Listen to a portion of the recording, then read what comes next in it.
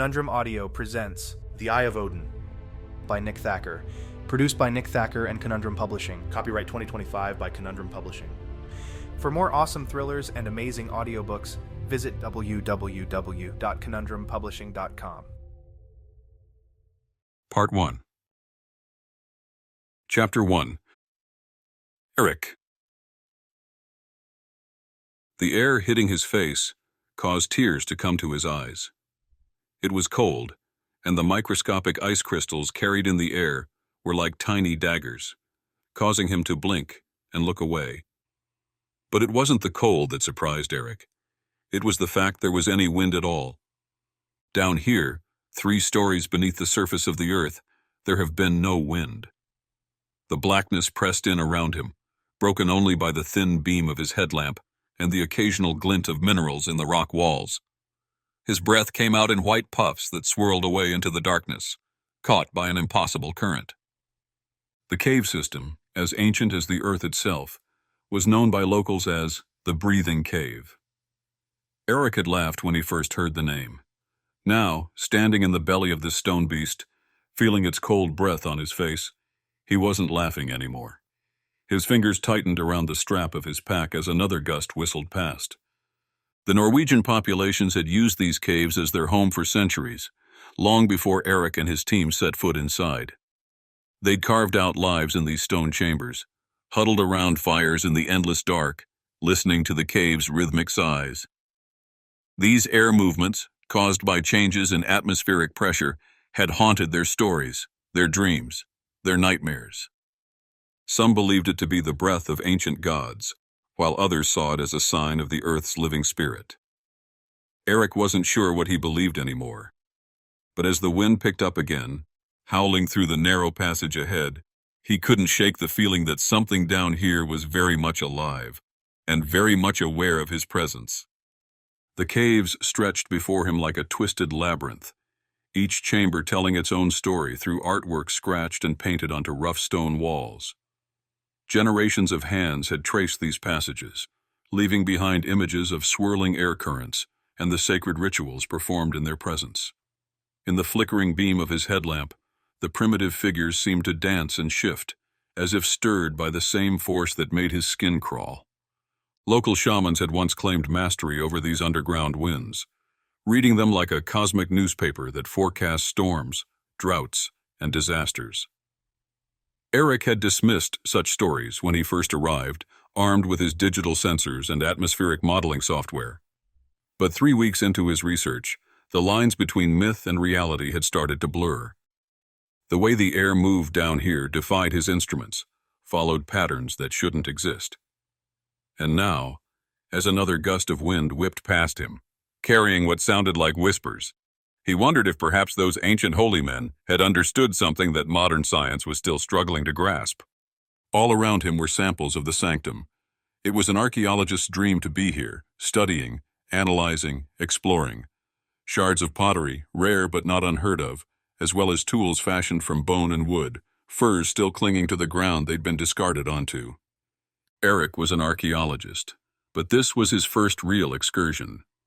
He had spent the entirety of his undergraduate years studying places like this in textbooks, watching videos of other archaeologists, dreaming about the time he'd be able to stand here himself, to experience it all firsthand. That time was upon him now, and though he wasn't alone, he was the lowest on the totem pole of archaeologists and crew here. He wasn't about to complain. He turned in a slow circle, allowing the work lights they'd set up to illuminate the entire space. He closed his eyes again, though not due to the gentle breathing of the cave tossing cold air into his face. He wanted to feel it, wanted to experience what it might have been like to be one of the ancient peoples who used this place as their home. He had studied the Vikings extensively. The North-bred warriors like the frozen earth bred iron, hard, unforgiving, and tempered by frost. From Denmark's windswept shores, the Danes carved their legacy in blood and glory. The Norsemen of Norway's fjords sailed their dragon-headed ships through storm and shadow, while Sweden's Sverre built their power in the eastern woods and waters. But it was the Geats who captured Erik's imagination. These were Beowulf's people, the tribe that gave birth to the greatest hero of the northern world. In the dark of winter, their stories still echoed across time, tales of monster slaying and mead halls burning. The Rus wrote their own saga in the east, pushing deep into lands where no Norseman had gone before. They built cities from mud and timber, trading furs and slaves along rivers that ran like silver threads through the vast Russian forests. Meanwhile, across the sea, Iceland's Vikings did something unprecedented. They created democracy in a land of fire and ice, their parliament meeting in the shadow of volcanoes. The Jomsvikings carved their legend in blood and iron, mercenaries who lived by a code that cut deeper than their blades. They were the elite, the chosen, warriors who turned warfare into an art form. But they weren't alone in Viking legend. The Varangian Guard stood apart, Norse giants who traded their longships for the marble halls of Byzantium. In Constantinople, they loomed over emperors like living shadows, their double-headed axes catching the southern sun. These weren't just hired muscle. They were the ultimate symbol of how far Viking influence had spread, from the ice-wrapped fjords to the very heart of civilization.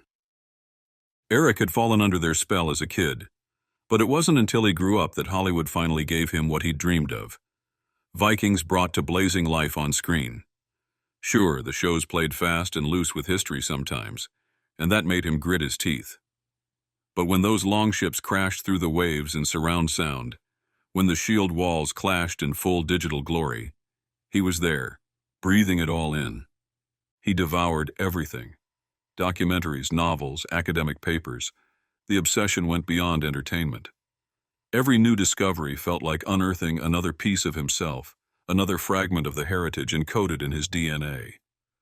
But Erik saw past the Hollywood violence, past the horned helmets and battle-axe cliches. He lost himself in the intricate knotwork of their art, the genius of their shipwrights, the complex web of laws and customs that bound their society together.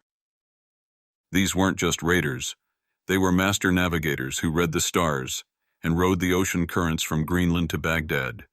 They were craftsmen whose work still takes your breath away, traders who linked worlds together with routes that spanned continents. Erik knew the truth. The Vikings didn't just conquer with steel. They conquered through the sheer force of who they were. The Norse mythology, with its pantheon of gods and epic sagas, held a special place in his heart. He could recite the tales of Odin, Thor, and Loki with the enthusiasm of a seasoned storyteller. Erik often found himself lost in thought, imagining the longhouses where these stories were shared around crackling fires, passed down through generations. His interest wasn't limited to the glamorous aspects of Viking life. He studied their daily routines, agricultural practices, and legal systems with equal fervor. The complex social dynamics of Viking societies, from the Thing assemblies where laws were made to the intricate family feuds that could span generations, fascinated him endlessly. Erik stood motionless in the cave, his breath visible in the cold air. Ancient artifacts lay scattered around him, tools worn smooth by time, remnants of lives long past. Something deeper than research or curiosity had drawn him here. This wasn't just another archaeological site. This was his blood, his heritage. The modern world felt distant now. In his mind, he was one of them. A Viking, a warrior, a survivor. His family records traced back to this exact region of Norway, generation after generation calling these harsh lands home. He'd spent years piecing together the fragments of his ancestry, knowing his forebears had walked these same paths, hunted these same valleys. Around him lay the evidence of their lives. Crude leather-working tools, fragments of bone needles, scraps of what might have been clothing. He could almost see them, his ancestors huddled in this same cave, working hides by firelight, crafting the very items that now crumbled beneath his fingers. The stillness broke as a whisper of air brushed past his face. His eyes snapped open, focusing on the darkness deeper in the cave. Another breath of wind, stronger this time, pushed out from the blackness ahead. Something was wrong. The cave shouldn't have any airflow this far from the entrance. Chapter 2. Erik. Graham Lindgren's voice echoed through the limestone chamber. "It's clear to me that this cavern was used as a sort of gathering place, either for religious ceremonies or important meetings." Erik scratched at the stubble on his chin, only half listening to his professor's declarations. The man's enthusiasm had become predictable. Every new site was a breakthrough, every artifact a revelation. It was hard to maintain that level of excitement after months in the field. 20 years ago, Lindgren had been archaeology's golden boy, the maverick who'd rewritten the textbooks on pre-Columbian settlements. His excavation techniques had revolutionized how they preserved delicate artifacts, and his theories about ancient migration patterns had earned him academic stardom. But somewhere along the way, Lindgren's innovative spirit had morphed into something else. Jealousy had replaced the respect many of the man's peers used to proffer. These days, Lindgren's colleagues whispered behind his back at conferences, calling him reckless, unstable. The scientific journals that once clamored for his papers now published them with asterisks after the titles, distancing themselves from the controversial archaeologist's wild theories. Yet here they were, following him into another cave in the middle of nowhere, chasing theories many of them knew would be proven true. Lindgren wasn't just an eccentric. He was a genius. What he said was very often accurate. Graham had made enemies in academia, and plenty of them. His Instagram following topped 1 million, his TikTok videos racked up views in the tens of millions, and his face graced more magazine covers than scholarly journals these days. The old guard of archaeology couldn't stand it. To them, he'd become a sellout, a showman who'd traded peer review for public relations. But Erik knew better. He'd been in muddy trenches with Graham, had seen him work 18-hour days in the blistering heat of dig sites from Peru to Pakistan. The man's intuition for finding lost cities and buried temples went beyond mere luck or showmanship. Graham could read the land like others read books, picking up traces of human habitation that most archaeologists would walk right past. The studio lights and camera crews didn't change who Graham was at his core, a brilliant mind who'd simply chosen to drag archaeology out of its ivory tower. Erik had watched him piece together the mystery of the Mayan collapse using evidence that had stumped researchers for decades. He'd seen Graham reconstruct ancient trade routes by connecting dots that no one else had even noticed were there. Let the academics grumble. Graham got results. Erik had tracked Graham's career for over a decade, following the legendary archaeologist's work from one groundbreaking dig to another. Though they'd never shared a classroom, Graham had offices in Sweden and Norway, but Erik had begun his studies years after Lindgren had retired from teaching, deciding to focus on writing and field research.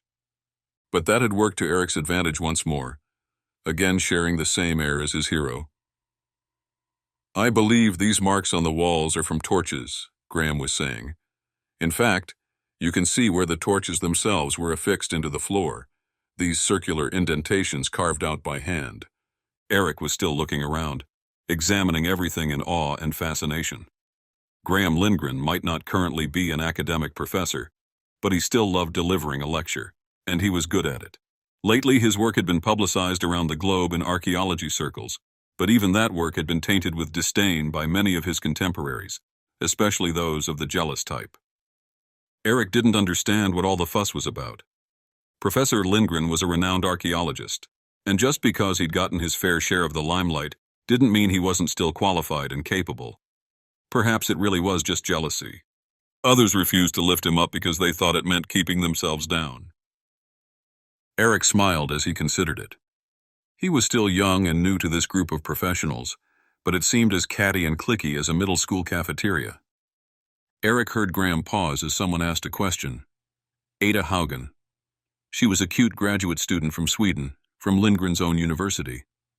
The group Erik was with was international, but the majority of the cohort of 10 students and 4 crew members called one of the Scandinavian countries home. Still, they all fell into speaking English, a second language that was almost as natural for most of them as their own. Erik himself had learned English at a young age, practicing it every year in school until he was nearly as fluent in English as he was in Norwegian. This wasn't uncommon for the Northern European states, especially considering the international archaeology community had adopted English as an unofficial language. Anyone working in this field was hard-pressed not to learn English along the way. Erik stepped over a pile of rubble, small boulders, and even smaller stones and pebbles that had fallen from somewhere above. He worked his way over it, aiming for the far edge of the cavern, about 10 feet away from the nearest standing work light they had erected. He thought he'd seen something over there, the glint of metal against light as he passed by. Lindgren was busy answering Ada's question, and a few others were milling about as well. This wasn't a dig site. Archaeology was not like the Indiana Jones movies would suggest, but more of a work excursion. Lindgren's university funded the expedition, hoping to garner some publicity for the location, so a nearby Norse museum could increase its presence and ticketed customers. They'd sponsored the expedition as well, albeit not with money, but by outfitting them. Erik's smile grew as he recalled the museum's curator visiting them before they'd come here, giving each of them a tote bag, the type with cheap vinyl straps meant to carry a few books around. It, of course, had the museum's logo emblazoned on the side. Inside, Erik had found more logoed items: a pen, a small journal with pages that fell out the moment it was opened, and a bottle of hand sanitizer. Each of the crew members and archaeologists had rolled their eyes upon receiving the gifts, though they all knew better than to do anything other than graciously accept the tote bags. The extra irony was that this was an expedition in name only. He'd taken a rideshare service to get here, with the road paved up until the last half mile. While this cave was closed to the public, it was certainly not unexplored. Locals had known about the cave for generations, passing down stories and legends about its mysterious contents. It was believed the early Vikings used this cave, as well as others in the area, as sites of worship and ritual, even building permanent structures inside them. Many thought the cave here was connected to others, one massive system of tunnels, caves, and cavernous rooms. Over the years, curious adventurers and amateur explorers had ventured inside, leaving their mark and sometimes helping themselves to small artifacts as souvenirs. The cave's interior bore evidence of these intrusions: graffiti on the walls, modern debris scattered among ancient relics, and conspicuous gaps where valuable items once rested. A few years ago, alarmed by the increasing frequency of unauthorized visits and the potential damage to the site, the Norwegian government had taken decisive action. They erected a formidable iron gate around the cave's entrance, its thick bars a stark contrast to the natural rock face. To further deter trespassers, they installed a sophisticated surveillance system with multiple cameras providing round-the-clock monitoring of the area. Not content with these passive measures, the authorities went a step further. On weekdays, they employed a dedicated guard to patrol the vicinity. This sentinel's primary duty was to intercept and turn away anyone attempting to enter without proper documentation. The guard's presence served as a visible reminder of the site's protected status and added an extra layer of security to preserve whatever remained of the cave's archaeological integrity. Despite these precautions, the site still held an air of intrigue. The very fact that such measures were necessary only heightened its allure to both legitimate researchers and would-be looters. As the team prepared to enter, they couldn't help but feel a mix of excitement and skepticism about what they might discover in this closely guarded, yet not quite pristine, underground time capsule.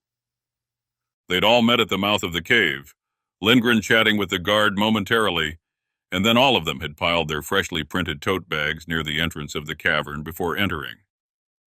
It wasn't unlike visiting any other tourist attraction, really. They hadn't even had to hike to get here. Chapter 3.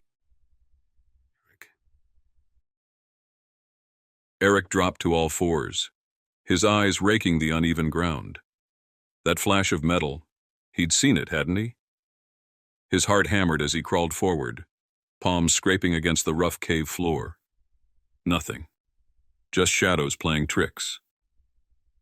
A loose rock caught his attention, one that had broken free from the tumbled pile nearby.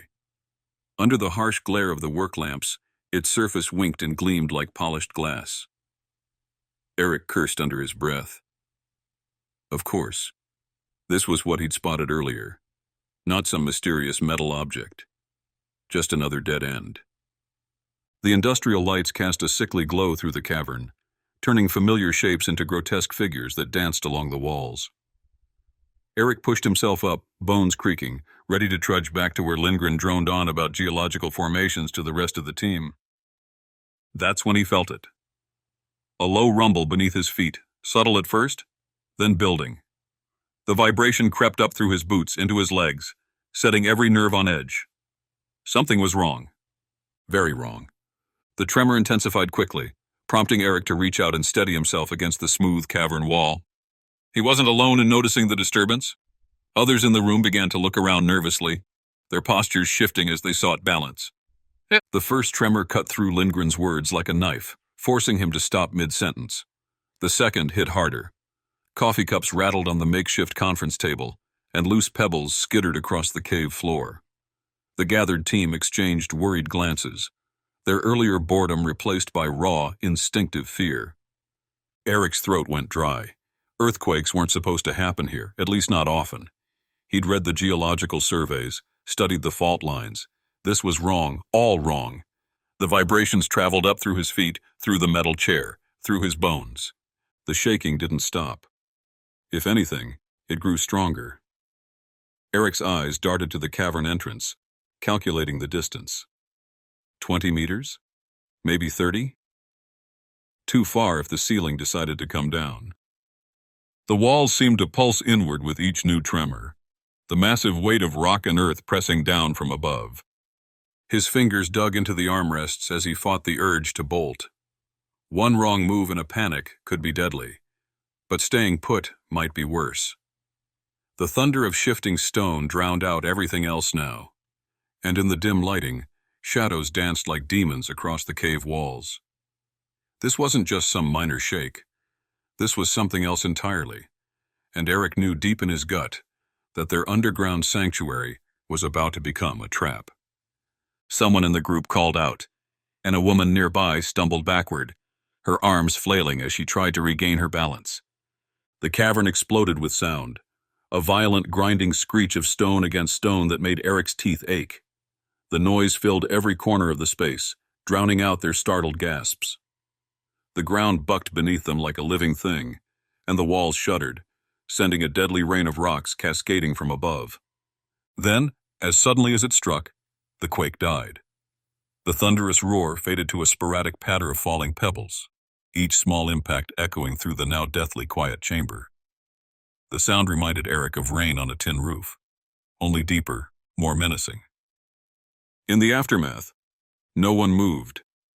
They stood frozen, chests heaving, eyes scanning the shadows for signs of collapse. Dust hung thick in the air, catching what little light remained. Near the wall, the woman who'd stumbled lay sprawled on the rough ground, her palms scraped raw from the fall. Though clearly unharmed, her face had gone ghost white, her eyes wide and glassy with shock as she pushed herself up to her knees. The quake had lasted mere seconds, but Erik could see in her expression what they all felt, the primal fear that the entire mountain might come down on their heads. "Everyone okay?" Lindgren asked, his voice cutting through the tense atmosphere. He scanned the group, checking for any signs of injury or distress. The others slowly nodded, still too shaken to speak, as they dusted themselves off and helped each other to their feet. There were nods all around. Two of the work crew, not archaeologists but men hired to help wherever possible, were looking around at the cavern walls. Erik did the same, wondering where the tearing sound had emanated from. They were as deep in the cavern as they could be, 3 stories down and about 200 feet diagonally from the cave's entrance above. There were no further offshoots, at least none large enough to crawl through. Erik suddenly felt the cold, icy air on his face once more, and he shivered. He turned in the direction he thought it had come from, a deep shadow covering that corner of the cavern. He walked over to it, about 20 paces away, and then stopped. Grit coated his mouth, a mix of dust and sand that made his teeth grind. He took another step, squinting at the hazy shadow blocking his view. It drifted like cigarette smoke in a still room, hanging there, taunting him. The evidence was right in front of him. Those fallen stones, that violent ripping sound from earlier. It all made sense now. Pulverized rock and scattered debris had created this choking cloud, lifting skyward in lazy spirals. He swiped at the air, trying to part the dusty veil, and pushed forward another step. The sudden movement behind him made his muscles tense. Someone was adjusting the work lamp, swinging its beam toward his position. His own shadow burst into view, stretching before him like a dark giant against the swirling haze. And then he saw a pile of stone that hadn't been there before. He was sure of it. He knew that was true because now, where there had once been a wall covered in shadow, lay a long, descending tunnel. His mouth fell open. He could see the edges of it just above the new pile of stones that had fallen, wondering how far it continued. "What is it?" Erik heard Graham's voice call out. With a quick flick of his wrist, Erik signaled the others. They rushed over, boots crunching on ancient debris, tools still clutched in white-knuckled hands. The shaft gaped before them like a black wound in the earth. None of them spoke. They didn't need to.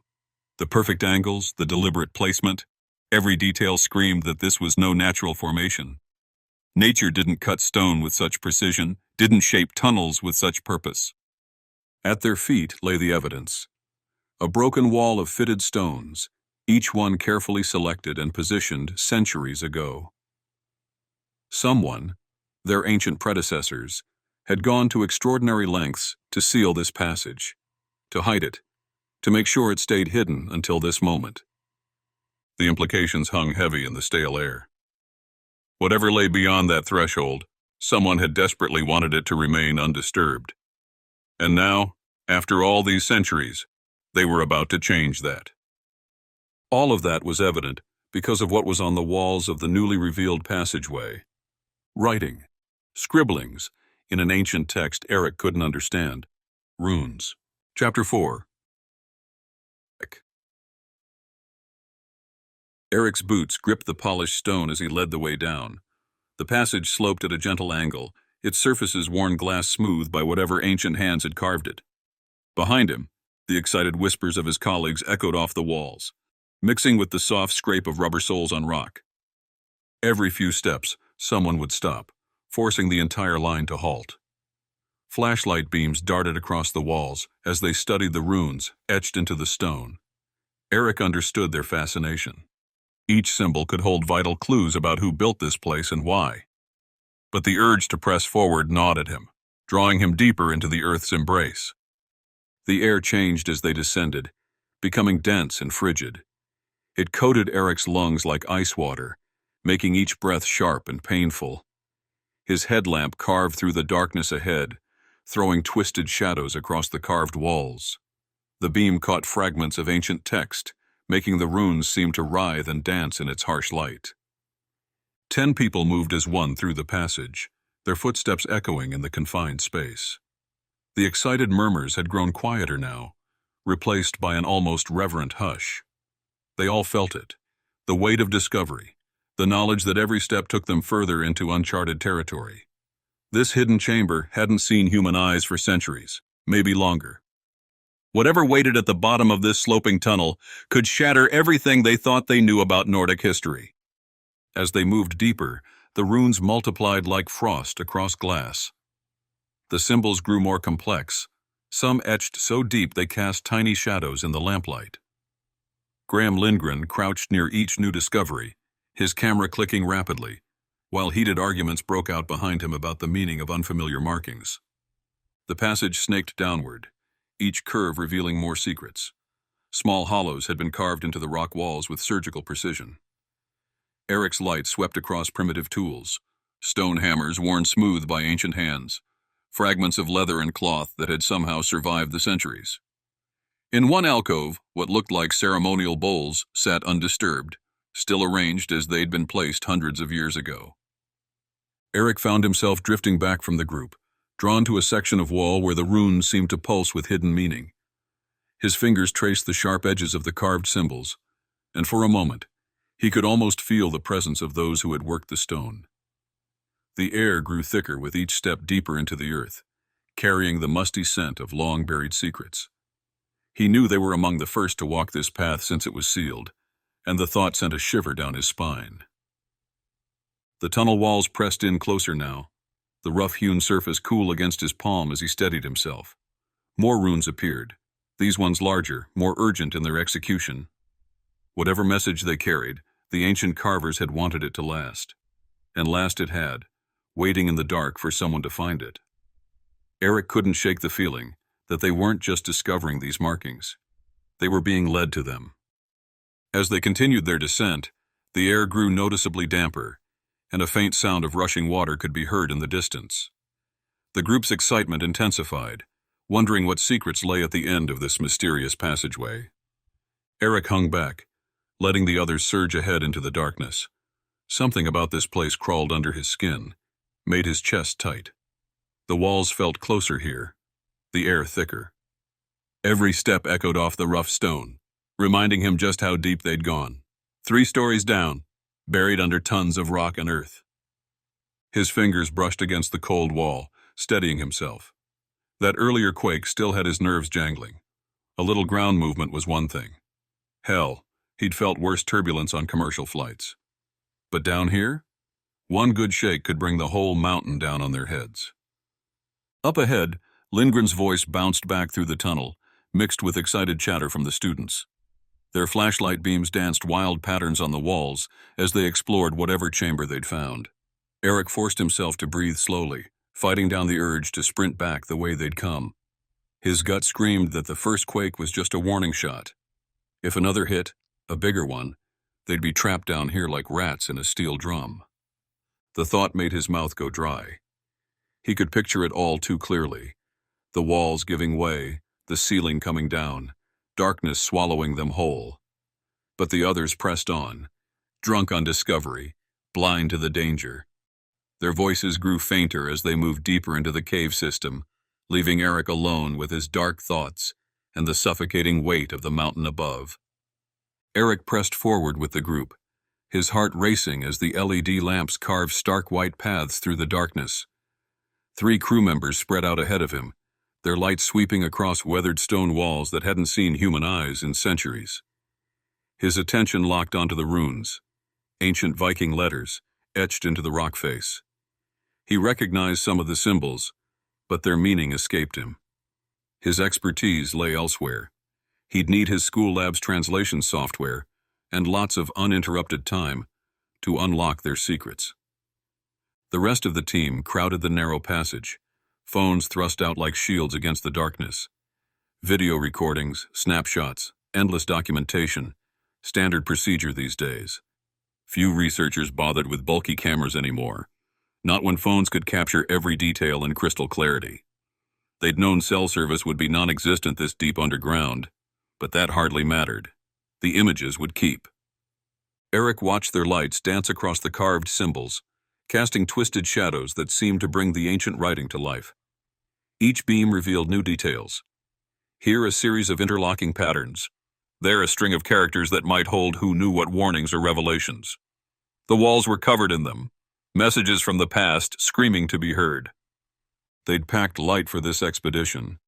The cave's entrance wasn't far from base camp, and they'd expected a routine survey. Now Erik wondered if they should have brought more equipment. Whatever they'd stumbled onto here, it was anything but routine.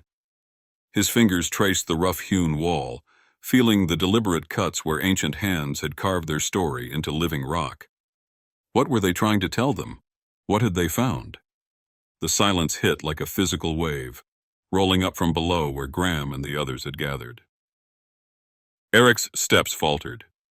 He knew that kind of quiet, the breathless electric hush that fell when someone discovered something big, really big. His heart kicked against his ribs. The earthquake's rumble still echoed in his mind, but curiosity burned hotter than fear now. Whatever waited down there in the darkness had stopped Graham Lindgren mid-sentence. Graham, who could lecture for hours about a single pottery shard, had gone dead silent. Erik couldn't stand it anymore. He pushed forward, the beam of his headlamp cutting through the dusty air. The backs of 2 figures blocked his path, a broad-shouldered crew member and Ada's smaller frame. He reached out, giving Ada's shoulder a gentle tap. "What is it?" he whispered, but she didn't answer. She just stood there, frozen, staring at whatever lay beyond. Erik's pulse quickened as Ada moved ahead of him down the narrow passage. Sure, he'd noticed she was attractive when they'd first met at base camp 3 days ago, hard not to, with those striking green eyes and that quick, infectious laugh. But now, watching her navigate the ancient tunnel with such focused grace, He felt something deeper stir inside him. She paused ahead, stretching up on her tiptoes to examine markings on the ceiling. Her shirt rode up slightly, revealing a strip of skin above her belt. Erik's hand accidentally brushed her lower back as he steadied himself on the uneven ground, sending an electric jolt through his arm. He tried to speak, to suggest they keep moving, but his throat had gone dry. Chapter 5. Erik. Ada glanced back over her shoulder, treating him to that radiant smile that made his chest tighten. Her face was streaked with dust and grime, but somehow that only made her more beautiful. "It's incredible, no?" she asked, her Norwegian accent turning the words into music. "Yeah, Graham, Doctor, sounds like they've found something, right?" Her giggle echoed off the stone walls. "Sounds like it. You seem eager to find out." Erik's jaw clenched. Damn right he was eager. Every second they wasted up here was another second that ancient tunnel remained unexplored. The runes, the sealed entrance, all of it pointed to something big, something that could change everything they thought they knew about this site. He watched the crew member walk ahead, leaving him alone with Ada. The smart move would be to stay put, play it safe. Whatever secrets that dark passage held would come to light eventually. The whole team would hear about it, analyze it, document every detail. But his gut churned at the thought of waiting, of letting others make the first discovery. His fingers drummed against his thigh as he weighed his options. Stick with Ada, or follow his instincts down into that mysterious shaft. The decision gnawed at him like hunger. Those runes hadn't been carved into stone just to mark someone's territory. No, someone had sealed this tunnel for a reason, and after centuries of silence, it was finally ready to give up its secrets. The ground under Erik's feet began to shake, a subtle vibration at first that made his stomach clench. Not again. This tremor felt different, deeper, more focused, as if it originated from somewhere in the shaft itself. The rumble built steadily, gathering force like an approaching train, and the walls around them began to shudder. A shout echoed up from below, followed by a sharp cry of pain that made Erik's blood run cold. The noise bounced off the stone walls, distorting until he couldn't tell who had fallen. He strained to see past the huddle of bodies blocking his view into the main cavern where Graham and the others waited.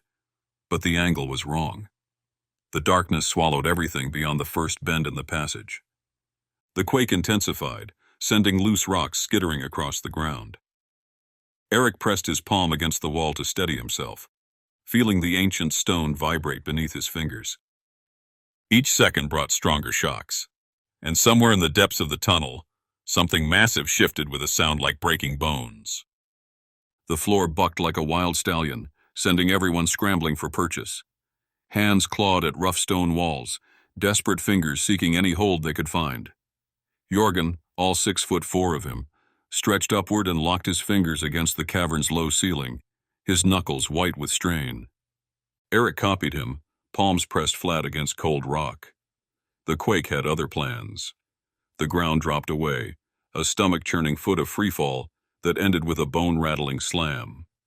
Pain shot through his legs as he hit, but the mountain wasn't done with them. Another violent heave rocked the chamber, and a jagged crack split the darkness above, spiderwebbing across ancient stone. Ada's scream pierced the chaos as she stumbled backward. She slammed into Erik hard enough to knock the wind from his lungs, but his arms moved on pure instinct, wrapping around her. It wasn't gallantry. He needed an anchor as much as she did, something solid to keep him upright as his legs threatened to give way. He felt her muscles relax just slightly against him, both of them swaying like dancers in this deadly underground waltz.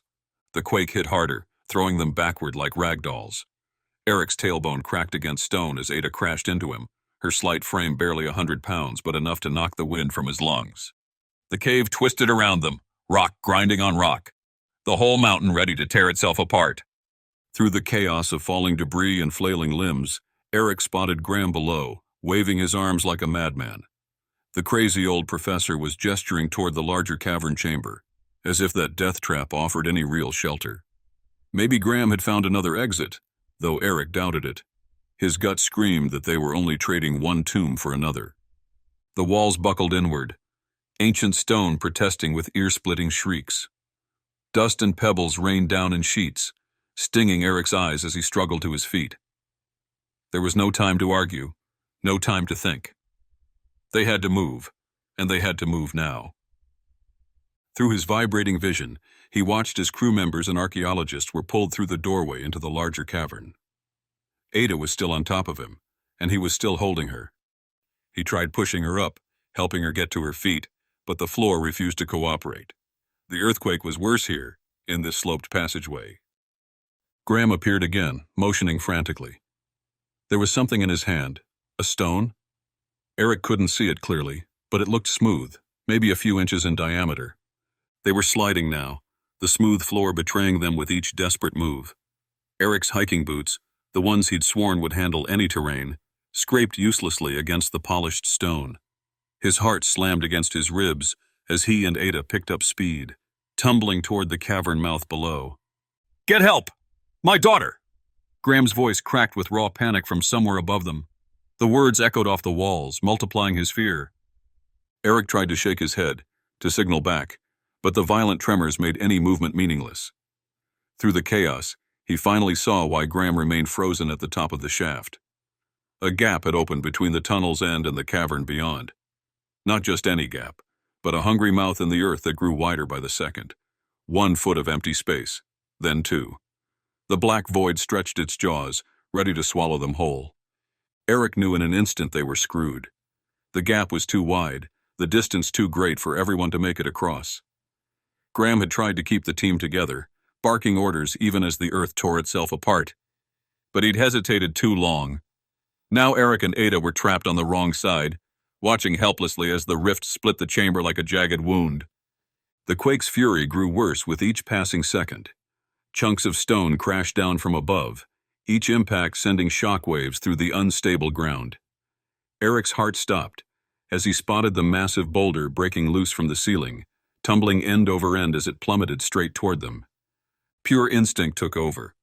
Erik lunged for Ada, tackling her aside as the boulder thundered past, missing them by inches. He covered her body with his own, feeling the rush of displaced air as the massive rock rolled past. But Graham wasn't as lucky. The sickening thud made Erik's stomach lurch. He lifted his head just in time to see Graham disappear beneath the boulder's crushing weight, gone in an instant as the chamber continued to tear itself apart around them. The boulder thundered down the shaft like a runaway train, its massive bulk carving sparks from the stone walls. Erik's warning cry died in his throat as the rock launched over the gap in the floor. Time seemed to freeze, the boulder hanging in the air for one heartbeat, before it smashed into Graham Lindgren with bone-crushing force. The impact drove the air from Erik's lungs. Graham's body crumpled against the wall, trapped between unyielding stone and ancient rock. Erik couldn't tell if it was his leg or foot that took the worst of it. There was too much dust, too much chaos as the tremors kept coming. Through it all, Graham somehow stayed conscious. His face was ghost white, twisted in agony, but his eyes burned with desperate intensity. "Get my daughter!" he gasped out between ragged breaths. "Find her! Tell her—" "Tell her what?" Erik shouted back, his voice raw. The quake's rumble threatened to drown out any response, and he leaned closer, straining to hear Graham's words over the hellish noise of shifting stone. "Tell her I found it!" The earth roared again, fiercer this time. Erik saw it happen in slow motion, 2 massive boulders breaking free above Graham's head. He opened his mouth to shout a warning, but the others were already moving, grabbing the professor's arms and yanking him backward. Graham stumbled, nearly falling as they dragged him deeper into the cavern. The boulders smashed down with devastating force, pulverizing the spot where Graham had stood seconds before. The impact shook loose more rock from above, starting a deadly chain reaction. Chunks of stone rained down in a thunderous cascade, filling the air with choking dust and the grinding screech of rock against rock. When the deluge finally stopped, Erik's blood ran cold. The fallen debris had completely sealed off the passage entrance, cutting him and Ada off from the rest of the team. The earthquake's final tremors faded away, leaving behind an awful silence broken only by their ragged breathing. He pressed his palm against the wall of fallen rock. Solid, unmovable, The reality of their situation hit him like a physical blow. They were trapped on this side of the collapse, alone with whatever secrets the ancient tunnel held. And everyone else was trapped inside the cavern, with no way out. Chapter 6. "Are you okay?" Erik's voice cracked as he reached for Ada's shoulder. His fingers trembled against her jacket, and he could feel her whole body shaking beneath his touch. She didn't answer at first. Couldn't answer. Great. Heaving sobs racked her small frame as the reality of their situation crashed over her like a tidal wave. Erik's chest tightened watching her break down, knowing there wasn't a damn thing he could do to fix this nightmare. Behind that wall of fallen rock, their colleagues were trapped in the pitch-dark bowels of the mountain. Graham, the others, all sealed away behind tons of ancient stone. The smallest boulder in that pile would need heavy machinery to budge it, and they were miles from the nearest excavator. The cold truth was brutal. Those inside couldn't dig their way out, and two people, one of them barely 100 pounds soaking wet, weren't going to make a dent from this side. Ada's sobs echoed off the tunnel walls, the sound mixing with the settling groan of disturbed earth. Erik wanted to tell her it would be okay, that help would come, but the words died in his throat. They both knew better. They were alone down here, cut off from the others, with no way to reach them. The mountain had made its choice, and now they had to live with it, if they could find a way to live at all. She nodded slowly, her body still pressed against Erik's chest. Dust coated them both, turning their clothes and skin a ghostly gray. The wild terror of moments before had faded into something quieter, but no less potent. A bone-deep exhaustion mixed with raw relief at being alive. Erik felt her trembling tiny shudders that rippled through her frame. He didn't try to move, didn't break the contact. After watching death dance so close, the simple warmth of another person felt like an anchor to reality. The weight of her against him had nothing to do with romance. They were two survivors clinging to life in the aftermath of chaos. "We can move back up the tunnel," he said, forcing steadiness into his voice. His words echoed off the walls, bouncing back hollow and uncertain. "Get back upstairs. There has to be a way." He swallowed hard, tasting limestone dust. "Hopefully there weren't any other cave-ins above us." The space around them felt different now. Darker, more confined. The fallen rocks had changed the tunnel's acoustics, making every sound feel muffled and strange. Erik tried not to think about how many tons of stone now separated them from Graham and the others, or how thin their chances of finding an alternate route might be. He didn't voice what he was really thinking. Hopefully we're not trapped in here as well. The thought of being entombed in this underground labyrinth sent a chill down his spine. "That earthquake was big enough," Ada began, her voice shaky but with a hint of hope. "Do you think Tromsø might have felt it?" Tromsø lay 30 miles away, a scattered collection of lights and warmth that felt like another world from where they stood trapped in the mountain's grip. Erik mulled over the possibility, turning it over in his mind like a worry stone. Would anyone there have felt the quake? Would help already be on the way? His throat tightened as he remembered how localized the tremors had been, centered here, in this godforsaken hole in the earth. The odds of anyone in the city noticing were slim to none. But looking at Ada's face, seeing that flicker of hope in her eyes, he couldn't bring himself to crush it. "Yes, maybe," he managed, the words tasting like ash in his mouth. He forced a tight smile, trying to project more confidence than he felt. The truth was, they were on their own down here, cut off from the world by tons of rock and centuries of secrets. But hope was currency now, more precious than oxygen. If Ada needed to believe rescue was coming, he'd let her hold onto that dream as long as possible. The darkness wrapped around them like a burial shroud. Erik watched Ada's fingers dance across her phone's screen, the blue glow painting her face in ghostly tones. She wouldn't find what she was looking for. They were too deep, too buried for any signal to reach them. His own phone might as well have been a paperweight, dead and useless in his pocket. He kept that thought locked behind clenched teeth. Right now, they needed hope, not reality. Chapter 7. The rough stone floor bit into his shoulder as he shifted, muscles screaming from the impact of their fall. He reached for Ada, helping her find her footing on the treacherous slope. Her hands were ice cold, trembling slightly as she steadied herself against his arm. The quake had left them both rattled, covered in a fine layer of rock dust that turned their clothes a uniform gray. Ada's grip tightened on his forearm as she pulled him up beside her. His boots scraped against loose gravel as he found his balance, wincing at fresh bruises that would definitely make themselves known tomorrow, if they lived to see it. He brushed futilely at his khakis, sending clouds of ancient dust spiraling through their lamplight. The stuff had worked its way into everything, coating their clothes, their skin, even their hair in a ghostly white powder that spoke of centuries underground. "Let's at least work our way back up," he said, starting upward. He stopped after a few steps, then turned to look at Ada. Tears glistened in Ada's eyes, catching the beam of Erik's headlamp. But beneath that raw emotion, he saw something harder, more primal. Her jaw set, chin tilted up in defiance of their situation. She wasn't some helpless tourist lost in the depths. She was a field researcher, someone who'd spent years digging through ancient sites and scaling mountain paths. Erik recognized that look. He'd worn it himself countless times when projects went sideways, when nature decided to throw up roadblocks. That fierce determination had gotten him through rock slides in Peru, flash floods in Arizona, and now it would have to get them both through this nightmare. They were cut off from the others, trapped in this ancient tunnel with God knew what lying ahead in the darkness.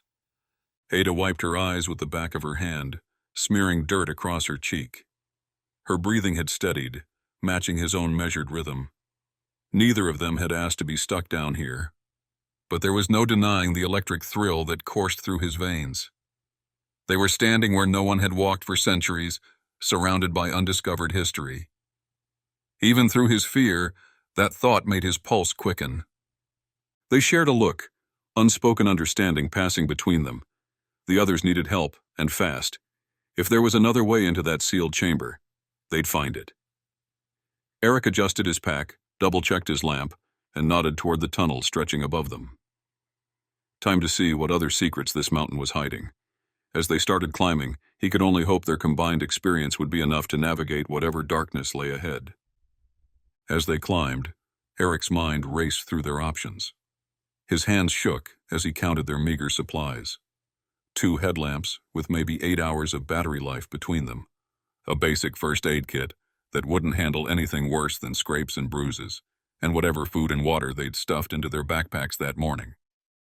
His stomach clenched. It wasn't nearly enough for a prolonged stay underground. He forced himself to focus on the cave's layout, dragging up memories of their initial survey work. They'd mapped 3 levels of passages branching off from the main shaft, but most had dead-ended in rubble or narrowed to impassable crawl spaces. If there was another way out, they'd have found it during those first sweeps. Unless they'd missed something. The thought nagged at him like a loose tooth. The beam of his headlamp caught Ada's face as she turned toward him. Her eyes were wide, pupils dilated in the darkness, but her jaw was set in a hard line. "Bill, what if we can't get out?" The words seemed to echo off the stone walls, making the passage feel even smaller. There was raw fear in her voice, but something else too. A core of steel that refused to bend. Erik wanted to tell her it would be fine, that help was already on the way, but they both knew better. Nobody topside would miss them for hours yet, maybe longer. And when help did come, how long would it take to dig through tons of collapsed rock? He swallowed hard, tasting dust and something metallic that might have been fear. He turned to face her, his headlamp casting harsh shadows across her features. The light caught the sheen of sweat on her skin, the tight set of her jaw. Ada looked ready to break, but something burned behind those green eyes, raw determination that matched his own. "We will," he said firmly, forcing confidence into his voice. His fingers found her shoulder, squeezed gently. "If anyone can find a way out, it's us. We've got the training, the gear. Hell, between your climbing experience and my spelunking, we're probably better equipped than half the rescue teams they'd send down here anyway." As they picked their way higher, the temperature dropped steadily. Erik's breath frosted in the beam of his light, and he could feel the cold seeping through his jacket. But the chill barely registered. His mind was too busy cataloging everything around them, professional instincts refusing to shut down even now. The cave walls told their own story, one written in layers of sediment and crystalline formations. Delicate stalactites hung like frozen daggers above their heads, each one the product of countless centuries of patient mineral deposits. In any other situation, Erik would have been snapping photos, taking samples, losing himself in the magnificent geological puzzle surrounding them. Even now, trapped and running out of options, he couldn't help but appreciate the raw beauty of this ancient underworld. Erik ran his fingers across the deep scratches in the stone, momentarily forgetting their dire situation. The marks were unmistakable, long parallel grooves carved by mammoth sheets of ice grinding against bare rock. His headlamp cast harsh shadows in each groove, making them look almost fresh, as if the glacier had retreated only yesterday instead of thousands of years ago. "Look," he said, his voice barely above a whisper in the oppressive darkness.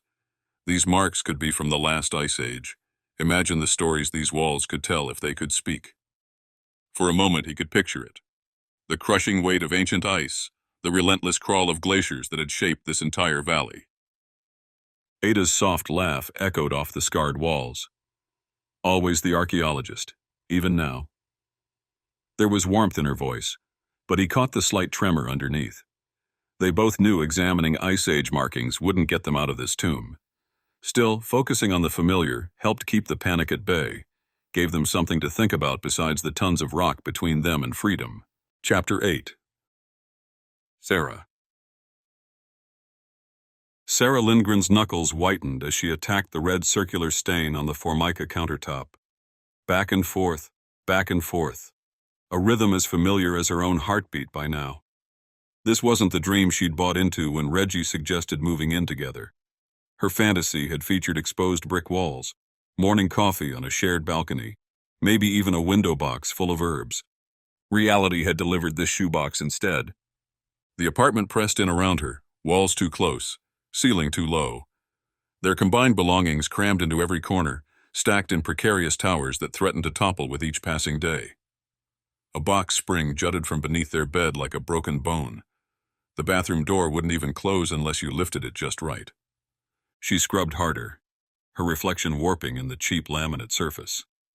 The stain had been there since day one, probably since before they'd signed the lease, but she couldn't stop trying to erase it. Every morning she'd attack it with a new cleaner, a different brush, another guaranteed solution.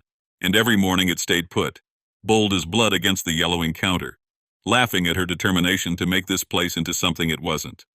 The sponge in her hand was shredding now, little blue pieces catching under her fingernails. She'd have to buy another one.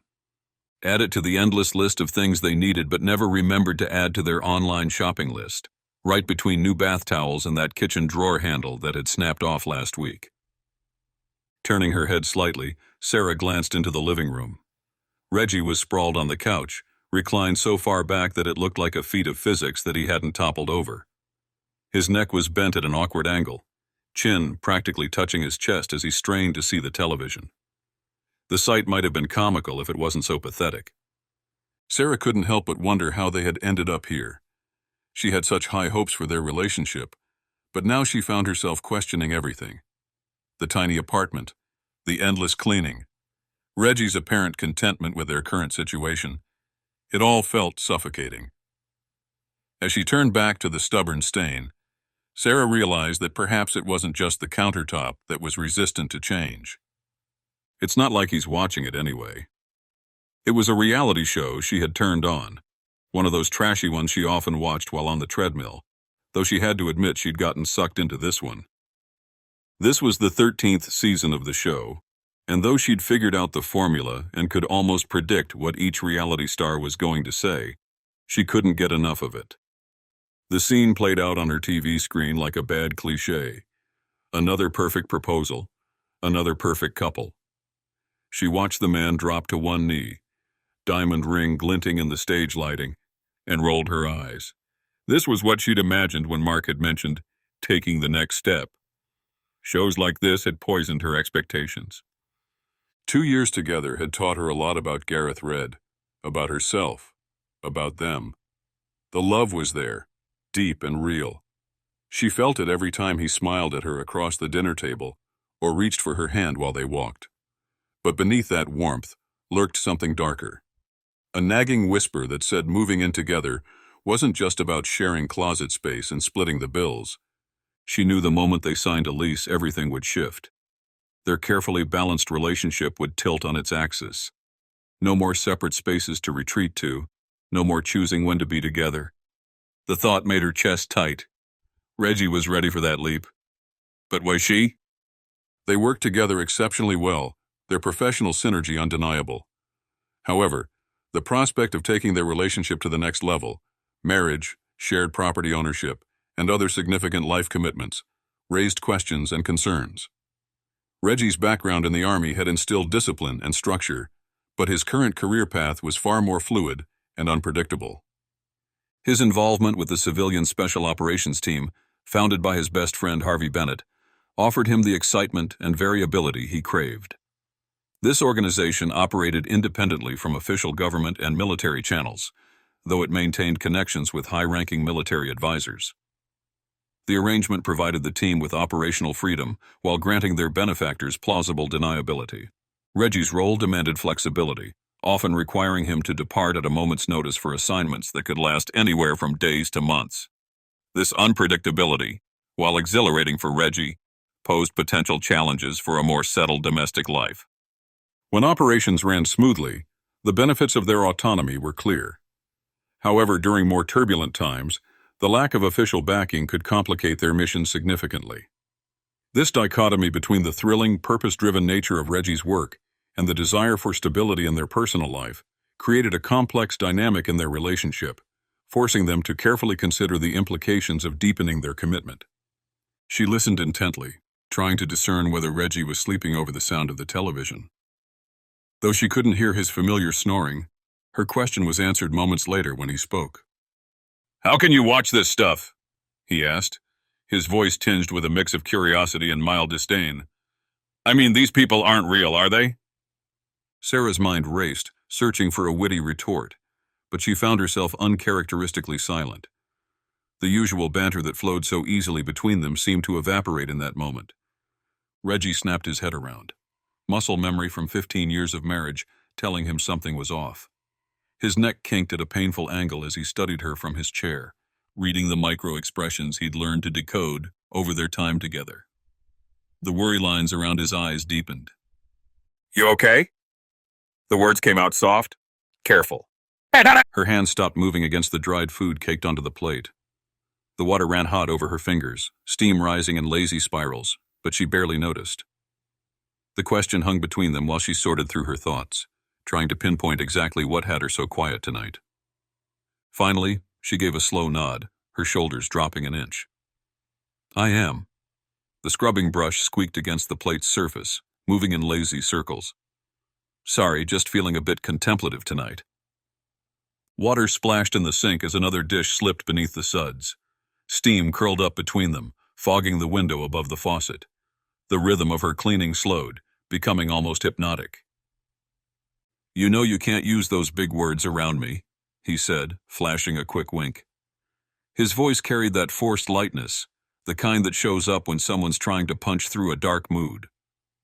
She didn't look up, but the corner of her mouth twitched, almost a smile, but not quite there. Chapter 9.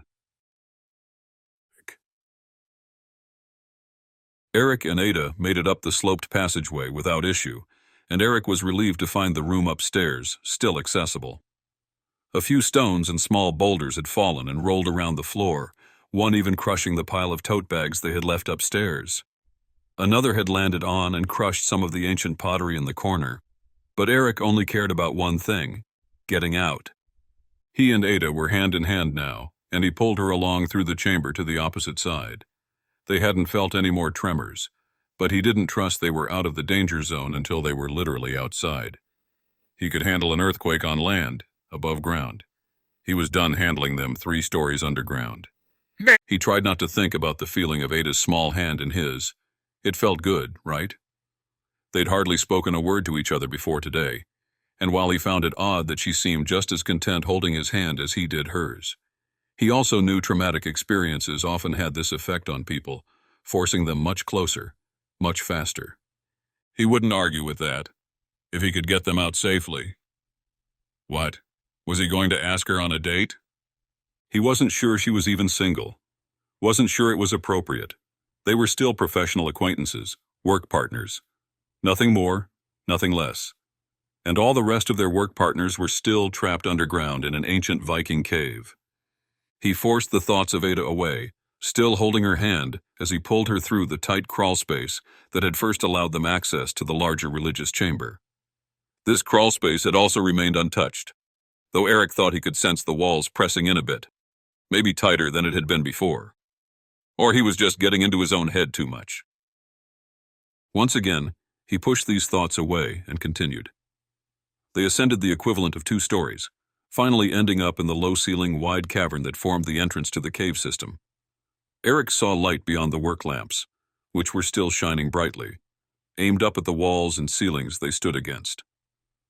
Daylight was waning now, as expected, and he could see the orange hue of the sun peeking through the small cavern entrance. Upon setting foot in this main chamber, Erik released Ada's hand, his mind focused on only one thing. We need to get help. Man! He ran for the entrance of the cavern, jumping over and onto the boulder that formed a giant step leading down into the space. He pulled himself up, his hands gripping the metal railing outside.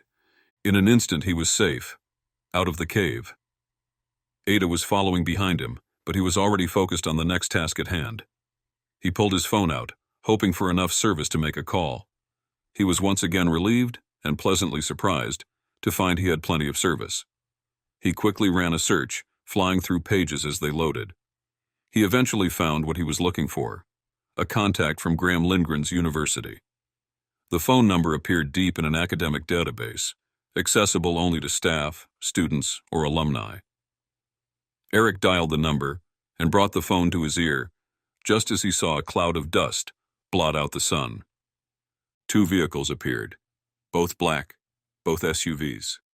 They tore down the dirt road toward the cave, screeching and grinding to a halt, kicking up even more dust just in front of Erik, Ada now standing next to him. The phone was ringing, but so far, no one had answered. "This must be the government here to check on us," Ada said. Erik nodded, only half listening. He watched as 2 men got out of the first SUV and approached them.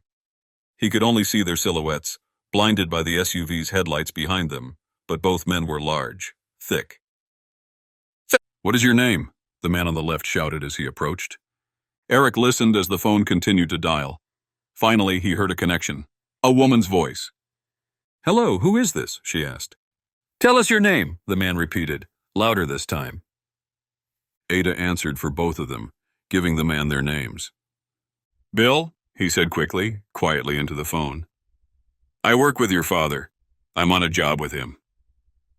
There was a pause, the woman on the phone processing the information. He didn't wait for her response. There's been an accident," he continued. "Your father's fine, but—" "Who are you talking to on the phone?" the man demanded. He stepped into the light, standing only a few feet from Erik, frowning down at him. The man stood nearly a head taller than Erik. "An accident?" the woman asked. "What happened? Tell me the details. Is he okay?" Erik looked at the man confused. "Why is this government agent so rude, so forceful?" The man on the right stepped forward as well, a clone of the first. "Twins?" Erik wasn't sure, but he didn't have time to ponder. The second man stepped forward and grabbed at Erik's hand. "I need your phones," the man said. "Both of them." He gripped Erik's wrist with an icy, vice-like strength, but Erik didn't take the phone away from his ear. Something's off, Erik thought. Something feels wrong. He spoke quickly, trying his best to get the words out. "There was a cave-in. We're in Norway, near Tromsø. There are men here. I'm not sure who." "Your phone," the man commanded. "Now!" Erik sped up, the words tumbling out.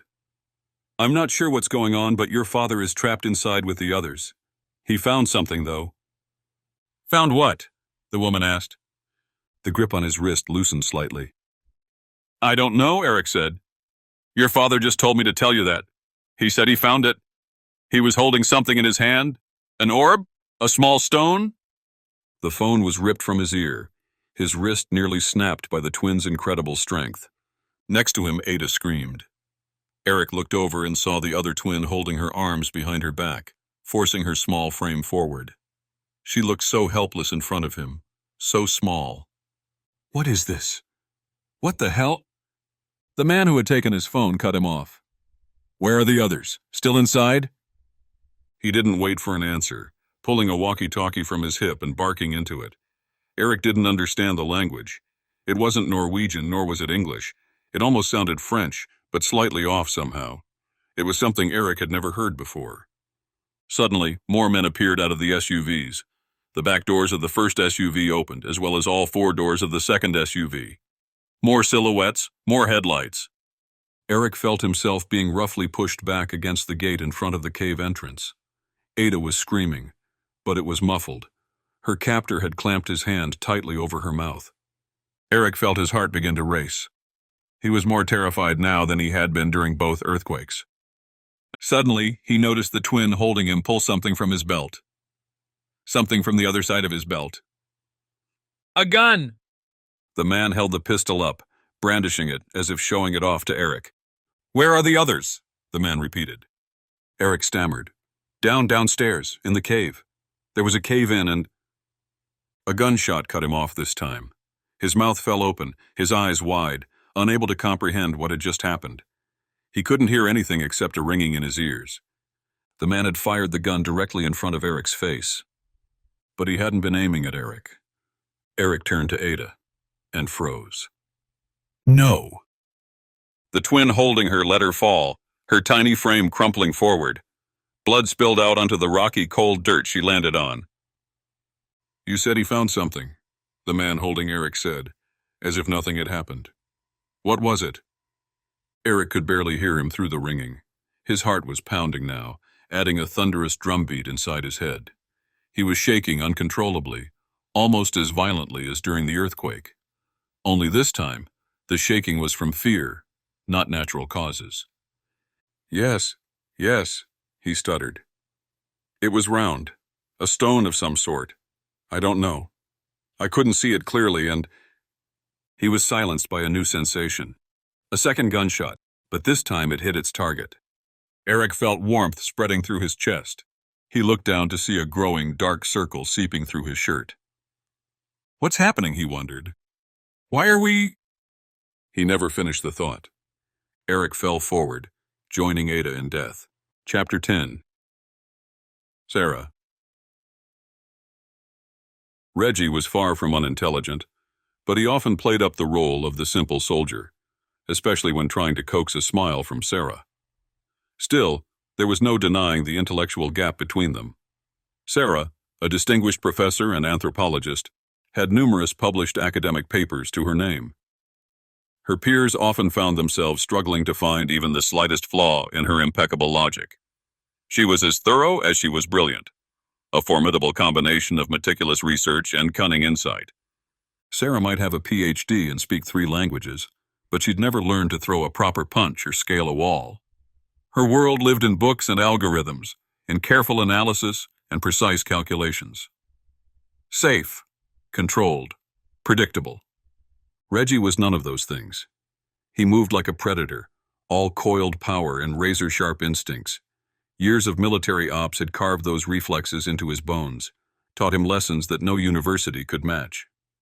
She'd seen him leap into action when a car crashed outside their apartment, moving with a fluid grace that made her academic achievements feel somehow smaller. But that's what drew her to him, wasn't it? While she was dissecting problems in her head, he was already solving them with his hands. When she hesitated, analyzing risks and running scenarios, he acted. His strength wasn't measured in degrees or publications. It lived in the scars on his knuckles and the steel in his spine. He'd earned every bit of it dodging bullets and making split-second decisions that meant life or death. And together, they were like opposite sides of the same coin. Her mind, his muscle. Her theories, his real-world experience. Sometimes she wondered if that's what made them work so well, or if it was what would eventually drive them apart. As she stared at the soapy water, Sarah's mind wandered through the maze of their relationship. Every sharp edge, every soft landing, it all clicked together like a puzzle she hadn't known she was solving. Reggie drove her crazy sometimes with his spontaneous missions and middle-of-the-night phone calls, but he also knew exactly how to make her laugh when the world felt too heavy. "What's got you feeling contemplative?" he asked, his voice cutting through her thoughts like a warm knife through butter. "Oh, so you do know what the word means," she shot back, the familiar spark of their banter returning. Her hands resumed their mindless dance with the dishes, but a small smile played at the corners of her mouth. Maybe their differences weren't cracks in their foundation. Maybe they were the very things holding them together. He flashed that crooked grin of his, the one that still made her stomach flip, even after all these years. "Look at that. Your boyfriend's not as dumb as he looks." Context clues. Mrs. Peterson would be so proud of her star remedial English student. Sarah couldn't help but crack a smile. The dishwater had gone cold against her hands, but she barely noticed. "It's nothing major. Just, girl stuff." The change was instant. Reggie's eyes went wide as saucers, his whole face contorting into an exaggerated mask of horror. His fingers shot up to his ears, jamming themselves in like corks. "La la la la." He started singing, if you could call that awful noise singing, bouncing in his chair like a kid trying to avoid a lecture about the birds and the bees. "Can't hear you. Not listening. La la la." The performance was so ridiculous, so perfectly Reggie, that Sarah found herself laughing despite everything else swirling in her head. The sound echoed off their cramped kitchen walls, real and warm, and exactly what she needed right then. She rolled her eyes, caught between wanting to smack him and kiss him. Classic Reggie. Always ready with a joke when things got too serious. "Not that kind of girl stuff, dummy. Just thinking about us. Where we'll be in a year, 2 years. The future and all that." The words hung in the air like smoke, heavier than she'd meant them to be. She watched his face change, that goofy grin fading into something more thoughtful. His fingers dropped from his ears. Another one of his stupid jokes that somehow always made her smile, even when she didn't want to. The leather recliner creaked as he pushed it back, his movements deliberate now. He stood, muscles flexing as he stretched his arms overhead, and she could see him choosing his next move. The playful mask was gone, replaced by that focused look she'd seen 1,000 times before missions, like he was mapping out a strategy. After what felt like forever, he crossed the cramped living room to the kitchen. The floorboards creaked under his feet, that familiar third-step groan that always gave him away. Each step brought him closer, and Sarah's heart picked up speed. Her hands stilled in the soapy water, fingers pruned and trembling slightly. She wasn't sure if she wanted him to crack another joke or have the serious conversation they'd been dancing around for months. He leaned against the counter next to her, close enough that she could smell his cologne. The same brand he'd worn since they met. His shoulder brushed hers, casual but deliberate, like he was testing the waters. "I suppose we'll be married, have 2.3 kids and a dog, and live the American dream," he said, his tone walking a tightrope between playful and dead serious. A muscle twitched in his jaw as he waited for her reaction. "We'll have a white picket fence, of course, and a minivan for all those soccer practices." She couldn't tell if he was being serious or if this was yet another joke. The line between his humor and genuine thoughts often blurred, making it difficult to gauge his true feelings. "But you'll have to start learning how to cook me dinner every night," he said, that familiar gleam lighting up his eyes. His voice dripped with mock seriousness, but she could hear the smile behind it. He pushed himself up from his slouch, settling into full performance mode now. "That's the real American dream, Hard-working man comes home from the office, or in my case, probably some godforsaken jungle somewhere, and there's his loving wife." He gestured expansively, painting the scene. "She's got dinner hot and ready, table all set nice." Sarah's hands stilled in the soapy water as Reggie warmed to his theme. "And don't forget the outfit," he continued, clearly enjoying himself. "You'll need one of those frilly aprons, pink maybe? Oh, and pearls. Definitely pearls. Nothing says, 'Honey, I'm home,' like a wife decked out in full June Cleaver gear." The water was cooling around her fingers now, but she barely noticed. The image he was spinning, so ridiculous, so deliberately provocative, was pure Reggie. This was what he did when the air got too heavy between them. Turn everything into a joke until she had no choice but to either laugh or throw something at him. She felt a flash of irritation mixed with amusement, hot and sharp, like coffee hitting an empty stomach. The words bubbled up before she could stop them. "I'm going to stop you right there," she said, her voice firm but not angry. The sponge dropped from her fingers, landing with a wet slap on the counter. Water dripped onto her bare feet, but she didn't care. This needed saying. If that's your idea of the American dream, you might want to wake up and join the 21st century. She turned to face him fully now, hands planted on her hips, leaving wet prints on her jeans. The TV chattered in the background, another picture-perfect couple living their scripted lives. How about we both cook, share the chores, and support each other's careers? That sounds like a much better dream to me. Her heart hammered against her ribs, not from fear, but from the raw honesty of it all. She'd been holding on to these thoughts for weeks, letting them simmer beneath the surface while she scrubbed at impossible stains and reorganized cluttered cabinets. Now they were out there, hanging in the air between them like storm clouds ready to break. Reggie chuckled. "Yeah, I feel like I'm digging myself into a hole here." Seriously though, Reg. I know, he said, holding up his hands. "You're thinking about marriage, settling down. Ben and Julie got married, had a kid, and they're still able to do all this.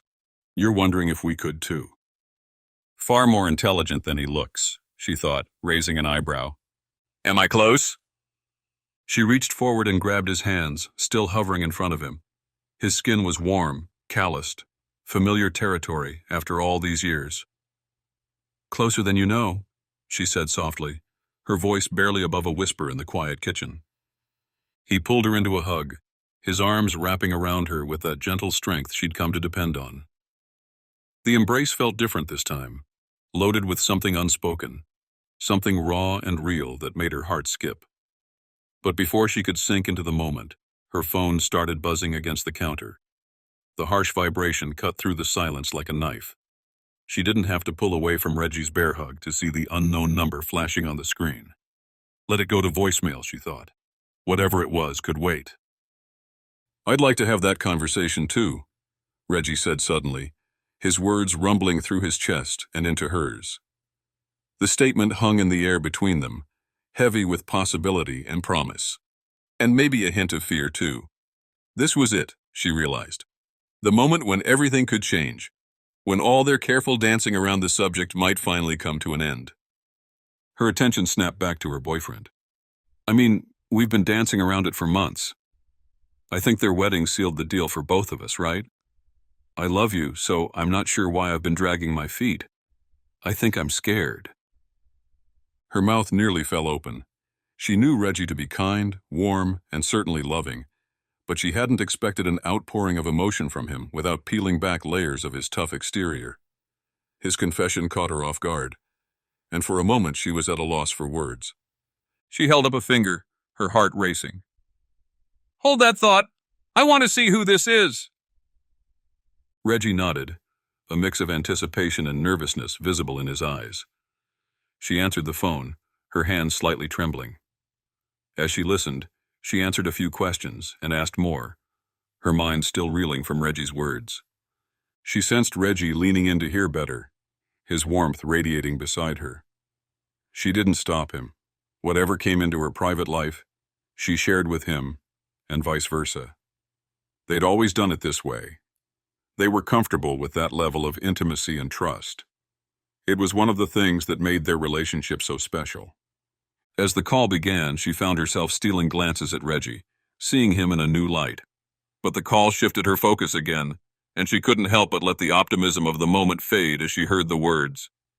Her own responses were clipped, forced. She saw the shift in Reggie's eyes before she felt it herself. He was not only listening, he understood what was happening. Her heart caught in her throat as she watched him shift from the gentle giant she had fallen in love with to the hardened, battle-trained army sniper he used to be. Finally, she hung up the phone and looked at him. She couldn't speak. Her chest was heaving with rapidly increasing breaths. He gave her a hug once more, then pulled back, his hands on her shoulders. He looked down at her as he spoke, his eyes boring holes through her. She didn't need to fill him in. He had heard the call. "We're going to find him," he said. "We will get him back." Chapter 11. Klaus. Klaus Richter's gamble had paid off. He had sent 2 of his best men to follow the old professor, watching every move, noting every meeting. The twins were professionals, cold, methodical, and most importantly, patient. Perfect for a delicate operation like this. The situation with Professor Graham Lindgren had grown complicated. What started as a simple respect for a man who had earned his place in academia had become an obsession for Richter. Richter couldn't show his hand, not yet. One wrong move and the professor would vanish, taking with him any hope of completing his project. While they had the same end goal, Richter knew that by letting Lindgren know of his intention, he would cause the old professor to lead him astray. As frustrating as it was, Richter knew the best play was to be quiet, stay in hiding, and let Lindgren lead him to his final destination. And Lindgren had done just that. But time was running out. The decision to dispatch the twins to Tromsø had kept Richter awake for 3 nights straight. But watching them work, melting into the Arctic shadows like ghosts, he knew he'd made the right call. They'd never failed him before. They wouldn't start now. They hadn't been spotted following the professor and his exuberant team of young archaeologists and students, so no one suspected they were being tailed as they entered the cave, descending into the depths of Viking legend and lore. History had always been one of Richter's strengths. The way artifacts could tell stories, how a single rune could unlock centuries of secrets, it drove him forward like an obsession.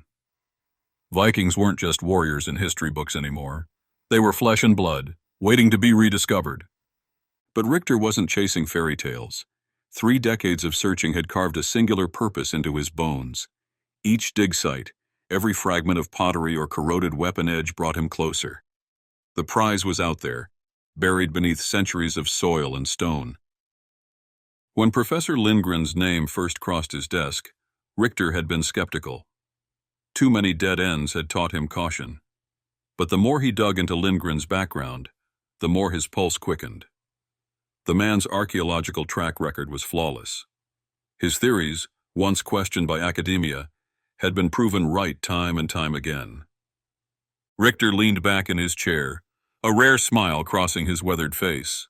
Yes, he was impressed. And for the first time in years, he allowed himself to feel something dangerous. Hope. The twins had reported that Lindgren's entire team, about a dozen people, had descended into the cave. There were no extra guards posted at the designated spot on the Norwegian mountain. No other tourists or visitors that day. Everything was falling into place. The twins had observed from the hillside, watching as Lindgren led his group into the cave.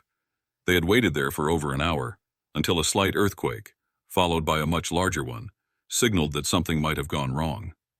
The twins had driven down to the cave, arriving just as 2 of Lindgren's students stumbled out, weary and terrified. It was unfortunate, but the twins hadn't helped the students' terror much. One of the students had been on the phone when he was shot. A quick reverse lookup revealed that the number belonged to Dr. Sarah Lindgren, the daughter of Graham Lindgren. That complicated things. Richter had only pieced together fragments of the conversation from the twins' account, but it seemed clear that the old professor had found what he was looking for all along, the Eye of Odin. And that, coincidentally, was exactly what Richter himself had been seeking. The fact that one of Lindgren's students had contacted Sarah Lindgren was a minor setback, but it needed to be dealt with swiftly. Richter instructed the twins to clean up the scene and return to the university. Arrangements had to be made. For one, Richter didn't have a ready force of mercenaries at his disposal, but that would need to change. The twins, joint heads of his security team, told him they had contacts, and Richter had ordered them to assemble a team capable of moving at a moment's notice. With the twins handling the logistics, Richter turned to his own tasks. He ran a multinational company specializing in defense technology, or at least the prototypes that could eventually become defense technology. His company operated under the banner of a non-profit, supposedly focused on advancing science and technology. But in reality, Richter was developing tools that could easily be weaponized. His mission was clear: progress. Though his company was multinational, it was small, just a dozen full-time employees, mostly researchers and developers. He liked to keep things lean, allowing for quick pivots and avoiding bureaucratic red tape. It was efficient. Richter ran his company with an iron fist, though he knew how to be diplomatic when needed. Ultimately, everything boiled down to furthering technology and ensuring that humanity remained at the top. Richter had always been hands-on. He was a genius, prodigious in physics, computer science, and any field he chose to apply himself to. At 11, he'd hacked into his parents' credit union and transferred $2.3 million from the CEO's account into his parents' accounts. Sure, he'd learned a lesson about covering his tracks when the FBI came knocking, but the fallout had been even more instructive. The credit union had been reprimanded for its shoddy security. That was the closest Richter ever came to having a criminal record. 3 years later, he repeated the hack, this time transferring $5 million into an offshore account, untraceable and irreversible. His parents were the sole beneficiaries, though not by name. Richter had set up alternate identities for them, presenting them with the details on his 18th birthday. By then, the account had nearly doubled in value thanks to smart investments and compound interest. He still remembered the pride and joy he felt as he took his parents out to dinner at an upscale steakhouse, a place they had never been before. His parents, blue-collar workers who could barely save enough for retirement, were uncomfortable in the lavish setting. They had never been able to afford luxuries, not even during their honeymoon. When Richter revealed the news, $9.8 million is waiting for you in an offshore account I set up, their reactions had not been what he expected. His father's face remained impassive, while his mother's eyes widened in shock, surprise, and eventually, fear. What have you done? His father had whispered. Richter had pressed on, undeterred. He was giving them a gift, a chance at a life they could never have imagined. He had grown up with their sacrifices, with their modest meals and threadbare clothes. Now, thanks to him, they could retire in comfort. Richter believed that the ends justified the means. His parents would never want for anything again, their offshore account growing interest faster than they could spend it. The twins, too, would be taken care of in their own way. They didn't fully understand what Richter was doing, but that was to be expected. He hadn't told them. He hadn't told anyone. The Eye of Odin wasn't just a myth or a relic. It was the key to everything. Richter had spent his life pursuing objects of great importance, but now he finally had the resources to actually acquire them. And now that he was so close to this one, nothing would stand in his way. Part 2. Chapter 12. Candace. The screens in front of her snapped to life. A soft hum filled the room as pixels danced across the surface, casting blue-white shadows across her face. Candace Fisher leaned forward in her chair, drinking in the sight of 4 massive monitors fused into one seamless display. Each screen was a monster, 65 inches of pure digital real estate. But it wasn't just the size that got her. These babies packed enough processing power to make a gaming rig look like a calculator. Her fingers hovered over the keyboard, anticipating. At home, her TV collected dust like a forgotten antique. Who had time for sitcoms when reality served up better entertainment? Besides, she spent more nights here than in her own bed lately. The display flickered, programs booting up in rapid succession. Candace smiled. This was her arena, her front row seat to a show that never stopped. For someone who lived and breathed data like she did, it was better than any Hollywood blockbuster. Hell, it was better than anything else in the world. Her hands danced across the keyboard and mouse, every movement precise and deliberate. The screens flickered with each command, morphing from a single wide view into a deadly efficient quad display. The main feed dominated the top left, its high-def clarity capturing every detail. Next to it, the computer readouts spilled data in endless streams. But it was the bottom 2 screens that could crack this thing wide open. The infrared painted the world in stark heat signatures, while beside it, The experimental 3D system spun out its impossible images. The new tech was a beast. 4 micro cameras working in perfect sync, feeding raw data into processors that could melt lesser machines. What came out the other side was pure gold. A real-time model that let her examine every curve, every shadow, every angle of the target object simultaneously. She lingered on the 3D display, mesmerized by its brutal efficiency. But protocol was protocol. The standard view had to stay up, the closest approximation to human sight that the lab director would authorize. Sometimes the old ways still mattered. She had been frustrated by this limitation from the beginning. 2 years of red tape, protocols, and endless meetings about a damn space rock. That's all it was. For all intents and purposes, just another chunk of cosmic debris that happened to catch someone's attention. The brass kept waiting for something, anything, to prove their paranoid theories right. But after 24 months of near-daily study, they'd proven only one thing. It was completely benign. No radiation, no biological effects, no mysterious illnesses or unexplained phenomena. Nothing.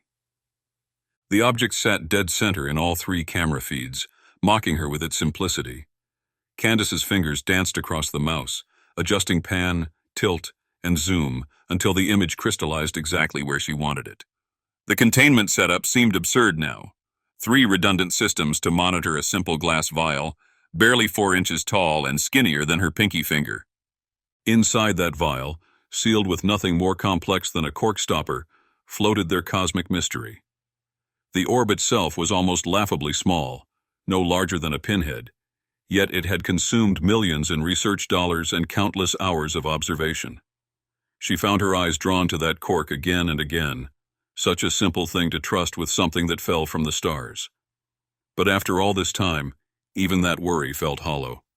Like everything else about this project, the cork had done its job without excitement or incident. Up until this morning, the object had done absolutely nothing. Her day had begun like any other. She'd arrived at the lab at 7:15, answered a few emails, met with a co-worker to go over the week's tasks, and then updated her boss with a to-do list. It was Monday after all, and he liked to make sure their expensive lab space was operating smoothly. Their independent laboratory thrived on a complex web of funding, government contracts, nonprofits, and wealthy private institutions, all funneling money into their research. The numbers were staggering, but that's what cutting-edge electromagnetic science demanded.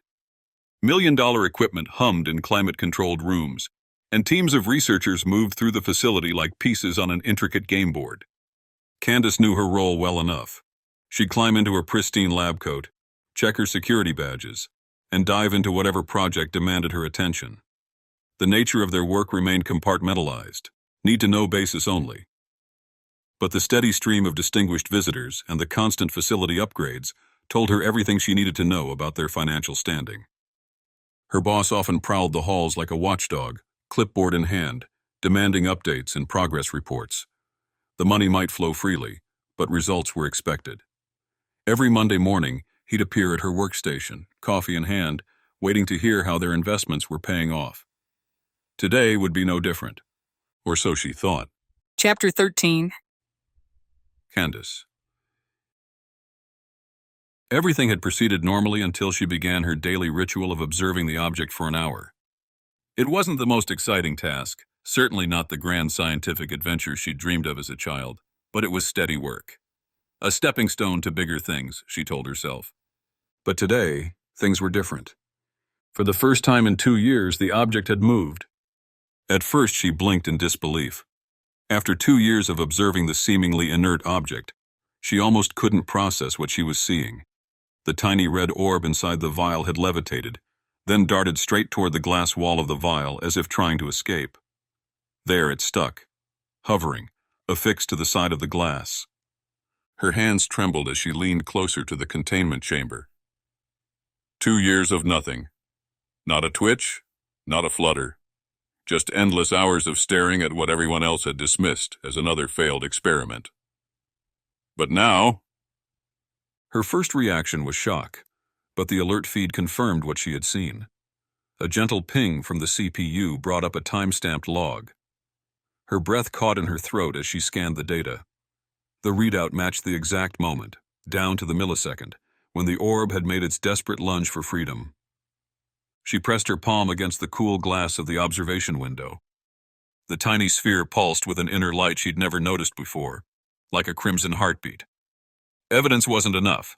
She needed proof. Hard, irrefutable proof. She immediately pulled up the video recording. The lab system automatically recorded and stored 24 hours of footage, deleting anything not flagged by the AI or a human observer. Candace found the relevant time and rendered the high-quality feed. Slowing it down to 60x, she replayed the moment.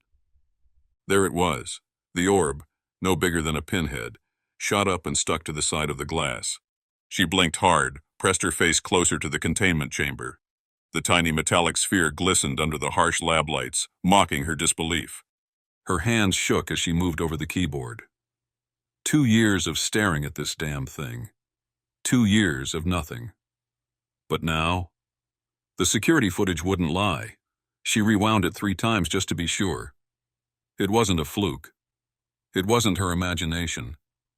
The object had moved. For the first time in 2 years, something had happened. She forced herself to breathe slowly, steadying her racing pulse. This changed everything. Her fingers flew across the keys, first composing an urgent email to Moshe, her lab assistant. He needed to know. So did her boss. But she'd write a separate email for that, after she informed Moshe and the client. Object shows signs of activity, she typed.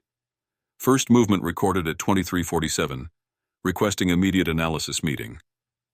She hit send before she could second-guess herself. The client email was trickier. They'd waited just as long for this, dumped millions into the project. She'd never understood why.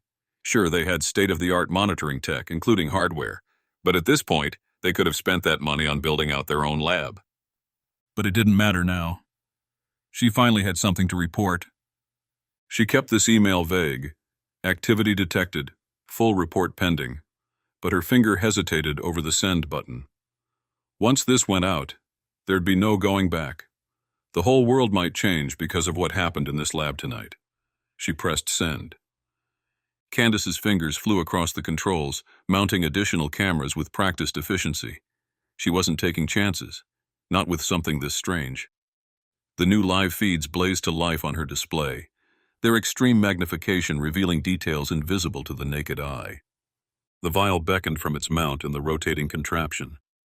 She gripped the joystick, easing it through a slow turn, making sure every millimeter of glass caught the unblinking gaze of her cameras.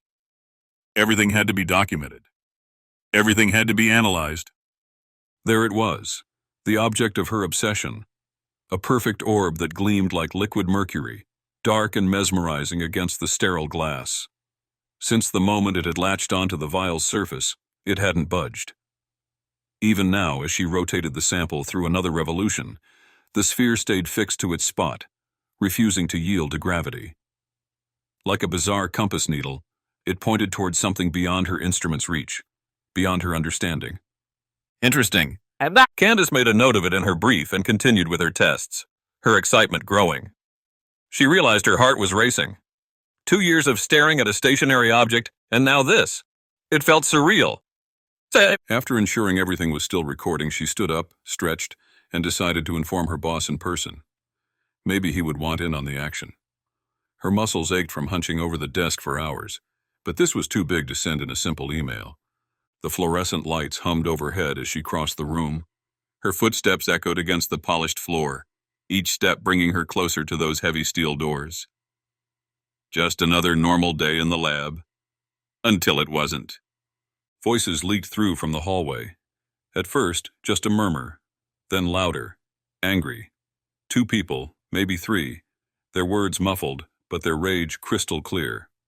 Her hand froze inches from the door handle. Pop, pop, pop. 3 distinct shots ripped through the air. Her heart stopped. There was no mistaking that sound. Gunshots. Chapter 14. Candace. Candace saw the top half of the body as it slid to the floor. She recognized the man who'd been shot, a security guard she said hello to every day as she entered and left the building. Her heart caught in her throat. She waited, The door to the lab still cracked open. There was no one else in there with her at the moment, but that wasn't out of the ordinary. She knew, however, there were others still in the larger building outside the laboratory itself. Her boss, for one. Laboratory technicians, perhaps half a dozen, scattered throughout the offices and smaller computer labs in the facility.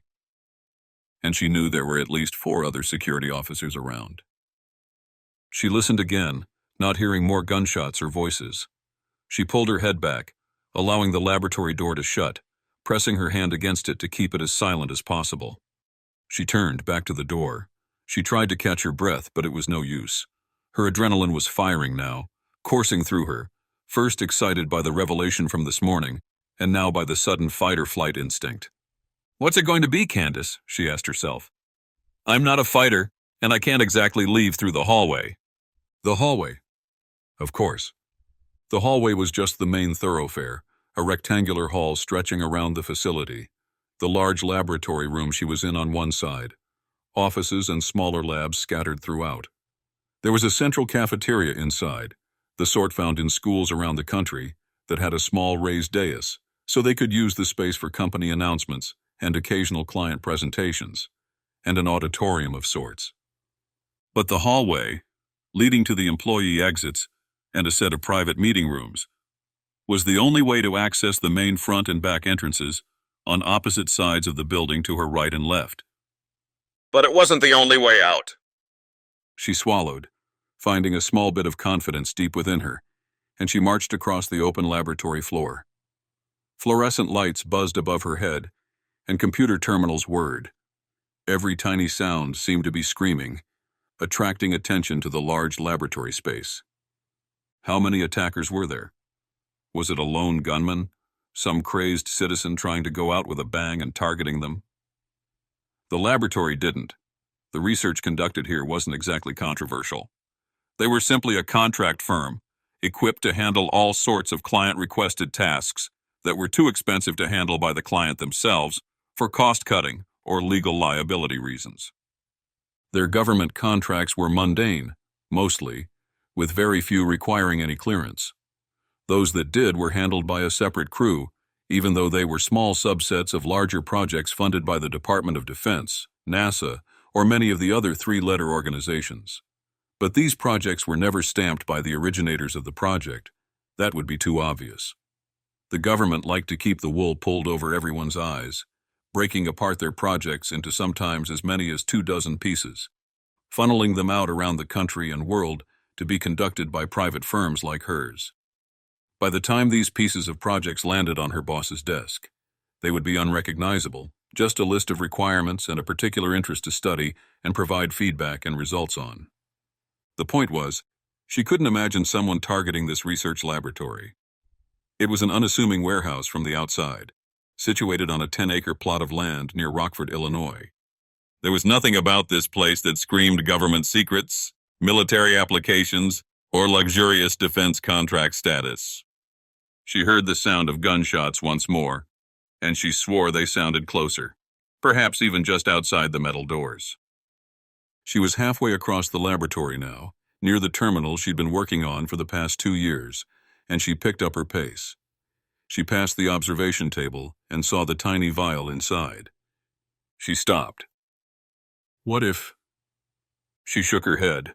No, it couldn't be. I only sent the email to the client and my boss an hour ago. There's no way they're here because of that. She couldn't fathom why someone was attacking this place, but she made a snap decision anyway. She opened the lid of the glass chamber, then reached inside. Her hands pulled out the small glass vial, and she lifted it up. Now, free of its stand, she was able to maneuver around it in her hands easily. The tiny red dot inside slid around like a marble inside a jar. Except it didn't roll freely. It stayed affixed to the exact same spot in the air, only held back by the glass and cork lid itself. It was uncanny, some sort of anti-gravitational rock. She didn't even know what that meant, but it was clear whatever forces were acting on it were not earthly, completely unknown to science. She heard a noise like a shout, muffled through the heavy metal doors of the laboratory room. She shoved the vial into her jeans pocket, hoping the glass was strong enough to hold, But realizing that was the least of her problems at the moment, she remembered what she had been doing prior to passing her workstation.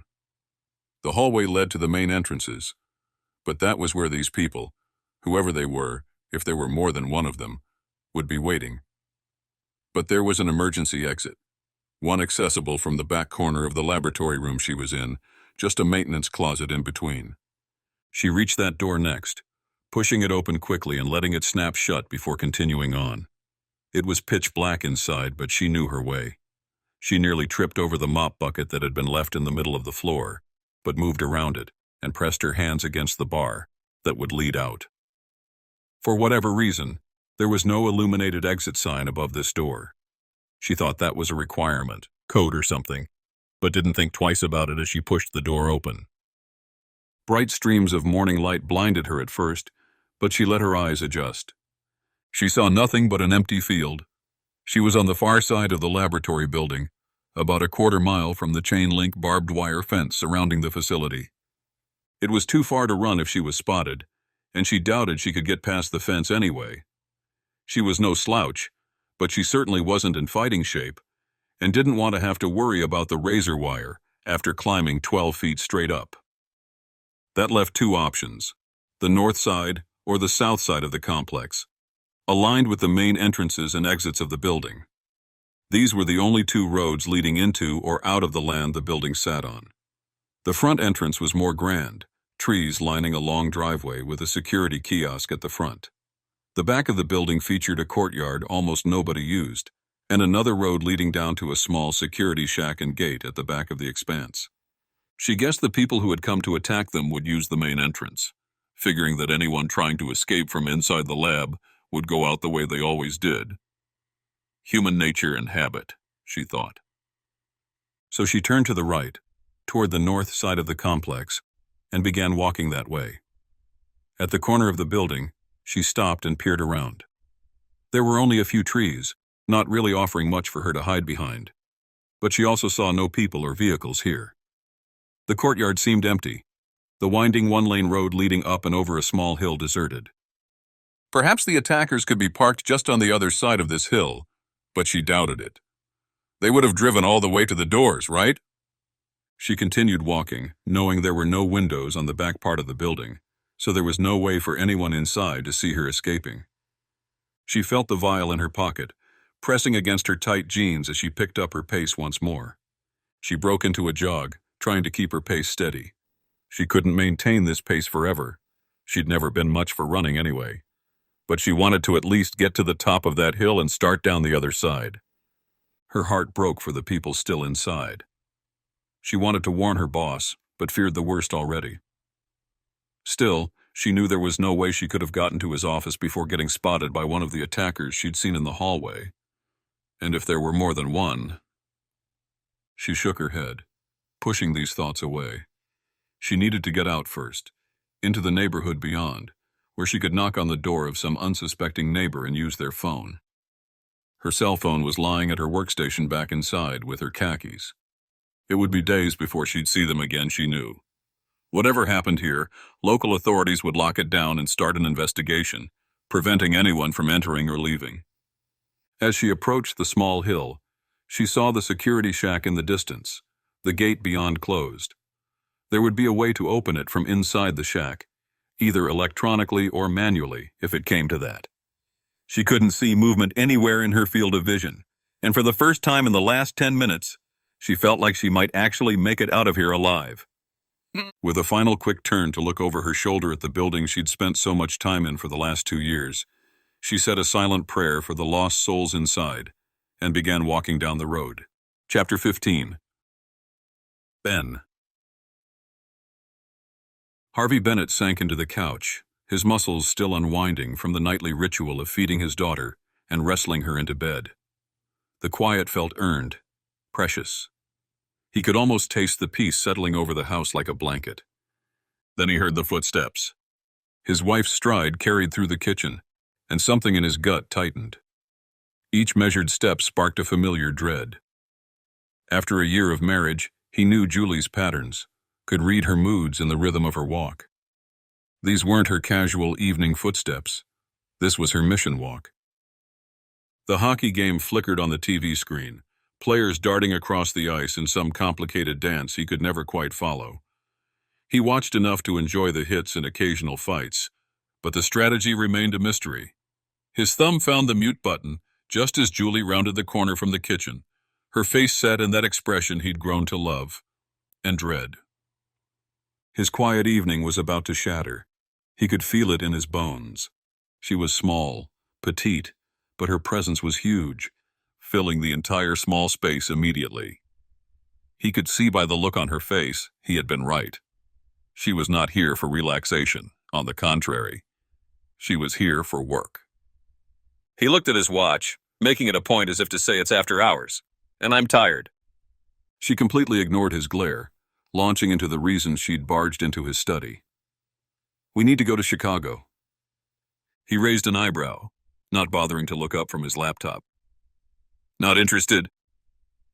The words came out flat, dismissive, exactly the way he knew would get under her skin. This time she rolled her eyes, planting both hands on his desk and leaning forward.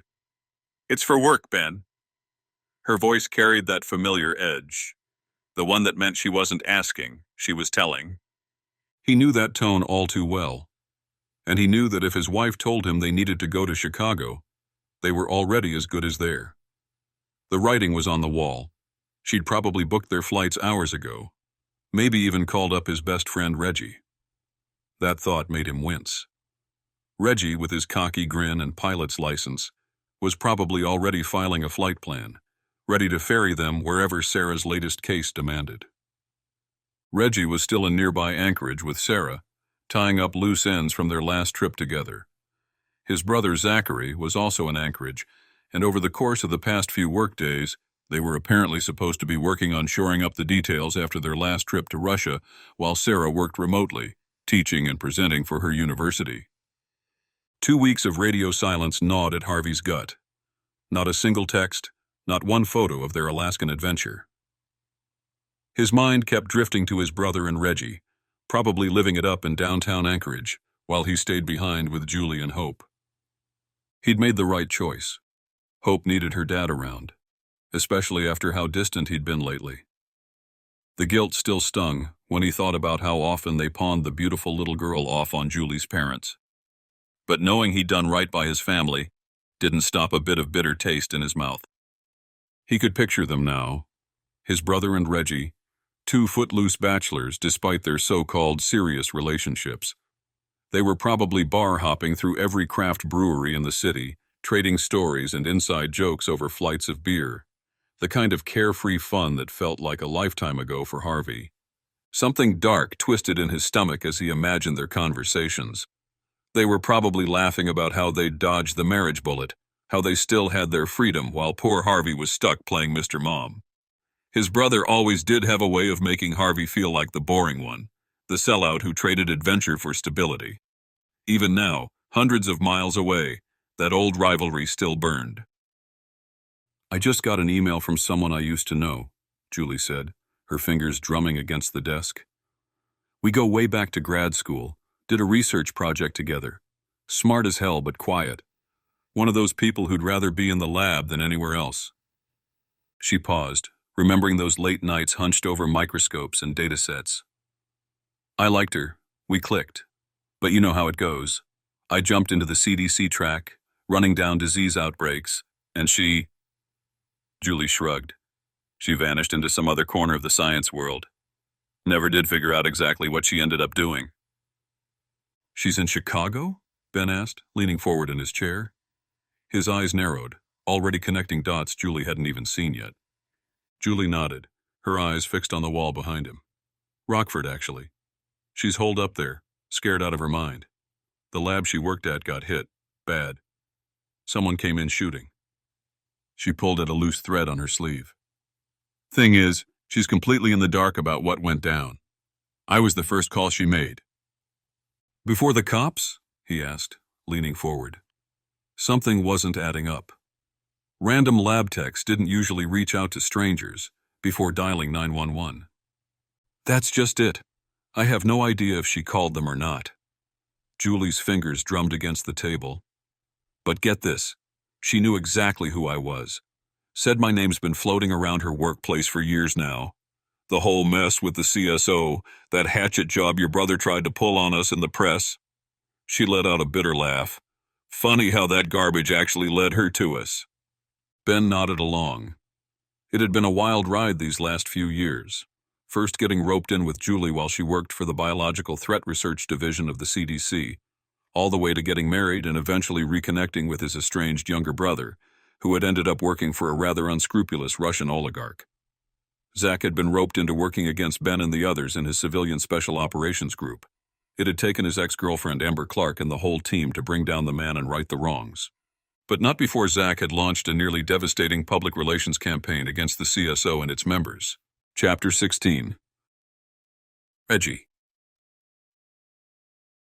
Sarah's voice cut through his dreams like a knife. Wake up, sleepyhead. Reggie cracked open one eye. Just one, because he wasn't stupid enough to commit fully to consciousness yet. Sarah stood over him with that look she got when she thought she knew better than his body did about sleep. The same look that usually preceded him getting dragged into something he'd rather avoid. His best interest right now was definitely staying wrapped in sweet, blissful unconsciousness. But Sarah had other plans, judging by the way she hovered. What's up? The words came out crisp and alert. No sleep-rough edges or drowsy mumbling. 5 hours of solid rest was nothing to sneeze at, but it wasn't the army training that kept him sharp. It was the hair-trigger instinct burned into his bones from too many missions, where slow reactions meant dead friends. His body knew, awake was awake, no middle ground. Sarah's face hovered above him, that familiar mix of affection and exasperation written across her features. We're about to land, flying over Harstad right now. Her voice carried the same soft tone she used when waking him on lazy Sunday mornings. Is that a place? Reggie asked, keeping one eye firmly shut against the cabin's harsh fluorescent lighting. The question came out more flippant than he'd intended, his default setting when dealing with anything outside his tactical comfort zone. A sound somewhere between a sigh and a laugh escaped her lips. You know, I like the intelligent, well-read Reggie better. Her words held no real bite, just the playful jab of someone who'd long since accepted his strategic ignorance of anything not directly related to combat or survival. No, you don't. He finally opened both eyes, fixing her with that cocky half grin that still worked wonders. You know exactly what you got yourself into. And she did. She'd fallen for the rough-around-the-edges soldier, not some polished academic who could debate Norwegian geography over wine and cheese. The small aircraft banked towards Norway, its destination a remote airport near Graham Lindgren's latest academic haunt.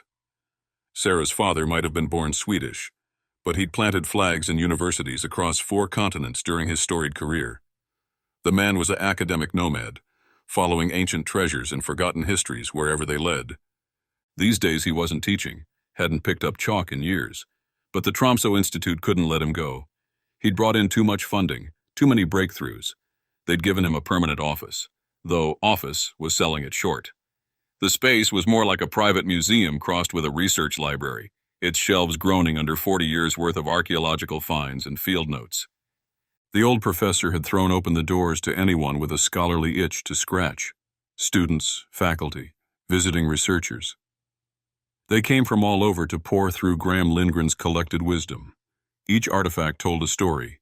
Each dusty tome held secrets. But right now, Sarah wasn't interested in any of that. She was after the freshest mystery in her father's collection, whatever he'd found in that cave, before everything went wrong. Sarah had been there numerous times. Reggie had not. They'd grabbed the first flight they could after their discussion last night. Sarah's hands had been shaking as she booked the tickets, her mind still replaying the student's terrified voice. The call had started normal enough. Hesitant, sure, but nothing that screamed danger. Then came the sudden shift, ragged breathing, a strangled gasp, words tumbling out in a desperate rush.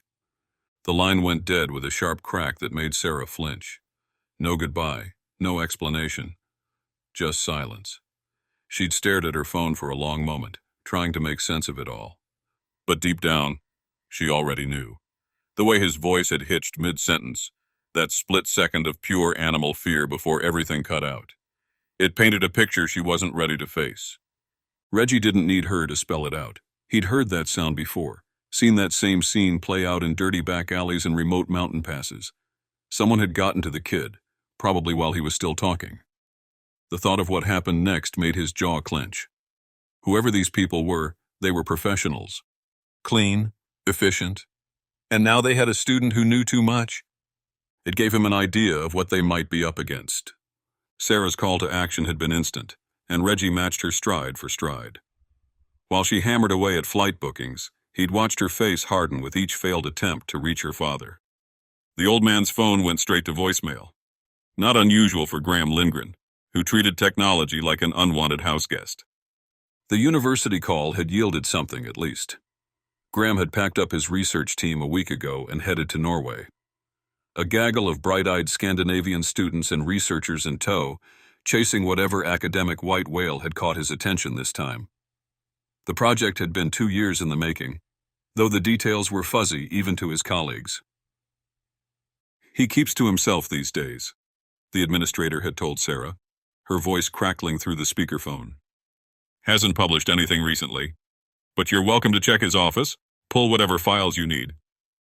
A pause, then, is everything all right? Sarah had dodged the question with practiced ease. But Reggie caught the way her fingers drummed against the desk, how her other hand kept touching the silver pendant her father had given her years ago. Small tells that screamed trouble to anyone who knew where to look. The whole setup stank. Graham Lindgren might play the absent-minded professor, but he never missed a check-in with Sarah. Never. Whatever he'd stumbled onto in those Norwegian caves had better be worth the hell they were about to walk into. Sarah had thanked her, hung up, and got right back to booking flights. The go-bag sat ready in Reggie's closet, just like always. He hadn't needed to scramble or pack. That's not how he operated. Years in the field had drilled one lesson deep. When shit hits the fan, you don't want to waste precious minutes hunting for spare magazines or backup pieces. His collection was modest but lethal. A carefully curated set of pistols, each one tested and trusted through countless ops. The ammo stockpile would make most soldiers whistle in appreciation. Some might call it paranoid. Reggie called it prepared. The last 3 times he'd grabbed that bag, bullets had flown and blood had spilled. He'd learned to expect the worst. Getting the hardware across borders was always a dance, but the CSO had greased enough palms and collected enough favors to make it work. Private airstrips, friendly customs agents, cargo manifests that never quite matched reality. They had a system. The heavy artillery was trickier to source, but Reggie still knew people who knew people. One phone call could put serious firepower in his hands within hours, no questions asked. In his line of work, those connections were worth their weight in gold or blood. He wanted to believe this was nothing, just Sarah being a worried daughter, her father already being pulled from that cave by rescue teams while they flew across the ocean. The kind of story that ended with everyone laughing over coffee, making jokes about clumsy professors who should watch their step. But years of military ops, both with the United States Armed Forces and then with the civilian special operations, had taught Reggie to trust his gut, and right now his gut was screaming that something was wrong. The kid on the phone hadn't sounded like someone watching a routine cave rescue. His voice had cracked and stammered, words tumbling out too fast, like he was looking over his shoulder the whole time. And then there was that cutoff, clean, sharp, mid-sentence, like someone had reached out and crushed the connection. Not the kind of thing that happened during normal rescue operations, with ambulances and police crawling all over the scene. No, this stank of something else. Something that made Reggie's combat instincts bristle. The kind of operation where people disappeared without a trace, where witnesses went quiet, where official reports got buried in drawers that never opened again. Chapter 17. Reggie. He just prayed he was wrong, but he hadn't survived this long by ignoring warnings. And right now, every alarm bell in his head was ringing. Perhaps it was as Reggie feared.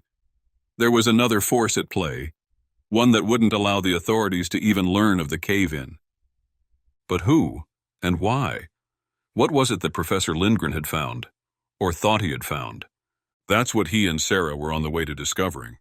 She hoped her father had left a trail of clues, at least inadvertently, ones they could follow to lead them to whatever he had found inside the old Viking cave. Perhaps a chain of emails or texts, or a computer that was tracking his location. She'd said it was some sort of orb? It was unclear, as the kid telling her had obviously been scared out of his wits. He hadn't had time to describe the object well, and it sounded like he hadn't had time to even see it clearly in the first place. "Did you get enough rest?" she asked, still standing over him like a concerned mother hen. The early morning light streaming through the small window cast odd shadows across her face. He shook his head, muscles already coiling with anticipation, despite the lack of sleep. "But I'll be fine." The words came out clipped, automatic. A soldier's response learned through countless missions run on empty tanks and borrowed time. His body had grabbed what it needed during those few hours of unconsciousness. Not ideal, but he'd operated on less. The clock was ticking. 30 minutes until wheels down, and he intended to move fast once they hit the tarmac. No time for the fog of fatigue to settle in. Sarah had packed light, just like he'd taught her. 2 bags between them, stripped down to essentials. Smart girl. They'd grab the first ride they could find and make straight for the university. From there. He didn't know. The sat phone call to Ben had been quick but loaded. Reggie laid out the situation with Sarah's father, their hasty departure plans. But something in Ben's voice caught his attention. That slight edge when he'd asked about Zach. "So he's not crashing at your place?" Ben had asked, trying and failing to sound casual. The question hung there, awkward and obvious. Of course Zach wasn't there. Sarah was in town, and they needed their space. And Ben knew that already. Reggie rubbed his jaw, piecing it together. His old friend was going stir-crazy playing house. The guy who used to vanish into the wilderness for weeks now spent his days changing diapers and reading bedtime stories. He was good at it too. That's what made it worse. Ben had thrown himself into fatherhood with the same intensity he brought to everything else. But that wild streak was still there, buried under baby wipes and routine. He had thought about calling Ben out on it, maybe cracking a joke about trading his rifle for a rattler. But he'd let it slide. Some conversations needed to happen face to face, preferably over whiskey. For now, he just gave his friend the quick version. Zach was probably off somewhere with Ember, doing whatever it was those two did when they disappeared together. Ben wasn't the same man Reggie had met years ago. Back then, he'd been a ghost in the wilderness, a park ranger turned mercenary moving through whatever brutal terrain like he'd been born to it. Give him a rifle, a pack of supplies, and endless acres of untamed forest. That was all he needed. Hell, sometimes Reggie wondered if Ben even noticed when weeks passed without human contact. Before he and Reggie had met, Julie had crashed into his life like a meteorite, and everything had changed. These days, Ben juggled diaper changes and mission briefings, somehow making both look easy. He'd traded his solitary cabin for a solitary cabin-shaped family home that had all the bells and whistles of a suburban mansion. He'd traded his Swiss Army knife for a baby monitor. On the surface, he wore this new life well, the doting father, the loving husband, the man who'd found his place. But Reggie caught the little tells, the hairline fractures in Ben's carefully maintained facade. The way his eyes would drift to the mountains during video calls, or how his fingers would drum restlessly against his thigh when stuck in endless meetings. Sometimes, in quiet moments, Reggie would spot that old wildness flickering behind Ben's eyes, a caged wolf dreaming of the hunt. Not that Ben would ever admit it. He adored his daughter, would give his life for her without hesitation. But his dream had a price, and Ben was paying it in sleepless nights and missed adventures. Parenthood wasn't just about love. It was about sacrifice, about reshaping yourself into something new. Some days, that reshape cut deeper than others. Thoughts of Reggie's own father snuck in, thoughts he hadn't had in years. He pushed them away, as well as the sour taste left in his mouth. He'd lost track of Zach lately, probably off with Ember on another one of their wild adventures. He'd told Ben as much, though even saying the words made him smile. Those two were like watching his and Sarah's relationship through a funhouse mirror, all the same pieces, just twisted around. Where he was the muscle in his relationship, Ember took that role with Zach. She moved like a ghost. Killed like one, too. Not military. Something darker. The whispers about her past made even Reggie's combat experience seem tame by comparison. He'd seen her work once, just once, and it was enough to know the stories weren't exaggerated. Zach balanced her out, though, just like Sarah did for him. All science and statistics until you got him talking about his research, then he'd light up like a kid at Christmas. The guy could hack anything with a circuit board but still managed to trip over his own feet. Reggie had watched them fall for each other a while back, though the details were fuzzy. Neither one liked talking about how they'd met. Given Ember's line of work, maybe that was for the best. Zachary Bennett wore his nerd badge with pride, the kind of guy who could hack military-grade systems between bites of cold pizza. But Russia had changed him. Reggie had watched the computer whiz dodge bullets and keep his cool when everything went sideways. Like Sarah, he packed more steel under those academic credentials than most people guessed. The six of them made for one hell of a weird family photo. Ben and Julie sat at the head of the table, running their off-the-books operation with military precision and just enough moral flexibility to get things done. He and Sarah had carved out their own niche, the muscle and the mind, ready to jump whenever the call came. Then there were the new kids, Zach and Ember. They drifted in and out of ops like stray cats, bringing their own brand of chaos whenever they showed up. Reggie almost grinned thinking about how Ben would hate that description, but his friend had bigger problems right now. The update he'd dropped landed like a grenade in Reggie's lap, the kind that made his combat instincts start screaming. Julie's phone had lit up with news that made Reggie's skin crawl. Some scientist she'd worked with years ago, back before the CDC days, had reached out in a panic. The woman's lab near Chicago had been hit, not a run-of-the-mill break-in either. This had the marks of something bigger, nastier. The details were still fuzzy, but the scientist had managed to slip away in the chaos. She'd called Julie immediately, voice shaking, spilling fragments of a story that didn't quite add up. The CSO wasn't exactly your typical 911 call, but here they were, getting dragged into another mess. Ben and Julie hadn't wasted any time. They'd grabbed their go-bags and jumped on the first flight to Chicago that morning. By now, they'd be holed up in some coffee shop or hotel lobby, listening to whatever horror story this woman had to share. Reggie couldn't shake the feeling that her tale would somehow connect to their own brewing disaster. These things always did. Like threads in a spider's web, each vibration rippling outward until the whole damn thing started to shake. As Reggie prepared to land, Sarah took her seat across the aisle. He watched her buckle in, her movements quick and precise, professor-like even now. She caught his eye and gave him a tight smile that didn't quite reach her eyes. They both knew what lay ahead would test them. He closed his eyes, but sleep wasn't coming. His mind raced through scenarios, contingencies, exit strategies. After 15 years of ops, he'd developed a sixth sense for trouble. Right now, that sense screamed at him like a klaxon. The pieces were there, scattered but forming a pattern he'd seen before. A missing professor, a cut-off phone call.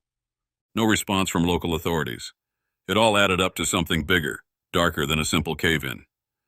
The kind of situation that ended with bullets flying and people dying. His fingers drummed against his thigh, muscle memory reaching for a weapon that wasn't there. Yet. That would change soon enough. Reggie had learned early that gut feelings kept you alive, and right now his gut was telling him to gear up for war. They needed to be ready, both of them. Sarah might be brilliant with books and theories, but where they were headed, that wouldn't be enough. Because something told him they were heading straight into the kind of mess that couldn't be solved with a PhD. Chapter 18. Ben. Go over it again, slowly. Take your time and don't leave anything out. Julie spoke with precision, interrogating Candace Fisher with a kind, gentle voice that Ben had only heard a few times before. He remembered when he met Julie Richardson at Yellowstone National Park. She'd been sent to figure out what happened there, and at the time, no one had known that a virus-infused bacteria had been launched that would spread halfway around the United States and nearly destroy the nation. She'd used the same voice to question him after those early events. At the time, he'd been standoffish, rude, not wanting to help the brash young woman driven to make a name for herself in the newly formed Biological Threat Research Division. All of that had led to a whirlwind tour, driving around the country looking for a cure while trying to ferret out the details of who had launched the attack. They had escaped, barely, bringing down the perpetrators, but discovering only then it was part of a larger operation. A larger group with ties to huge companies, world powers, even governments. To think they'd come from that to being married, to having a child together, blew Ben's mind. He was madly in love with this small, dark-haired woman sitting next to him at the table of a small diner, and even more surprised that she had taken an interest.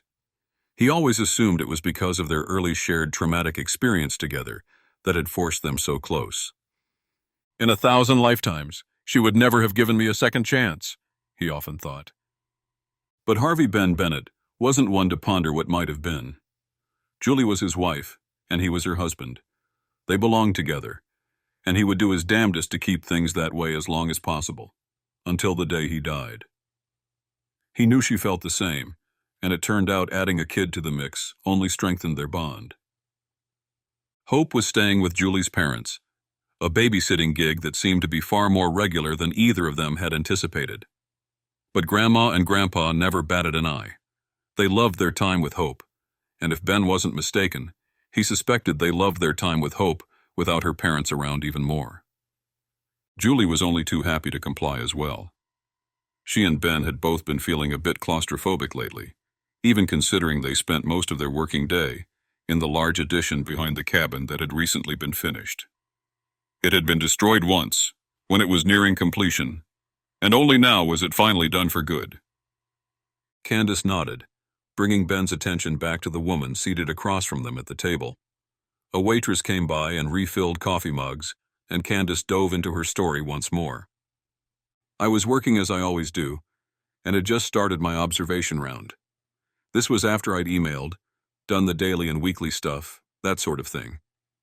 The actual work that I'm hired to do is research, so I'd set up a couple of cameras, configured all the cameras the same way I always do, then started in on the long slog of watching the object.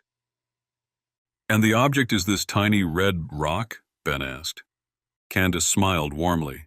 Sure, that's our best guess anyway. It's some sort of elemental stone, likely not from Earth. We were never able to perform the necessary tests to figure out what it was made of, but... So we were unable to determine exactly what it was made of, exactly what it was. But yes, I've been researching it for the better part of 2 years. It's not very riveting work. Because the object never did anything? Julie asked. She nodded. Yes, exactly. It was just a static object, a tiny bead lying in the bottom of a glass vial. It never showed any signs of being reactive to the few things we'd been able to test against it. Light, sound, submerging the vial in water. None of these were perfect tests, of course, because we weren't allowed to take it out of the glass vial or the observation tank we had it in, but suffice to say, when it jumped up and levitated yesterday morning, I was appalled. This was the revelation that had taken both him and Julie by surprise as well. It just sat there for a moment, then stuck itself to the side of the vial. Only when I took it out later did I realize it wasn't sticking itself to the glass. It was trying to go through the glass.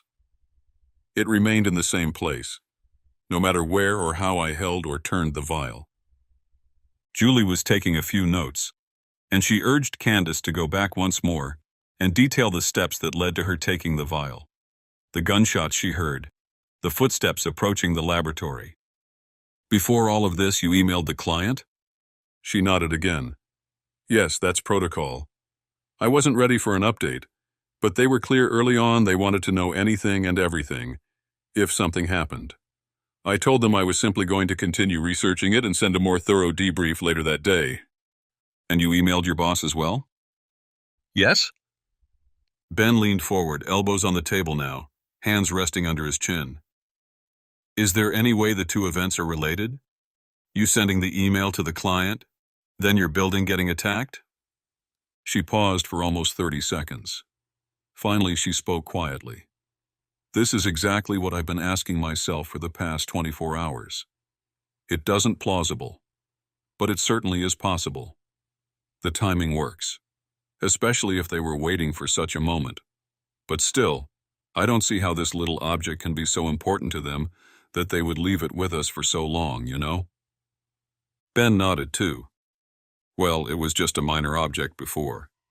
Maybe they thought there was potential, some sort of possibility it would, I don't know, do whatever it was it did for you. They were just waiting for that moment. But why? I didn't do anything differently. It was the same setup, the same camera feeds, and I wasn't even applying any active experimentation to it at the time. Ben shrugged. Must have been something. Anyway, Julie said, you were able to escape, thank God. And you were able to escape with the object, which is even more impressive. Candace shrank back into the booth then, looking left and right as if someone were watching her. Finally, she reached into her jeans pocket and pulled out a tiny glass vial, then set it on the diner table. Ben looked down at it, and sure enough, it was about as unassuming as he would have thought. Except for the fact that it seemed to be pasted to the interior wall of the glass vial. There was nothing at all interesting about it. He could barely see the dang thing, in fact.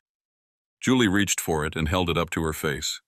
She turned it, even tipping the vial side to side, and watched as the tiny red dot stayed in the same position inside the vial, opposing every movement Julie made immediately and without hesitation. Chapter 19. Ben. Fascinating, she said. What do you want to do? The woman asked. I'd like to find out who this client is, Ben said. If you ask me, that's the first step here. Is there anything you can tell us about them? I'm assuming you have some sort of client researcher privilege, but considering the circumstances... She swallowed. I'm happy to tell you anything I know, but unfortunately, I just don't know much. I'm not sure who the client is, because I wasn't given that information. My boss would know a bit more, but... She sucked in a breath, cutting herself off. Ben saw tears welling in her eyes. Julie reached forward and placed her hand on Candace's. I'm so sorry, she said softly. Candace worked up more courage and continued. Julie, you're good with computers, right? I mean, you're like a hacker or something? Julie laughed. I wouldn't say I'm a hacker, but yeah, I know my way around a computer. All that information would still be on the server, unless whoever attacked wiped it clean. It wouldn't surprise me, but I know we keep redundant backups on the cloud. It'll take time for them to access all of them, if they can even find them. Disassociated redundant backups, Julie said. Smart. Yeah, I can start poking around, and I've got a way to access the supercomputer we've got back home remotely, which will help immensely. Unless they've got an incredibly rich benefactor who ran one of the largest telecommunications firms on the planet before starting an organization like ours, I doubt these guys will have much of a head start. They knew she was referring to Mr. E, the reclusive gentleman who, after retiring from his role as lead of the communications firm, had brought Ben, Julie, and Reggie together to form the Civilian Special Operations Group years ago. He funded their project, including the expansion to the cabin where Julie and Ben lived, and his pockets had proven to be quite deep. Julie's day-to-day work consisted of sitting in her office in the expansion, below ground in what she called the bunker, an office suite decked out with all sorts of the latest computing and tech gadgets and state-of-the-art machines. The supercomputer she referred to was not a supercomputer in the normal sense, but one far smarter and faster than any consumer-grade PC money could buy. It was the sort of mainframe high-tech consulting firms would build, used to crunch reams of data with an AI that could spit out possible solutions to any number of questions. In other words, Ben had no idea what it did, how it did it, or why it was so important, but Julie swooned over it. She might like the thing more than she likes me, he thought. At least it doesn't have a face. Julie pulled out her phone and immediately started poking around the screen. She turned sideways, which told Ben she was doing something really technical and really important. I'm logging in remotely, she said.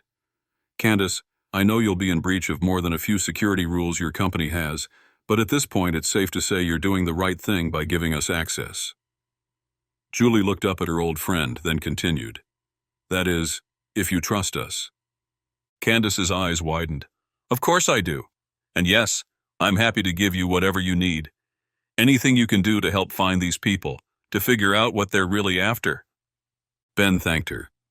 After Julie does her nerd stuff, we're going to try to track them down. If that client is who attacked your building and killed that security guard and possibly others, we want to help bring them to justice. At the very least, we can get local authorities involved, but in our experience... He paused, turning to look at Julie, who was still clicking around her phone's screen. We've found these sorts of situations are often bigger than anything local authorities can handle. That's sort of why our organization exists. We're not military, we're not government, but we do offer both of them plausible deniability. We can get them involved if we absolutely must, but it's a pain in the ass with paperwork and red tape. We like to operate small, kind of off the grid, if you will. A lot of times we're the best bet at finding groups like this, because they don't know to look for us. Candace was smiling now. That's about what I figured, she said. I've read about you, your work, and Julie told me about your brother, how he tried to drag your name through the mud. Another thing our benefactor helped us with, Ben said. Since he still has a controlling interest in the company he founded, he was able to use his force against my brother, and it prevented us from going under.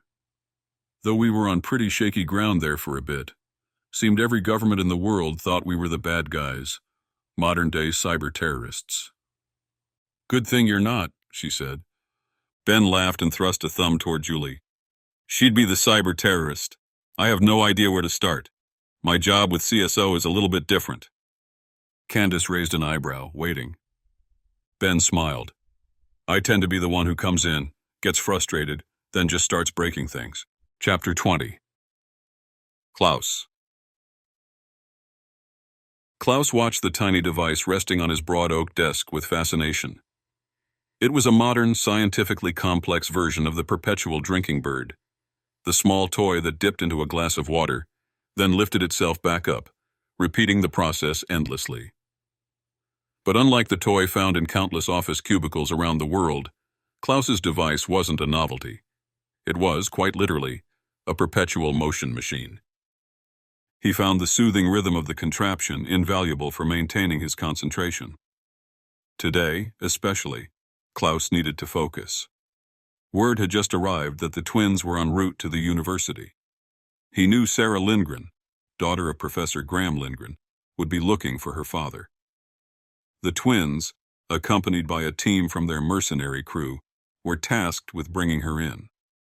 Klaus hoped the situation could be resolved without the need for physical force. But even if persuasion failed, he was confident that, once she arrived at his facility, he could convince her to see the importance of his work. And what a facility it was. Klaus had been skeptical when his engineers suggested using tents as temporary structures, but the plan had proved brilliant. A small city had sprung up seemingly overnight, constructed over the course of 3 weekends by 3 tireless teams of builders. It occupied a plateau not far from the cave system where the elder Lindgren remained trapped. And it wasn't just any operation. It was the crown jewel of Klaus's research empire. Although he had several other facilities scattered across the globe, now running with only skeleton crews, it was here, beneath vinyl walls buffeted by sharp winter winds, that the most critical phase of his research would begin. 3 enormous structures dominated the site, each covered in gleaming white vinyl stretched over metal frames. Their roofs peaked at 3 strategic points before tapering down to rectangular bases. Klaus had reinforced the tent walls with furring strips, long, narrow wooden boards, more for stability than support, as the bitter winds frequently reached 100 kilometers per hour. The structures weren't much to look at, but they held. Inside, 6 industrial space heaters hummed softly, venting heat to the outside. The construction crews had done an impressive job setting everything up, and the generators, situated 100 meters away to minimize noise, created a low, constant hum that added to the sense of efficiency. The desk at which Klaus sat was no ordinary piece of furniture either. It had once belonged to his grandfather, passed down across generations.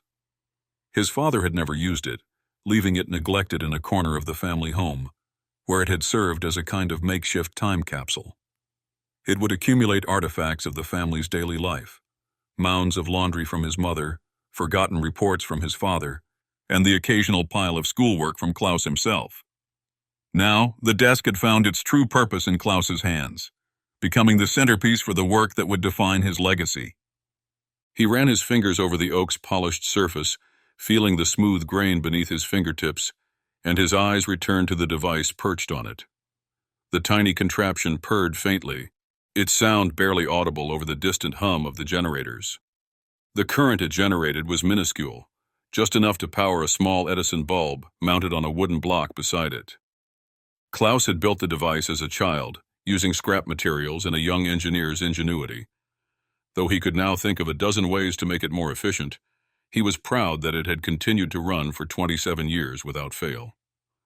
At the heart of the device lay the key to everything, a mysterious red orb, no larger than a marble.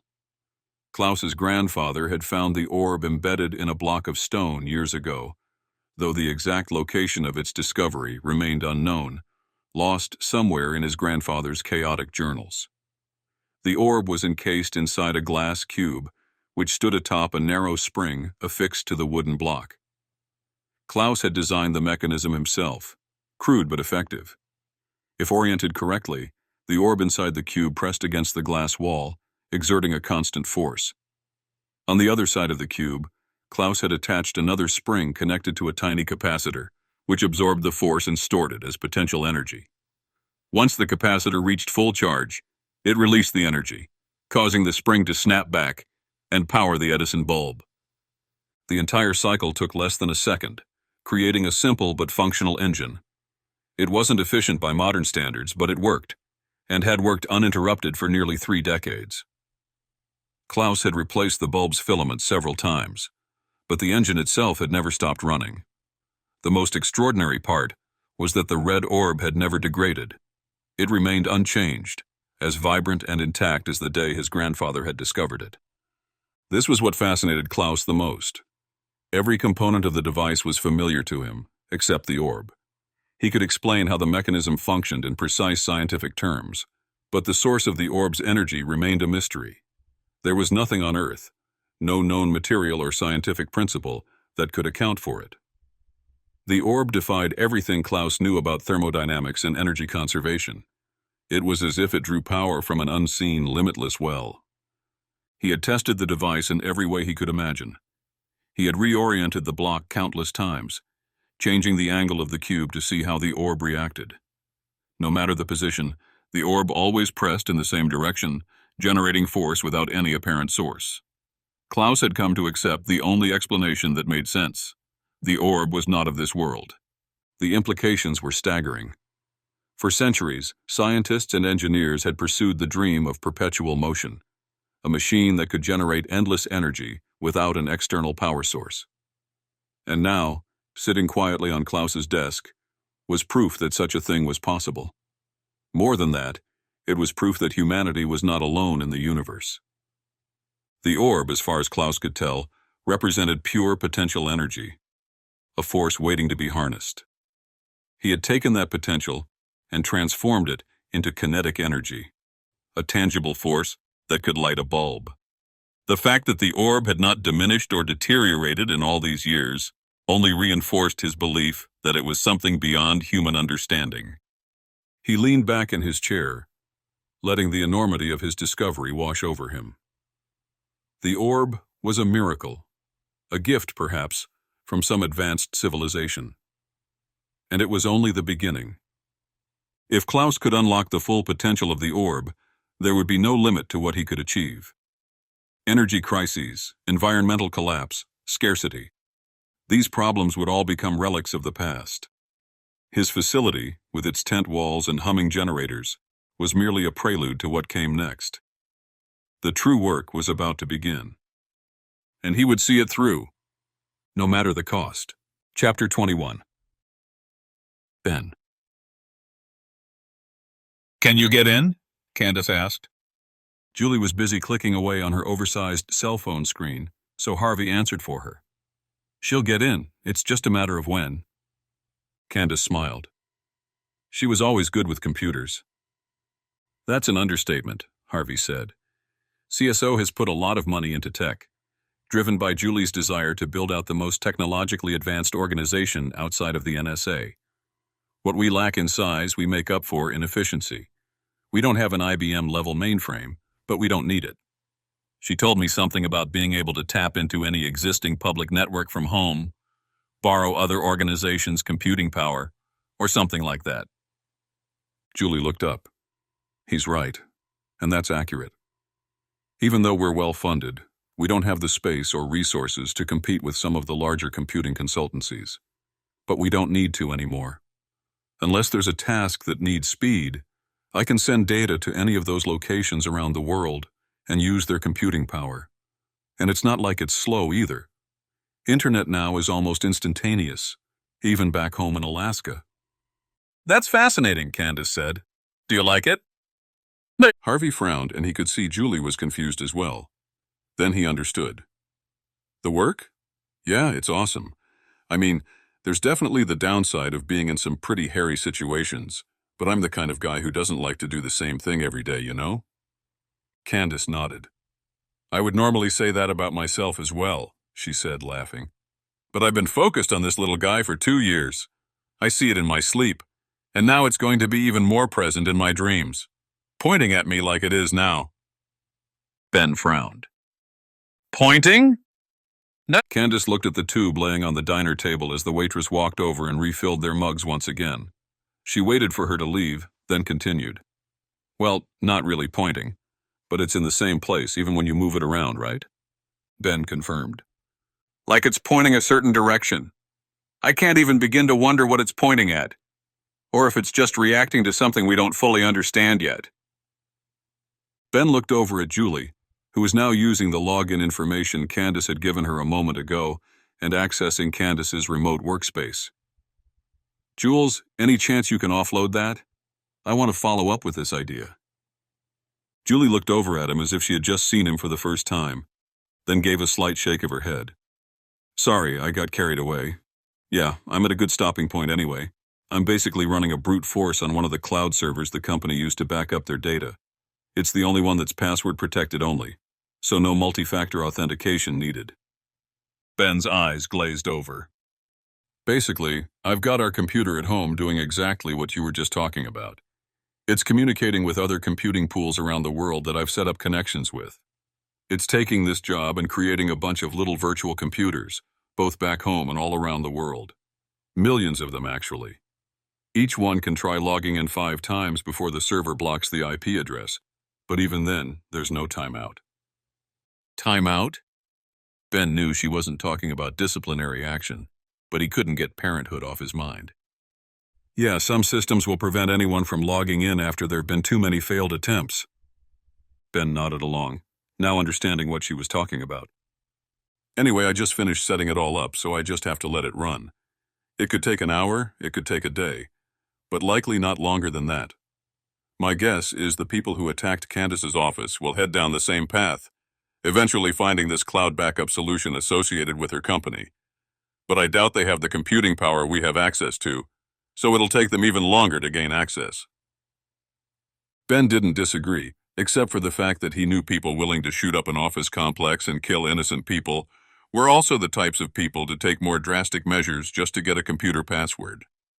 He really hoped they wouldn't resort to that, but it just meant they needed to keep moving quickly, to try to stay ahead of the game. No one else needed to die. What do you need me to do? She asked. Ben looked back at Candace. You said that thing could be pointing at something. Not literally, but why not? That thing's affixed to the side of the vial depending on which way it's oriented, and it's not moving. Assuming we popped off the cork and let it fly away, not something I'm recommending, by the way, maybe it would actually go back to whatever's at the end of... Maybe it is pointing somewhere. Like, if we pop the cork off and let it free, not something I'm recommending, of course, maybe it would fly away, only impeded by another solid object it can't get through. Julie's eyes widened. Yes, that makes sense. It's telling us which direction it wants to go, basically. Anyone have a compass? Candace looked at him oddly, and Julie laughed. No, Park Ranger. Don't have a compass. Ben shrugged, pulling out his own phone. He opened an app and showed it to the women. A compass. You have a compass app on your phone? Candace asked. And you thought I was the nerd, Julie said. Hey, it's pretty useful. Gotta know how to use it, of course. Ben fiddled with some settings, changing the compass to show magnetic north the way a real magnetically aligned compass would. Then he grabbed the vial and turned it upside down, the cork top on the bottom resting in the palm of his hand.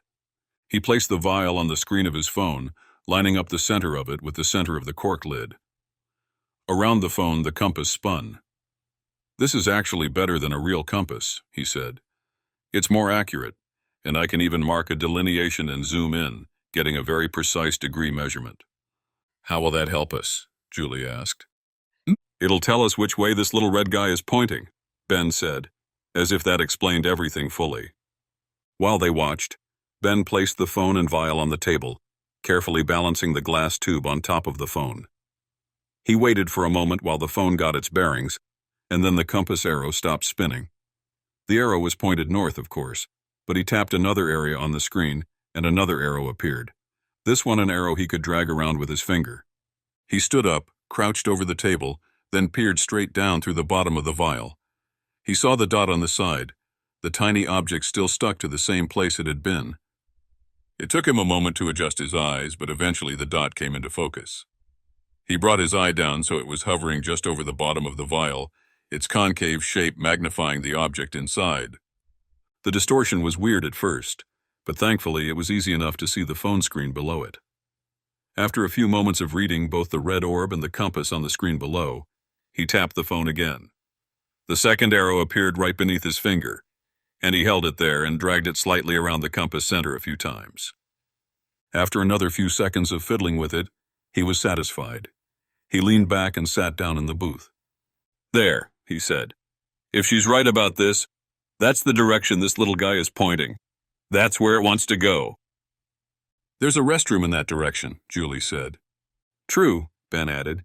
"Maybe the thing just needs to relieve itself." Candace rolled her eyes. "You guys are dorks." "The problem is that this is just a direction. It doesn't actually give us a destination, a point. There's probably thousands of places of interest along the line in that direction." "And I doubt this thing cares about cities, civilization, humanity," Ben said. "For all we know, it's pointing to a spot in the middle of nowhere. A spot we wouldn't think twice about." He let out a breath. "This is going to be harder than we thought. Still, we need to be thorough. And this was the only idea we had so far." "And the map won't help," Julie said. "Maps are all different distortions, Mercator, that sort of thing. We need an actual globe, or a virtual representation of one." Ben nodded. "You're right. That's what I was hoping you could pull up. Something that lets us draw a line from where we are now, but hold that direction over the curvature of the Earth." Julie thought for a moment, then snapped her fingers. She started working her phone's screen again. Ben saw her open another tab on her web browser. "Yes, I think I have just the thing. Chapter 22. Candace." Candace watched as Julie maneuvered around the web, landing on a page that linked her to an app. She sighed a bit, but then clicked through and downloaded the app. "Everything's an app these days," Julie said. "But in this case, I suppose it makes sense. Rendering the entire world in 3D needs all the processing power this phone can offer." Ben and Candace waited another few minutes while Julie worked, and eventually she got the app open and zoomed in on their exact location. Even from across the table, upside down, Candace could see a view of the map and the building the diner was in. An automated vehicle had driven by at some point in the past, snapping a terrible picture of the front of the building. "Technology's pretty crazy, isn't it?" Ben asked. Julie nodded but didn't respond. Instead, she leaned over the table and looked at the compass on Ben's phone, which still had the vial on top of it. She pointed to the arrow Ben placed, then asked him to read out the numbers. He did, and Julie typed them in. "I think I can make... Yep, there we go." Candace saw her phone suddenly grow a line from the diner outward. Julie pinched the screen, zooming out on the image. The phone took a second to render the new area, but then it came into focus as the line appeared once more. She zoomed out a few more times, and Candace could see the blue orb they were living on, represented in 3D on her screen. Julie rolled over the globe with her finger, turning it around on the screen. The line didn't keep up well, and it was jittery, but every time Julie stopped, the line found its place and wrapped around the Earth, a ring encircling the planet, starting and ending at this very diner. So that's the direction this little thing seems to be pointing, if it's actually pointing somewhere, Julie said. I suppose we should figure out if there's anything on the line that's of interest, right? Across from her, Ben nodded. That would be my guess, yeah. Let's at least see if there are any major cities on that line. Obviously, we can skip open ocean, so let's hope that whatever this thing is pointing at isn't among the starfish and octopi. Octopuses, Candace said before she realized what she was doing. She often corrected people before she realized it was slipping out. She knew people hated when others did that. She hated it too. It was an old habit she couldn't quite shake. Ben looked at her. I thought it was octopi. She swallowed. Sorry, I didn't mean to. Anyway, I think it's actually either or. Octopi, octopuses, doesn't matter. She shrugged, blushing. Ben smiled, and she was thankful he wasn't antagonistic about it. Either he didn't mind being corrected, or he knew she hadn't meant to do it. Yes, Julie said, corralling their attention once more. We certainly can't go diving. And there are a few cities on the map, but nothing obvious. Obvious? Candace asked. Well, I would assume that if this thing is pointing at another artifact, maybe even another version of itself, another space rock or what have you, and that if it's been found, maybe it would be in a museum? Any museum that would have something like this would be in a major city. I have no idea how accurate any of that is, but it's just a theory. Candace nodded. It's a good one, she said. And it makes sense that this thing would be pointing to another version of itself. I can't imagine what else it could be, you know? Spooky action at a distance, Ben whispered. That's Einstein, right? Candace asked. Ben nodded. Something I've heard others say. He was talking about quantum particles. No matter where one particle is in the universe, if it's entangled with another, actions on it affect the other. Or something like that. Hell, I'm the last person on Earth who should be quoting physicists. Candace laughed, and in that moment she understood why Julie loved this man. Sure, he had all the boxes ticked in the physical category that would make any normal woman swoon. But Candace, and Julie she suspected, wasn't just intrigued by looks. Harvey was smart, smarter than he let on. And though he played the role of rugged, reclusive dumb jock well, he didn't play it well enough for it to be opaque. She could see right through it, and she liked it. She wasn't about to move in on Julie's territory, of course. It just made her respect both Ben and her old friend even more. Julie was busy rolling around the map still, zooming in on spots, and then back out. It's calling this a great circle, Julie said, double-tapping a spot on the screen to enlarge a definition. A line obviously becomes a full circle when it's wrapped around the outside of a sphere. And a great circle is just a line drawn on the Earth, like the equator. What countries does it go through? Ben asked. Canada, mostly, she said. Looks like it hits Greenland and then heads toward Europe. Hey! She scrolled around, then zoomed in on the Scandinavian country. Where did you say Sarah was headed? Norway. Do you remember where exactly? Julie asked. Because this line goes through Norway. Let me check, Ben said. He picked up his phone and handed Candace the vial it had been sitting on top of. He pulled his phone toward him and flipped through his messages. Candace saw him tap the one that said Reggie, and he began to read the text. Headed to Norway. Looking for Sarah's old man's office at the university. They say he was on an expedition nearby. Tromsø or something like that. Ben read it again, trying to pronounce the name of the place correctly, but Julie suddenly put a hand over her mouth. Oh my God, she said. This can't be a coincidence. Ben leaned to his right while Candace leaned over the table, both obviously intrigued. Sarah and Reggie are headed to find her dad, who got trapped in a cave near Tromsø, Norway. She dropped the phone onto the table and let both of them see it clearly. The line she had configured headed straight through Norway, but she zoomed in on a particular city. This line passes almost directly through the area that city, Tromsø, is in. But it's not exact. The line is a bit to the northeast. I wouldn't be surprised if it's there, Ben said. What's there? Candace asked. The line is pointing to something else? Ben and Julie looked at her, then nodded together as they spoke in unison. A Cave, Part 3. Chapter 23. Reggie. Reggie and Sarah hit the university grounds just as the floodgates burst open. Students poured from every building, a synchronized mass exodus that turned the peaceful quad into rush-hour mayhem. Reggie muscled his way through the crowd, his shoulders tight. These weren't the clean-cut college kids from the recruitment brochures. No, this bunch looked like they'd crawled straight out of Woodstock. Torn jeans dragged the ground, frayed sweaters hung like potato sacks, and not a single one seemed to own a comb. He pulled his elbows in tight as another wave crashed past. The sharp scent of patchouli and weed clung to his nostrils. Sarah might have grown up in this world of academia, but Reggie felt like a cop at a hippie commune, completely out of place and definitely unwanted. Since when did college become such a slouch fest, he asked.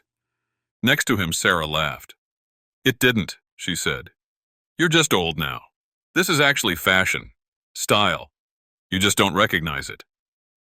Reggie cracked his neck, the motion doing nothing to ease his irritation. I'm not old. You're old.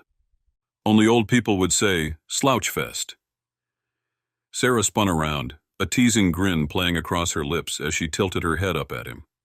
Her face glowed with that maddening youthful energy he couldn't match anymore.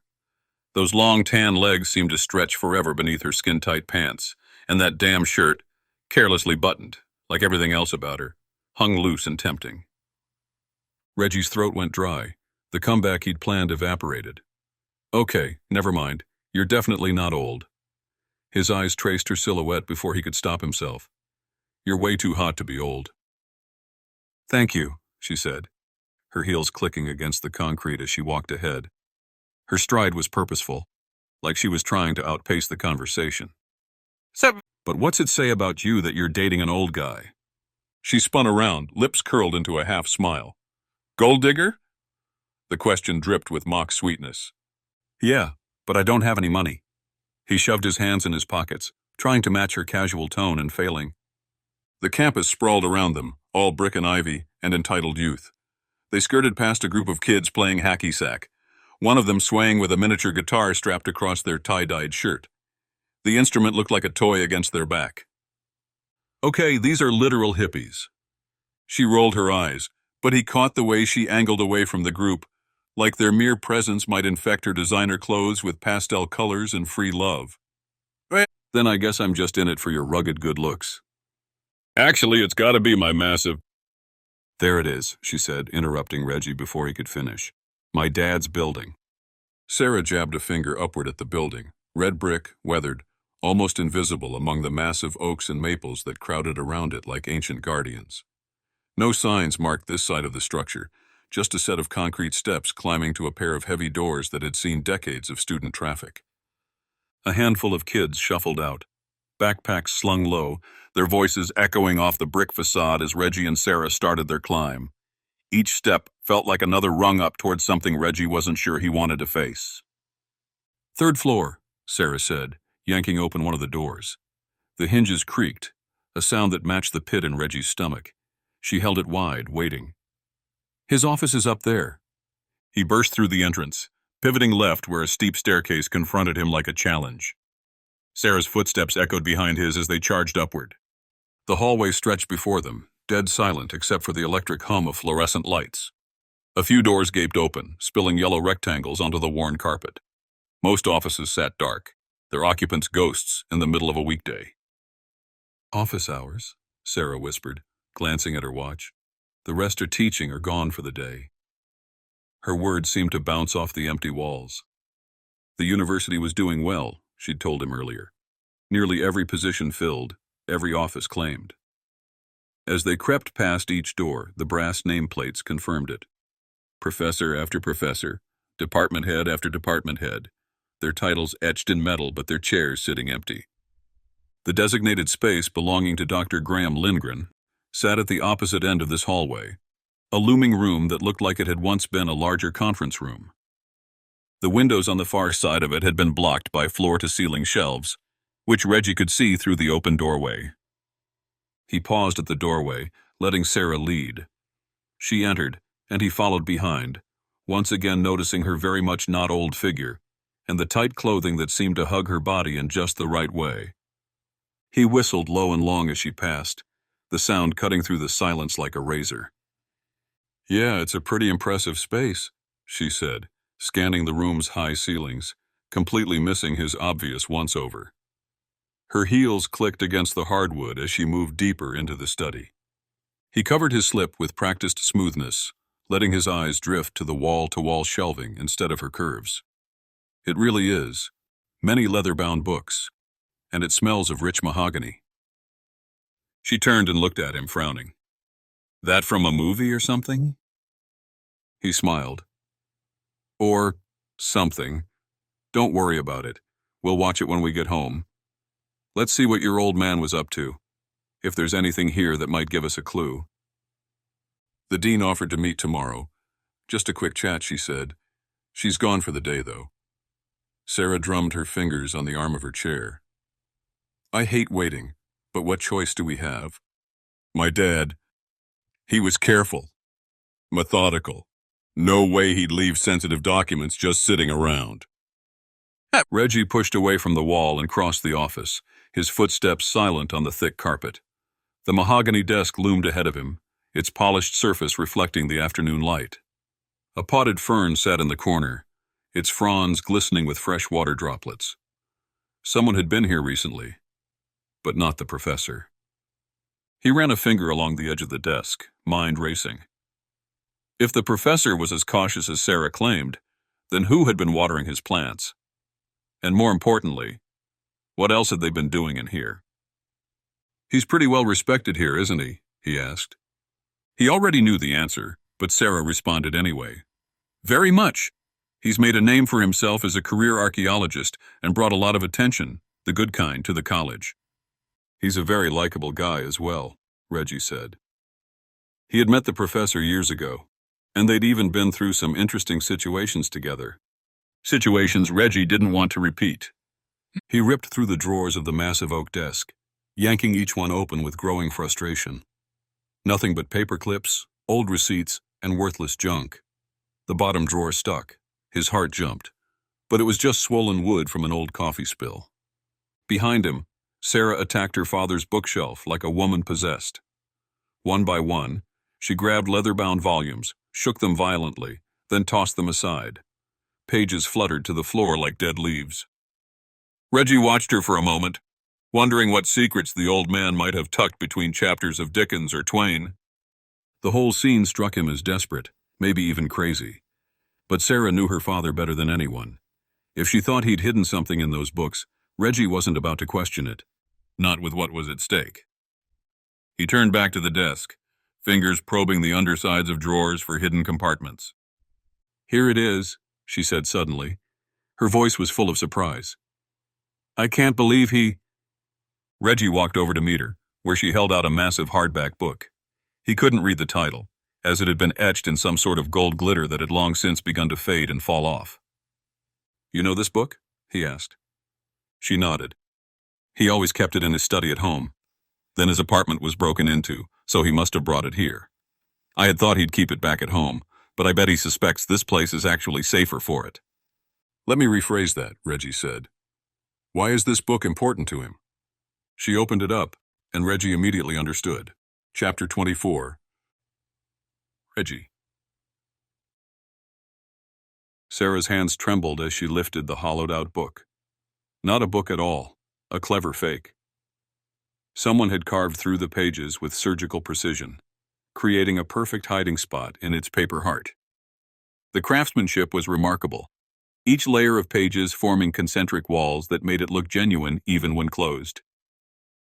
"Dad made this himself as far as I know," Sarah said, running her finger along the cleanly cut edges.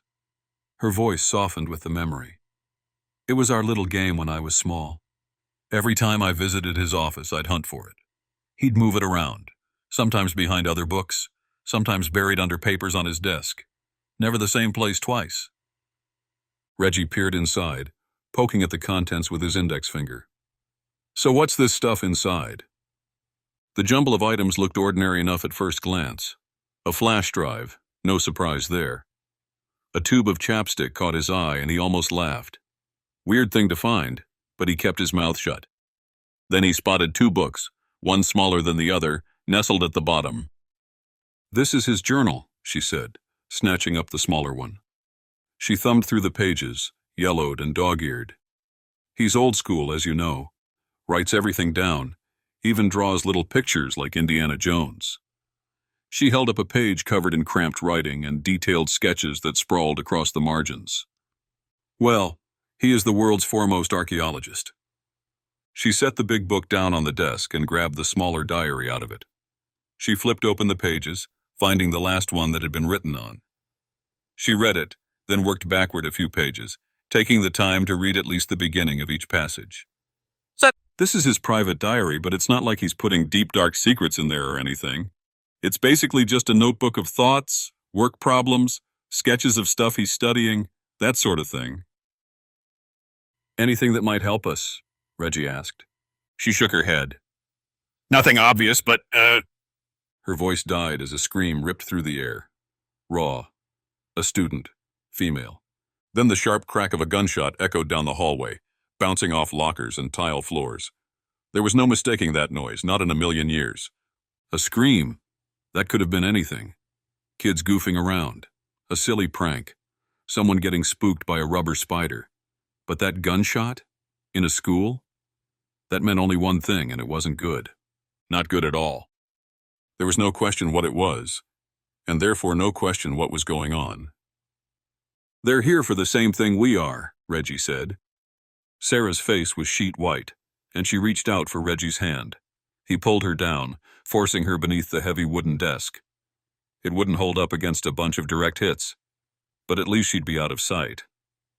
"No, Reggie. What are you doing? Reggie, don't leave me." He put a finger to his lips. "I'll take care of this. We know whoever it is has a gun. I'll let them come in here first. I'm not about to go running down the halls looking for a fight." She didn't argue, but he was already in motion. He looked around the room, finally finding something that might be helpful under these new circumstances. He worked it over with his hand, feeling the edge that was supposed to be sharp, and noticing it was a bit dull. Still, it was a blunt object, and it would have to do. Never take a knife to a gunfight, he thought. And then, well, this isn't a knife anyway. He heard footsteps. They were jogging. There was intent behind them, a destination. They got louder, and he knew they were coming right here. They somehow knew the professor had an office here as well, and had the same thought Sarah had had. See if there was anything the professor had left behind.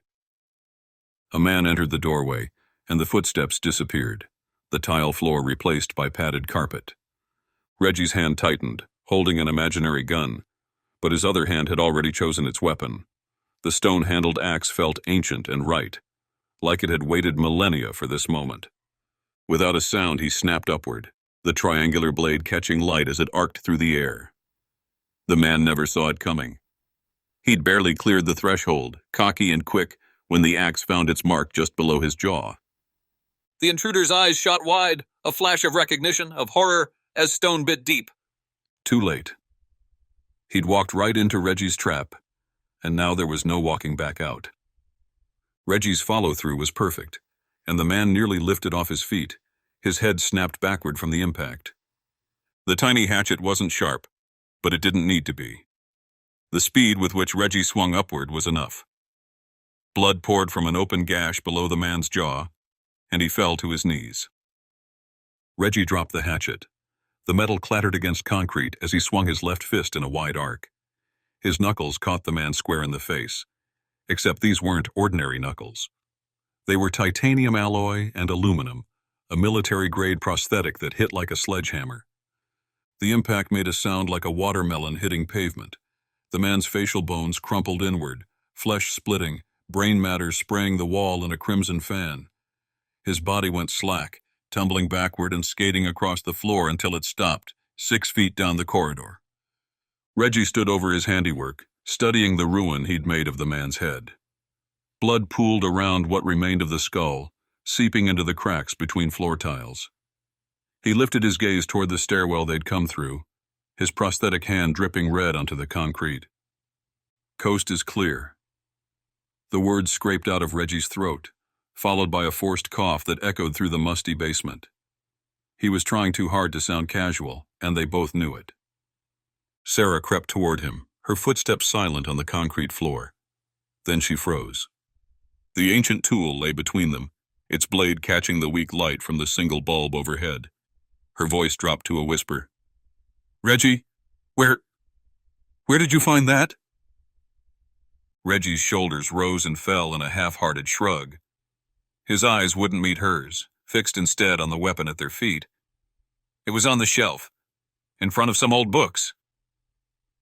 Sarah looked over at the books, knowing immediately where he was talking about. Her eyes widened. "Those are textbooks about the Paleolithic period," she said, "and that hatchet is from the same period, over 10,000 years ago." Reggie shrugged again, smiling.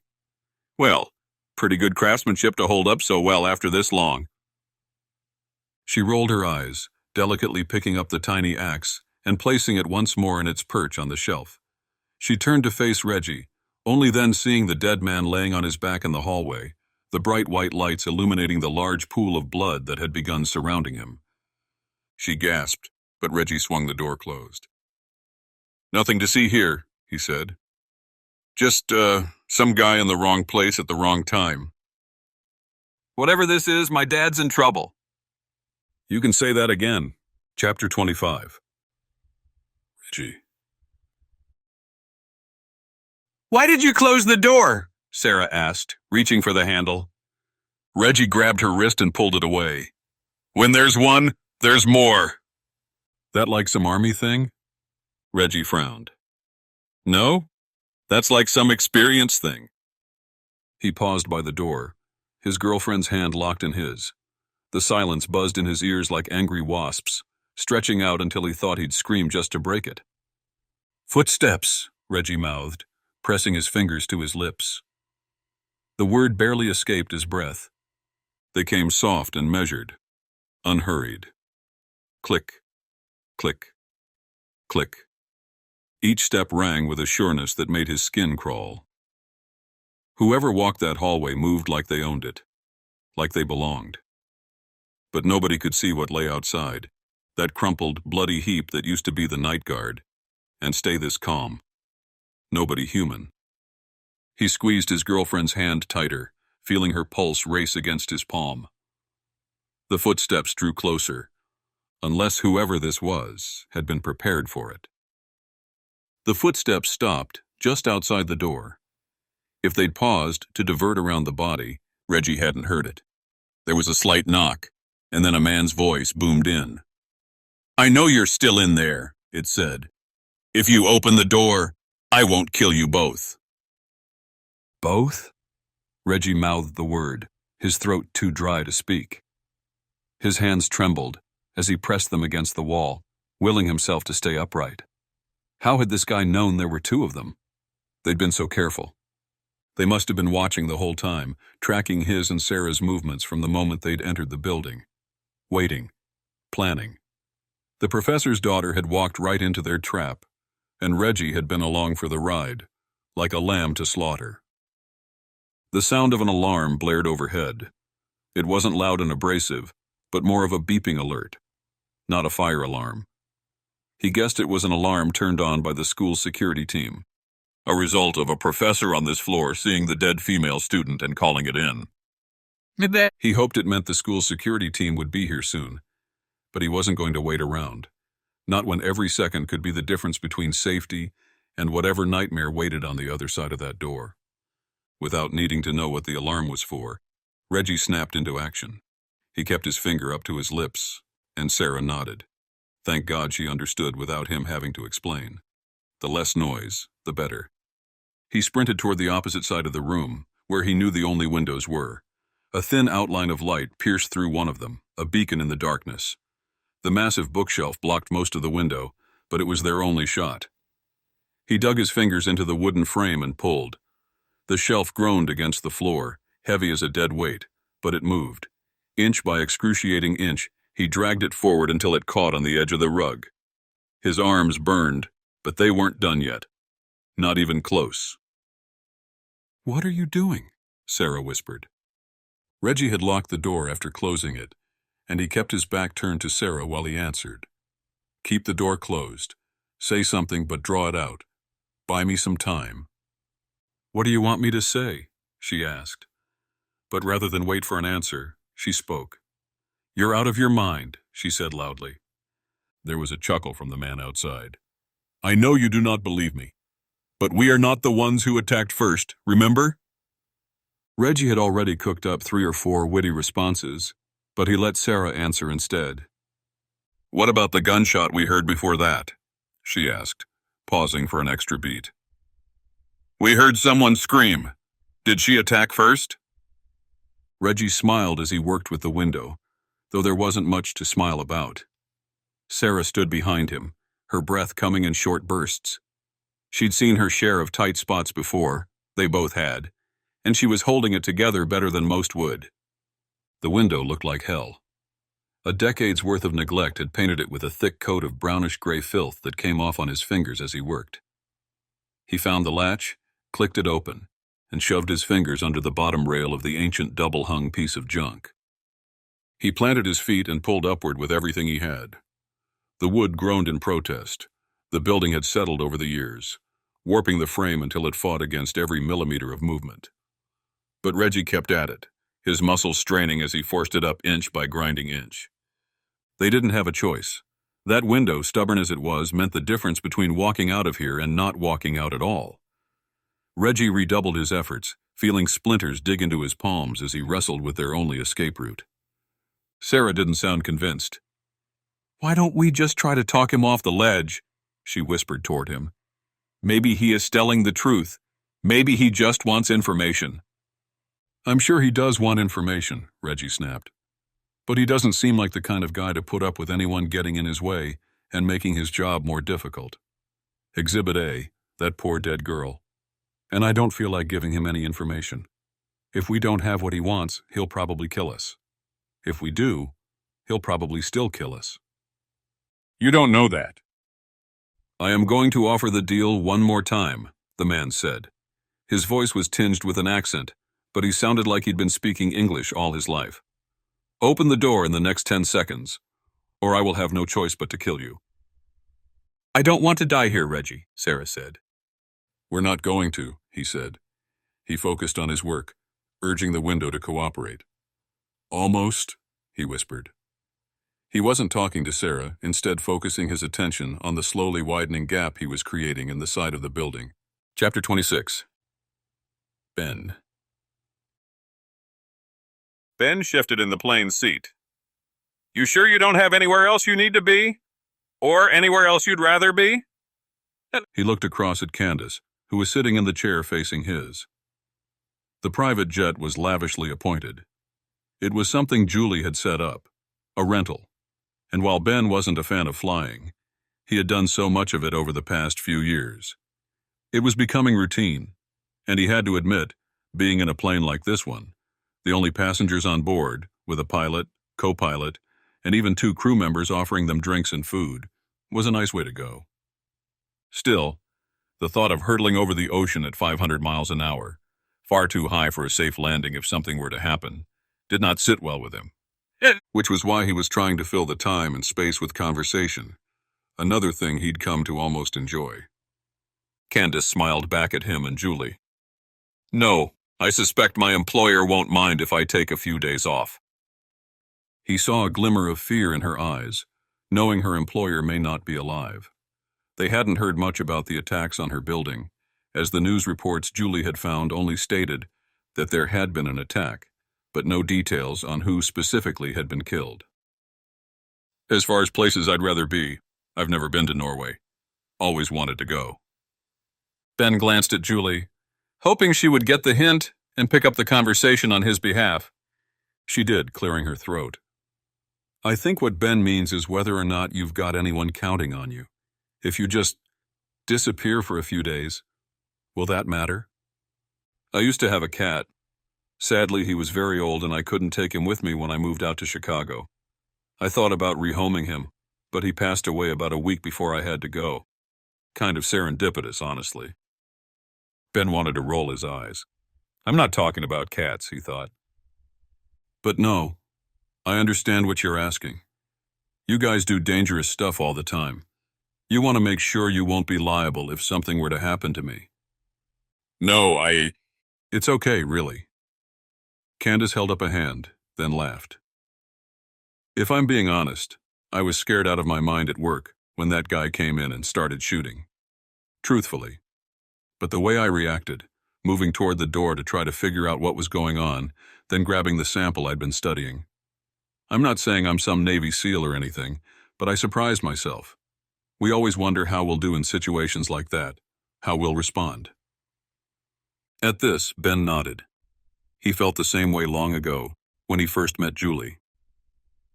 Before she became his wife, she was the computer scientist and researcher with the CDC, working in a new and now defunct branch called Biological Threat Research.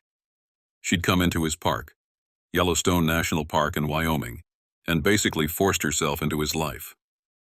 He had been reclusive then, hiding from his own past and experiences. None of those experiences could have prepared him for an explosion at Yellowstone, a virus threatening to take out half the U.S. population, or getting shot at while being chased. And since then, he and Julie had been inseparable and had faced dozens more situations like that one. If anyone had learned the hard way how they would respond in a situation like Candace had gone through, it was Ben. So, no, my dad's in a home, and while I try to get there as often as I can, I just visited him last week. He probably won't expect me for at least another 2 or 3. She laughed again. If he remembers at all. Ben sensed a pang of regret, sadness. Perhaps her father was dealing with Alzheimer's or dementia, a common and tragic ailment for the elderly. What was strange, though, was that Candace didn't seem much older than him or Julie. Late 30s, early 40s perhaps, far too young to have a father in an elderly care facility. As if reading his mind, she answered that question as well. I was born when he was in his late 40s, she said. He was married before, but never had kids with his first wife. When he met my mom, they weren't going to have any children, but I guess my mom convinced him, she said, smiling. Julie smiled back. Well, we're happy to have someone with some expertise. A lot of times we say out loud that we hope nothing will come of this, that we're not about to put ourselves into danger. She paused, looking back at Ben. We've stopped saying that sort of thing out loud because it tends to seal the deal. The universe has a sense of humor, I guess, Ben said. I believe it does, Candace replied. And I really do have experience. Even though my job was pretty much just to watch that stupid little orb all day and all night, my background is actually theoretical physics. Ben raised an eyebrow. I know it sounds crazy, but this job was a stepping stone. It really could have helped me get a leg up, maybe get a role at a university or something. I do like the research, though. Julie's right, Ben said. We don't like to say out loud that we hope something will or won't happen. It feels like playing dice with fate. And I'm not much of a gambler. Still, if we do get into a scrape, you're going to be our priority, keeping you safe and all that.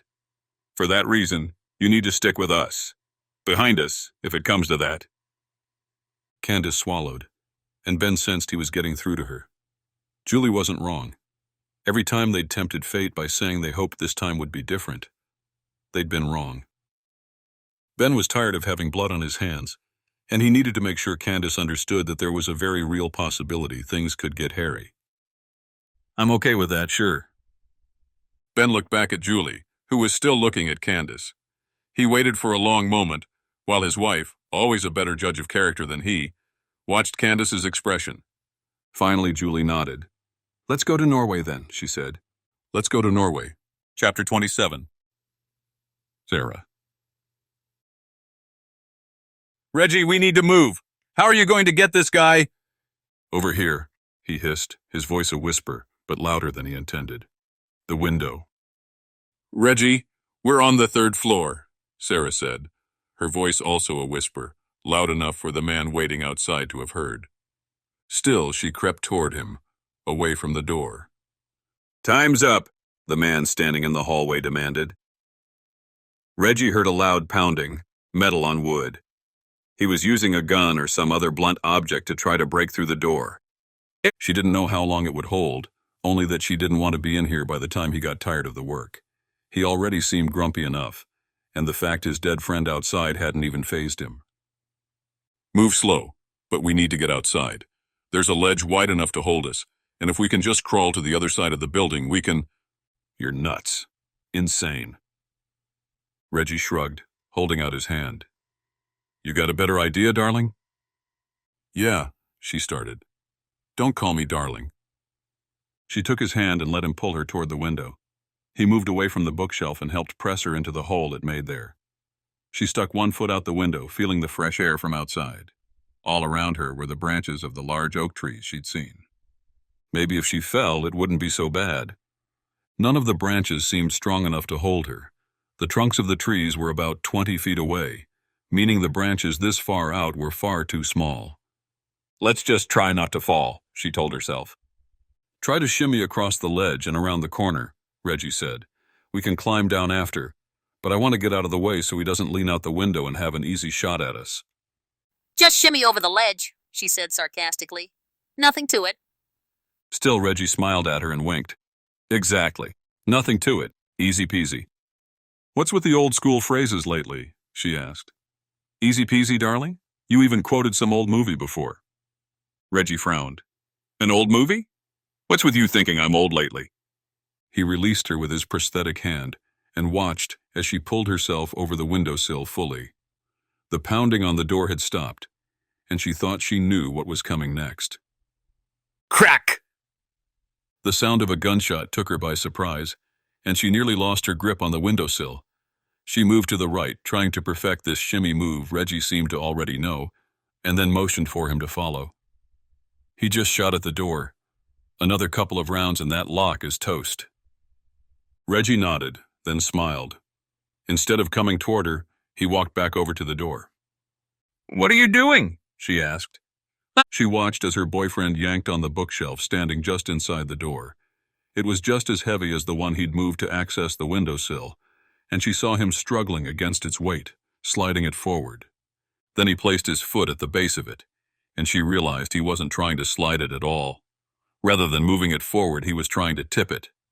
With a deft maneuver, he used his prosthetic hand and arm to pull the top of the bookshelf forward, then rolled back and out of the way as the bookshelf fell. But it didn't fall all the way to the floor. Instead, it landed on the bookshelf on the opposite wall, forming a diagonal line that completely blocked the door the man was shooting open. Reggie then darted over to her and stuck his long leg out the window. He followed her moves, eventually ending up on the same ledge she was working sideways across. That's all the progress you've made? He asked. You should be down on the ground by now, calling the police. She rolled her eyes, then made a motion with her hand, as if threatening to push him off the ledge. Maybe I should, she thought. He could use a little encouragement. She picked up her pace now that he was with her on the ledge, and together they worked their way down the edge of the building toward the far side. She heard 2 more gunshots, then the sound of cracking as the man started kicking against the door, locked into place by the bookcase Reggie had tilted in front of it.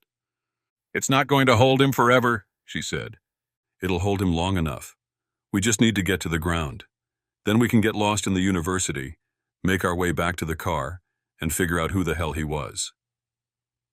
They'd rented the vehicle, which is where they'd left their bags, including the bag Reggie had packed full of weapons. She was not the type of person to be drawn to weapons of any sort, but she knew they had a purpose. In situations like these, there was no alternative. Although Reggie had done well with the ancient Paleolithic hatchet, still, the cold steel of a Glock in her hand would have made her feel a lot more comfortable against this psycho trying to break into her father's office. As she moved over the ledge, she thought of her father again. How scared he must be, cowering in a hole deep underground, the cold and hard stone pressing against him. She shook her head. No, not cowering. Her father was anything but a coward. And he was never one to cower, even in a bleak situation. No, the man she knew would be corralling the students and co-workers down there with him. He'd feel obligated to keep each and every one of them alive, and he would do anything, even sacrifice his own life, to ensure their safety. She really hoped it wouldn't come to that. Maybe even now, a Norwegian rescue team was in the area, descending upon the cave and planning a way to get the archaeologists out. Her attention was turned back to the room they had just left as she heard a much louder crash, the door breaking completely, or the sound of the bookcase hitting the floor. Neither was a good option, and she knew it was only a matter of seconds before the man forced his way into the room and saw their escape route. They were still on the wrong wall. She hurried even more, risking a bit of balance to work her way across the ledge. She had to duck out of the way of a larger tree branch when suddenly she had an idea.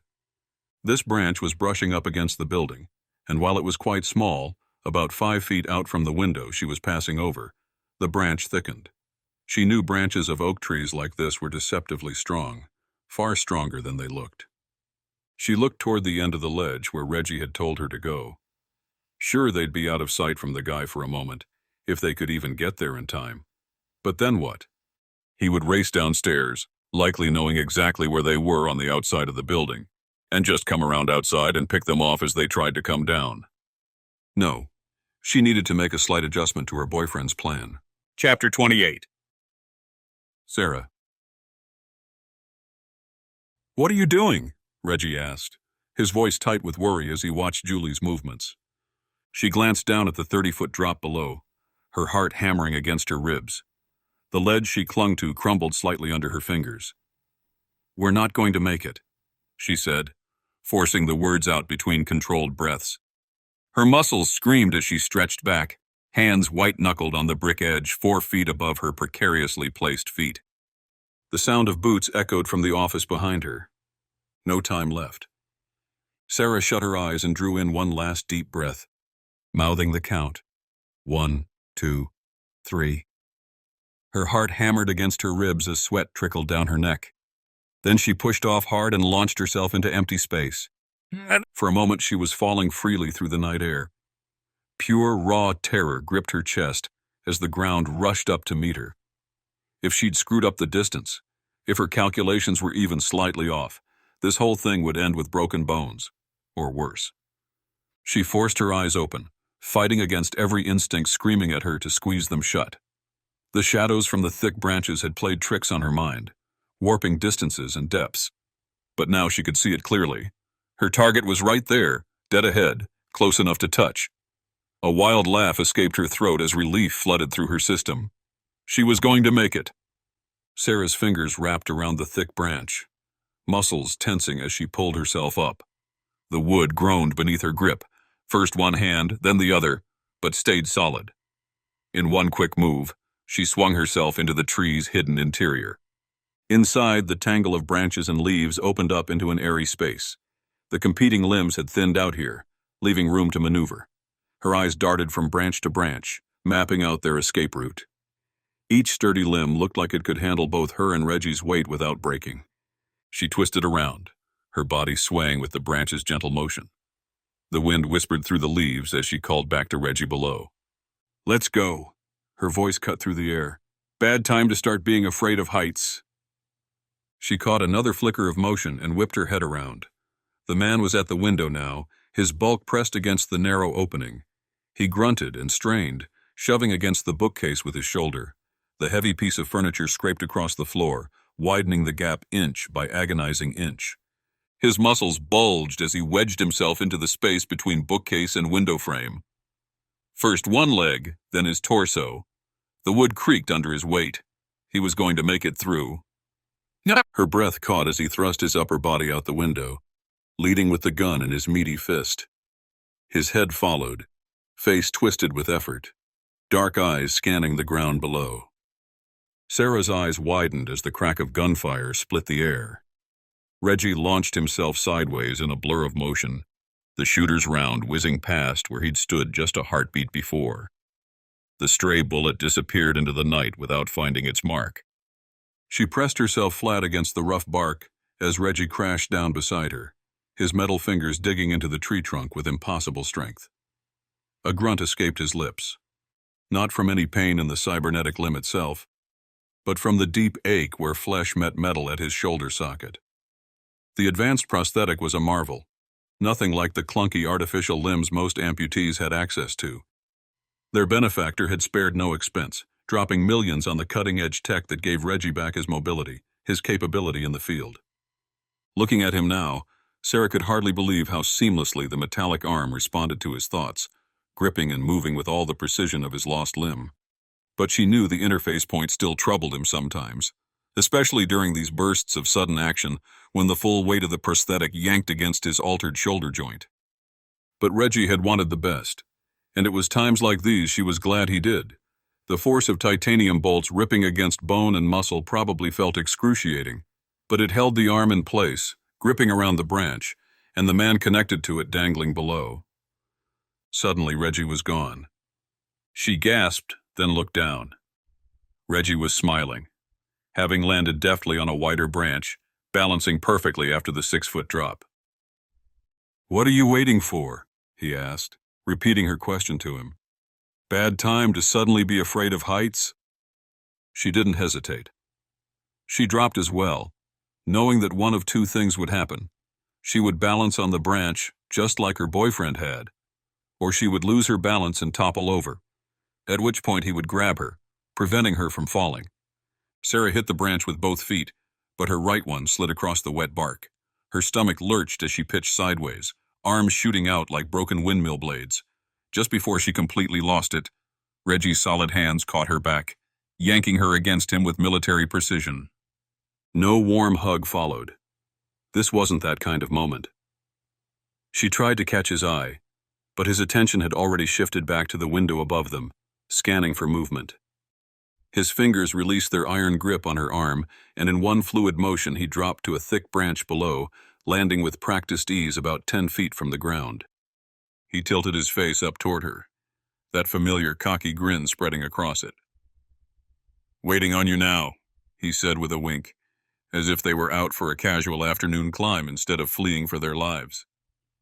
She let out a sharp grunt, copying his movements with less grace but equal determination. The lowest branch creaked under her weight as she positioned herself for the final descent. Above them, the man kept firing into the dense foliage, his pistol cracking through the night air in random bursts. Each shot felt less threatening now.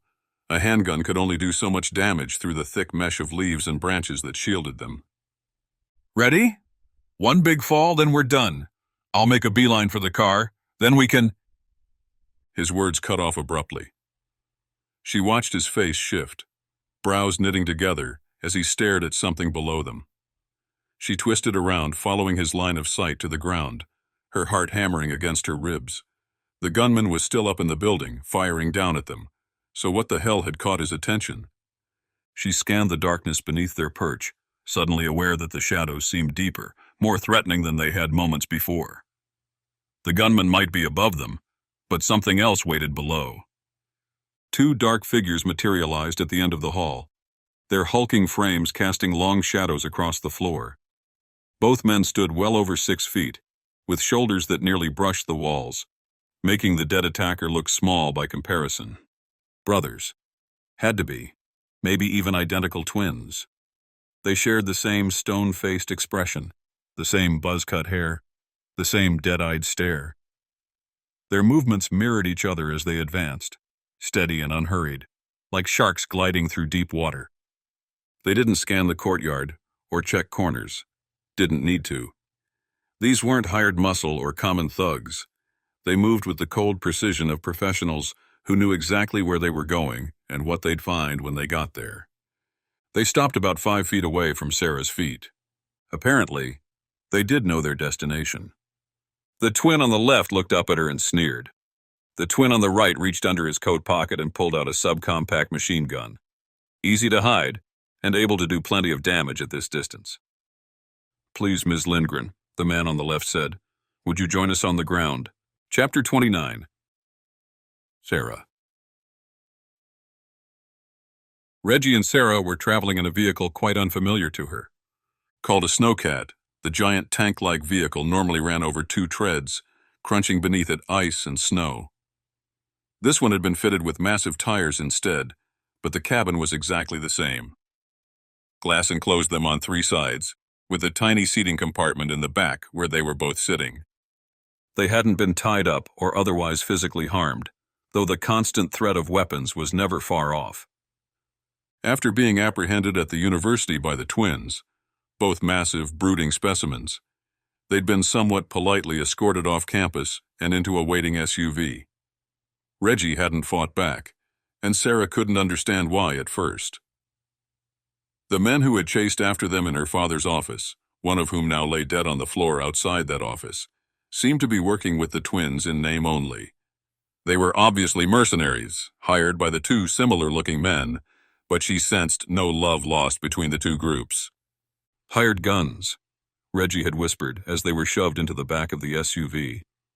She'd even heard one of the twins berating a mercenary in German. Still, she hadn't realized what Reggie's plan was until they were told to enter the snowcat and sit down.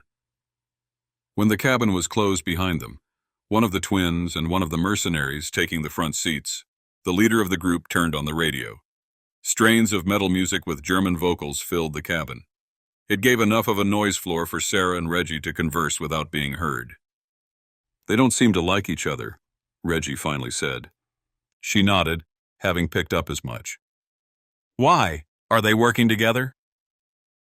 "My guess is these two twins, the guys that really want us, for whatever reason, hired the other guys.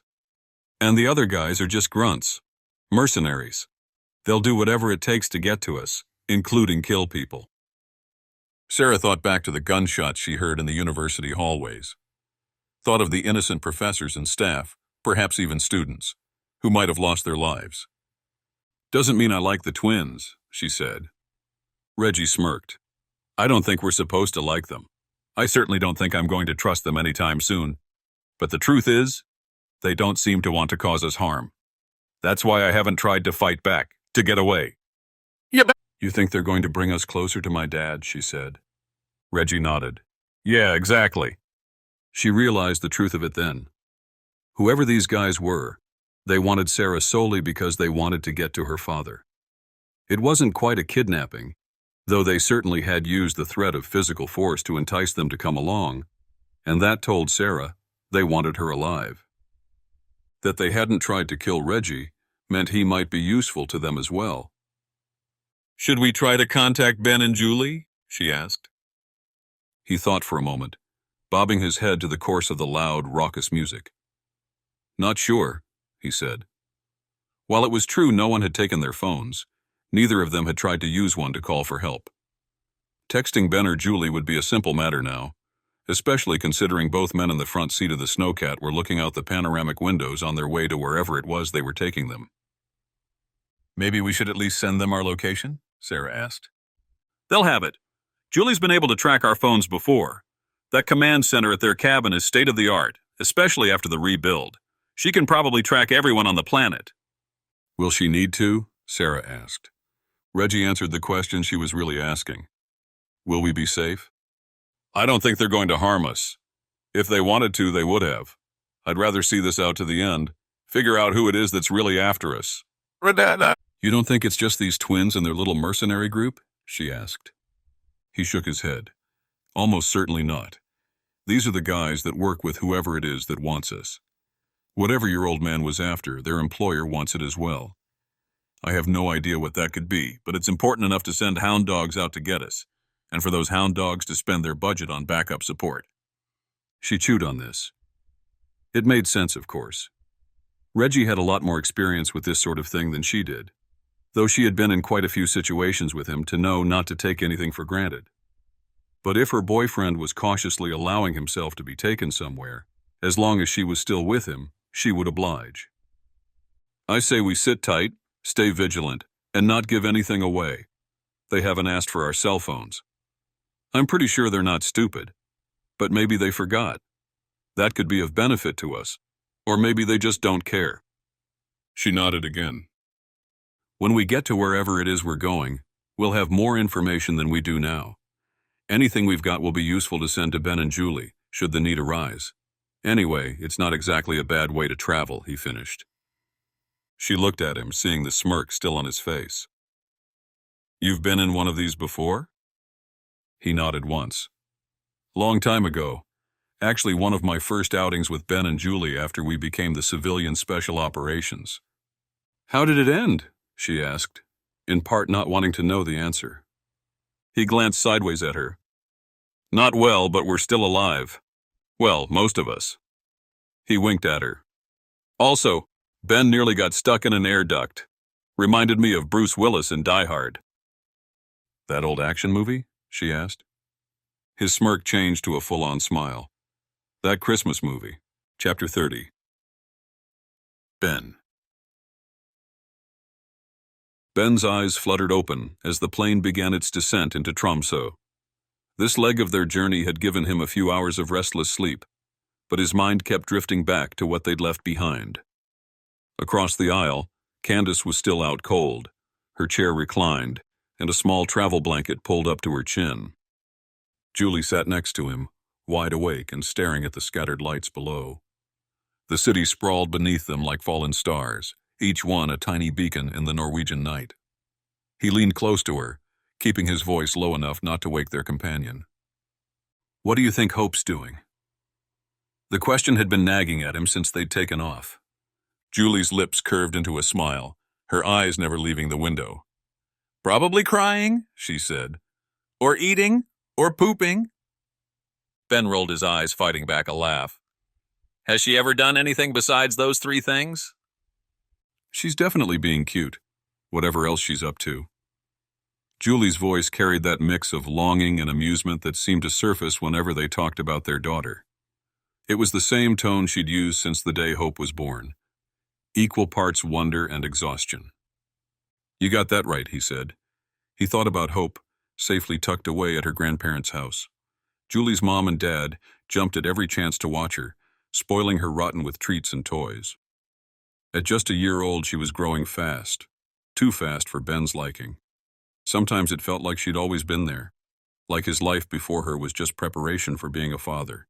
Even with the CSO's constant demands yanking him around the globe, chasing down threats and dealing with crisis after crisis, Hope kept him anchored.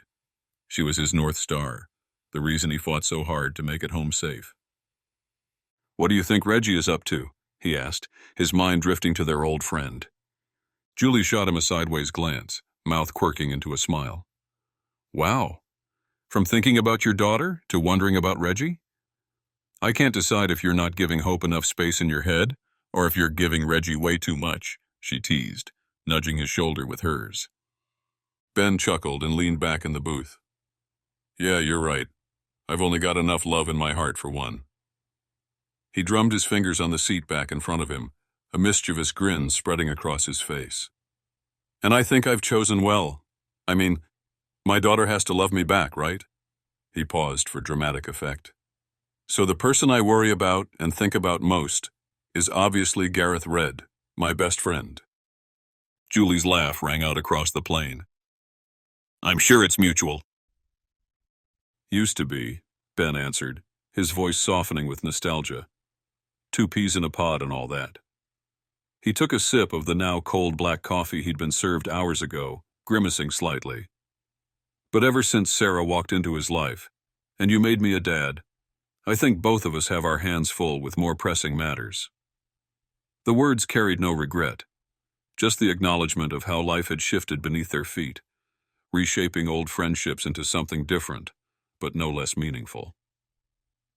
I'm sorry you consider your daughter a pressing matter, Julie said, her voice dripping with mock hurt. She glanced up from her phone screen, just long enough to catch Ben's eye roll. Well, I'm just a little jealous of Sarah, that's all. She gets to spend time with my best bud. It's not like you guys do anything when you're together anyway, Julie said, thumbs still tapping away at her phone screen. You just sit around and drink whiskey. She wasn't wrong. Their hangouts had devolved into long nights of bourbon and war stories, reminiscing about the good old days before life got so damn complicated. Still, those quiet evenings were sacred to Ben, a chance to decompress with someone who understood the weight he carried. Ben dropped his jaw, feigning shock. 1,000 times, Julie. 1,000 times I've offered to share my whiskey with you. Nothing would make me happier than sitting on that couch with my wife, savoring a good drink. Just savoring the whiskey? Julie's eyes sparkled with mischief. Not savoring your wife? If you're asking. Ben leaned closer, a roguish grin spreading across his face. I'd say both are worth savoring. Thoroughly. Julie rolled her eyes, but couldn't hide her smile. Well, I can think of about 1,000,000 better things to do than watching you sitting there, drinking whiskey and trying to sweet-talk your way into my good graces. Besides, she added, poking him in the chest, you get handsy when you drink the good stuff. Ben laughed loudly, causing Candace to stir. He reached over and grabbed Julie's leg, squeezing it. She giggled as he hit one of the many spots on her body that elicited a ticklish response. She swatted his hand away. If you think you're going to savor me now, you've got another thing coming, she said. You're ridiculous, he said, shaking his head with a mix of exasperation and amusement. You get me going, all riled up and stuff, and no one's even around. He leaned closer, dropping his voice to a whisper. Plus, isn't there a club for this sort of thing? You know, in an airplane? Julie shot him a look that could melt steel, but the corner of her mouth twitched upward. In your dreams, she fired back, quick as lightning. And we're not alone. Candace is right there. Ben squinted across the empty space at her back-turned seat. Hey, she's sleeping. She'll never know. In your dreams, Bennett, she said again. Ben let out a sigh but changed the subject. Fine, but we're definitely going to do some savoring in Norway, got it? She looked back out the window as she responded. We'll see how things go. Ben let the silence linger, his mind racing back to Reggie. You never answered my question, he said. What do you think Reggie is up to? You think they found her old man? Julie turned toward him, her dark eyes clouded with concern. The expression on her face told him everything before she even opened her mouth. Something tells me they haven't. That cave-in. She shook her head. If it was big enough to trap them all inside, we're not talking about a simple rescue operation. The whole structure could be compromised. She leaned closer to her husband. Even with the best crews working around the clock, these things take time. You can't just rush in and start digging. One wrong move and you risk another collapse. We're looking at days of careful excavation, maybe even a week before they can reach anyone trapped inside. And that's assuming... She didn't finish the sentence. She didn't have to. They both knew what those kinds of accidents could do to people caught in the wrong place at the wrong time. Sometimes Ben wished his wife wasn't so smart and well-read, but he knew she was right. Well, I hope they're making progress at least. Ben's thoughts drifted to Reggie and Sarah. Since leaving Chicago, they'd gone dark, typical for both of them. Reggie never was one for small talk, much less over the phone, and Sarah let him handle most of the team communication. Ben couldn't blame them. Between missions, sometimes you just needed space. Not that it mattered where they went. Julie had worked her tech magic on their phones months ago, loading them with military-grade GPS systems that even the Pentagon would drool over. Cell signal or not, she could pinpoint their location anywhere on the globe. Sometimes Ben wondered if that level of surveillance crossed a line, but given their line of work, it had saved them more than once. He watched as Julie pulled up her phone again, fingers flying across the screen as she checked their location. The familiar determined look crossed her face, the one that meant she was about to dive deep into whatever digital rabbit hole caught her attention. Weird, she said a minute later. What's up? He asked, leaning over and looking at her screen. Well, I'm seeing the last location that's been verified as the university, which means they got there safely. Then it looks like they started heading north, but their final ping was just before they got into this crater-like valley, she said. She pointed to the screen, and Ben saw a circular depression on the map, flat in all directions, until it abutted a mountain range on 3 sides, and a thin strip of motion on the 4th. Nothing after that? Ben asked. Nothing after that, she said. I've never seen that before, it's weird. Well, it's probably just an anomaly. I'll keep checking, and whenever they reappear, I'll have my phone notify me. Ben nodded, then leaned back in his seat. He hoped Reggie and Sarah were okay, but at least they had a direction. North toward the Tromsø cave, exactly where Julie said they'd be. Chapter 31. Reggie soon saw why they were in the back of the snowcat. While the region where the university and city sat maintained a pretty moderate climate, they had descended into a deep valley that apparently got buffeted by winds from all directions. A lesser vehicle might have succumbed to the winds that pummeled their windshield, and he was glad for the thick glass surrounding them as they rose over a pass and then dropped into the wide, expansive valley. They had also been driving at near top speed, quite fast for the type of vehicle they were in, for almost 3 hours.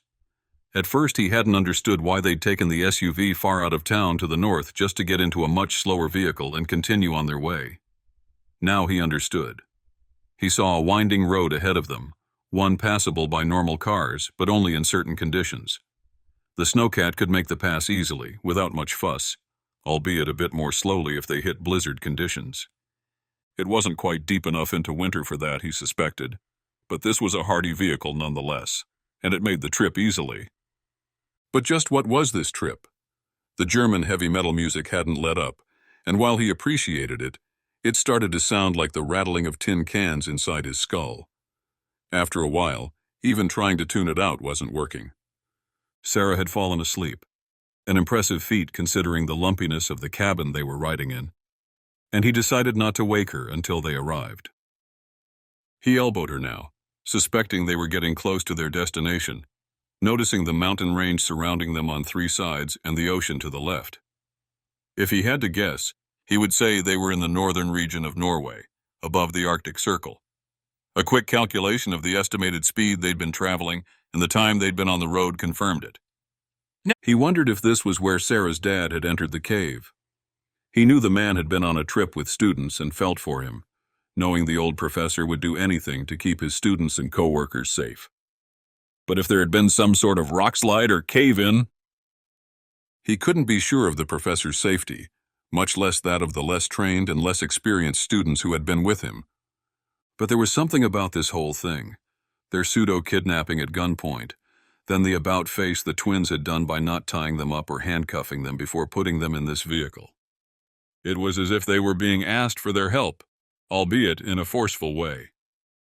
All that could be explained if they knew where Professor Graham Lindgren was, and it was a race against time to get him back. Maybe that's what this is about, he thought. Maybe they know exactly where the professor is, but he's running out of air, or injured, or otherwise inaccessible until they can get more people involved. But if that were the case, why him and Sarah? Why did they need the professor's daughter if it was just a matter of getting him unstuck from some predicament? No, they needed her for something else. He knew without a doubt they were targeting her when they found them at the university. Why else would they go after the daughter of the world-renowned professor who was trapped in a cave?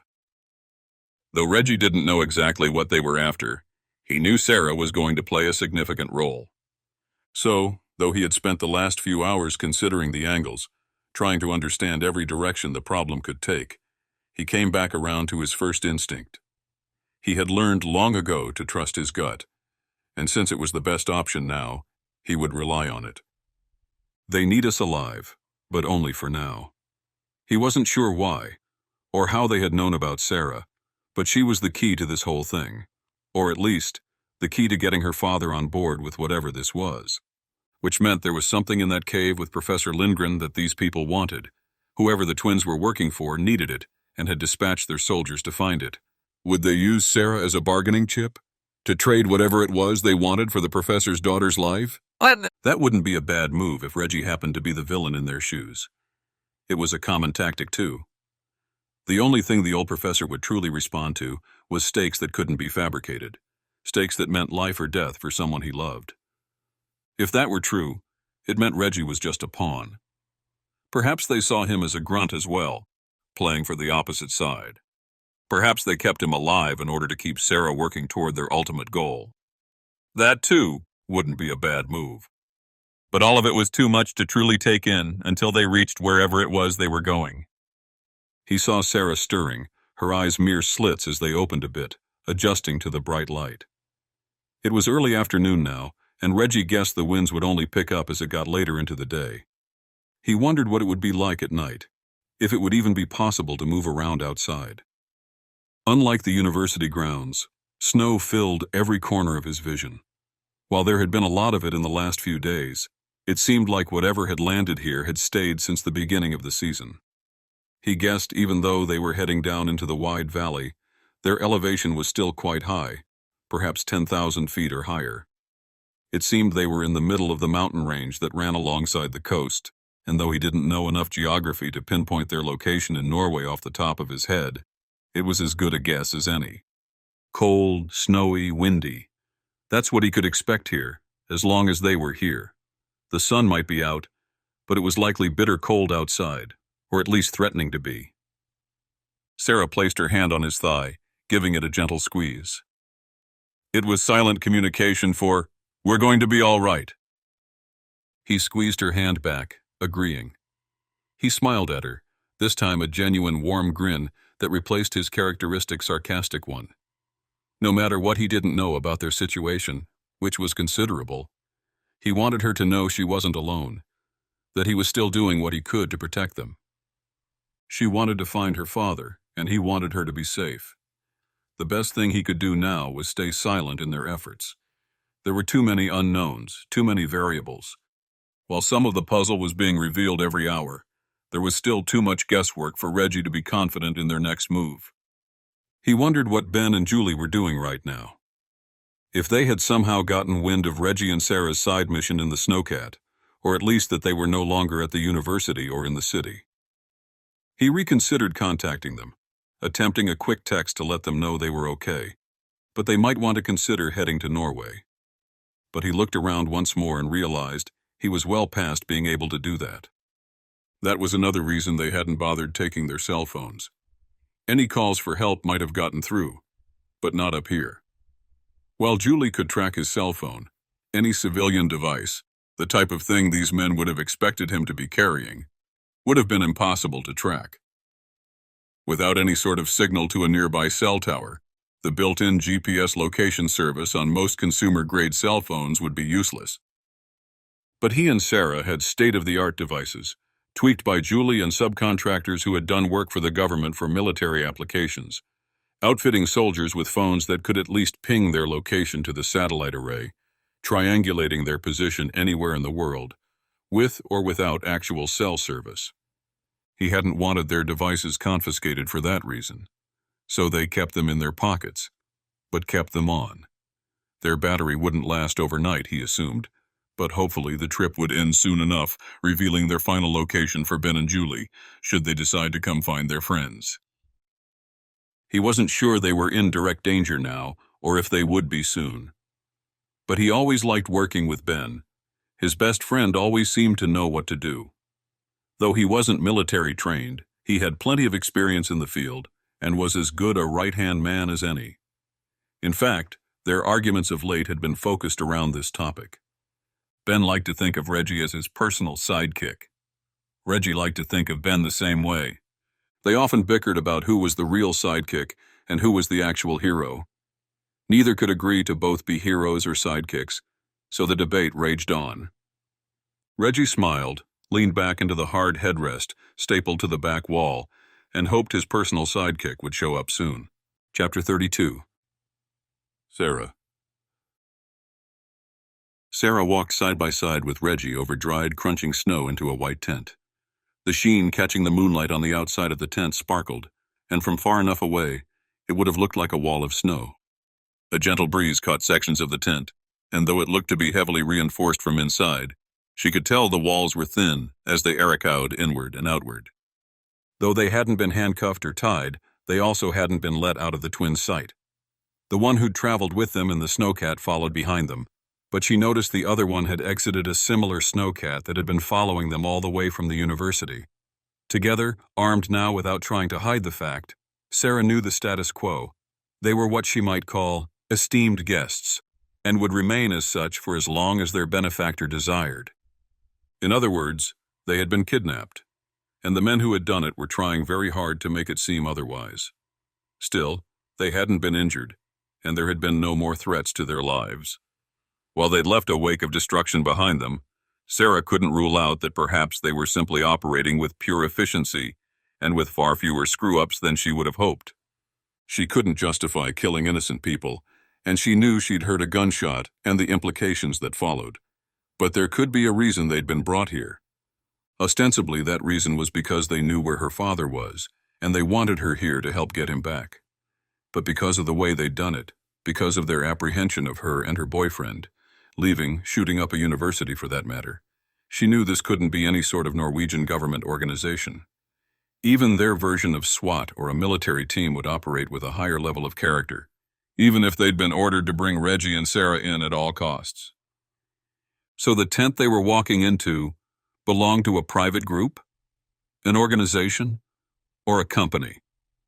As they were guided inside, one of the twins opened a Velcro and zippered doorway on the side of the massive circus tent. She realized the truth. Whoever they were well-resourced. Reggie whistled as he took it all in next to her.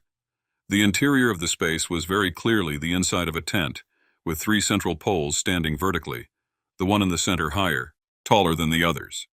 And while she had walked over crunching snow and dirt to get here from the snowcat, the floor inside this space had been completely transformed. She recognized the interlocking gym mats, the soft yet dense foam beneath her feet. The rubbery non-slip surface would offer traction for anyone coming in, as well as support as they moved around. The bottom of this mountain bowl they were in was flat as well, and it seemed they'd erected this tent, and the 2 others that stood nearby, which she'd only barely caught sight of, had been placed strategically to take advantage of that fact. The place was buzzing with activity. She saw scientists, researchers, some working with computer equipment and tools she'd never seen before. Some conversing on the far side of the tent. Many more, perhaps a dozen total, sat at individual stations. There were no cubicles, but the tables and desks they worked from had been arranged to take advantage of the open concept. 2 or more people gathered at a few of the tables, likely sharing information and processing whatever it was they were studying. The space was bright as well, lit by 4 or 5 of the same sort of standing lights they'd seen outside, lighting what had become a parking lot for the snowcats and other vehicles. Diffusion panels had been placed in front of each of the freestanding light units, casting a bright white glow over the inside of the space, reflected back down by the inside of the white tent itself. Most of the research tables and equipment had been set up on the right side of her view, and they were guided left by the twins, who rejoined as a pair and waved for them to follow. The 2 men the twins had been with at the university, each one in one of the snowcats with them, had disappeared, back into the fray, or to take up a shift guarding the tents and surrounding campus. Sarah shook her head in amazement, still not understanding what this all was, and realizing she probably wouldn't. Some sort of research was being done here, that much was clear. But who was in charge? And what were they after? And most importantly of all, what did she and Reggie have to do with any of it? She wanted to find her father. That was still her top priority. She'd come along and would continue to comply as long as she believed these people could help her find him. But this was a much bigger operation than she could have even imagined. She doubted whether a lack of compliance would be met with graciousness or more physical force. Would they even let her look for her father, or had they brought her here for a totally different reason? She felt Reggie's hand around her wrist. It gave a light squeeze, and she looked over to see him smiling. It wasn't the characteristic grin, the goofy, lopsided one she'd fallen in love with, but more of a kind, it's going to be okay sort of look. She appreciated the gesture, but a simple grin wasn't enough to cast doubts away about their situation.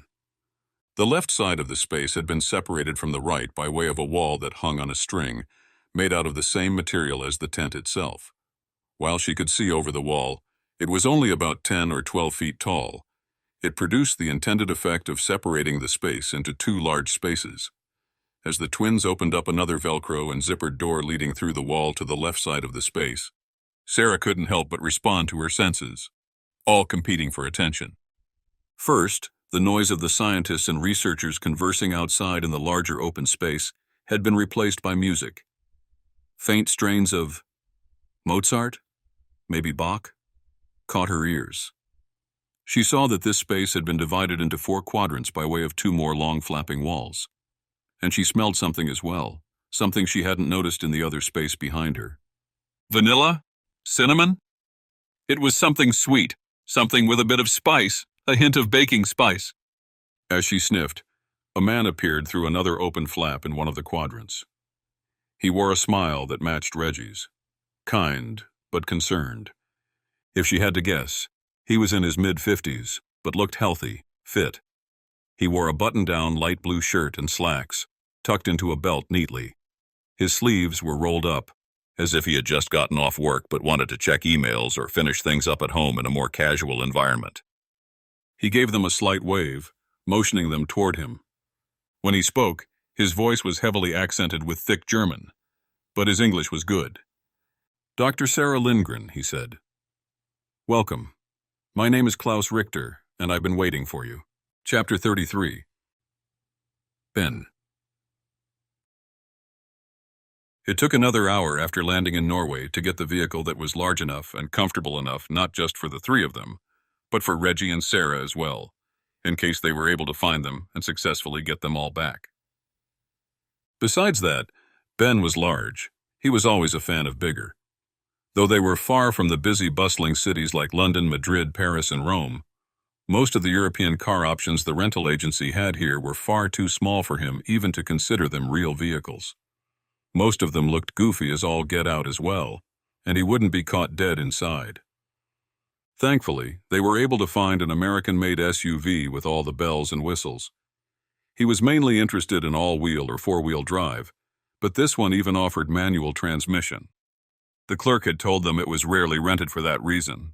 Apparently, an entire generation of people had been brought up without learning to drive stick. To Ben, that was a disgrace. They all piled in, Ben at the wheel, Candace in the back seat behind him.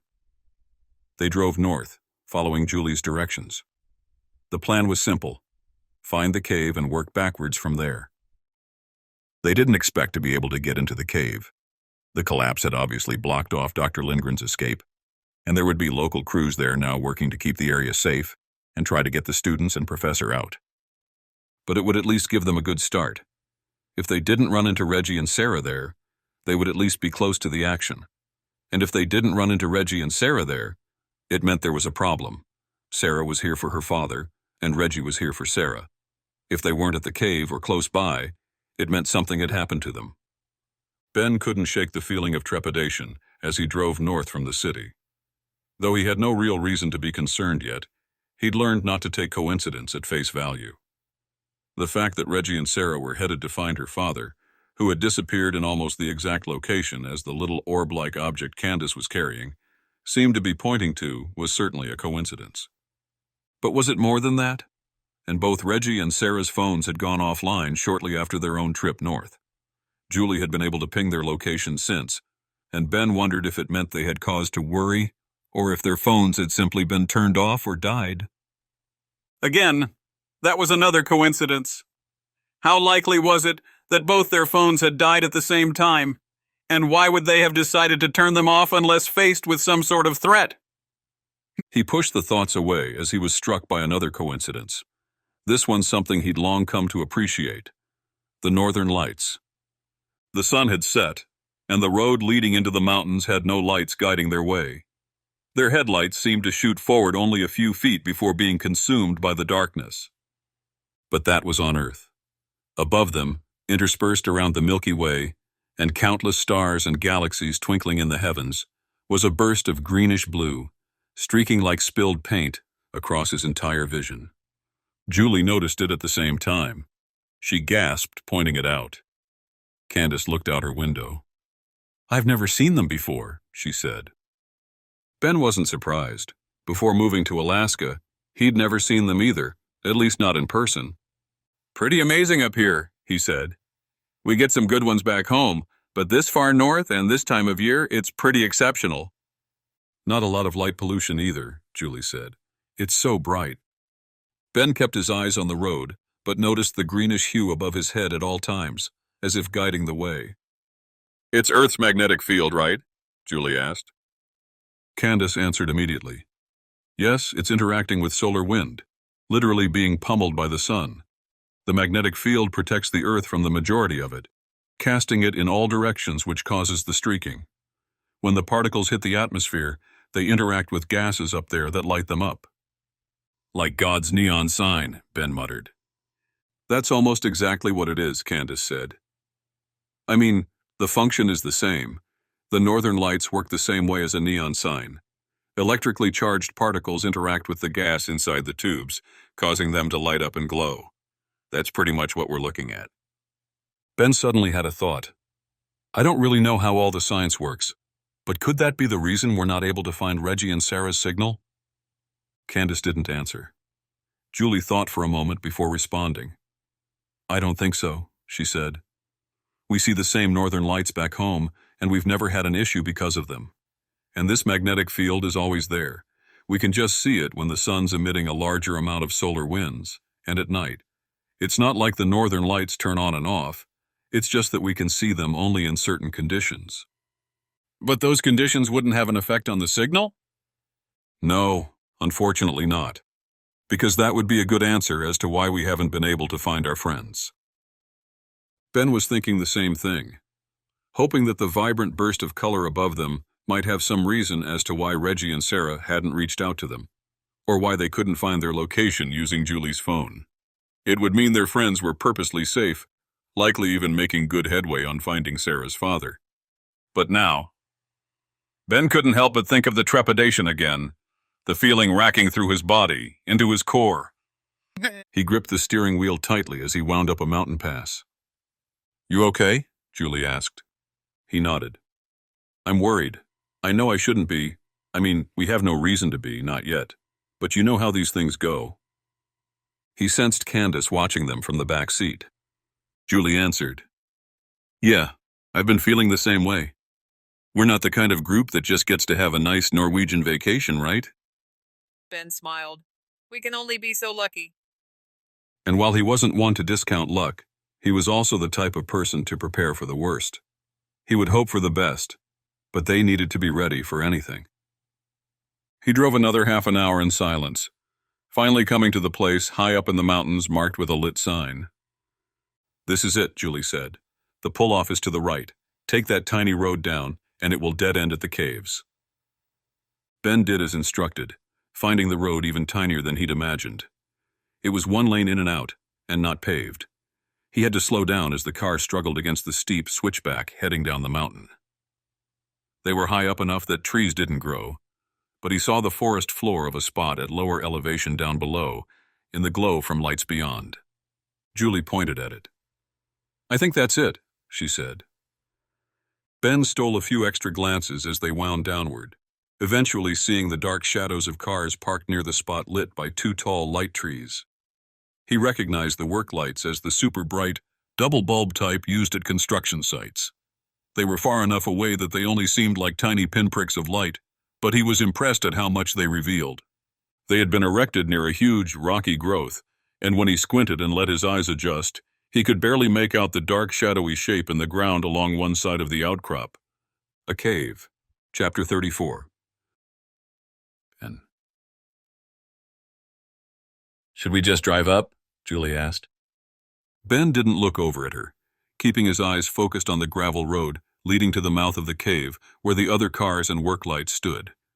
He saw people moving around, all men, all wearing black. It was an odd choice of clothing for a crew ostensibly working in a dark cave, as well as at night. Perhaps these were just security guards, meant to keep people out of the area, while the real work crew was already inside. Too late, I'm afraid, Ben said, answering Julie. They had descended into this slight depression that formed the valley, on which the cave was situated on one side. The gravel road leading to it had signs telling them they were on the right track, and now that they could see the people and guards working, Ben knew they had found the right spot. There's not anything we can do to help, he continued. But if Sarah and Reggie stopped here, these guys might know where they went after. They were in a different country, and the people living here spoke a language Ben couldn't even begin to understand. Julie didn't speak Norwegian either, so he hoped at least one of these guards could handle a bit of English. One of the black-clad men saw the vehicle as it approached and brought a walkie-talkie up to his mouth, radioing something. Ben confirmed his suspicion that the men were guards. The actual work crews must be inside the cave already, after all. That wasn't surprising, really. The government would want to make sure no civilians or visitors accidentally ended up here and tried to enter the cave. Since the earthquake had already done, scratch that. Candace was leaning forward behind him, watching as Ben slowed. He rolled his window down and hoped the man greeting them spoke English. Instead of a greeting, however, the man frowned and waved his hand frantically, barking something in Norwegian. Ben held up his hands as the car stopped completely, and the man reached the open window. "I'm sorry, I don't speak Norwegian," Ben said. The man switched to English immediately. "This area is closed," he said, his voice somewhat high-pitched, cartoonish. "You must turn around." "Yeah, we heard. Look, we're obviously Americans, and we're not here for the cave, but for the people trapped inside." The guard's frown deepened, and a scowl appeared on his face. "What people?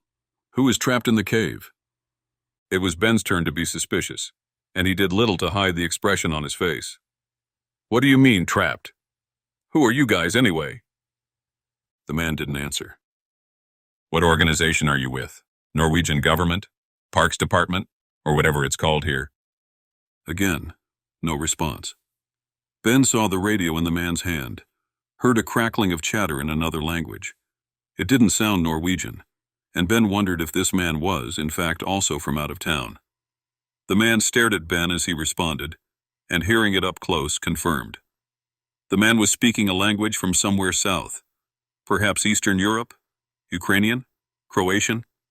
It's not like Ben would be able to tell the difference, but he knew it didn't sound Scandinavian.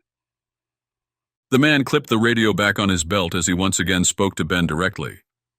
"We will escort you away," he said. "Escort me? Look, I'm just trying to figure out where Professor Lindgren is. And his daughter and her boyfriend, Sarah Lindgren." Ben phrased them as questions, but the sentences fell out hurried, rushed. He wanted to test the guy, to see if he knew any of the names. Apparently he did. Ben saw his left hand move to the opposite side of his belt. He couldn't see it, but figured there was a sidearm holstered there. Something he'd missed as the man approached. Armed guards. Odd. He wasn't sure how Norwegian parks conducted their business, but he suspected it wasn't like this. Ben heard a car engine turn on and rev, and looked to the open area they had been using as a parking lot, where he saw another SUV turn its headlights on and begin moving. It crept out of the lot and onto the gravel road, stopping directly in front of him. The guard kept his hand on his weapon, then addressed Ben again. "I will not give you another chance to leave," he said. Ben was beginning to understand what this was all about. Julie and Candace hadn't spoken, but he knew at least Julie understood as well. These guys weren't government. They weren't Norwegian at all. It was another group, one who likely had been here since the cave-in, closed it up, and had been preventing anyone from coming, under the ruse of being government employees, just protecting the site while it could be excavated. He thought back to Sarah's phone call about how the call she'd gotten informing her that her father was now trapped inside the cave had been cut off abruptly. Have these guys been here the whole time? He wondered. His eyes darted left and right, trying to take in as much detail of the scene as possible. He would leave, that much was clear. But he wanted answers. He noticed one thing peculiar now that he was focused on it. He saw no piles of rocks, no debris, no wheelbarrows or excavation equipment of any kind. He saw nothing that implied these men were actually working to reopen the cave's collapsed tunnel. His eyes narrowed, and he peered out the window at the guard. In his peripheral vision, he kept the man's hand firmly locked in place. If he so much as lifts that weapon. "Who are you working for?" Ben asked, trying to keep his voice steady yet firm. The man's radio squawked to life, but he didn't answer. Instead, he turned slowly, walked back toward the car, whose headlights were shining through Ben's windshield, and entered. "I take it that's our cue to leave," Julie said. Ben nodded, gripping the steering wheel tightly with both hands. He turned sharply, leaving the gravel road, but the tires had no trouble over the flat, rocky ground around it. He turned the SUV all the way around, then drove back onto the gravel road. He accelerated gently, not wanting to cause any extra fuss. He wanted to know who these guys were, what they were really doing here, but obviously wasn't going to get answers from their new friend, nor would they be welcome to poke around any longer. He opened his mouth to tell Julie as much, but before he could speak, he noticed the headlights from the SUV behind him veering off. They cut sharply over his side mirror, and he realized the car was racing forward, getting in front of him. He noticed the second SUV picking up where the first left off, trailing behind Ben. That's not good, Ben said. What? What are they doing? Candace asked. He eyed her from the rearview mirror. They're making sure we leave, he began, but I suspect they're also taking us somewhere else. They want to make sure we go exactly where they say. Chapter 35. Ben. Jules, we need to know who's following us, who these guys are, Ben said. Ben was still gripping the steering wheel tightly, and though they had left the gravel road leading away from the mouth of the cave in the park, they were still moving quite slowly along the road they'd come in on. He wanted to go faster, if only to feel as though he were in control. He wanted to know what they were up against. Next to him, Julie nodded as she rubbed her temples. He knew she had been deep in thought as well, wanting more than anything to find Sarah and Reggie, to get their friends first, so they could continue moving toward the ultimate goal, finding Sarah's father. But he knew she was also working through the newer problem they had been facing for the past day, the one that Candace had introduced them to. Even now he saw Candace working the mysterious little glass-encased object around in her hands. Through the rearview mirror, he saw her eyeing it, watching as the tiny orb inside remained fixed on one side of the vial, no matter which way she held or turned it. It was like a sort of fidget device, the woman working through the same things he and Julie were working through. But unfortunately for Candace, she had never been in a situation where she'd been chased at gunpoint, her co-workers shot, and was now running for her life. Ben certainly wasn't glad for it, but he and Julie had plenty of experience in that department. We need to figure out who they are, but also what they want, Julie said. There's no reason we should be getting a personal escort out of this place. If they wanted to make sure we didn't go into the cave, they would have just stayed there, maybe even pointed their guns at us to prevent us from entering. Julie was right, of course. Ben had been thinking the same thing. Why had they been so standoffish at first? And only after telling them what they were here for had they seemed to care about them at all. His interaction with the man had been brief, but it revealed crucial information. The guards were, in fact, guards. There was probably no excavation or safety crews working to free Professor Lindgren and his students from the cave. And one other crucial thing, these men knew who Reggie and Sarah Lindgren were. Could they be taking us to them? Ben asked. Candace snorted from behind him and he glanced back. Fat chance, she said. I mean, why? All this pomp and circumstance? If they're just going to tell us where Reggie and Sarah are? If they knew where Reggie and Sarah were and didn't mind telling us, they would have just told us. Ben nodded. Besides, they only seemed to care about us after we told them we were looking for Reggie and Sarah, he said. It was almost verbatim what Ben had been thinking, and the look in Julie's eyes told him she had been on the same track. Okay, we know that they know who Reggie and Sarah are, Ben said, trying to piece it together out loud. For whatever reason, that's got them rattled. They decided only then to actually escort us out of the valley and back, apparently, to town. Julie looked at her phone, then glanced back up at Ben. Speaking of, we're assuming they're taking us back to the closest town to this place? Ben shrugged. Frankly, taking us back to some place and just letting us go seems naive. To assume they'll just let us be on our way. I'm not buying it. Again, if they wanted to just be rid of us, they would have simply waved us away, maybe even threatened us. But not this. He held out a hand to the car in front of him, underlying his point. The car slowed, revealing brake lights that illuminated his windshield in red. He followed closely behind, about 10 feet back. The road was far too narrow to make a break for it here.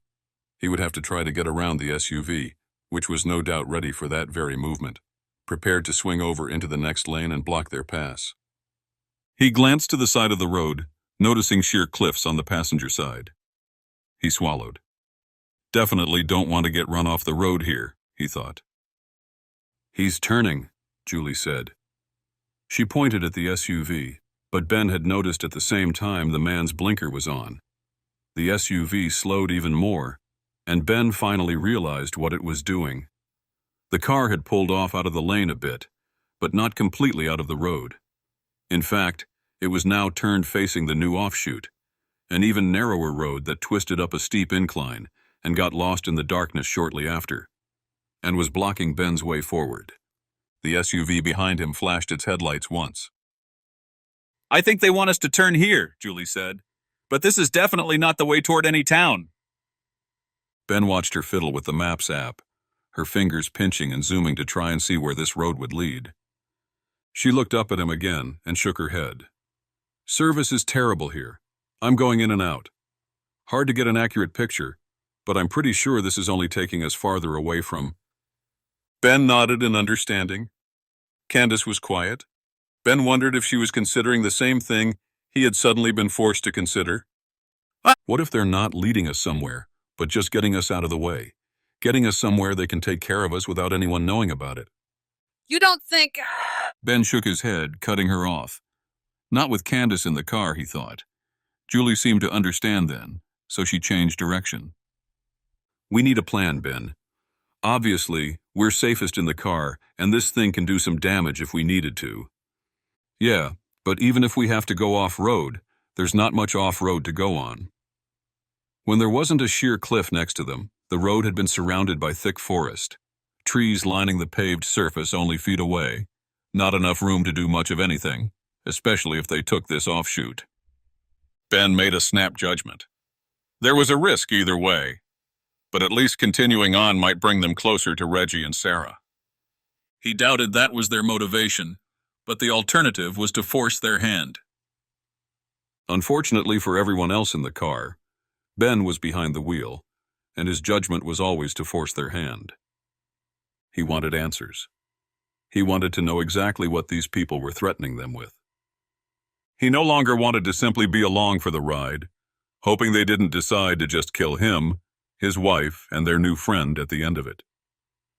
He yanked the steering wheel to the left, following the lead SUV's guidance, but then accelerated far past a safe level.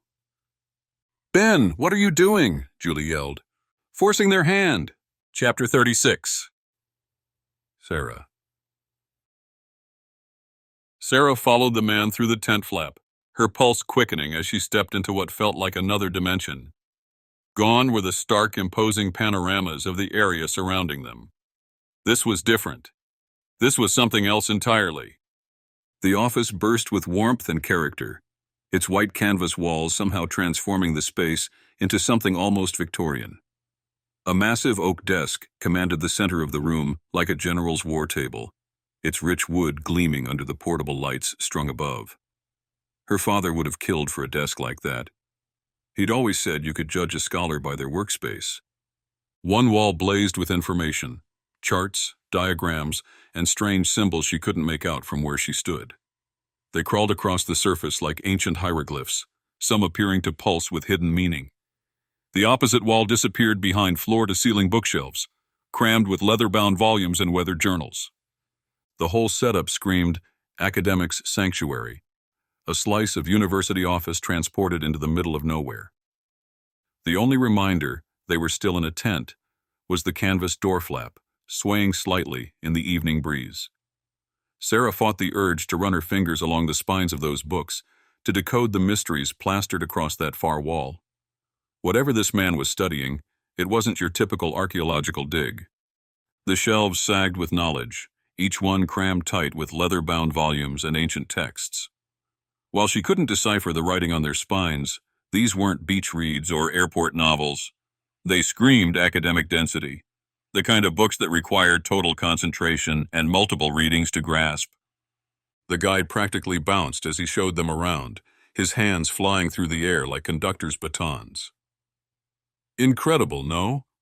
I've always thought it odd that the great leaders in history traveled with such elaborate appointments. He gestured at the ornate furnishings surrounding them. Napoleon had tents like this one, entire rooms of furniture shipped along wherever the army traveled. Caesar, Alexander the Great, all the same. His eyes sparkled with barely contained enthusiasm as he continued the tour. It's like the original way to flaunt and show wealth and power. He ran his fingers along one of the shelves, leaving clean tracks in the dust. These men didn't just want to conquer. They wanted to bring their whole world with them, libraries and all. Reggie's voice cut through the air like a blade, each word dripping with venom. Fancy yourself a great and powerful leader? The man pivoted slowly, his eyes narrowing as they locked onto Reggie. He studied him with cold calculation, as if cataloging every detail of the threat before him. Then, just as quickly, he dismissed Reggie entirely and swung back to face Sarah.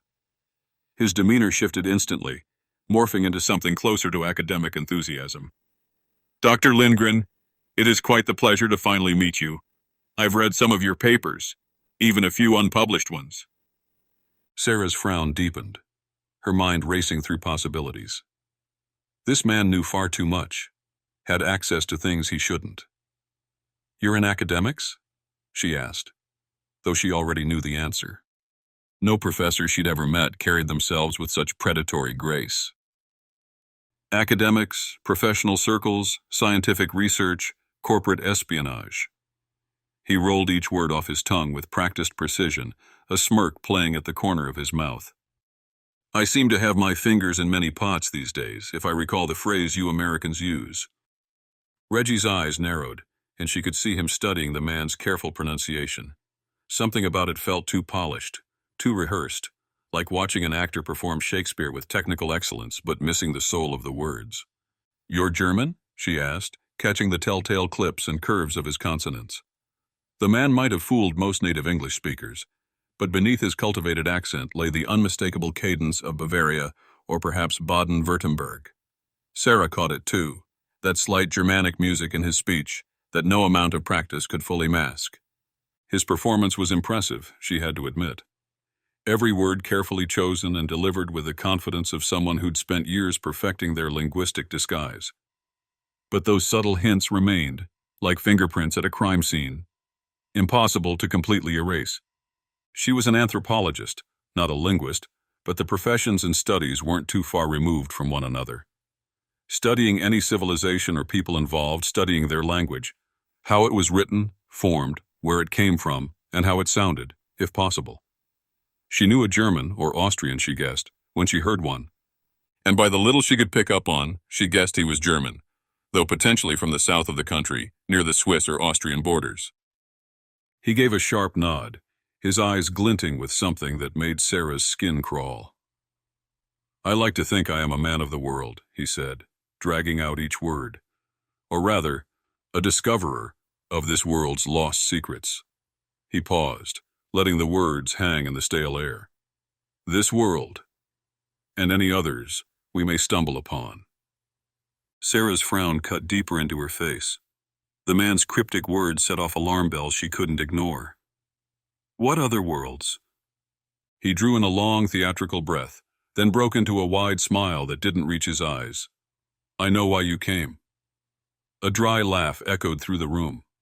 Oh, those brutish men outside might have dragged you here at gunpoint, but that's not what I mean. He leaned forward, close enough that Sarah could smell his expensive cologne. I know exactly why you flew all the way to Norway. Where's my father? She asked. Yes, of course, exactly what I was going to say. Your father has not been recovered as of yet, but the team is working hard to get inside the cave. What makes you think it's safe to mess with the cave's integrity? Reggie asked. The team is my team, not a government outfit, but mine, and I assure you, Mr. Red, my team is quite capable of handling situations of a delicate nature like this. While we certainly can't predict future earthquakes that lead to cave-ins like the one that trapped him inside, my team will be doing whatever it takes to ensure they don't cause one themselves. Sarah knew that was all she could hope for. The earth played by its own rules, defying prediction and promise. The initial quake had shaken loose the weakest rock and debris, but the ground beneath their feet wasn't necessarily done with its deadly dance. Aftershocks could strike without warning. Worse still, a bigger tremor might rip through the mountain, bringing down sections that had barely held during the first collapse. Her stomach turned as her mind raced through the possibilities. Yes, she was scared for her father. Any daughter would be. But what hit her hardest was imagining what he must be going through right now. Somewhere in that lightless void, surrounded by tons of rock and dirt, He was completely cut off from the world. No food, no water. No way to know if help was coming, or if he'd been left for dead. The darkness down there would be absolute, the kind that pressed against your eyeballs and made you question if you'd gone blind. The silence would be crushing too, broken only by the occasional crack or groan of settling stone that might signal another collapse. Sarah wrapped her arms around herself, trying to shake off the chill that had nothing to do with the temperature. Their screams would fall on deaf ears. And the team is working around the clock. They operate on 6 4-hour shifts, ensuring that there is always someone working to remove rubble and determine the best way forward. 6 teams? Reggie asked. How many men do you have on the task? The men and women are not only well-trained at their job, they're experienced. The core group of mine I've assigned is 12, but I've asked them to double their ranks to ensure we have enough people working on the same task. You're talking about Norway? The history and archaeology of this place? He nodded, turning and pointing to the maps and diagrams that had been tacked to the tent wall behind his desk. In a way, it's my life's work, he said. Though I haven't devoted all of my attention to it until recently, I believe the ancient people who called this place home have many more secrets to reveal. Reggie frowned. What secrets? And what people? Sarah and Richter spoke at the same time. Vikings. Chapter 37. And the SUV kicked up gravel and dirt as it sped forward. Ben kept his hands gripped tightly on the wheel, knowing that while he was a decent driver, he certainly wasn't a professional and didn't want to let the shaky road take over. The smaller offshoot from the main road they'd come in from was not only narrower, but much steeper, heading downhill at a decline that Ben knew could easily get out of hand.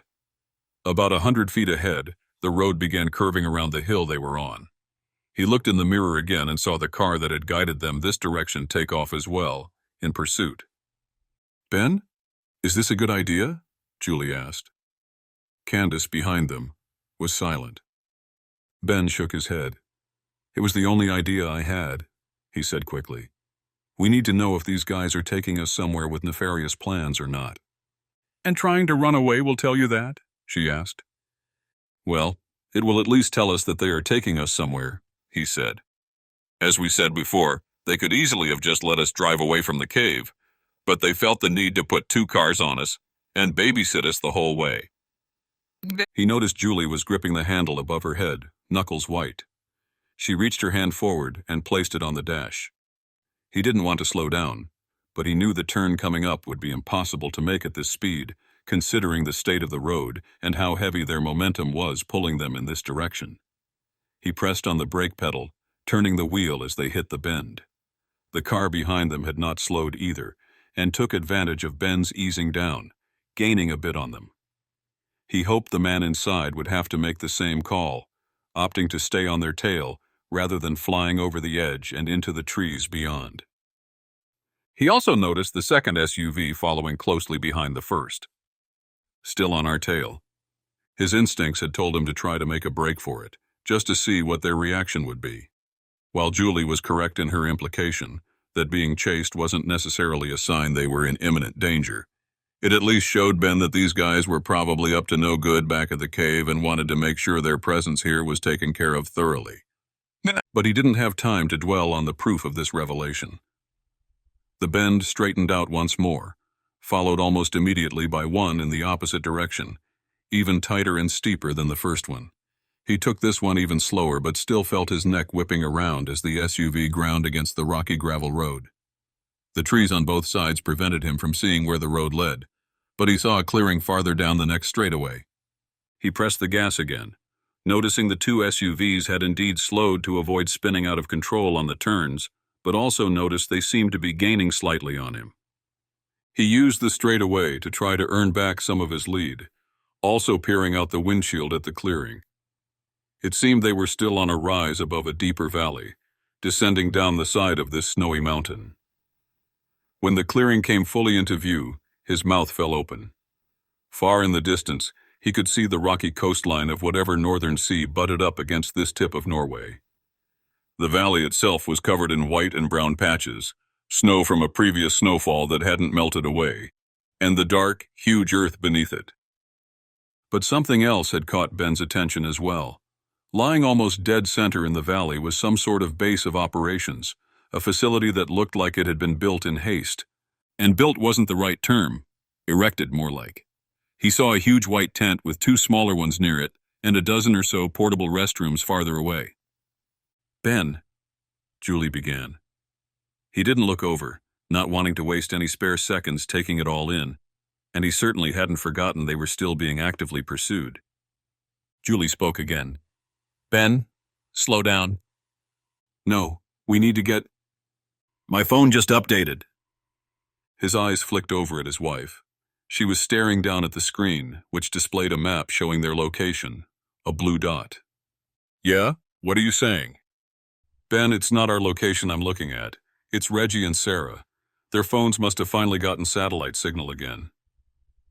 Ben nodded, but kept his eyes fixed on the road ahead, now approaching what he thought was the maximum speed the gravel path beneath them could handle. "They're here." "What? Where?" he asked. Julie pointed. His eyes followed her finger toward the tents at the center of the valley. "Right there! They're in those tents. One of them, anyway." Ben finally hit the brakes, slowing down just enough to feel comfortable driving. The SUVs behind them took the opportunity to get directly behind them before they, too, slowed down. "Are you sure?" She nodded. "At least their phones are there. I'm seeing both of them pinged their location out at the exact same time. They're both in this valley." That was good news, of course. Even if the people chasing them did have nefarious plans, he liked that they were driving them to the same place his friends were being held, or had gathered. It certainly didn't mean they were all safe yet, but at least they might start to get some answers soon. "Do you think they're okay?" Candace asked. She, of course, had not met Reggie or Sarah, but it was clear she felt like she was part of the team already. And she was. In Ben's eyes, she'd already shown plenty of courage and a surprising amount of grit. "No way to know," Julie said. "It could be that whoever they're with just turned their phones back on. It could be that somebody took their phones and just turned them back on now. But I do find it odd. The timestamps of their last ping were literally the exact same moment. Even if somebody was turning their phones on by holding one in each hand, it seems unlikely both devices would connect at precisely the same moment." Ben watched her pinch and tap away on the phone. "Yeah," she confirmed a second later. "It's exactly the same second, even the same millisecond." "What does it mean?" Ben asked. "Well, I don't believe their phones were off. I think something was preventing their signal from getting out and pinging their location all this time. Whatever that was, it suddenly stopped preventing it." Ben frowned, contemplating this, watching the SUVs behind him in the mirror as he began the next turn, along a sweeping arc that appeared as if it would take them all the way down to the base of the valley. As confusing as it all was, he tried to take solace in the fact that they would, for better or worse, soon get more answers. Chapter 38. Reggie. Sarah stared at Klaus. Her forehead creased in confusion. The pristine lab equipment around them seemed at odds with the ancient Nordic texts and artifacts scattered across his desk. "I don't understand. Are you studying Viking history? This looks like a research center. You're performing some sort of science here, right?" Reggie stood silent beside Sarah, watching Klaus's reaction. The older man's eyes dropped to his desk for a heartbeat, then snapped back up with an almost manic energy. His whole face lit up as he spoke. "Yes, of course, both." Klaus leaned forward, hands spread across his papers. His voice crackled with excitement, like a kid showing off his favorite toy. "I'm saying they are closely related. The work we do here is absolutely in the scientific realm, specifically physics, though a bit of chemistry, even a little biology thrown in." He gestured at the scattered documents, ancient and modern alike. "I've always believed all of this is related. The world gave us humanity, and we have begun to study it." His eyes locked onto Sarah's. "You, an anthropologist, can surely appreciate that." Sarah gave a slow nod, while Reggie's frown deepened across his weathered face. "Yes," she said, her voice carrying a hint of skepticism. "But I still don't understand how this is directly related to Viking history." Richter's expression morphed. The warmth that had filled his features moments ago, genuine or not, Reggie couldn't quite tell, melted away. In its place emerged something darker, more calculated, like a chess master about to reveal his winning move. Gone was the stern administrator who'd summoned them as if they were wayward students. Now he carried himself with the air of a man guarding earth-shattering secrets. His next words came out measured, deliberate. "I'm not as much interested in Viking history as I am in Viking science." Reggie's mouth fell open. This was a flavor of scientific discovery he had never even heard of. In all his years working alongside Ben and Julie, through chemical weapons and engineered viruses, nothing had prepared him for this level of weirdness. Is that a thing?" The words tumbled out before he could stop them. He shifted, suddenly hyper-aware of how out of place he felt. Klaus Richter commanded the room like a professor at a prestigious university, each gesture precise, each word chosen with surgical care. The man's academic pedigree practically radiated off him in waves. Sarah hung on his every word, while Reggie might as well have been furniture for all the attention Richter paid him. Watching the German scientist's dismissive glances, Reggie fought the urge to say something smart-assed. Even if Richter was half as brilliant as he clearly thought he was, the guy wore his superiority like an expensive suit. Every time Reggie opened his mouth, Richter's eyes would flick away, as if the mere act of acknowledging him was beneath his station. Even if he's not a genius, Reggie thought, he's certainly pretentious. Reggie's muscles were coiled tight, had been since the university chase, and he wasn't about to ease up now. But watching Richter, the man seemed genuinely unconcerned about their presence. No threat assessment, no subtle glances at exits or weapons. If anything, the researcher looked eager to share his work, like a kid showing off a prize science project. Maybe Sarah's father had nothing to do with this after all. Reggie decided to let Richter keep talking, to see where this rabbit hole might lead. "The Vikings weren't just raiders and explorers," Richter continued, his eyes lighting up. "We're discovering their settlements across the globe now, and each site tells us more about how wrong we've been. These weren't just scattered bands of warriors. This was a real civilization, with technology and knowledge we're still trying to wrap our heads around." He gestured at the artifacts around them. "Look at these pieces. The craftsmanship, the precision. Sure, different regions had their own ways, their own tribal structures, but underneath it all ran a common thread of advancement that puts them light years ahead of what most historians thought possible. Their mythology, their culture, we're only scratching the surface of what these people really knew." Reggie was waiting for an explanation of how ancient Vikings somehow spawned a cutting-edge research lab outside their sacred cave. The whole thing reeked of a Dan Brown novel, minus the religious conspiracy. Look at the stories we know, whether it's Beowulf smashing through monsters or Thor hurling lightning in the latest superhero flick. They all flow from the same spring. The man's eyes lit up as he warmed to his topic. The Vikings left us their chronicles, their belief systems, their gods. All of it etched into stone and scrawled on parchment. Some of those very runes might be staring at us right now from inside that cave. He shot a loaded glance at Sarah before returning his focus to Reggie. Those legends had to start somewhere, with something real, with someone real. He spread his hands on the table between them. Think about it. Across the ancient world, isolated cultures that never met somehow shared the same stories. One towers above all others, repeated everywhere from Greece to China to South America. "The flood myth," Sarah cut in, her voice steady and certain, the words slicing through the debate like a razor. Richter nodded, a quick jerk of his head that sent his silver hair catching the light. "Of course. Found in Mesopotamia, across the world in South America, and of course, in the Bible." He leaned forward, fingers drumming against the worn oak table. All of these refer back to a singular event, a flood of epic, if not worldwide proportions. Think about it. People scattered like seeds in the wind, fleeing the rising waters. They settled across continents, carrying these stories with them, passing them down through generations until they became the bedrock of civilization after civilization.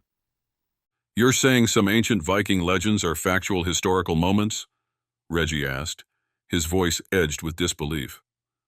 But beneath the skepticism, a note of curiosity crept in.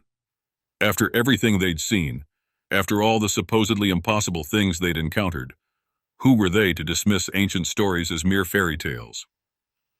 In a sense, yes, Richter replied, drumming his fingers on the lab bench. But I'm after something bigger than dusty scrolls and ancient burial sites. The Vikings weren't just warriors and raiders. They were damn clever engineers and natural philosophers. Those myths, the ones about magic swords and enchanted rings, I think they're garbled accounts of real breakthroughs. He turned to face Sarah, eyes blazing with a fevered intensity. Think about it. Their metallurgy was centuries ahead of their time. They had navigation techniques that let them cross open ocean when everyone else hugged the coast. Those weren't mystical powers. Those were technological achievements that got wrapped up in their storytelling. Sarah crossed her arms, her skepticism written plainly across her face. Scientific discoveries? Like what? You really expect me to believe Norse warriors were secret physicists in between raiding monasteries? Mjolnir, Thor's hammer, Richter said. Surely you've heard of it. Reggie fought back the urge to mention Chris Hemsworth and Marvel movies. The old man's grave expression made it clear this wasn't about superhero blockbusters. He kept his mouth shut, waiting. The legend is that the hammer could only be wielded by Thor because he was the only one worthy. Richter leaned forward, dropping his voice to just above a whisper. But what if I told you that legend is based on a truth? Reggie's skepticism must have shown on his face. You think there's a hammer that only one person can pick up? The words came out more sardonic than he'd intended, but something in Richter's wild-eyed stare made his skin crawl. Richter's eyes flickered to Sarah, brushing off Reggie's question like lint from his sleeve. A hammer? Not exactly, but something that shared DNA with a weapon, yes. Something that broke every rule we thought we knew. He drummed his fingers together. The characteristics? I could guess, theorize, but that's all we have right now. Speculation. What I do know is that Mjolnir wasn't just a myth pulled from thin air. And that's what you're studying here? Richter's smile spread across his face like oil on water. He raised his palm skyward, a stage magician about to reveal his secret. Yes, but it's just one piece of a much larger puzzle. Think about the stories. The Rainbow Bridge, the tunnel of light connecting Asgard to Earth. The home of the gods wasn't some fairy tale floating in the clouds. He stood up, pacing now, caught in the gravity of his own enthusiasm. Those Vikings, they saw something real. Not some mystical doorway between worlds. That's just how their minds processed it. They witnessed a phenomenon that modern physics is only beginning to understand. A gravitational anomaly that bent light, space, maybe even time itself. They built their legends around it, wrapped their gods in it, because how else could they explain what they saw? He walked around his desk and motioned for Sarah and Reggie to follow him. Reggie sensed they were about to get the grand tour. This is getting weirder by the minute, Reggie thought. Richter turned and grinned. We're only scratching the surface of what the Vikings may have discovered. Chapter 39. Sarah. It had started to snow. Sarah caught a glimpse of it as they walked out of the makeshift office and back into the main space. The wide tent flaps they'd come in through were still open, and she saw the flakes tumbling down, already covering the ground in a thick layer. She had expected Richter to take them elsewhere inside the massive circus tent to continue his tour of the space. And she had to admit, she had been excited to learn a bit more about what he was working on here. She still wanted to find her father first and foremost, but she was beginning to believe this man was exactly who he said he was, a researcher, a wealthy business owner, interested in studying ancient Viking and Nordic history and lore. That her father might somehow fit into this only added to the mystery, and while she wished he would hurry up and just take them to him, she understood his desire for a bit of pomp and circumstance. He was excited to show off what they were doing here. She sensed Reggie was a bit more hesitant. He rarely acted reserved, almost introverted, so she knew he was trying to be cautious and wary without jeopardizing their situation at the same time. Richter guided them toward the open flap, commenting about the snow as well. It seems the temperature may drop, though we'll be traveling in one of the snowcats you came here in. Traveling? She asked. Richter nodded, but didn't offer more of an answer. She saw a line of 3 SUVs pull in, stopping about 20 feet away from the tent's opening. From 2 of them, she saw 2 similarly dressed men get out of the passenger doors, followed by 2 more men from the driver's side. The third SUV, the one in the middle, sat idle, its headlights on, cutting through the falling snow. It was beginning to pile up on the windshield wipers, but she couldn't see through the tint to identify who was inside. Just in time, Richter said. I believe these people are with you. Sarah frowned, then watched as a person emerged from the passenger side door. Julie. Reggie's eyes widened, and he ran forward. Sarah noticed the 4 guards who had apparently delivered Julie tensed up a bit. None of them reached for their sides, though she knew they were armed. Still, they were clearly hypervigilant, likely even more so in the presence of their boss. And she knew that's exactly what the situation was. These were guards working for Klaus Richter. The way he carried himself, his confidence and swagger, exuded power. He didn't need weaponry or physical intimidation to ensure his seat of power. He was wealthy, and he probably paid these men well. But what were they guarding? What had they been protecting? Julie ran forward and gave Reggie a quick hug, but she clearly had her bearings set on Sarah. She walked over quickly as 2 more doors in the middle SUV opened, one on the driver's side front, the other on the rear passenger door. Outside, Sarah saw a heavy boot crunch the snow behind the open driver's side door, and then saw Harvey Bennett step out, stretching himself to his full height. She couldn't see the person who had emerged from the back, but her eyes were locked on Julie as she got closer. Sarah, Julie said quickly, her voice low. Are you okay? Sarah nodded, then smiled. I'm fine. Reggie's fine. We're still trying to figure out where my father is, but the clock is ticking. If we get there in time, we will be able to not only retrieve your father, but continue with my work. And I would love to have your help. All of you. Sarah saw the confused looks on Julie and Harvey's faces, and sensed the same cautious intensity in Harvey that she'd seen in her boyfriend. But neither changed their tack.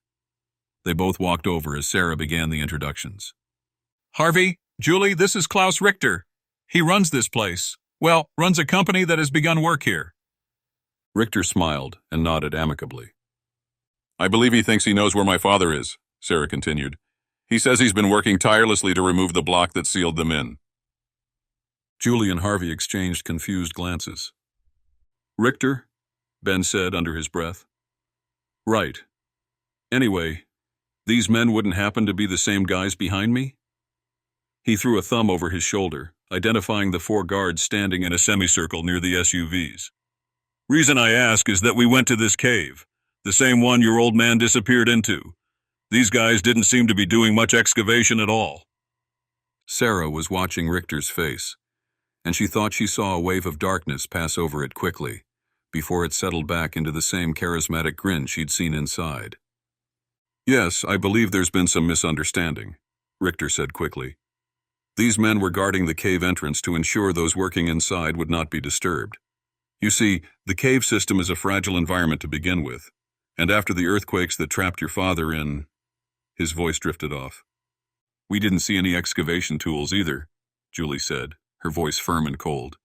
No earth movers, no construction equipment, not even a pile of rocks. Richter remained impassive. How much do you know of this cave? He asked, his voice directed not just at Ben and Julie, but also at Reggie and Sarah.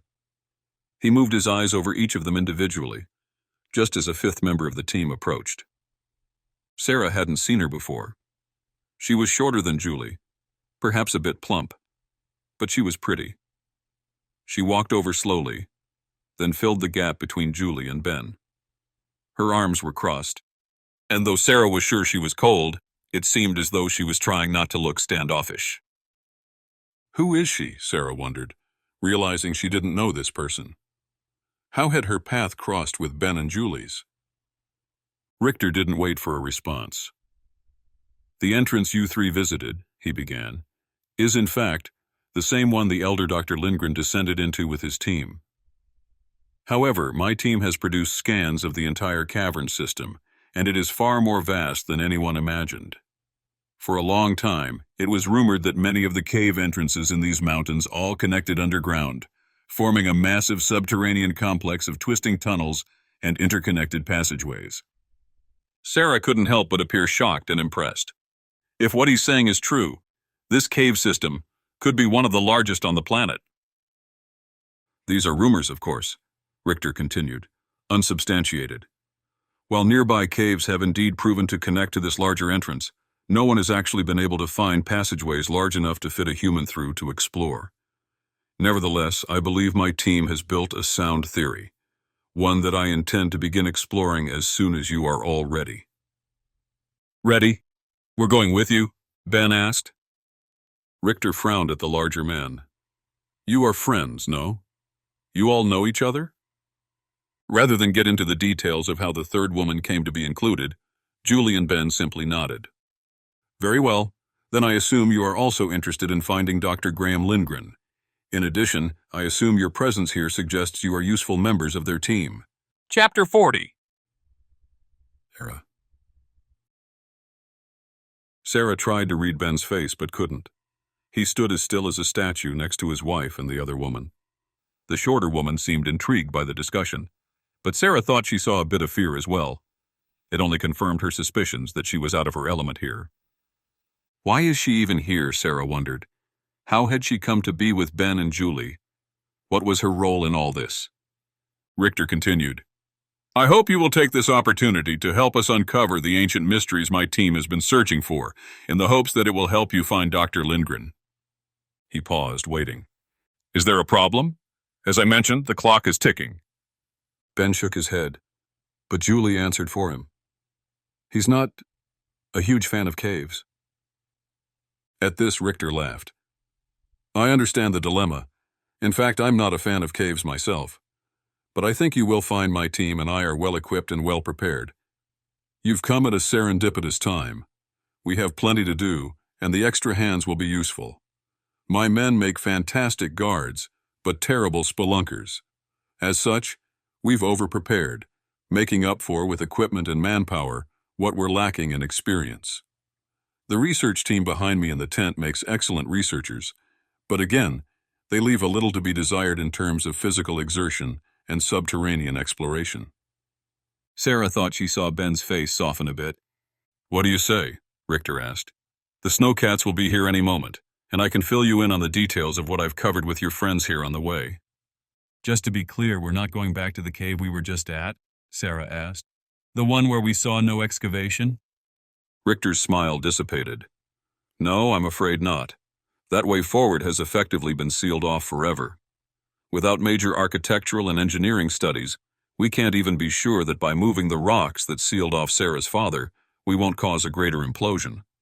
But as I've said, we have plans that I'm hoping mean we don't have to worry about it. Even right now, I have a team working to excavate another passageway, one on the opposite side of the mountain from where your father went in. They've been working to enlarge a couple of chutes in order to allow us to pass through with our gear. Once that's done, we can progress forward and see if our scans are accurate. You're saying you may have found a passageway that starts in a completely different cave? One that connects to the same one Dr. Lindgren went into? Sarah asked. Richter's smile grew again. Yes, that's exactly what I'm saying. Ben spoke next. Richter, he began. So this cave-in trapped students, employees, and a world-renowned professor. It seems strange to me that your team is in charge of the entire recovery process. Sarah's eyes darted from Ben's to Richter's. Why is that? Shouldn't you have gotten at least the local government involved? She felt the situation intensify. Everyone's eyes were now on Richter, who was looking at the snow as he formulated his response. Finally, he spoke. You are correct, of course, and the only reason the government is not involved now is that my team has it fully under control. Sarah heard the sound of diesel engines approaching.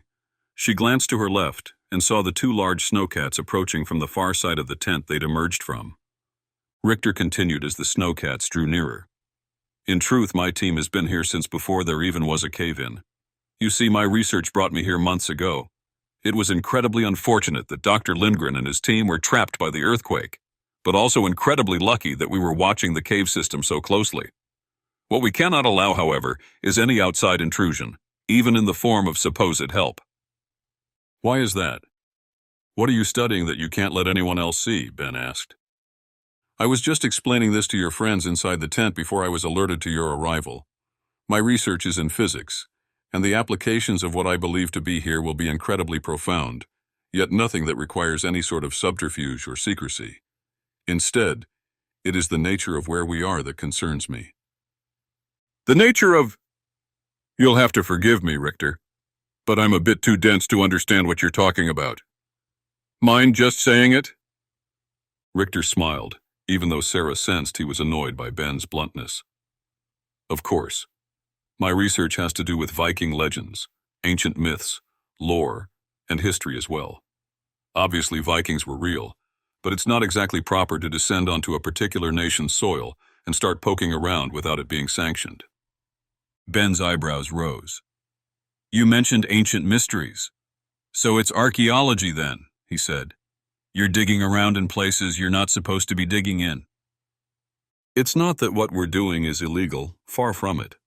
It's just that I am in a hurry, and it was in my best interest to sidestep the red tape and time frame that would usually require. My company is legitimate, as are my teams of researchers and employees. My work is groundbreaking, but nothing anyone would bat an eye at. Then why are you in a hurry? Julie asked. Why not let the government at least know what happened? Surely you could use their support, at least with getting Professor Lindgren and his team back out safely. Sarah felt a catch in her throat at these words. I just want to find my father. She wanted nothing more than to get on the snowcat and start whatever this was, to get one step closer to freeing him. Yet she too wanted to know Richter's answer to this. The snowcats arrived and parked near the SUVs. The guards that had driven Ben, Julie, and the newcomer walked over and began talking with the two snowcat drivers. Two of the guards entered the cabins, apparently invited along for the ride as well. Please, Richter said, we are running out of time. They may be trapped with only a limited amount of fresh air. Obviously, food and water will become a concern the longer they're inside. He waved a hand, motioning to the snowcats. Mr. Bennett, if you would care to ride with me, I can fill you in on the details. I'm sure you will understand the reason for my seemingly vague answers, and I'm sure I can convince you of their merit. Ben didn't look convinced, but he shrugged and followed Julie, who walked by Richter toward the first of the waiting snowcats. Sarah and Reggie were led by one of the guards who had walked over to them, and they, along with a woman named Candace, headed for the second snowcat. Part 4. Chapter 41. Ben. The snowcat purred across the snow-packed terrain, its treads handling the uneven ground better than Ben had expected. He sat in the cramped rear compartment, wedged between Julie and Candace. Up front, and currently playing driver, next to Richter, was one of Richter's security detail. A stone-faced man who'd swapped his hip holster for what looked like a military-grade assault rifle. The weapon choice struck Ben as overkill. This was supposed to be a straightforward rescue operation, not a combat mission. But Richter ran a tight ship, and Ben hadn't seen anything yet to suggest the man's judgment was off.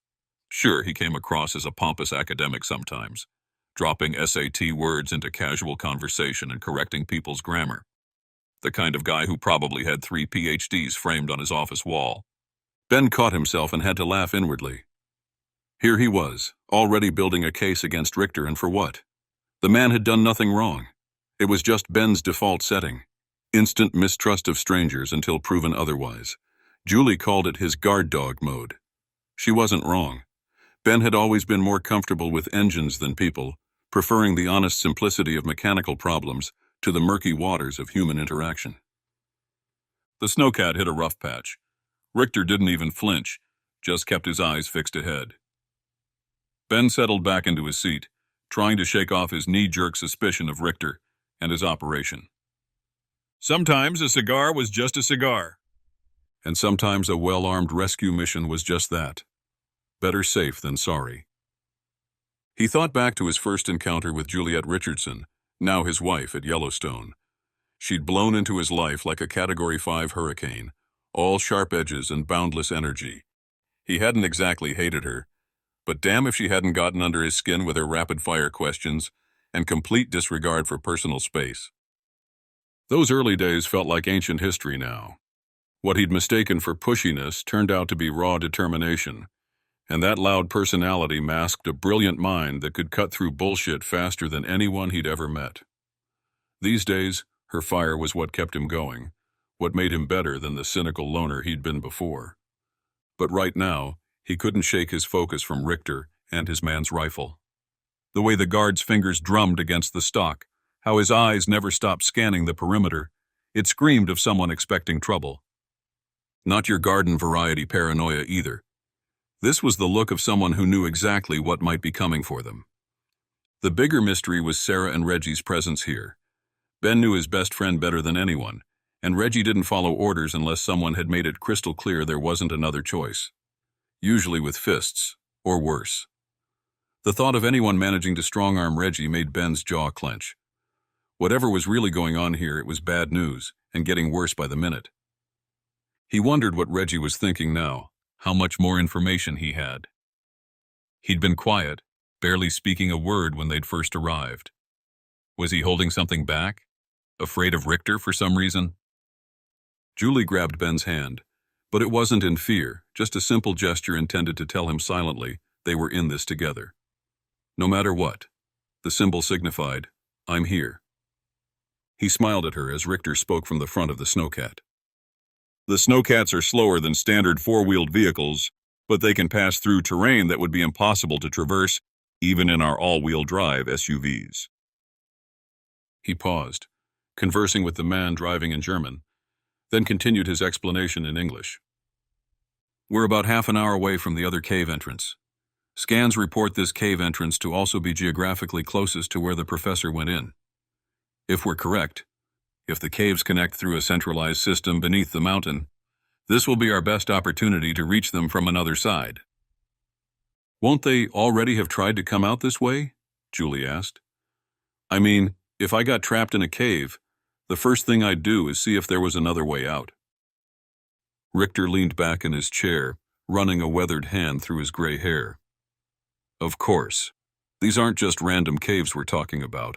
Our theory suggests we're dealing with a single interconnected network, one massive labyrinth that spans beneath us." He pulled out a worn leather notebook, flipping to a rough sketch. "But here's the catch. Centuries of geological shifts have taken their toll. What might have been wide corridors 1,000 years ago could be nothing more than hairline cracks now. Some passages have likely collapsed entirely." "And others?" Ben pressed, knowing they were dancing around the real concern. "Others might have narrowed to the point where no human could squeeze through. We're talking gaps barely wide enough to pass air." Richter tapped his pencil against the diagram. "The ancient texts describe grand processional routes, but time has a way of rewriting architecture." "What's the plan then?" Ben asked, already dreading the answer. In his experience, impossible spaces had a way of demanding impossible solutions. "I mentioned we have equipment and tools. We are well prepared. That includes explosives, should the need arise." Ben's stomach clenched at the words. Cave-ins were bad enough without adding high explosives to the mix. He caught Richter's eye and saw the same thoughts racing through the other man's head. The earthquake had already turned this ridge into a house of cards. One wrong move and the whole thing could come crashing down on their heads. But what choice did they have? Somewhere in that maze of broken rock and debris, people were running out of time. If blasting could open a path, hell, even the slimmest chance was better than standing around with their thumbs up their asses while good people suffocated in the dark. Richter wasn't wrong. They needed every tool at their disposal. Ben just hoped they wouldn't end up making things worse. The last thing he wanted was to trigger another collapse and seal those poor bastards in their tomb forever. "What is it you're looking for exactly?" Ben asked, shifting in his chair. "You've mentioned ancient mysteries, Viking lore, and legend. What, specifically?" Richter spun around. His eyes lit up like a kid on Christmas morning. The older man's enthusiasm was almost infectious. Almost. Ben had seen too many crackpots with the same manic gleam to buy in just yet. "I'm actually a computer scientist by trade," Richter said, pacing now, "though my work there is decades behind me. These days I'm consumed by physics, not just any physics, mind you, but the physics of tomorrow. The breakthroughs waiting just around the corner." He stopped, jabbing a finger at Ben. "But here's the thing. To crack tomorrow's code, we need yesterday's key. The ancients knew things, incredible things, that we're only beginning to rediscover." Ben fought the urge to roll his eyes. The speech had all the depth of a late-night science documentary, complete with dramatic pauses and grand pronouncements. Something narrated by Neil deGrasse Tyson, or, even worse, William Shatner. Still, he kept his mouth shut. Like Julie always said, let them talk long enough, and they'll tell you what you need to know. "I was explaining this to your friends, back in my makeshift office in the tent. I believe many, if not all, legends, no matter where in the world they originated, are based in some semblance of truth. Perhaps just a thread or an inkling, but truth nonetheless. I believe this is especially true for the people we call Vikings. Their legends, the hammer of Thor, Asgard, all based in truth." "You think some ripped dude with flowing locks was running around swinging some magic hammer?" Ben asked, unable to keep the skepticism from his voice. Richter leaned back, a knowing smile playing at the corners of his mouth.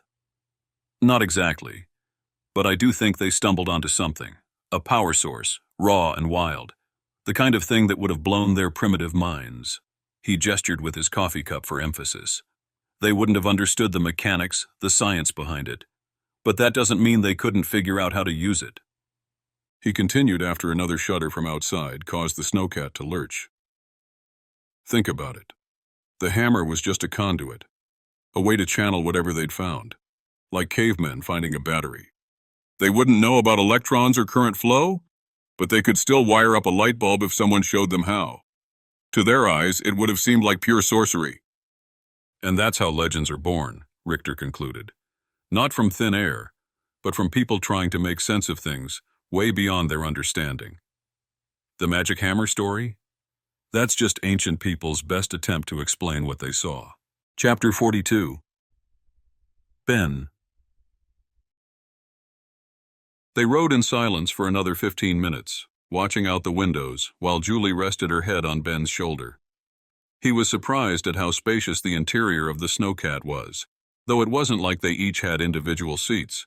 The back was just a bench with a cushion.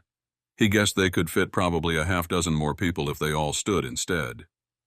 Richter turned around after a while and addressed them again. "The other woman you are with, she is part of your group?" Ben bristled. He didn't totally trust this man, and though he hadn't given him a reason not to, he wasn't sure what the man's ultimate goal was. Looking for ancient mysteries didn't seem to be the sort of thing that required haste and secrecy, and he didn't truly believe that Richter cared about getting to Sarah's father and his group in time. Ben nodded slowly. "She is, not officially, but we often find ourselves enlisting the help of others." He tried to be vague, giving just enough information to entice Richter to stop the line of questioning. He certainly wasn't about to tell Richter that she'd come along because she'd been studying a strange otherworldly orb that seemed to be pointing directly here, and that she'd brought it along. But, as he feared, Richter was not going to let him off the hook that easily. "And how did this enlistment come to be?" Richter asked. Ben had already seen the shrewd intelligence in the man's eyes back at his tented research facility. He had heard it in his words, the clipped specificity with which he spoke, albeit interspersed with what his father would have called 10-cent words. He didn't know if it was a matter of translation, Richter wasn't born an English speaker, or if he was simply trying to impress them. "It was an accident, really," Ben said, trying to feign disinterest and nonchalance. "She came to us with a problem she believed my team could solve, but we got the call from Sarah that her father had been trapped in the cave. No time to fly Candace back home, and she offered to come along." Richter's eyes danced as he processed the information. "Interesting," he said. "What sort of problem was it?" "If I'm honest, Richter, I'd prefer to keep that under wraps for now. It has nothing to do with anything here, of course, and since she's effectively a client of ours, I'd prefer to keep patient-client privilege and all that, or whatever it's called. Ben wasn't sure if that was the right way to say it, but it sounded cool and used a couple of those 10-cent words. Richter smiled. Of course. I'm just somewhat of a curious man. I'm very interested in a vast amount of subjects. That's probably why I've gotten myself into this little predicament. The guard driving the snowcat grabbed a radio mounted on the dash and held it up to his ear. Either he didn't want the passengers inside to hear what was being said, or he was simply being polite, not wanting the sound to overpower the conversation. Ben had a feeling he knew which it was. The man leaned over and spoke into Richter's ear.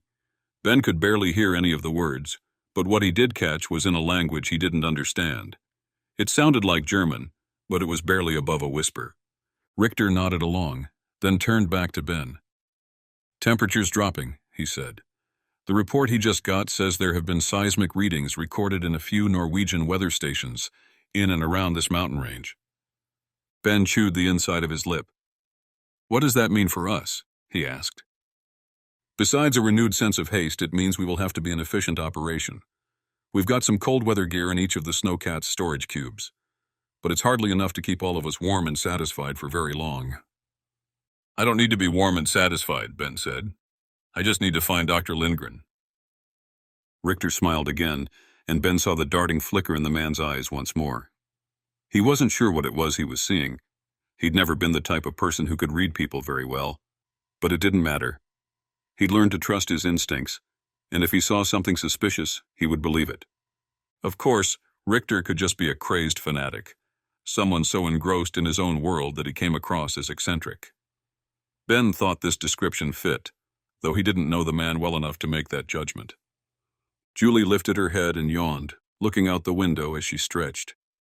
Ben placed a hand on her leg and looked out the window again. The snow was coming down harder now, and already a few inches were blanketing their route. He knew the man driving was following something other than a road. There wasn't one to follow, but it did seem like he'd made this trek before. The driver turned away from obstacles before Ben could even see them, and while the GPS device mounted inside implied they had been heading generally in the same direction the whole time, Ben was impressed at the man's ability to maneuver up the side of the mountain they were starting on. He wondered what Candace was doing now, if she'd had the sense to keep her little secret test tube to herself. He trusted Sarah and Reggie could keep a secret, but he knew talking about it in the confines of an enclosed space like this, one that ran nearly silently thanks to the thick windows surrounding them, was a bad idea. He looked back at Richter, who seemed to be eyeing him and Julie, or just Julie. Ben kept his gaze directly on the man's face until his eyes landed back on Ben. Ben raised an eyebrow, asking a silent question. It was an age-old standoff, two men marking their territory. Ben wasn't even sure if the man had a thing for Julie, but he wasn't about to let him get a free peek. Just as Ben was about to ask Richter what exactly the man was thinking right now, he felt a shudder. Richter's eyes immediately moved back to the man driving, then he turned and faced forward. Ben looked out the window to his left, over Julie's head. The guard said something quickly, his voice rising. Ben was sure it was German now, and Richter replied in the same language. The shudder subsided but returned a few seconds later with an even more forceful sideways thrust. The snowcat lurched, for a moment the tracks on either side off-kilter. It did an admirable job recovering, but it seemed the ground itself was undulating like waves on the sea. One such wave dropped the left side of the snowcat and then rose back up, causing Ben to lift in the air a few inches and smack back down. Hard. He felt dizzy, involuntarily gripping Julie's leg tighter until she grabbed his hand and offered it instead. Ben had very few phobias.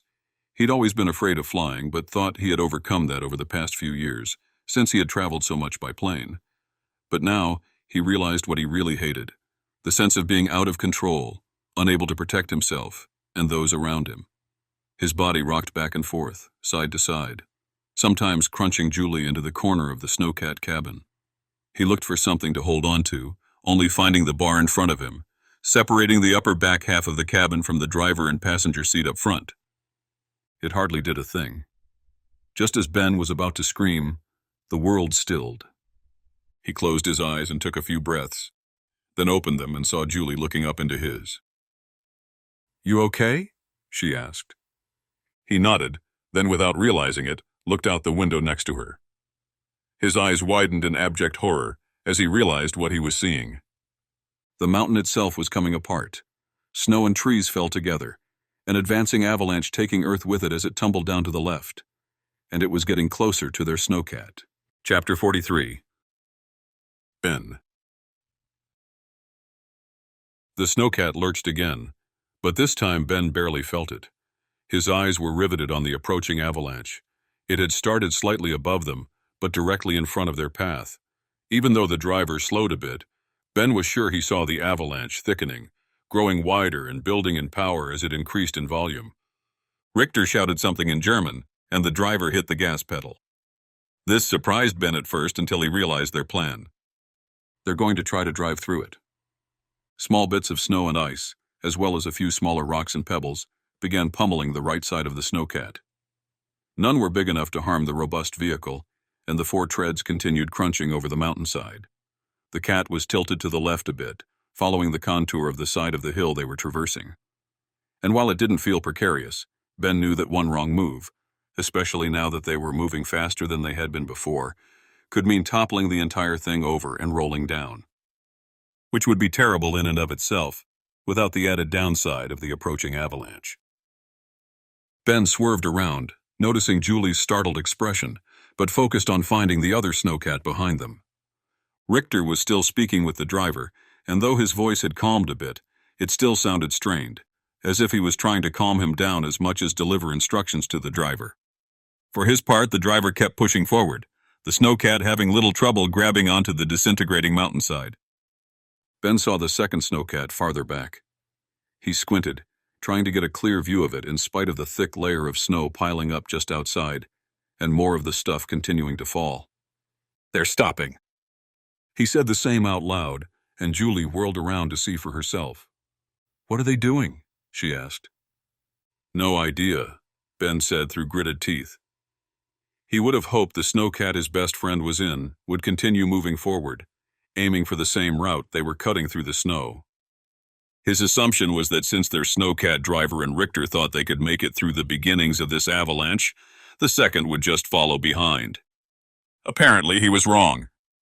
He noticed the snowcat vibrating oddly, the listing growing as larger bits of mountainside impacted the outside hull of their cabin. The four treads were straining against the mountain, each one seemingly fighting against a separate undulating section of the mountain. Though the earthquake had subsided, the avalanche was still growing. Up ahead, Ben saw a torrent of white, carrying with it bits of dark green and black. He knew it was trees and debris and swallowed. He'd been in a lot of situations, but none quite like this. "We're on the side of a mountain, running into an avalanche." "Why don't we stop?" Julie shouted. The noise from outside was almost deafening, but Richter glanced backward. "Our driver can get through it. We must continue." "We can stop. Wait for it to pass. If we keep going, we will make it through," Richter said, his voice firm. Ben didn't like anyone telling him or his wife what to do, and certainly didn't like the fact that it sounded like a rubber stamp, but he bit his tongue. Now is not the time to get into a pissing match with this other man, especially not since this other man had all of their fates in his hand. He noticed the driver's white-knuckled grip on the wheel as the snowcat barreled forward, pummeling into the first strains of dense yet permeable fog kicked up by the outskirts of the avalanche field. A sudden break in the downfall of snow let Ben see what they were getting into up close. The entire view in front of him and on both sides was of a waterfall they were about to paddle into from the side. Only this waterfall was made of snow, rocks, trees, and the mountain itself, cascading down and tumbling over to create a new facade for the slope. Their boat was the admirable snowcat, but he knew no man-made vehicle could withstand the pure force of nature in front of him. He gripped Julie's hand again, his right hand on the bar in front of him, and waited. For a few seconds, the snowcat, driving at full speed, did a fine job navigating through the shifting waterfall of snow. For those moments, it felt as though they would make it through, simply passing through the center of the avalanche, as though it weren't even happening. A tree trunk impacted the front right tread, but offered no resistance, and they bumped over it as it slid beneath them and down to the left. And then all hell broke loose. 2 huge logs rolled almost directly in front of the snowcat, causing the driver to swerve involuntarily. That caused even more of a problem, as he couldn't pull the wheel back to the right after the logs had passed. They were now pointed diagonally downward, away from the far edge of the avalanche. Richter yelled, but the driver had no tricks to right the snowcat's course. Within a few more seconds, their snowcat was pointed directly downhill, a hill whose angle increased about 100 feet ahead. They were about to be thrown off the side of a cliff. Julie screamed, and the driver gasped as he realized their predicament. There was no way to bounce the snowcat out of the falling pile of snow around them now, and even Richter seemed to finally be resigned to their fate. They picked up speed, even though the driver had attempted to apply brakes, and the snowcat lunged forward, now skating over loose ice and snow. Winds howled outside the cabin, and a crack on the right side appeared after a fist-sized rock slammed against it. Ben watched the crack expanding, wondering which would give first, the windshield surrounding the cabin or the snowcat's life itself. The crack held, miraculously, but it didn't matter. 10 excruciating seconds went by as the helpless passengers rode the snow-capped wave off the edge of the cliff. Ben felt his heart lurch, his stomach in his throat, and he swallowed and shut his eyes as they tipped over the edge. The avalanche field carried them outward about 10 feet before they began to fall straight down. Their fall was cartoon-like, only hovering in air for a moment before gravity took over. Then they fell straight down, and Ben squeezed Julie's hand even tighter. Chapter 44. Reggie watched his friend get swept away inside the cabin of the snowcat. Sarah gripped his arm, but he was pulling against it, arching over the bar separating the back half of the cabin from the driver's seat and passenger seat in front of him. He was screaming, his rage having built to a crescendo over the last half-minute. Their snowcat had stopped, against all sense coursing through him. And though he'd argued and fought, the driver and armed guard simply ignored him. He'd wanted to yank the driver backward and into the rear half of the cabin and take over himself, driving the snowcat forward and into the avalanche field, just as the lead snowcat had. Sure, he'd thought it unwise for Richter's snowcat to simply drive into the side of an avalanche, especially one growing in intensity with every passing second. Within moments, the lead snowcat had disappeared into the wall of white, cascading down the mountain from above them to the right. He couldn't see the peak of the mountain, but knew it was high above their heads, meaning the avalanche had plenty of fuel to continue growing. With clenched fists, he watched. He had watched as the snowcat disappeared, appeared again, the red treads standing out against the white snow. And then, finally, it lurched to the side as it dodged 2 huge trees that had fallen in its path. That's when all hell had broken loose. Sarah had screamed in surprise, and the driver and guard had watched, slack-jawed and wide-eyed, as the lead snowcat, and their boss, had flown to the left and pointed downhill. It was at that moment Reggie knew it was over for them. There was nothing they could do, and the lead snowcat was sent all the way down the sloping hill and out of sight.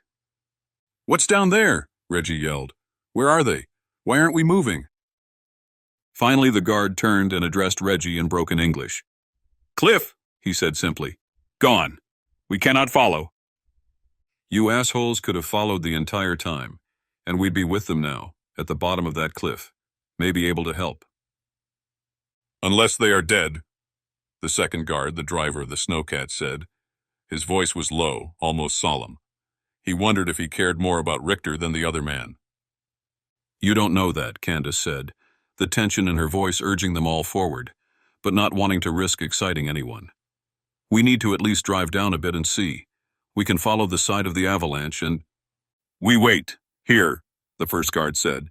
"If they are alive, they will radio." As if on cue, the radio on his hip crackled to life. Reggie heard no voice from the other side, but he knew what it meant. "They're trying the radio now," he shouted again. "Get down there, or move your ass and let me do it." The guard bristled at this, obviously understanding enough English to hear the thinly veiled threat. He whirled around, holding his assault rifle in one hand and the walkie-talkie in the other. He lifted it to his lips as he kept Reggie in range of the end of his rifle. Not like it was a hard thing to do. Reggie was only about 3 feet away, and while he didn't want his insides blasted against the inside of the cabin, he didn't think the guard would jump immediately to killing him and Sarah. No, he would wait for his boss to tell him what to do, like a good little soldier. Reggie seethed, waiting for the walkie-talkie to squawk to life again. It did, but it was only a click and some static. The man spoke in German, frowning as he waited for any response at all from the other snowcat. None came. Start moving, Reggie growled. The man stared at him, looked down at the weapon, then back up at Reggie. Reggie understood immediately what was being silently said. I'm in charge here, and my weapon is the reason for that. Reggie smiled, his eyes narrowing. Okay, if you want to play it that way. Without hesitation, he yanked his arm out of Sarah's grasp and placed both hands on the metal bar separating the halves of the cabin. At the same time, he pulled his feet forward and down, spinning beneath the bar. It was a move completely unexpected by the guard, and Reggie's right foot kicked up and out, dislodging the rifle from his hands, the stock of it smacking him in the head. Reggie's prosthetic left hand had a vice grip on the metal bar, and he released his right hand and let his body fly beneath the bar and down into the front half of the cabin. Candace screamed as he did, obviously catching the woman by surprise. He hadn't meant for the stock to hit the man in the face, but the bloody nose was just an added bonus. Continuing his smooth motion, Reggie came down directly in front of the guard, looking him square in the eye. The man was holding his nose with his now free hand, tears welling in them as his face turned beet red. Reggie cocked his head to the side. I'm going to drive down there. You're welcome to stay here, but I'm afraid it's getting colder outside. He shifted his eyes to the right, where the assault rifle lay in front of the snowcat's door. He glanced back at the guard, whose expression hadn't changed. It was hard to read, but Reggie was somewhat of an expert in reading angry soldiers' expressions. Like hell you will, was what this one said. Reggie reacted instantaneously. He brought his prosthetic arm down and forward, punching the man square in the gut. This doubled him over, and Reggie finished with a right knee to his face. By this time, the driver was in action, grabbing his own sidearm and standing to accost the stranger they'd only met half an hour ago. Before the man could lift his gun, Reggie held up a finger. I don't think that's a wise move, my friend. Chapter 45. Reggie held his finger there, waiting for the driver to put the sidearm back into its holster. He finally did, and only then did Reggie crouch down and pick up the assault rifle. He gave it a quick 1-second check, flipping off the safety, then slammed his hand against the bottom of the magazine and pulled it up into the crook of his shoulder. Would you like to drive, or would you like me to? He asked. The smart move would be to let Reggie drive. At least then he would be preoccupied, and the soldiers could regain the upper hand. But he knew these guys weren't paid for their battlefield strategy and intellectual prowess. They looked at each other quickly, the one crouching down, bleeding, not offering much support, and the driver finally shrugged. He sat back down in the chair and turned the snowcat's engine back on. Sounds great, Reggie said. Glad we could come to an agreement. Reggie sat back down, this time on the opposite side of the back half of the snowcat, away from Sarah.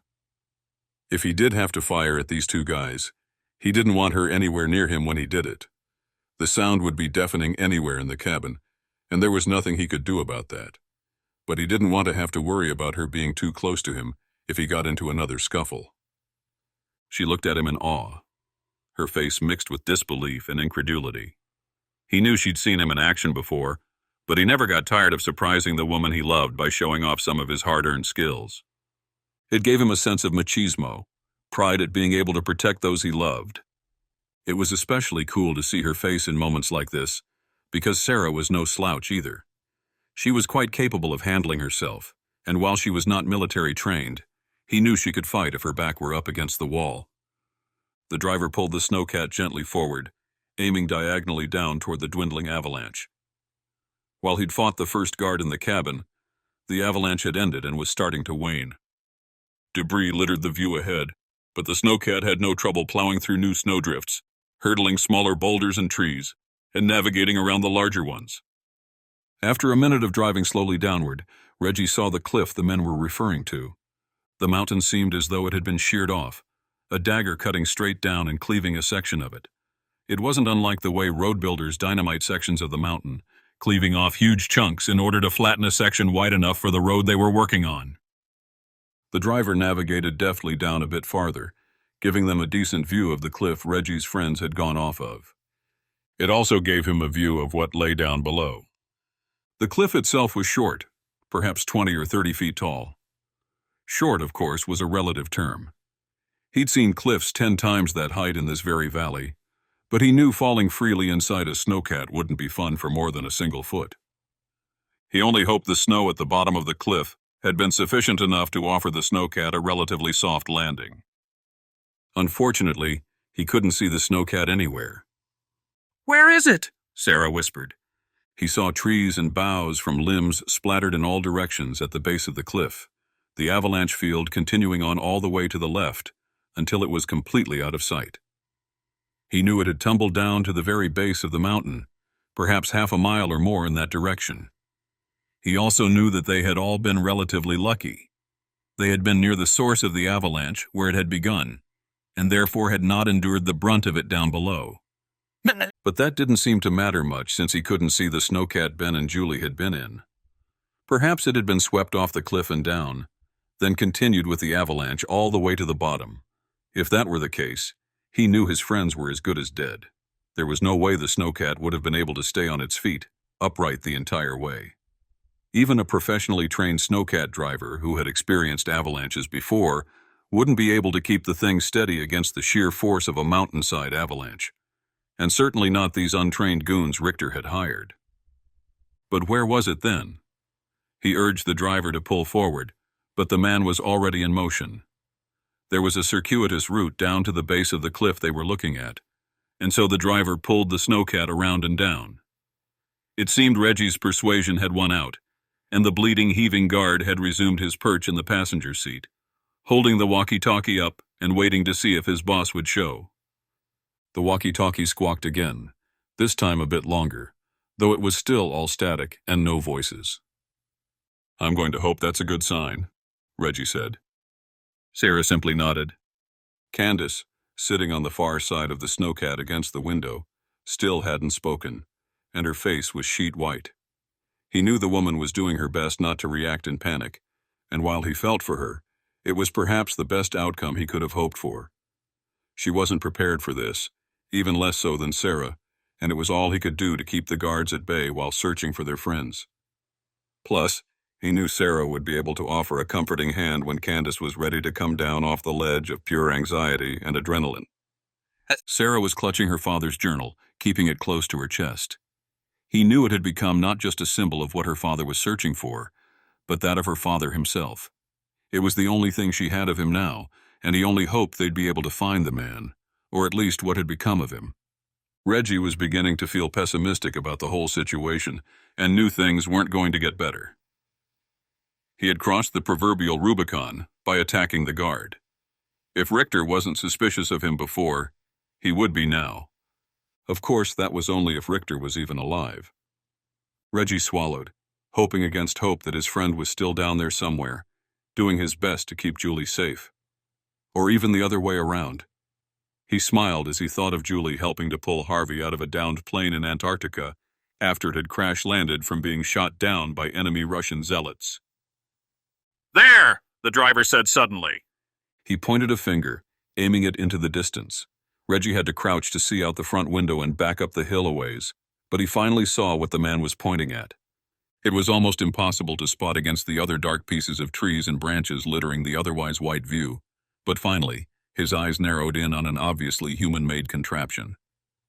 It was just a corner, a right angle, poking out of the snow. Reggie's eyes flicked up, looking at the top of their own snowcat. He knew immediately what it was. "It's the top of their cabin," he said quickly. "Drive over. They're still buried in the snow, likely so packed in they won't be able to get out on their own." Once again, the driver was already in motion. He silently thanked the man for not putting up more of a fight, even though he knew he was after Richter and not Ben and Julie. For now, their interests were aligned. With luck, the snowcat was in one piece, and the people inside, not too jostled. He felt a squeeze on his hand as he looked back down and saw Sarah sliding over in the seat toward him. She had grabbed his hand, silently confirming exactly what he was thinking. "We're coming for you, Ben." Chapter 46. Reggie. It took Reggie's snowcat another 20 minutes to get down to Ben's. The avalanche field at the base of the cliff was unsound, structurally flawed, and as they tried pushing forward, pockets of loosely packed snow fell away, revealing deep crevasses and holes pockmarking the space between them and where they'd seen the other snowcat poking out. It was unnerving for Reggie, his frustration having grown to a peak. He wanted nothing more than to get out and run across the football field length toward the other snowcat, but he knew that would be deadly. They were safest in the snowcat, even though they had to inch forward precariously, testing every section of the avalanche field before moving closer. In many cases, the driver had to back up and turn downhill or uphill, jumping over, finding other areas, and looking for a route that would take them across the snow and not send them straight down into it. They needed at least one usable snowcat to get out of this mess and head back to Ben's. They were all as good as dead. Reggie didn't know the area well, but it didn't take a geographer or a Norwegian local to know they were in the middle of nowhere. High up in the mountains, the temperature was plummeting, and darkness was spreading as winter got closer. They weren't equipped or prepared for the elements in any way, and needed the snowcat's heat and ruggedness to bring them back to safety. The entire time he watched as they made 2 steps forward, 1 step backward, inching closer to their destination. Finally, Reggie had had enough and opened the door, still gripping the assault rifle, as the driver pulled within 10 feet of the other snowcat's rectangular protrusion. The cold hit him first. He wasn't wearing a heavy parka, just a long-sleeve shirt and a light jacket. His boots had no trouble with the snow, but he could already feel the cold whipping through his pants and clothing. His hands froze around the weapon, and his ears argued against exiting the warm cabin. But he was on a mission and needed to get to Ben and Julie. Sarah was there immediately behind him, but he waved her back. She eyed him, as though about to argue, but he flicked his head toward Candace, still in the seat, looking at her hands. She nodded in reply, then turned and headed to the snowcat. The 10 feet might as well have been a mile. Every other step, Reggie's boot would sink into deeper snow or a pocket hidden underneath. It was just as they'd experienced in the snowcat, only this time it took far longer to recover. The other guard had appeared in the doorway of the snowcat, his nose no longer bleeding, but crusted blood covering his upper lip and down his cheeks. He offered no help, but eyed Reggie as though waiting for him to disappear beneath the snow as well. Reggie only hoped the man would have the common sense to come help him out if he did, or at least not prevent Sarah from helping him. He turned back to the route ahead, the final 5 feet a bit easier. The snowcat buried underneath had allowed snow to pack around it, so he was able to get to the protrusion easily enough and hopped over it. He guessed he was looking at the back right corner of their vehicle, which meant the door would be directly beneath his feet and a bit to the right. That's where he would start digging. He started in with his bare hands, quickly realizing his mistake, and pulled them back, shoving them into his pockets. It was far too cold to dig with no tools. He stood again, glancing around and seeing a bough from a tree, complete with piney leaves. He walked over and grabbed it, then returned and used the thicker end of it as a makeshift shovel. He found that by stabbing it deep into the snow against the side of the snowcat, and then pulling toward him, he could dislodge larger balls of snow and toss them behind him by scraping them with his sleeve. It wasn't pretty, and it wasn't fast, but the other guards weren't about to help, and Reggie wasn't about to quit. He almost wished he'd allowed Sarah to come along, but didn't want the guards to be left alone with Candace. For all he knew, they were waiting for Sarah and Candace to leave and would simply drive away, leaving them all here to freeze. It took another 15 minutes to even carve out enough of the side of the snowcat to see the beginnings of the door. It was still buried in heavy snow, but Reggie was able to pull against another sunken bough that allowed him to dislodge a great pile of snow all at once. Another 10 minutes passed, and he began to sweat, the exertion and heat feeling good against the frozen mountainside. Finally, with great effort, he reached into the snow and found the latch of the door. He wouldn't be able to open it all the way, but he just wanted to get a foot inside. Then, he could use his powerful legs to push it farther open, and eventually get his prosthetic arm wedged beneath. At that point, it would be open enough to at least poke his head inside, if not get into the snowcat itself. He tried not to accept what his mind was telling him, though. He was hearing no sounds, no rustling from inside, no one there offering help. He wouldn't allow himself to admit what his subconscious was screaming at him. His friends were dead. He worked furiously now, not allowing himself to quit on them before he knew the truth. Finally, after another 5 minutes of hard work, he got the door opened wide enough to get his head down inside to at least get a peek. If he could, he would pull each of them out, one by one, bringing their bodies back to Richter's tent and then flying them home. He would bury them properly, not leave them here to die, not leave them here to freeze and be consumed by the Norwegian mountain. It took his eyes a moment to adjust, however, and when they did, he frowned. He looked again, wondering what he was missing. He saw the same snowcat he had just been in, the same cabin, the same interior, the bar separating the front from the back. But there was one marked difference between the snowcat he had come here in and this one. This snowcat was completely empty. Chapter 47. Ben. Ben remembered a joke his father used to tell when he was a kid. Did you know you don't die when you fall from an airplane? Ben and his brother Zach, 10 years younger, looked up at their father as the smirk on his face grew. Yeah, it's not the fall that kills you. It's the sudden stop. Ben remembered his father telling this joke multiple times over the course of a single camping trip, his mother rolling her eyes each time. Ben and Zach couldn't get enough of it. But there was no smile on Ben's face as he remembered his late father's humor. The fall hadn't killed them, thankfully. It would have, if not for the incredibly deep snow that not only cushioned their landing, but slowed them down as they fell. Still, it was a bumpy ride. Weightless for a second, they'd plummeted straight down to earth and had been at the mercy of the impacting snow, jostling them left and right as they crunched down into it, eventually screeching to a halt. And then Ben realized their real predicament. They were trapped. He'd looked around, noticing that Julie had bumped her head on the window and was bleeding. Everyone else seemed fine, especially Richter, who maintained that cold, calm demeanor even through a terrifying endeavor like this. The driver had been busy trying to hail the other snowcat on the radio, but the look on Richter's face told Ben everything he needed to know. They were trapped, and they were alone. He wasn't sure if Reggie and the others in that snowcat had seen them fall over the cliff, but he had to hope they at least knew the direction the avalanche had taken them in. It wouldn't be hard to spot. He was sure the avalanche had taken out an entire swath of trees in its path and had left behind a very clear mountainside roadway leading straight down to the base. But he had no idea how deep it was, if it had covered the cliffside above his head and turned the stair-step-like section of cliffs into a smooth diagonal ski slope. In other words, he had no idea if Reggie and the others even knew where to begin. That meant they had to figure out how to get out on their own. The front windshield of the snowcat was smashed, a log jammed up against the front end of it and miraculously halting about 6 inches in, directly in front of the driver's face. Had they kept moving forward, their driver and Richter's guard would have been replaced by a pulpy stump. Richter moved to the door to his right, just as Ben finished examining Julie's head. She had waved him off, telling him she was okay. He wanted to make sure she wasn't in danger, that she hadn't suffered a concussion. But it seemed she hadn't hit hard enough to bleed. That had been caused by another small chip in the glass next to her head as she'd rubbed against it on the way down. It looked far worse than it was, but the bleeding was already stopping. Ben and Richter wasted no time trying to get the door open, but it also took no time to realize there was no way they'd be able to use it. It opened outward, and outside the door was a solid wall of snow and ice. It wasn't frozen over yet, but it would be soon.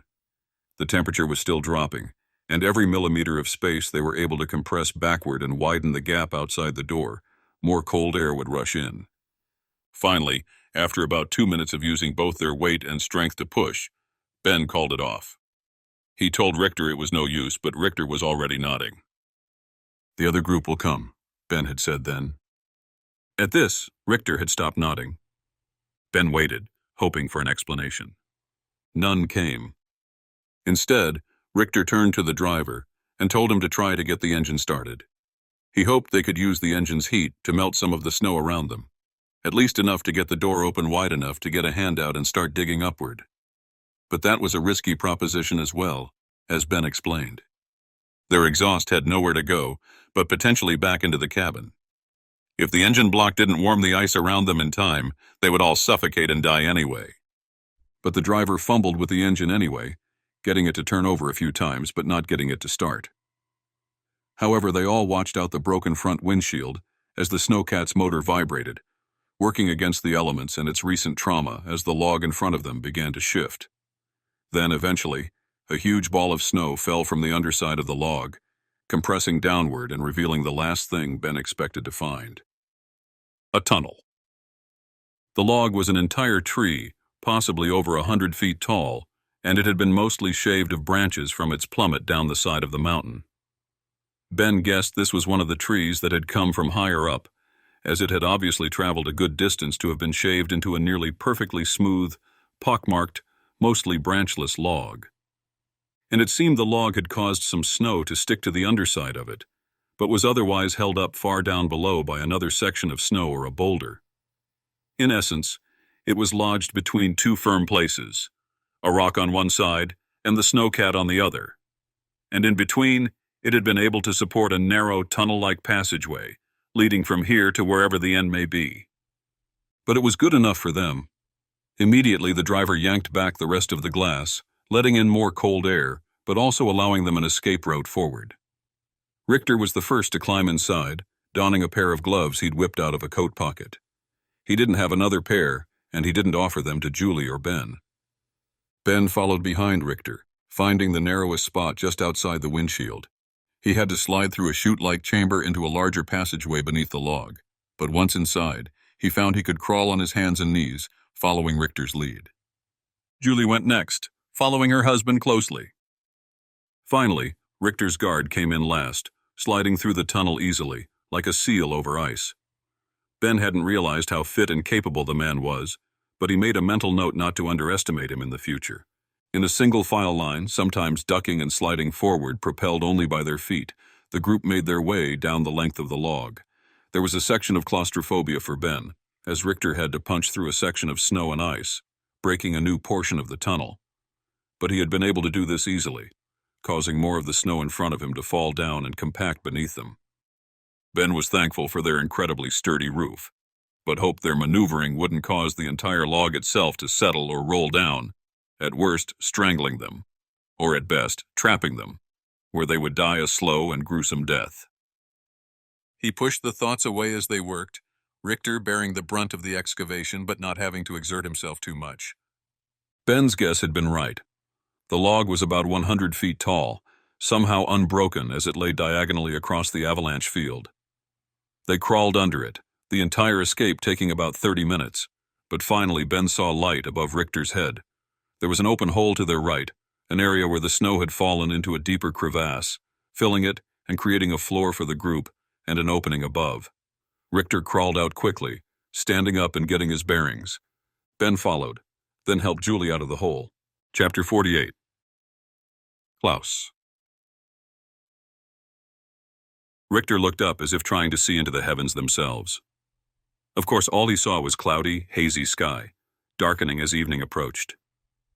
He was frustrated, of course. His plans had been delayed by a force of nature, but he knew that nature had always played a role in man's planning.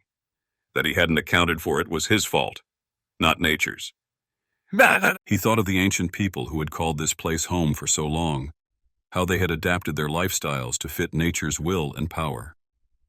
He thought of the very thing he hoped to find, proof, not just of their existence here, that was a fact already, but proof that their mythology had been born of a religion, and that religion had been born of scientific curiosity. It was ironic, in a way. The earthquakes that had caused this avalanche were the same vibrations that had caused the professor and his group to become trapped in the cave on the other side of the ridge. Seismic activity here was common, but especially now. Especially every 72 years. He thought of the celestial phenomenon passing overhead at this very moment.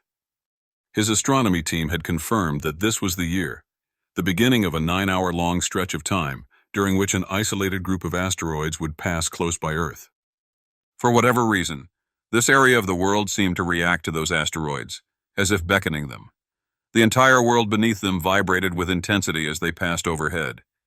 It was invisible to the naked eye, and even viewing the debris field with a satellite was a rather uninspiring experience. The asteroids themselves didn't do anything as they passed overhead, the closest to Earth along their 72-year route. They simply existed, floating through space and time as they had from the beginning. But Richter had a theory that the Vikings knew of this phenomenon and respected it, appreciated it for what it was.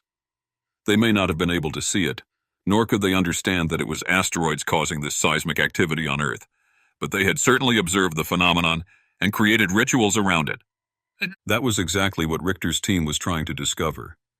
Why otherwise benign rocks floating in space, albeit near enough to Earth, could cause the odd shifting and seismic anomalies here, and why it was isolated to this spot and not a worldwide event. Richter's own fascination with space had begun at an early age, and like most of his hobbies and interests, it was related to his love of computers.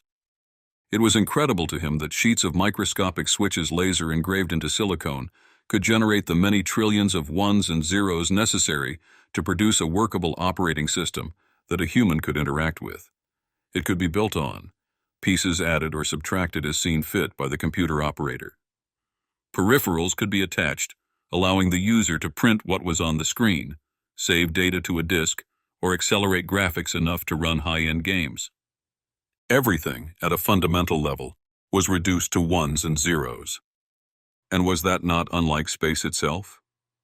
Was Earth not just an operating system on which humans had been allowed to spawn and develop, to evolve and adapt to their surroundings, the operating system itself, to better serve their own purposes?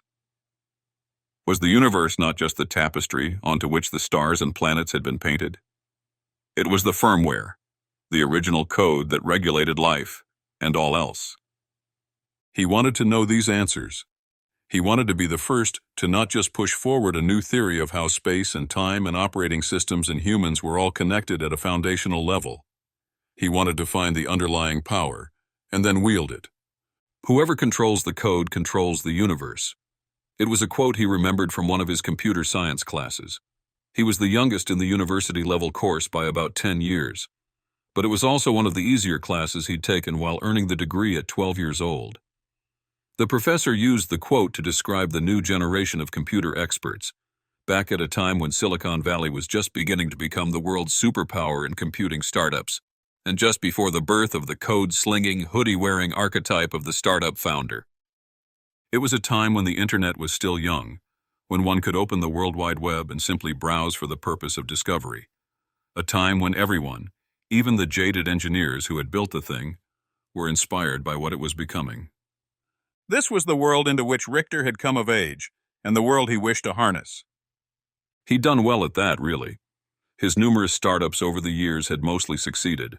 In the few that hadn't, he'd simply sold off for a small profit, funneling the funds back into his ultimate goal, a unified corporation that served one purpose and one purpose alone, his interests, whatever they may be or shift to. And this, standing on the side of a mountain in Norway, was his latest interest and fascination. The discovery of the asteroid field causing the 72-year seismic turmoil in this region wasn't exactly a secret, but it was not considered fascinating enough to be more than a footnote in a few astronomers' and geologists' research papers. But Richter and his team had combined these two disparate fields and made the connection, eventually linking in Viking and Norse mythology and hypothesizing that much of their folklore and religion was not based on fantastical stories, but rather fantastical truths that had morphed over the centuries. All this swirled in his head as he looked up, pretending to see the very asteroid field causing his delay. He needed to respect that, needed to understand better that he was exploring and discovering, not on his own accord, but because he had been afforded that right by nature herself. That space and the universe and the operating system that had been built upon it was allowing him to continue forward, was enough. With this in mind, he was able to push his frustrations away.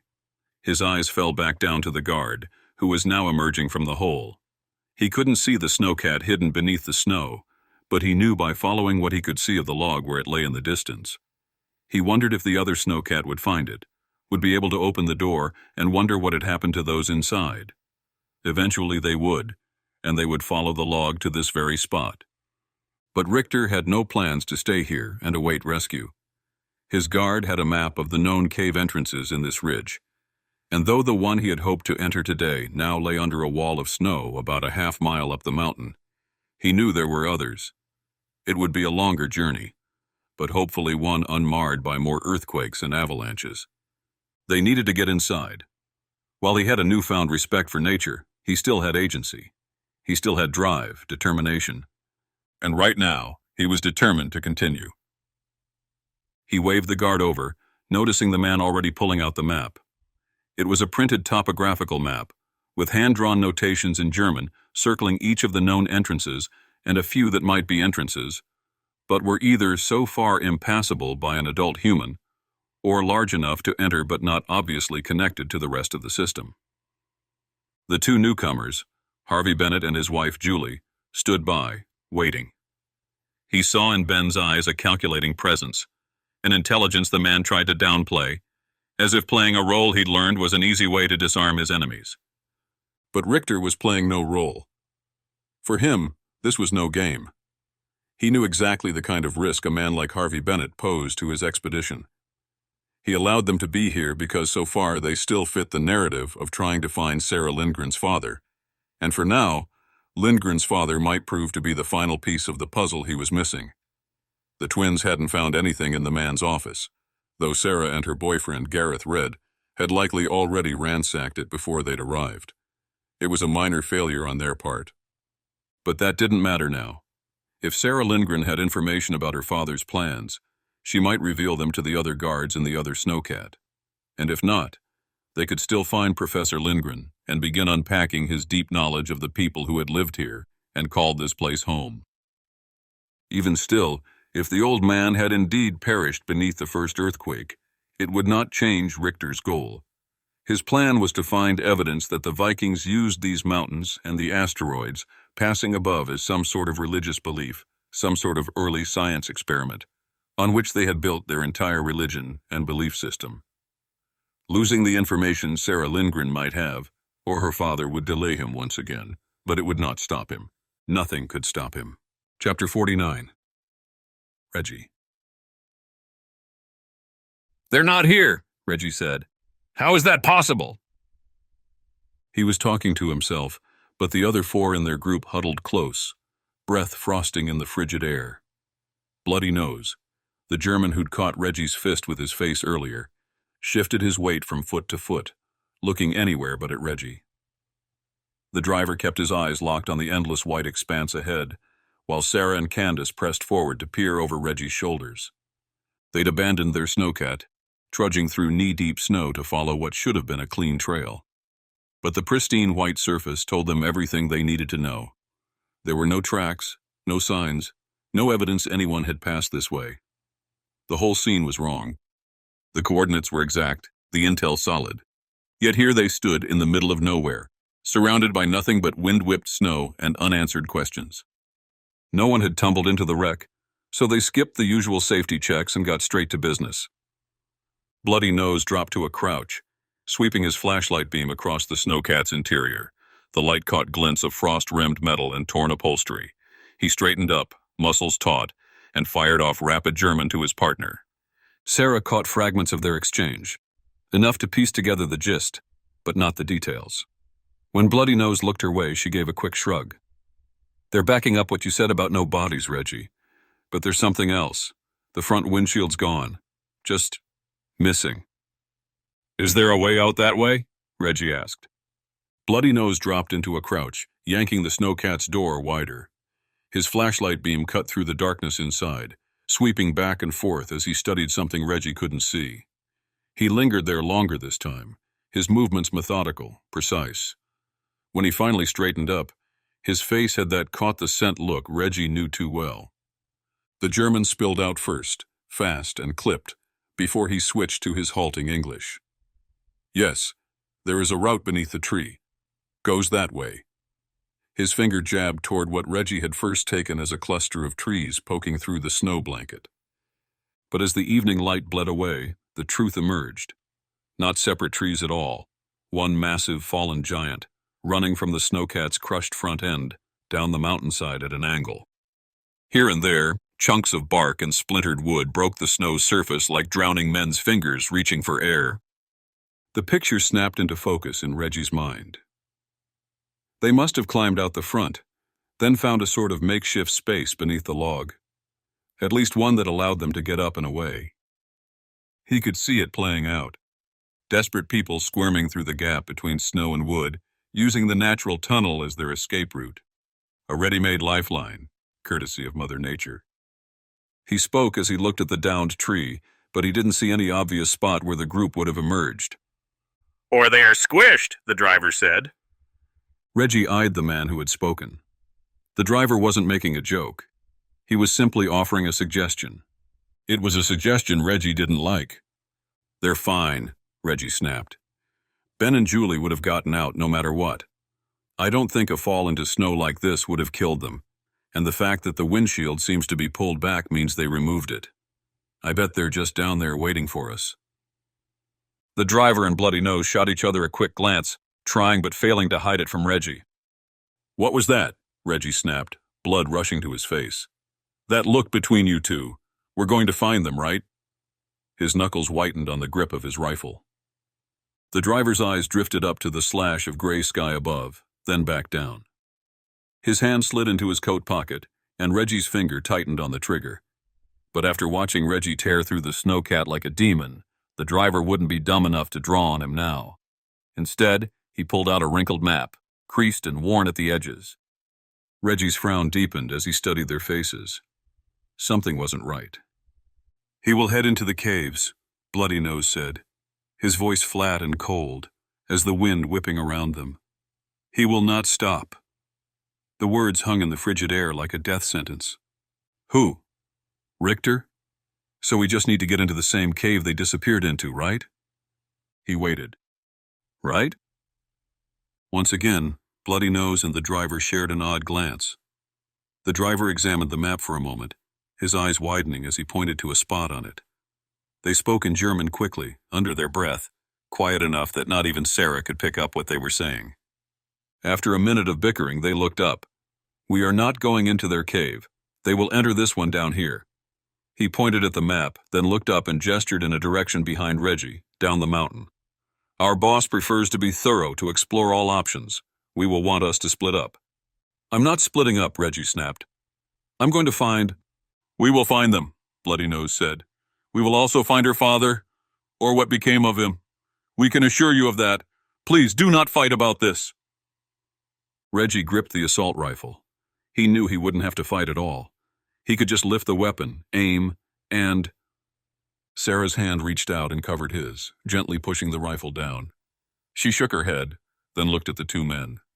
She addressed them both in German, and Reggie waited for her to explain. When she did, she had tears in her eyes. "I told them we will come with them. Having their help is better than not."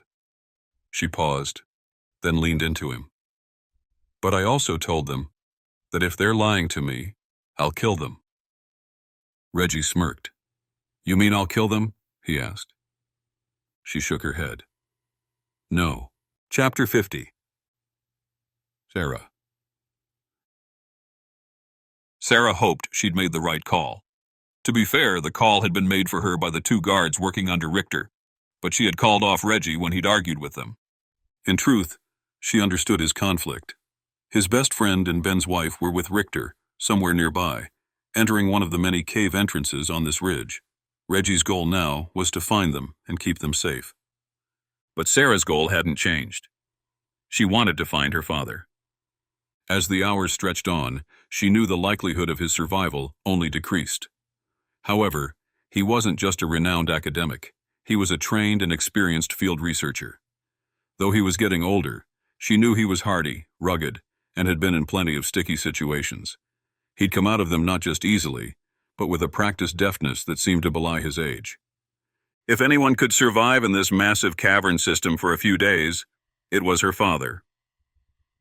But what if he had been injured during a rock slide after the earthquake? What if he was trapped, his leg crushed beneath debris, unable to crawl over to a water bottle or water source. She shook these thoughts away as they trudged back up the hill. The guard had pointed in the opposite direction for their destination, and she could see a large black scar in a smaller cliff nearby. Somewhere at the base of it was an opening the guard believed led to the larger cavern system. She tried to picture the inside of this ridge. It was an entire mountain, intertwined with naturally honed passageways, crevices, and tunnels.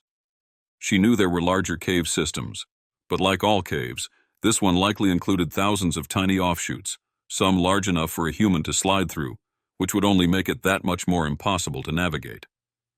The guard was using a topographical map of the ridge marked with the known entrances, so it was clear to her that Richter and his team had done some surveying here already. She hoped it would be enough, that their guesses weren't just hypotheses, but based on knowledge they'd gleaned from their research and exploration. The two guards with them seemed fit, and a bit younger than Richter. She wouldn't be surprised if they both had served in the military, similar to her assessment of the two massive twins who had grabbed her and Reggie from the university. She wondered where the brutes were now. They seemed to be operating as Richter's right-hand men, a bit higher ranking than these guards and the others driving Ben's snowcat. She guessed they might be back at the research base, trying to get in touch with their commander and boss. Perhaps they were even mounting another expedition into the cave system from a separate entrance. She remembered what the guard had said about Richter, that he would want them to split up, that this was part of the plan should things go south. Well, things had gone south. That Richter wanted them to split up was a surprise to her and Reggie, of course, but now that she considered Richter's true goals, it made sense. He hadn't come out with it yet, but she knew he was here for reasons other than finding her father. She believed him when he said the elder Lindgren might play a role in his discoveries here. But it was clear that Richter and his team had been here long before her father and his expedition had embarked on their journey into the tourist cave entrance. What was he hiding? What was it he expected to find here, and why was he in such a hurry? The guards were walking in the lead, obviously not worried about Reggie's assault rifle, which he had taken from one of them. She felt sure they were confident she and Reggie wouldn't try to make a break for it. Where would they go? Night was falling, almost as thick as the snow coming down around them. The temperature had continued to drop, and already she could see her breath as her body worked hard to keep up. It would only be an hour or so before it was far too cold to continue outside. The cave system would hopefully offer reprieve from the elements, and though she was sure it would be chilly inside, it wouldn't be cold enough to kill her. Reggie had fallen back a bit, naturally taking up the role of rear guard, as though he had always been on the same team as Richter's men. She glanced back at him, seeing him swing his gun back and forth, as if waiting for an enemy to appear among the trees around them. He was on edge, she could tell, never one to like taking orders from those he didn't trust. She was glad to have him back there, keeping watch and keeping the peace.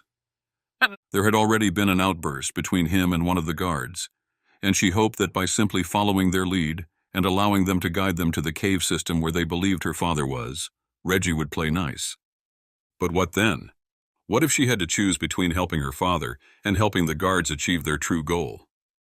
Though she didn't know what it was, she knew Richter was playing at something bigger. When it revealed itself, would it be something that conflicted with her own personal goals, or would it be something that allowed them to continue helping one another? It didn't matter now. She just needed to get inside and on to the next phase of this haphazard mission. Chapter 51. Indus. Candace had experienced the full range of human emotion in the last 30 minutes. Fear, trepidation, abject terror, joy at discovering Ben and Julie were still alive, and then confusion as the guards argued with Reggie about where to go. It was clear the man named Richter was in charge and had trained his zealots to march ever onward toward his ultimate goal, whatever that may be.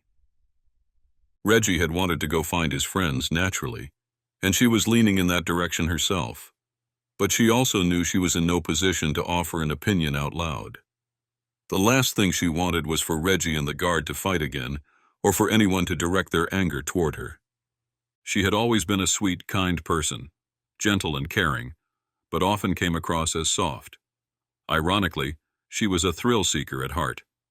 Her vacations, though few and far between, usually involved experiences that gave her some excitement, unlike her day-to-day life. Skiing, ziplining, even surfing off the coast of California a couple of years ago. She traveled with her girlfriends when she could, and sometimes even went alone.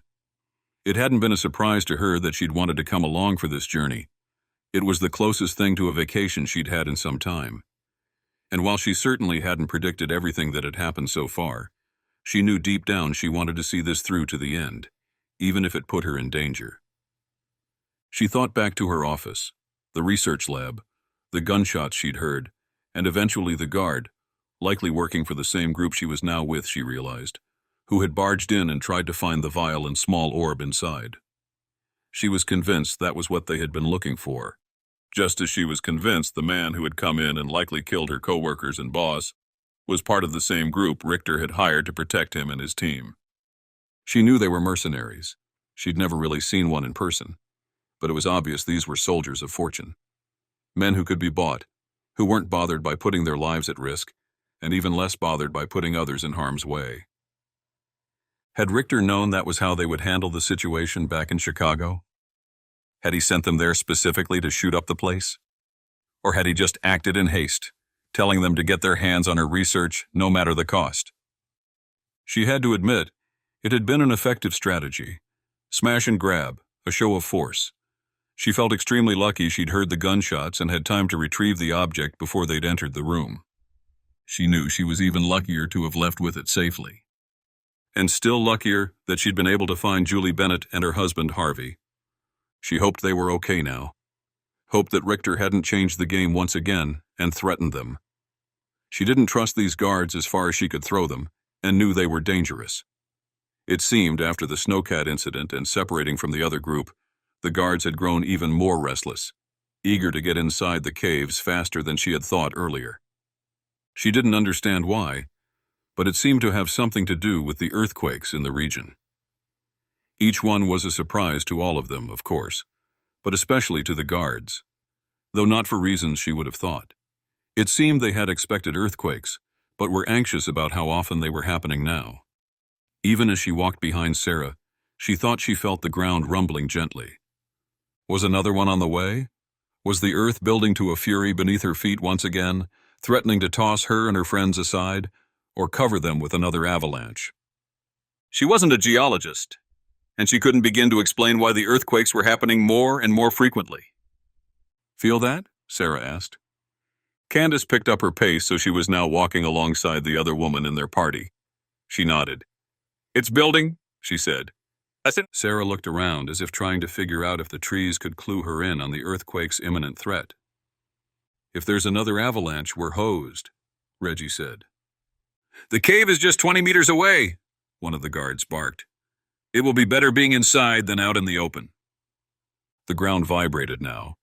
No question that another earthquake was ramping up. Candace reached in her pocket, feeling the vial. She still hadn't shown it to anyone besides Ben and Julie. From her interactions with them back at Richter's facility, she'd guessed they wanted to keep it a secret for now. If Richter's team had been the same group that had terrorized her workplace, and if they had been after this very object she carried, she figured it was a wise call. But she wanted to at least show Reggie and Sarah, to explain it to them. Reggie was just a soldier, but Sarah might have insights that could help her figure out why this tiny little ball was so important to Richter's mission.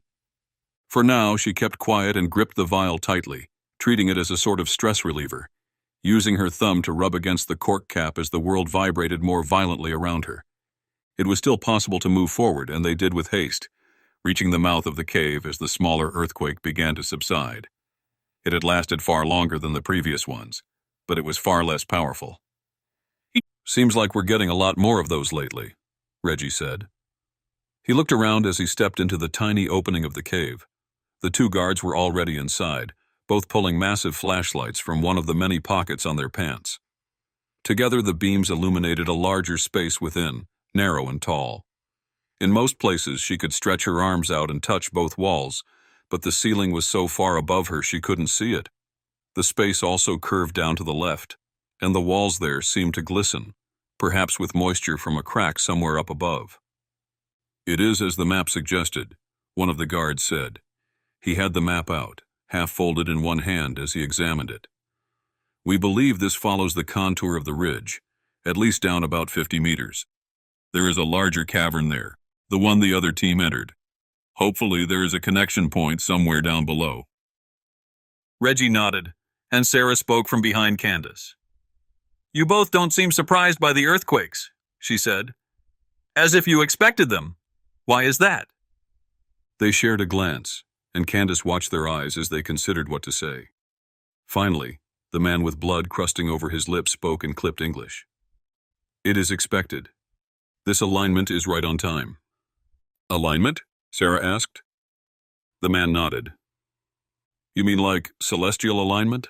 Stars and planets and that sort of thing? Reggie asked. Candace was surprised the man had made such a guess. Perhaps he wasn't just a lowly soldier, but had an intelligence, a cunningness that would prove useful. It made sense. A woman like Sarah wouldn't be with a man who offered no intellectual capacity. She thought of her own experience in the dating realm, finding it true for herself as well. She'd tried dating 4 or 5 guys over the past few years, even going on a date with a woman she'd matched with on a dating app on a whim. Of all the dates, the only one she'd felt connected to was the woman. Perhaps that meant something, but she hadn't followed up after the date. Asteroid field, the guard said. He pointed upward, as if pointing to the sky outside. Every 72 years, only close enough to Earth for hours, less than a day. Candace nodded. I've heard of things like that. Comets or meteors that pass along a huge elliptical arc that sometimes coincides with Earth's own. You're saying this is when they're closest to Earth? Yes.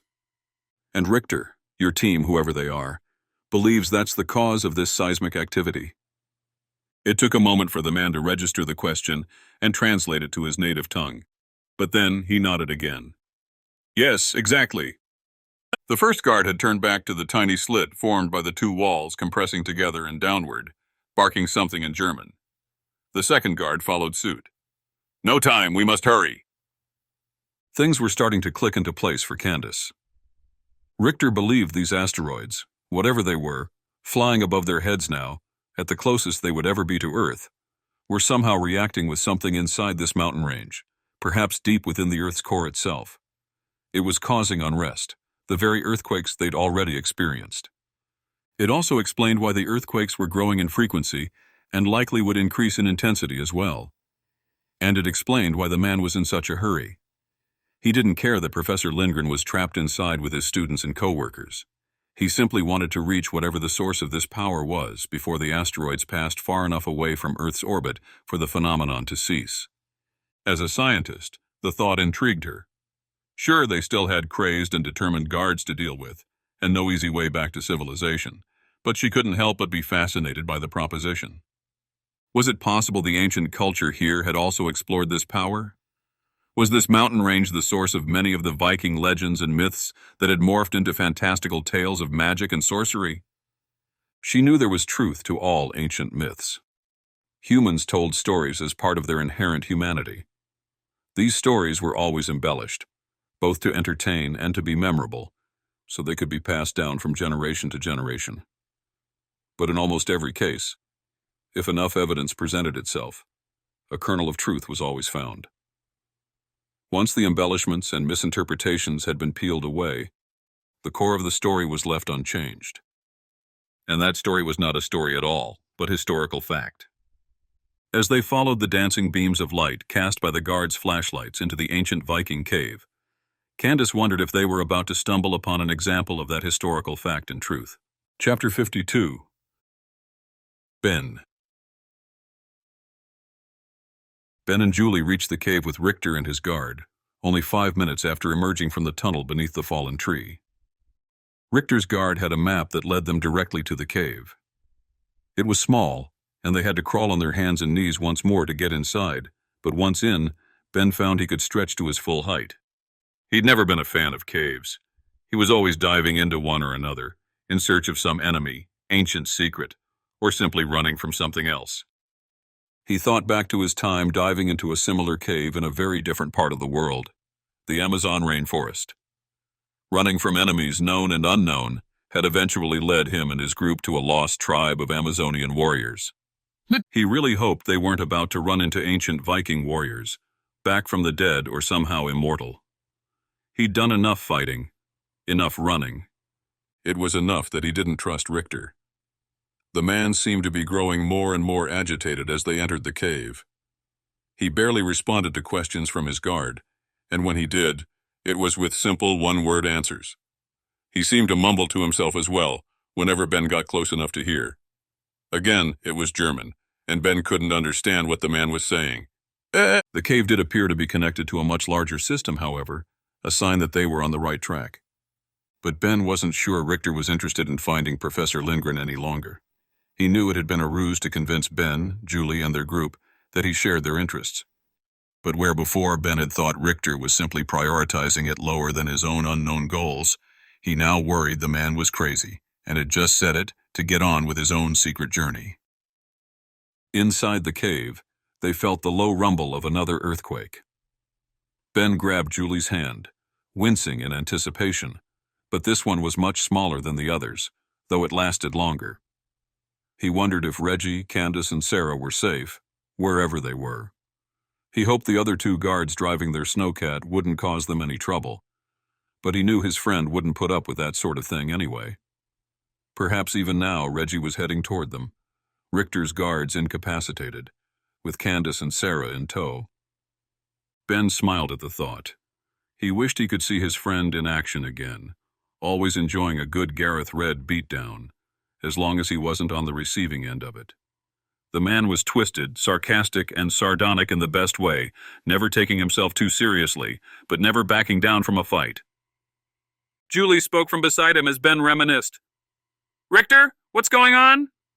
Richter stopped, still mumbling to himself. You seem hell-bent on moving forward, but these earthquakes are getting more frequent. Shouldn't we wait them out? Why do we have to go deeper into the caves right now?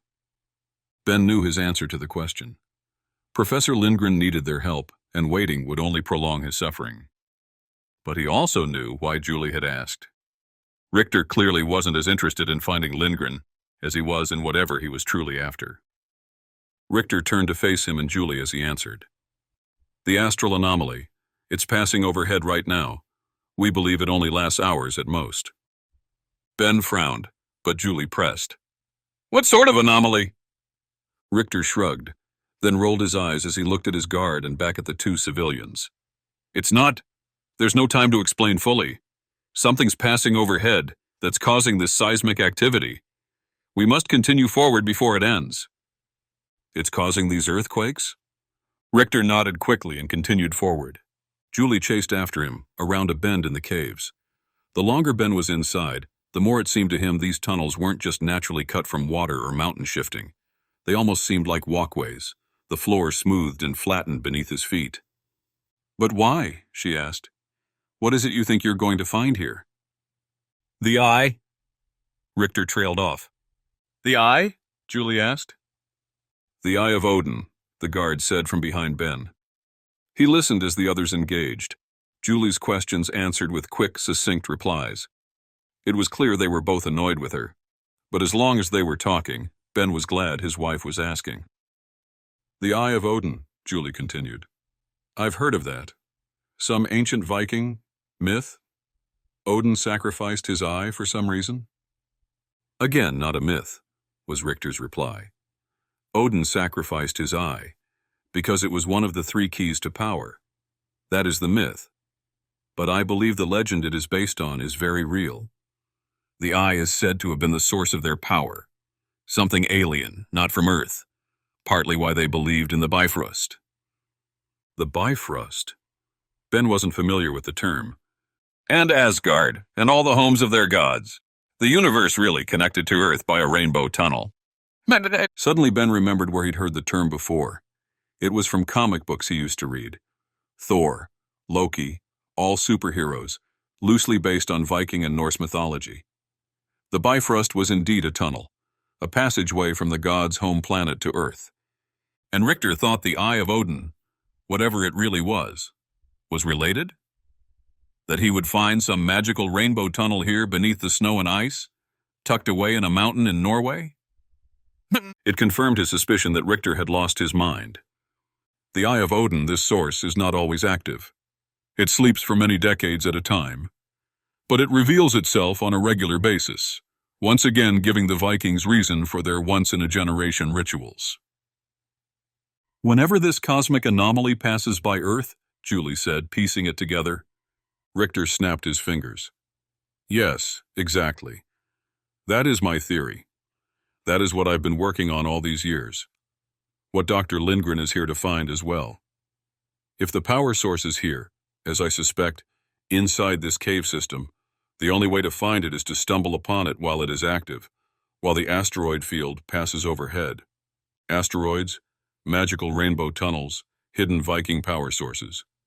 It was all too much for Ben, but he was on a mission to find Sarah's father, and if he were in fact in the same cave system as Richter's fairy tale, they were on the right track." He walked quietly behind Julie, Richter's guard following behind as his wife and Richter discussed further. Richter picked up the pace as they entered a long stretch of cave that further confirmed Ben's suspicion. These tunnels were not completely natural. It looked like scratch marks on the walls and above his head, but when the guard's light danced over them, Ben could see that they were the marks of hand tools. Thousands of hours of labor had allowed these tunnels to be straightened, widened, and made into this hallway. It wasn't elaborate, but it was far more comfortable than squeezing through and bouncing over boulders and rocks that would have existed here before. Ben was at least grateful for that. He much preferred walking to crawling on his hands and knees. What did it mean? If these were indeed tunnels hand-carved by Viking laborers, why had they put in the work? What were they going to find here? Part 5. Chapter 53. Julie. They reached the end of the hallway before Ben realized he could see far better than he should have been able to. The guards and Richter's flashlights were large and helped quite a bit, illuminating the way ahead, but by the end of the 100-foot passageway, Ben noticed a peculiar effect. The lights from the flashlights seemed to be reflected back at them from hundreds of tiny cracks all around them. Richter seemed to notice this as well. He held up a hand and told everyone to stop. He took his flashlight, pointed it at one of the many cracks, and turned it off. The guard followed suit, and for a moment, Ben was thrust into pitch blackness. His eyes adjusted quickly, however, and he realized he could still see his wife, shadowy and dimly lit, but lit nonetheless. "Incredible," Julie said. Ben's mouth fell open. The way ahead was indeed lit, but it wasn't light from the flashlights at all. It was light from the cave itself. And the cracks weren't just cracks. They were figures, carvings made by human hands. "Runes," Richter whispered. "Viking writing." The light was bluish, each rune now glowing brightly against the otherwise pitch-black cave. Ben saw rows of Viking lettering dancing in swirls, forming a vortex that seemed to pull them forward. In fact, "They are lighting the path," the guard mumbled. "Not just lighting it," Julie continued. "They're guiding us forward, literally pointing the way ahead." As they all stood in awe, Julie saw what the Vikings had intended. The runes, writing she couldn't read, of course, weren't just writing, but a guidepost. Each line swirled from the floor to the ceiling and back down again, running diagonally across the pathway. There were hundreds of lines of text, all curling up and over his head, pointing them in the direction they were supposed to travel.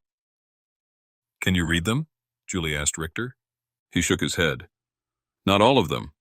I recognize some, but without understanding the full context, they are meaningless to me.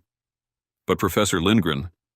Julie suddenly understood at least one reason why Richter had been interested in finding Dr. Lindgren. It had been sheer chance that the man had come into this cave system with his students while Richter was working here. Or had it been? Julie wondered how much of this Professor Lindgren himself had been researching. While it seemed like quite the coincidence, the fact that Professor Lindgren, a renowned scholar, archaeologist, and someone obviously versed in Viking myth and legend, especially with his Swedish background, and Richter and his team would be here at the same time, there was no way it was a coincidence. "Professor Lindgren knew," she said suddenly. Ben's eyes widened. "You think?" She nodded furiously. "It has to be. There's no reason for him to have come to the cave right now, at the exact time this asteroid field, or whatever Richter was talking about, is passing overhead, and why Richter's been in such a hurry. Julie looked at the German man standing nearby, inspecting the runes with a childlike fascination. Richter turned, smiling wide. "Indeed, you are correct," he said. "This has long been a fascination for me. But I am not the only one who has hypothesized there might be truth to the Vikings' ancient legends and myths. I wasn't sure who I could trust with this information, so I kept it to myself all this time. I also paid attention, listening to the murmurings of the scientific community, anyone studying Vikings or Norwegian and Scandinavian history. I traveled to Iceland, Greenland, all of the known places of Viking settlement, looking for clues." Julie listened as the man explained, knowing they were getting a glimpse into Richter's mind. They had been feeling on edge, and while this miraculous discovery helped lessen the tension, she knew they were on thin ice. Professor Lindgren was still trapped somewhere inside this cave system, and Richter was growing more eccentric by the minute. I realized a couple of years ago that Professor Graham Lindgren was studying Viking lore as well. Quietly, of course, but he published a few papers and gave a few lectures that were of interest to me. I followed his work, which led me to hearing about his expedition to the Tromsø cave. Why else would he be coming here at this exact time, right before the asteroid field begins to pass overhead, starting the chain of seismic activity we are now experiencing? She didn't have a good answer for that. Surely it wasn't a coincidence. Why not just reach out and ask him what he was studying? Ben asked. Richter's smile dampened. Academics is an interesting world. Trust only goes so far, and I have not done the work to establish myself as an academic. How do you say it in America? Earn your stripes. Ben and Julie both nodded. So I wasn't sure how I would be received if I came out and explained to Professor Lindgren or anyone else what it was I was working on. There are others in this field who get labeled as pseudoscientists, quacks, if they so much as open their mouth and put forth a hypothesis that seems fantastical. Julie knew this to be true. Besides, my work here is not just academic. It should be clear by now that I'm not just interested in studying this power, whatever it may be, and wherever it may lie, in situ. In situ? You mean where it lies? Ben asked. In other words, you're trying to find it so you can extract it? From the corner of her eye, Julie saw the guard move to his right, tracking them. He had his weapon out, holding it in one hand, the flashlight in the other. The guard's understanding of English was better than she had assumed. He hadn't just heard his boss's words. He had picked up on the implication behind them and was anticipating their reaction to it. Richter smiled wider again. Indeed, that is obvious, no? My research lab, my life's work, all of this. It's related, and it is necessary. Discovery is only part of the game, my friends. Ben frowned, looking at Julie. There was a look of horror on his face. We must continue, please. Fate has brought us together. You are my guests here, and I very much would love to share the discovery with you. Richter started forward again, completely unaware of Ben's and Julie's shock. Or perhaps he didn't care. Perhaps he was blinded by his own ambition. Or perhaps he wasn't scared of the two unarmed civilians following him. His guard, after all, had his gun out, and Ben knew he would be ready to use it if the need arose. Within seconds, Richter was continuing on through the tunnel of lit, swirling runes. Julie grabbed Ben's hand, giving it a light squeeze. She thought of what had just happened, still trying to piece it together. Richter was certainly looking for something specific, but it now seemed he wasn't just interested in discovery for discovery's sake.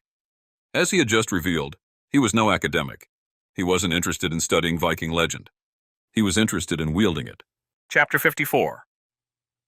Ben.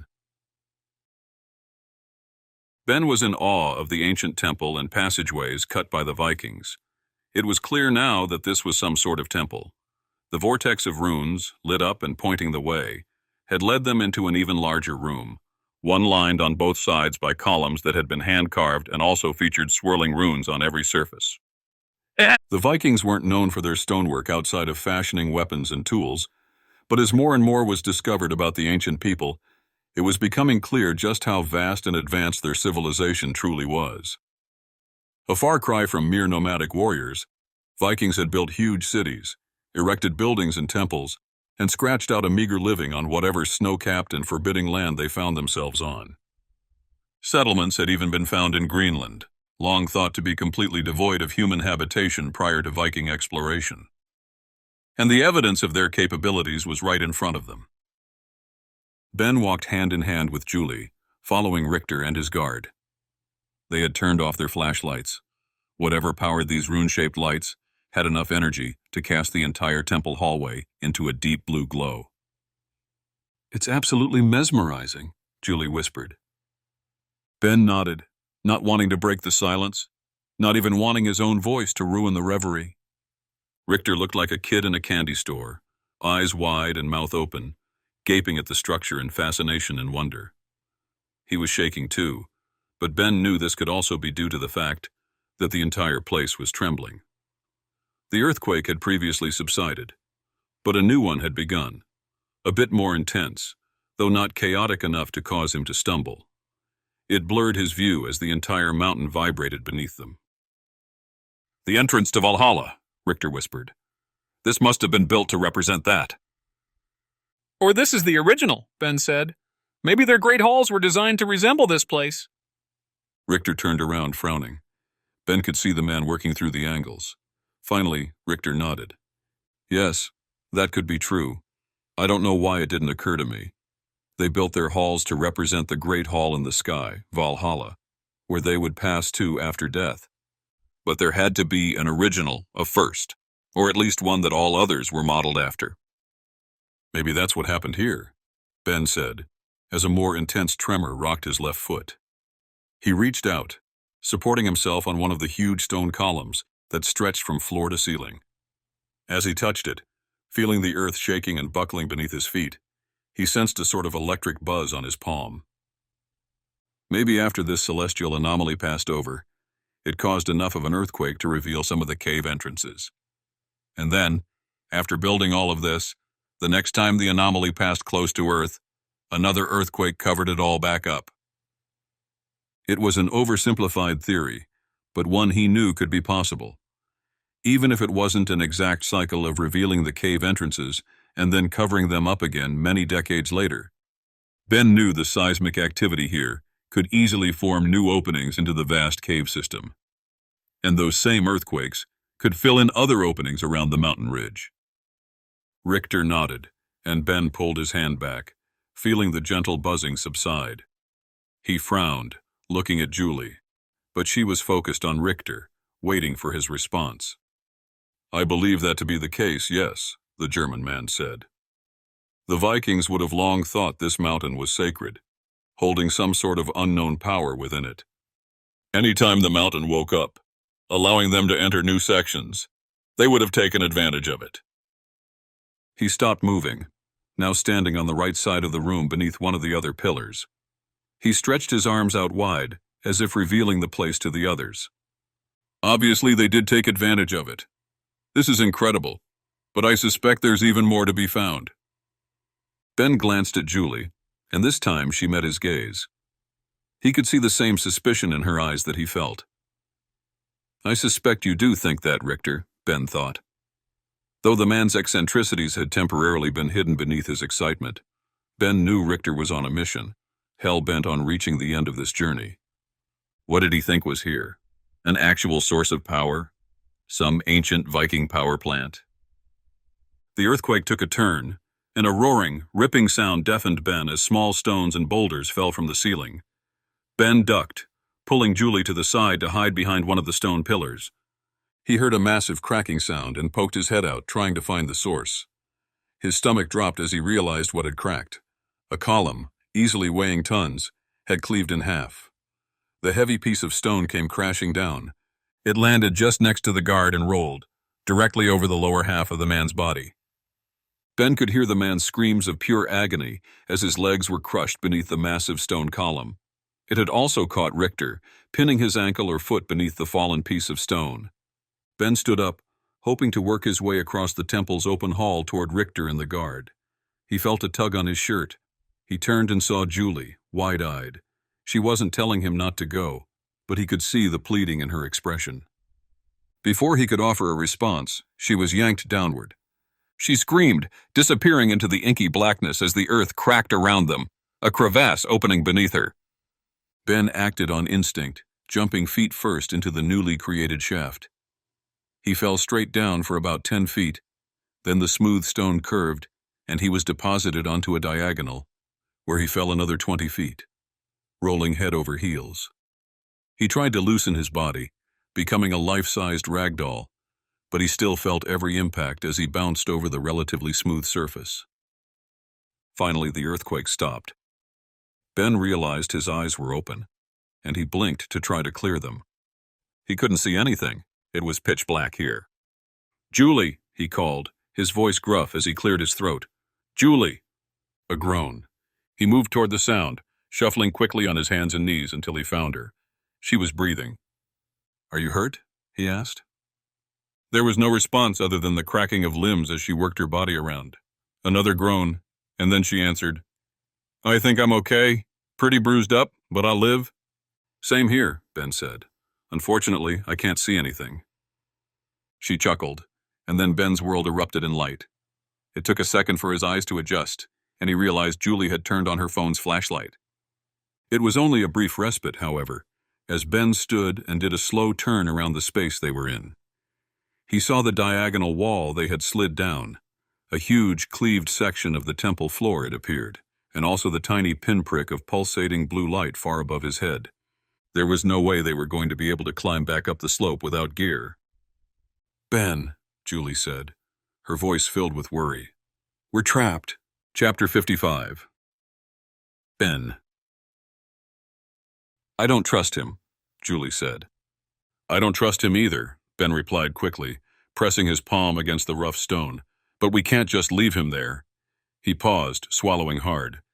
The image of the guard's body flashed through his mind again. Broken. Crushed. And his guard? That's a horrible way to go, trapped beneath a stone column. "Still, there's something about Richter that—" Julie's words cut off as distant rumbling echoed through the corridor. More cave-ins. More deaths waiting to happen. Ben grabbed her shoulders, forcing her to look at him. "Look, Jules, I trust you more than anyone I've ever met, but I also trust my gut." He loosened his grip, letting his hands fall to his sides. "And I'm with you. I don't trust the guy. I think he's been playing us this whole time. I think we're his captives, though we didn't realize it yet." The words tasted bitter in his mouth. They'd walked right into this trap, following breadcrumbs Richter had carefully laid out. "Still, it's not who we are to leave them up there, waiting to die." Another rumble shook loose fragments of stone from above. They had minutes, maybe less, before the whole place came down. And Ben knew they'd both hate themselves if they walked away now, even if saving Richter meant falling into whatever game he was playing. Julie's silence made Ben's stomach drop. Under the harsh beam of her flashlight, he could see the worry etched across her features, not for Richter and his guard trapped somewhere above, but for their own dire situation. The cave around them felt like a tomb. Unlike the other chambers they'd explored, no ethereal blue runes lined these raw stone walls. Instead, they faced the catastrophic aftermath of the temple floor's collapse. A diagonal slab of ancient stone that had thundered down into this natural cavern, sealing them off from any escape route. The surface was polished smooth as glass, impossible to climb. "There's no other way but up," Ben said, his voice echoing off the dead walls. He ran his hands through his hair, frustration mounting. "Not that I have any ideas, but we have to—" His words died in his throat as Julie cut in. "Ben, look!"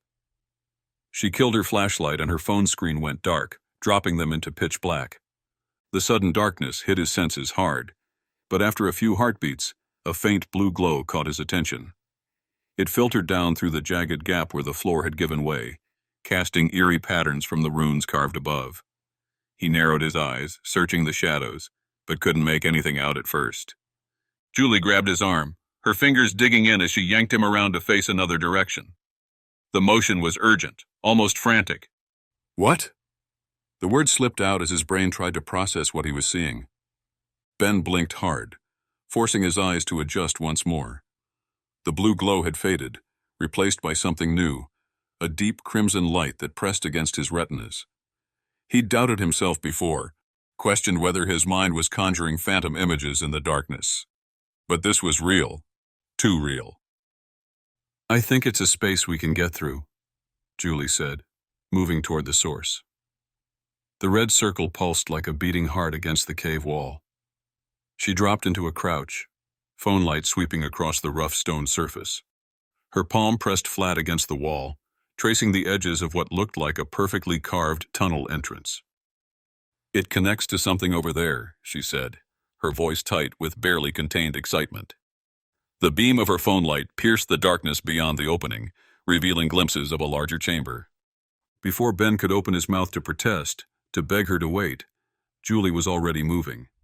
She dropped to her hands and knees and crawled forward, phone extended like a shield against whatever waited in that blood-red glow.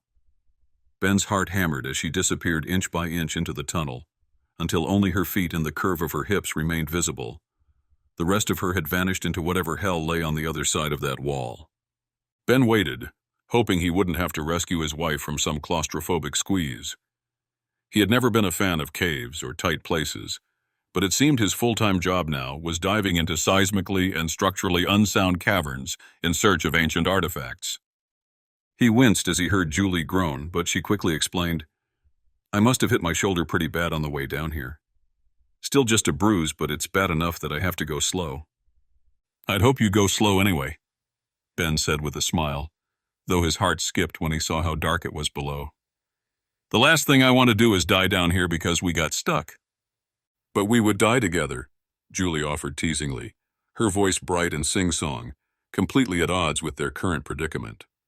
She started her descent, boots scraping against the rough stone walls. Wouldn't that be nice? No, Ben said, working hard to keep the edge out of his voice. He'd seen too many cave-ins, too many tight spots gone wrong. No, it would not be nice at all. No dying, even if we're together. Got it? Julie's feet disappeared into the black void below, leaving Ben to stare down the narrow shaft after her. The sound of her descent echoed up, fabric scraping against rough stone, loose debris skittering away under her boots. Then came the final thud of her landing, the sound bouncing off the walls and making the shaft seem even deeper than it was. Ben eyed the tight squeeze with growing unease. His shoulders were twice as broad as Julie's, and this wasn't going to be pretty. At least she'd gone first. If he got stuck, she could always pull him out from below, or laugh at him. Probably both. Ben, oh my God. Julie's voice drifted up, setting his nerves on edge. What? He called down, muscles tensing. What is it? You're going to have an interesting time getting your fat butt through that shaft, she said with a laugh in her voice. Then her tone shifted, filled with wonder. But you're not going to believe this. Ben sighed, dropping onto all fours, his joints protesting as he started crawling forward. He pushed with his feet against the rough stone, mimicking their earlier escape beneath the fallen log after abandoning the snowcat.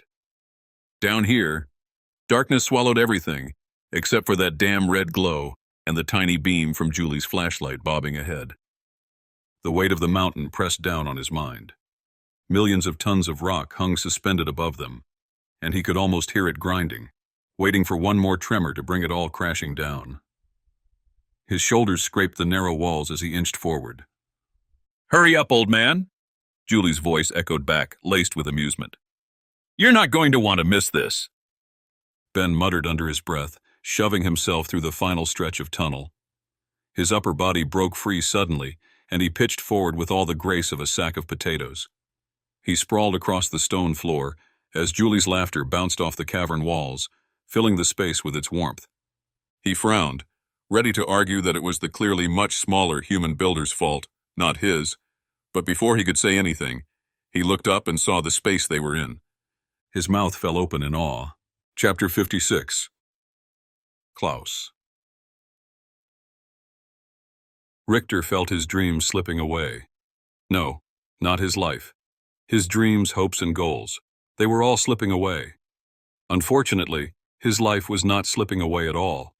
His leg was crushed, his foot useless, and he was trapped beneath the stone pillar that had fallen on him and his guard. But he wasn't dead, and he wouldn't be any time soon.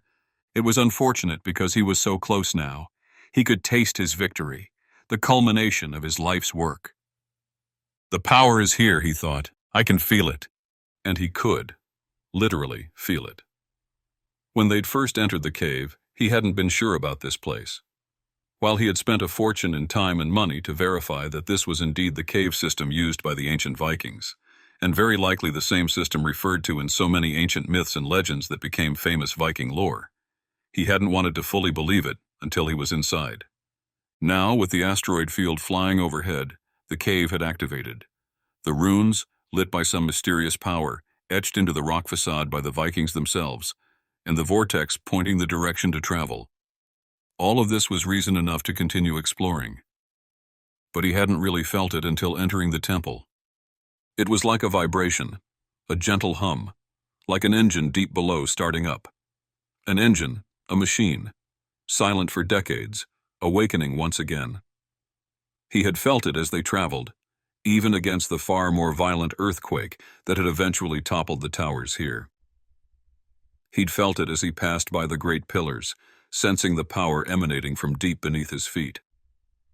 He'd wanted to shrug off Harvey Bennett and his wife, to continue with his guard and move quickly through this ancient site to get to his goal. But they were an unknown factor, a variable he couldn't trust. Even if he left them here, he didn't trust that they wouldn't follow, or that they'd stay put. And he couldn't exactly kill them. What would that look like to Sarah Lindgren, who wanted to find her father? It was all because of Dr. Graham Lindgren, his research, his experience, his knowledge, and now his very presence, trapped here in the same cave system. He might have the answers Richter needed. If only I could find the professor, he thought. If only I could uncover the secrets he knows about these people and the strange runes on every wall, floor, and ceiling. He hadn't known exactly what he would find down below, but he knew that Professor Lindgren had the best chance of unlocking its power. I need to find it. I need to find the professor. Together, or alone, Richter didn't care which. They could harness it, wield it, sell it. It was the only way forward, the only way to finish what Richter had started long ago. So he couldn't kill anyone, and he couldn't have his guards kill anyone, especially not the friends of Sarah Lindgren. He needed her father, which meant he needed her, and unfortunately that meant he needed Harvey Bennett and the others. But right now, he was trapped. The guard was screaming in agony, both legs crushed beneath the great weight of the pillar. He was useless to Richter now. He couldn't move, and Richter wasn't about to pull him along the rocky floor. He heard a sound and saw two massive shadows enter the temple, the twins. The first man spoke. "Richter, are you in here?" Richter nodded and gulped out a quick response. "Over here. I'm trapped." He heard the first one start forward, then shuffle, as he realized the floor was uneven. Richter called out again, his frustration exploding. "Look at the floor, you fools. It's fallen, and it's taken others down there. They're likely trapped or dead already, and I would prefer you not join them." His beratement wasn't true anger. It was frustration about his own predicament. The twins were good men, though like all men, they couldn't be fully trusted. He had worked alongside them, entrusting security duties to them, and found they were good for certain activities, like finding Sarah Lindgren and her boyfriend, and tying up loose ends with his research projects. As the twins approached, carefully avoiding the fallen floor, Richter had another revelation. Perhaps that's who the third woman is. Candace something.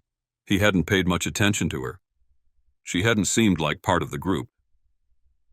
Harvey Bennett was friends with Gareth Red, Sarah's boyfriend.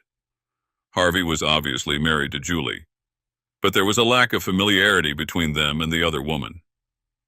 He wondered if she might be one of the researchers from the third-party company he had outsourced some of the scientific study to. He'd sent the twins there, or rather, he'd had them send a mercenary crew with the sole purpose of retrieving his property. But the mission had been a failure. The mercenaries killed 2 researchers and a security guard, and made a mess with the local authorities in Chicago. But they reported that the sample was missing. Someone had taken it before the crew could get there. Perhaps it was this woman. He hadn't searched her, a rookie mistake, but it wasn't his job to do that. The twins should have vetted her. Boris crouched down to examine the pillar crushing Richter's foot. Richter considered asking about the woman named Candace, but he knew there would be time for that later, after his mission was accomplished. He needed the twins to be on their best game. Joaquin joined Boris, and together they tried lifting the pillar. The guard screamed as it moved half an inch, sliding up his crushed legs and toward his torso. It was unfortunate, really the man didn't deserve this, but the twins had to move the pillar, and Richter knew he'd rather it crush the guard to death than roll up his own body. There was no other object in the temple to use as leverage, so inch by inch, they rolled the pillar onto the guard's body, his bones crunching under the weight. Richter winced and looked away, feeling his own ankle crushed under the pressure. But his end of the pillar was still propped up by smaller rocks, sparing him from the worst of it. With a final heave, the twins rolled the pillar higher, crushing the guard's waist with a sickening crunch. The man let out a final scream, then passed out as blood seeped across the temple floor. Richter pulled his foot free. It wasn't as bad as he had thought. Perhaps some bones had fractured, but nothing that would stop him from moving forward. The twins helped him to his feet, and though he almost fell, he balanced on his left side and hobbled forward. "Will you be okay?" Boris asked. Richter nodded, testing his foot again. Already it responded better. He could move, though slowly. "Yes, let's go." Joaquin moved to roll the pillar off the guard, but Richter snapped in his direction. "Leave him. He's useless now, and he's bleeding out." Joaquin looked at him in surprise.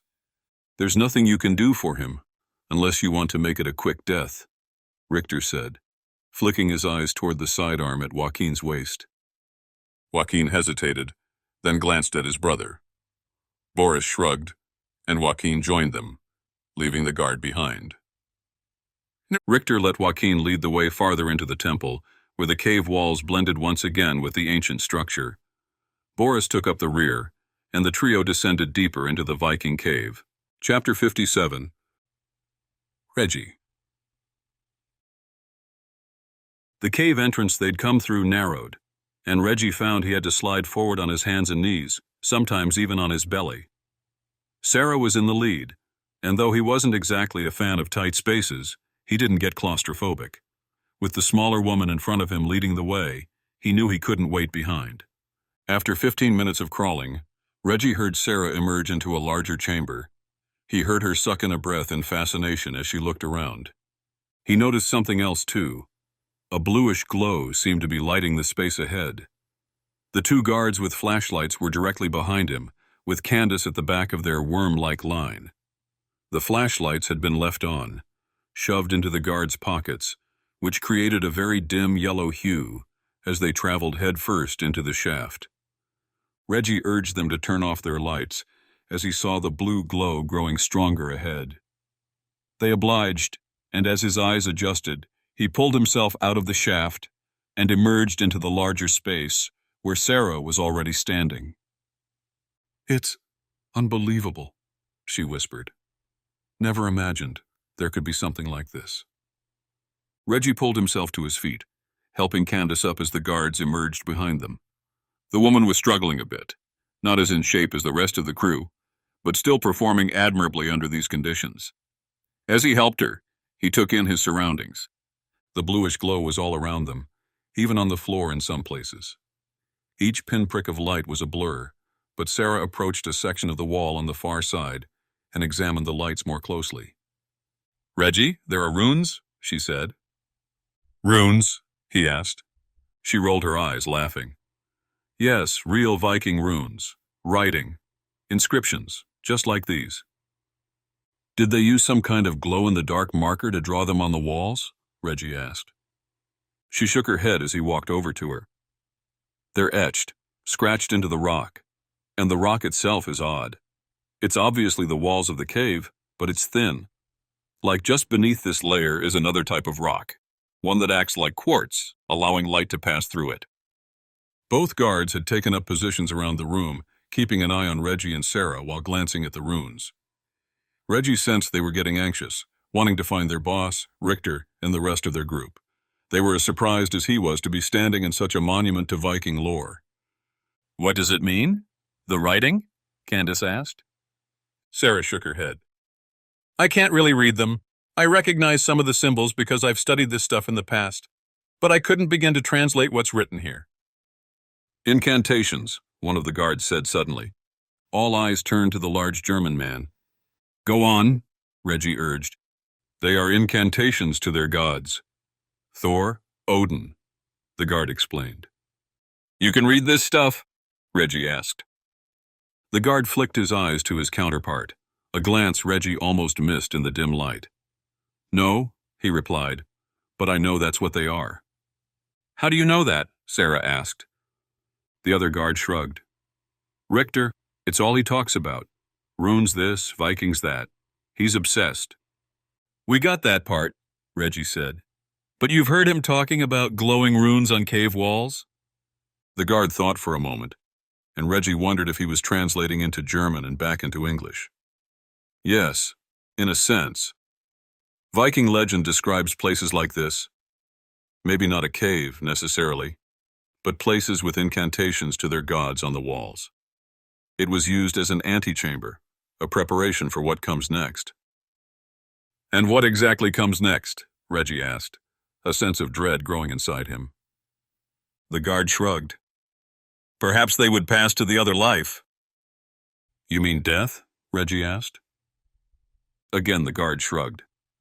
You'll have to ask Richter, or we can continue.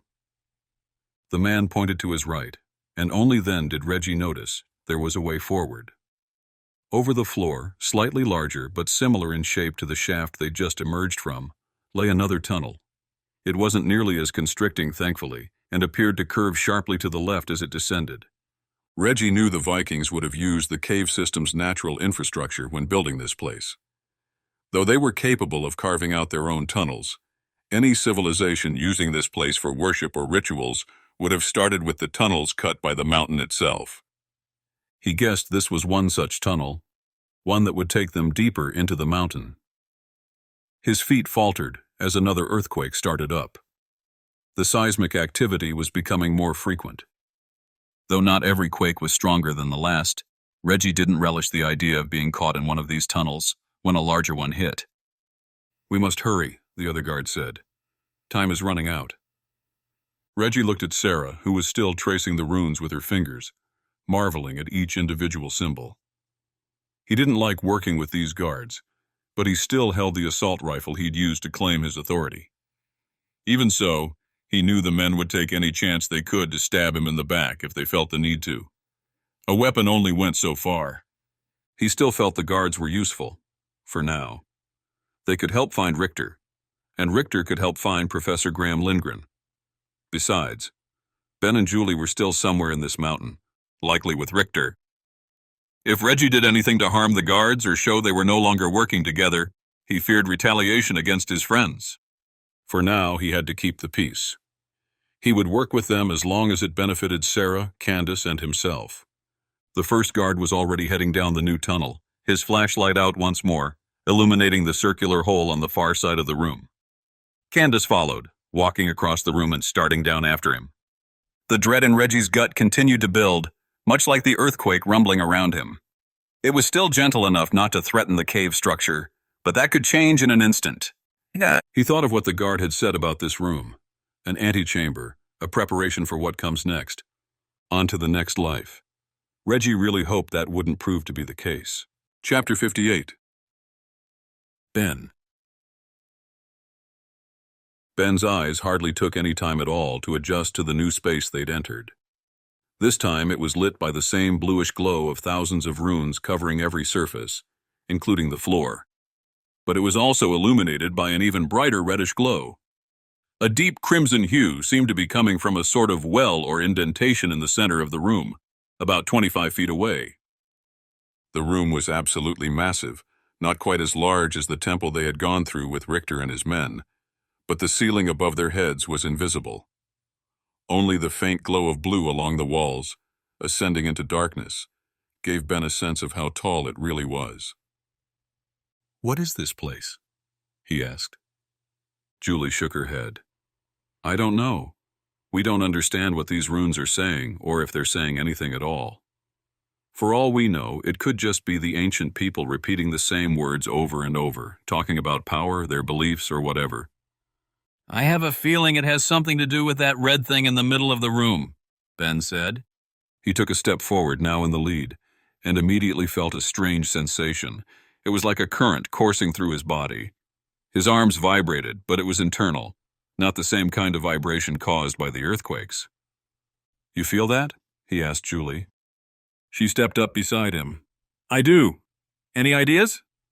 Ben grunted in response, noticing the effects intensifying as he got closer to the central red glow. The hairs on the back of his neck stood up, though he wasn't sure if it was from fear or the strange phenomenon emanating from the power source in the room. "It can't be safe, right?" Julie asked. "I'm definitely keeping my distance," Ben said. He had taken a few more steps forward, only to feel the sensation growing stronger within him. It was as if he were standing next to an open microwave, with every molecule in his body being excited by some unseen force. He didn't know if he was going to be cooked if he got too close, but he imagined this must be what it felt like for those at Chernobyl who had been too near the reactor. Thankfully, there was more to explore in the room than just approaching the strange red glow. Julie had already worked her way over to one of the walls on the left, and Ben joined her. The sensation lessened over there, but didn't disappear entirely. Ben wondered if the runes, or the blue light source behind them, acted as a kind of insulator, keeping the red energy from permeating beyond the cave walls. He noticed that the runes were not perfect. In some places, they had been etched deeper into the rock to reach the light blue stone behind them, as if the mountain's interior was made of a glowing blue stone, now covered by millions of years of sediment and environmental change. He wasn't a geologist, but he knew he was looking at something extraordinary. The Vikings had found this place, discovered its strange properties, and perhaps even the red well in the center of the room. They had then transformed it into their private ritual chamber. But it wasn't just the runes they could examine. There were trinkets, artifacts, tools, everywhere. Julie leaned down and picked up what looked like a crude weapon, piled among others. Ben spotted a shield fashioned from sturdy wood. And silver, lots of silver. Coins, tools, chalices, anything and everything he could imagine fashioned from silver. "Gifts for the gods?" Ben asked. Julie nodded but frowned as she examined the tool in her hands. Maybe, Sarah would know, or her father, who, by the way, we still haven't seen. Ben hoped she wouldn't bring it up. He still wanted to find Richter and make sure the eccentric German wasn't planning to trap them all inside the cave. Ben wasn't sure what might set Richter off, but he knew something could. He had learned long ago not to trust people who became agitated the closer they got to their goals. Do you think Professor Lindgren is okay? Julie asked. Ben hadn't spent much time with the man, but from Sarah's stories, he knew Lindgren was resourceful, rugged, and capable in most situations. Still, being trapped in a cave after an earthquake could overwhelm even the hardiest person. At the very least, Ben hoped they would find Lindgren's body for Sarah's sake. Best case, they found him alive but unable to move. However, the fact that they hadn't seen any sign of him didn't bode well. Julie was now slowly moving around the outskirts of the room, inspecting the tools, weapons, and artifacts piled against the walls. It looked disorganized, and Ben got the sense that this was a dumping ground for items of great value to the Vikings. Temples or ritual chambers like this were often used by ancient civilizations to store meaningful objects, likely gifts for their gods. But for what purpose? Were they honorifics for the strange red glow in the center of the room? Was it somehow tied into their belief system, like a way to interface with their gods? Ben wasn't sure, but he didn't know enough about Viking culture to answer definitively. They spent the next 10 minutes working their way around the room in a full circle. The chamber was shaped like a large, imperfect sphere, and the runes ran vertically higher than Ben could see in the dim light. The ceiling seemed to stretch into infinity, as though they were standing at the base of an ancient volcanic cone. Maybe that explained the strong seismic connection to the asteroid field passing overhead. The energy pulsing through Ben only confirmed his suspicions.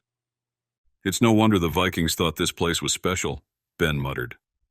Julie was thinking along the same lines. I get it, she said. If I didn't know better, I'd think this place was magical too, especially to a group like the Vikings, who lived long enough ago that their understanding of science was still crude. Like knowing how to sharpen a sword so it cuts cleanly through someone's neck, Ben joked. As I said, crude. Julie smiled, crouching to examine a collection of woven baskets and pots made from ceramic or clay. She stood up, glancing at Ben. I hope Candace is okay. She had no idea what she was getting herself into. We warned her, but yeah, I didn't expect any of this either. If she's still with Sarah and Reggie, I trust them to keep her safe. Yeah, but Richter's guards seemed on edge, and Richter himself, he's an enigma. Julie smiled wider, rejoining Ben. Weird place for a date, she said. Ben raised an eyebrow. So this is a date now? Julie shrugged, laughing. I have a feeling we've reached the place Richter's been trying to find. We don't have any equipment, no weapons to protect ourselves if things go bad. So we either wait or start heading back after a while. Can't argue with that, but as much as I like the idea of a date, this isn't the place I'd choose. Julie turned to him, grabbing the back of his neck and pulling him down for a kiss. Really? What do you mean? This place has it all. Intrigue, mystery, history lessons? Ben squinted, frowning at her. She grinned. Best of all, it really has a vibe to it, you know? This place is electric. Ben groaned, rolling his eyes. Before he could respond, he heard footsteps and voices in the distance. He turned toward the sound, squinting in the darkness, until he spotted another entrance, or exit, similar to the one they'd come through. Looks like we've got company, Ben said. Probably Richter's crew finally joining us. Julie pressed her back against the wall, ready for whatever was coming. Chapter 59. Sarah. The two guards entered the new chamber first, followed by Sarah, Reggie, and Candace. They had stopped using lights of any kind, no cell phone flashlights or larger torches, since their eyes had adjusted well to the dim, yet present bluish hue from the runes. And the runes were everywhere now, spinning around them as if guiding them downward toward whatever this place was. Sarah heard voices, her senses on high alert, but was happy the guards were the first to spill out into the chamber. She was even happier to see Ben and Julie huddled together near the side of the room. She sensed a sort of prickling sensation, as if something was heating up deep within her, similar to the feeling of butterflies in her stomach, except these were all over her body. She ignored the feeling as she ran toward Ben and Julie, almost pushing the guards out of the way. "Jules," she said, a smile on her face. "I'm so glad you're okay." Ben stepped forward, grinning as he grabbed Reggie's hand, who had appeared behind her.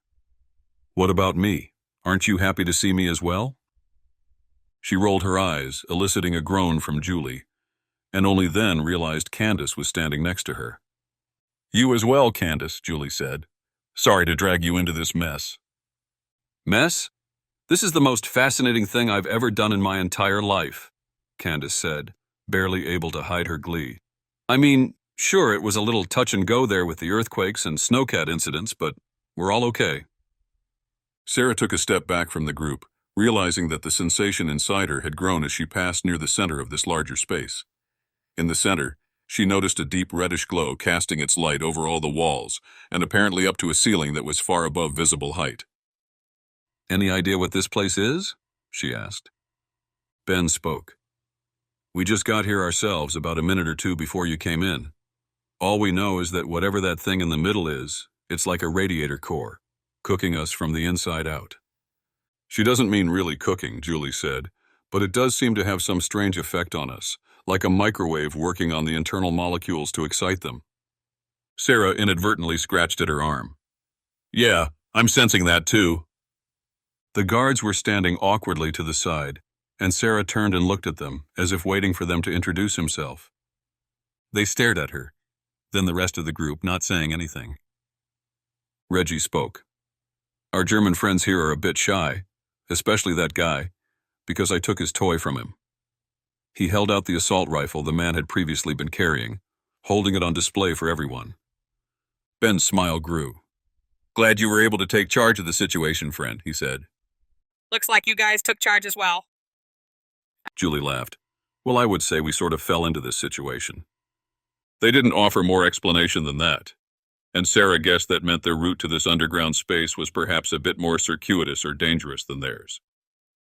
The guards hung by the wall they'd entered from, while the group of 5 caught up and swapped stories. They spoke for a few minutes, Julie and Ben filling her, Reggie and Candace in on how they'd come to be down here, and what they thought this place was.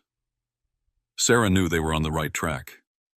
If they couldn't determine definitively what this place had been used for, it was clear it had immense value to the Vikings. She saw piles of silver, artifacts, coins, and other trinkets and tools along all of the walls. It was as if this was some sort of gift chamber, to hold offerings dedicated to the gods, to their gods. Clearly you all made it down here safely, Julie said. But knowing Reggie especially, I'm sure it wasn't without fanfare. Reggie's eyes widened as he grinned. Quite a bit of fanfare, actually. You should have seen me. I karate chopped the guy over there and stole his gun, also gave him that bloody nose that... He got a little worked up in the snowcat, Sarah cut in. But we're all good now, and they've been good little soldiers ever since. She glanced over and saw the guards glowering at her. She shrugged. Any idea where Richter is? Ben asked. Sarah could tell he was still feeling uneasy, not willing to fully trust the man. Or your father? She shook her head, answering both questions. We haven't seen Richter since he left with you. No idea if he's still in the cave system or not. And my father... Her voice drifted away, and she realized she wasn't sure what she wanted to say. At this point, she would be surprised if he hadn't perished yet. That he hadn't been stumbling around this cave system looking for help or a way out. At which point, he would have found it and walked back toward civilization. There was a chance he had done just that, and Sarah would not have known about it, considering she was deep within the very mountain her father had disappeared into. But she had a feeling he was still here. At least that his body was still here. She felt tears welling in her eyes. She didn't have the closure she needed. She wanted to know one way or another what had happened to her old man. But she was now confronted with the reality that he probably had not made it out of the first earthquake alive. As if responding to her thoughts, the ground beneath her began to shake, and the sensation inside her began to rise in intensity. Hey, can we talk about why the hell I feel like I'm in a out of the frying pan into the fire situation? Reggie asked. I mean, I get the whole microwave thing, but why?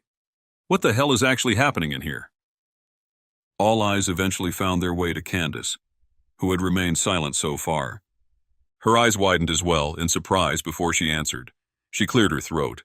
I'm not really sure what it is exactly. I mean, I have some theories, but... Theories are better than anything we can offer, Ben urged. Do tell. Chapter 60. Sarah. Sarah noticed Ben and Reggie were eyeing the guards against the wall, and she wondered if they thought the men would try to make a break for it. It didn't matter, really, which is why she assumed they hadn't forced the guards closer to their group. Where would they go? Candace continued as everyone else waited. I'm a scientist, a physicist, really, and I can usually attribute physical properties to their underlying cause. When we learned of the asteroid field passing overhead, things started clicking into place. Sarah hadn't heard any of this explanation yet, and she found herself drawn to the woman, doing her best to explain the strange phenomenon they were all experiencing. Whatever this is, she held her hand out, waving it around the space. It's something we've seen nowhere else on Earth, and that's because, and this is where it gets a little weird, I believe whatever is causing this isn't from Earth. Eyes widened all around, mouths dropped open all around. Not from Earth? Reggie asked. Even the guards seemed incredulous. Sarah still wasn't sure how much English they really understood, but it seemed they knew enough. Candace nodded. Sure, I mean space is big, and there's all sorts of elements and scientific truths out there. We can't even begin to understand them, much less have access to them. It's just so vast, but it's not out of the question that something, that thing in the center of the room I would hypothesize, simply fell out of the sky millions of years ago and became embedded in the ground. One formed around it, or this vertical shaft, where we're at the bottom of, is actually one formed by this thing when it landed. Oh, Sarah nodded. You mean like we could be standing in this thing's impact crater? Exactly, Candace said. It makes sense, too. If this thing has a density far greater than anything we know of on Earth, it would make quick work of the mountainous rock it traveled through to get here. It eventually slowed down and became embedded right here in this cavern, probably creating it as well. The earthquake began trembling, still not enough to concern her, but she felt herself leaning heavily on Reggie, who had a hand against the wall. There was also a low rumble beginning to sound around her, and she heard Candace raise her voice as she continued her explanation. Anyway, whatever the thing is there, it's emitting a reddish hue. The same color as... She cut herself off, suddenly looking nervous and glancing around. Sarah placed a hand on her wrist. It's okay. Reggie's got the gun, and they can't do anything to us. Candace swallowed, trying to reassure herself. Right. Sorry. I've been keeping this from you, but... No, they already know about it. Right. Ben and Julie already know about this. It's actually how I came to be here, as you might have guessed. She pulled the tiny vial out of her pocket and held it up for the rest to see. Back up in that shaft, we came to a fork. One shaft heading down to the right, the other heading down to the left. Ben, Julie, and Reggie stared at the tiny vial, the reddish orb still glued to the side of the glass tube, pointing directly at the center of the room. I had no idea which way to go. None of us did. But I had a weird idea. I pulled this thing out and looked at it to see which way it was pointing. You think it told you how to get down here? Ben asked. She nodded. It moved as we did, just like it always has. Doesn't matter which way I hold it or which way I face. That little orb seems to be phoning home at all times.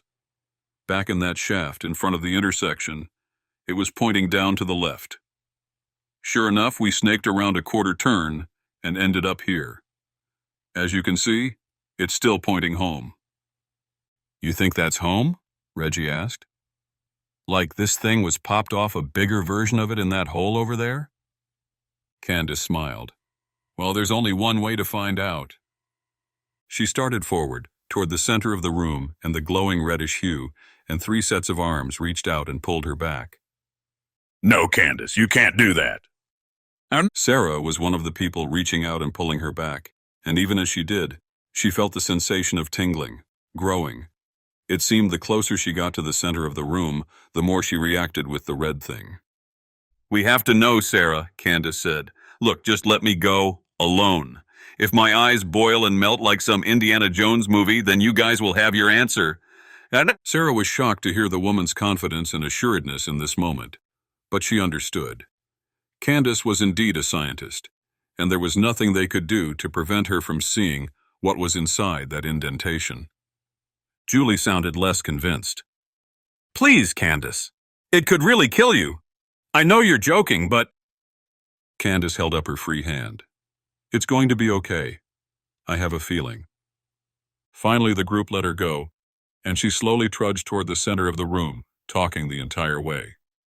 The sensation is definitely growing. It feels like my teeth are about to start chattering. She took a few more steps. It's definitely caused by whatever's in that hole, and it seems like, yeah, I can feel myself warming up. It really is like being inside a microwave. Be careful, please, Julie said.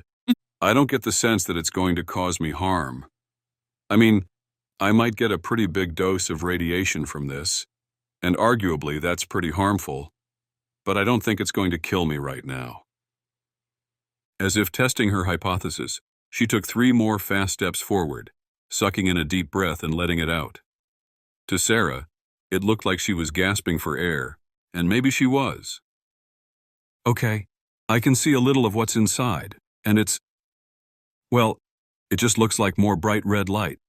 I need to get closer to actually see. At this point, she stopped completely. She stood, her back perfectly straightened, as if she were about to stand up on her tiptoes. Sarah watched her hands, also rising in a strange floating way. Oh my God, Julie said. Guys, are you seeing this?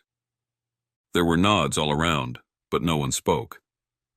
Sarah watched as the vial that had previously been in Candace's hand left her fist. But it didn't fall and crash to the floor of the chamber. Instead, it floated, in midair, levitating. Is that Is this some sort of magic trick? Reggie asked. How the hell is that supposed to work? Candace spoke again, now shouting over the growing, rumbling sound of the earthquake. It's like it's trying to make me float as well. Whatever this thing is, it absolutely does have some incredible alien power. It is definitely not from Earth, and I'm not sure what. But Candace didn't get the chance to finish that thought. Instead, Sarah heard an even louder sound, unmistakable against the rumbling of the earthquake and the shifting mountain. Gunshots.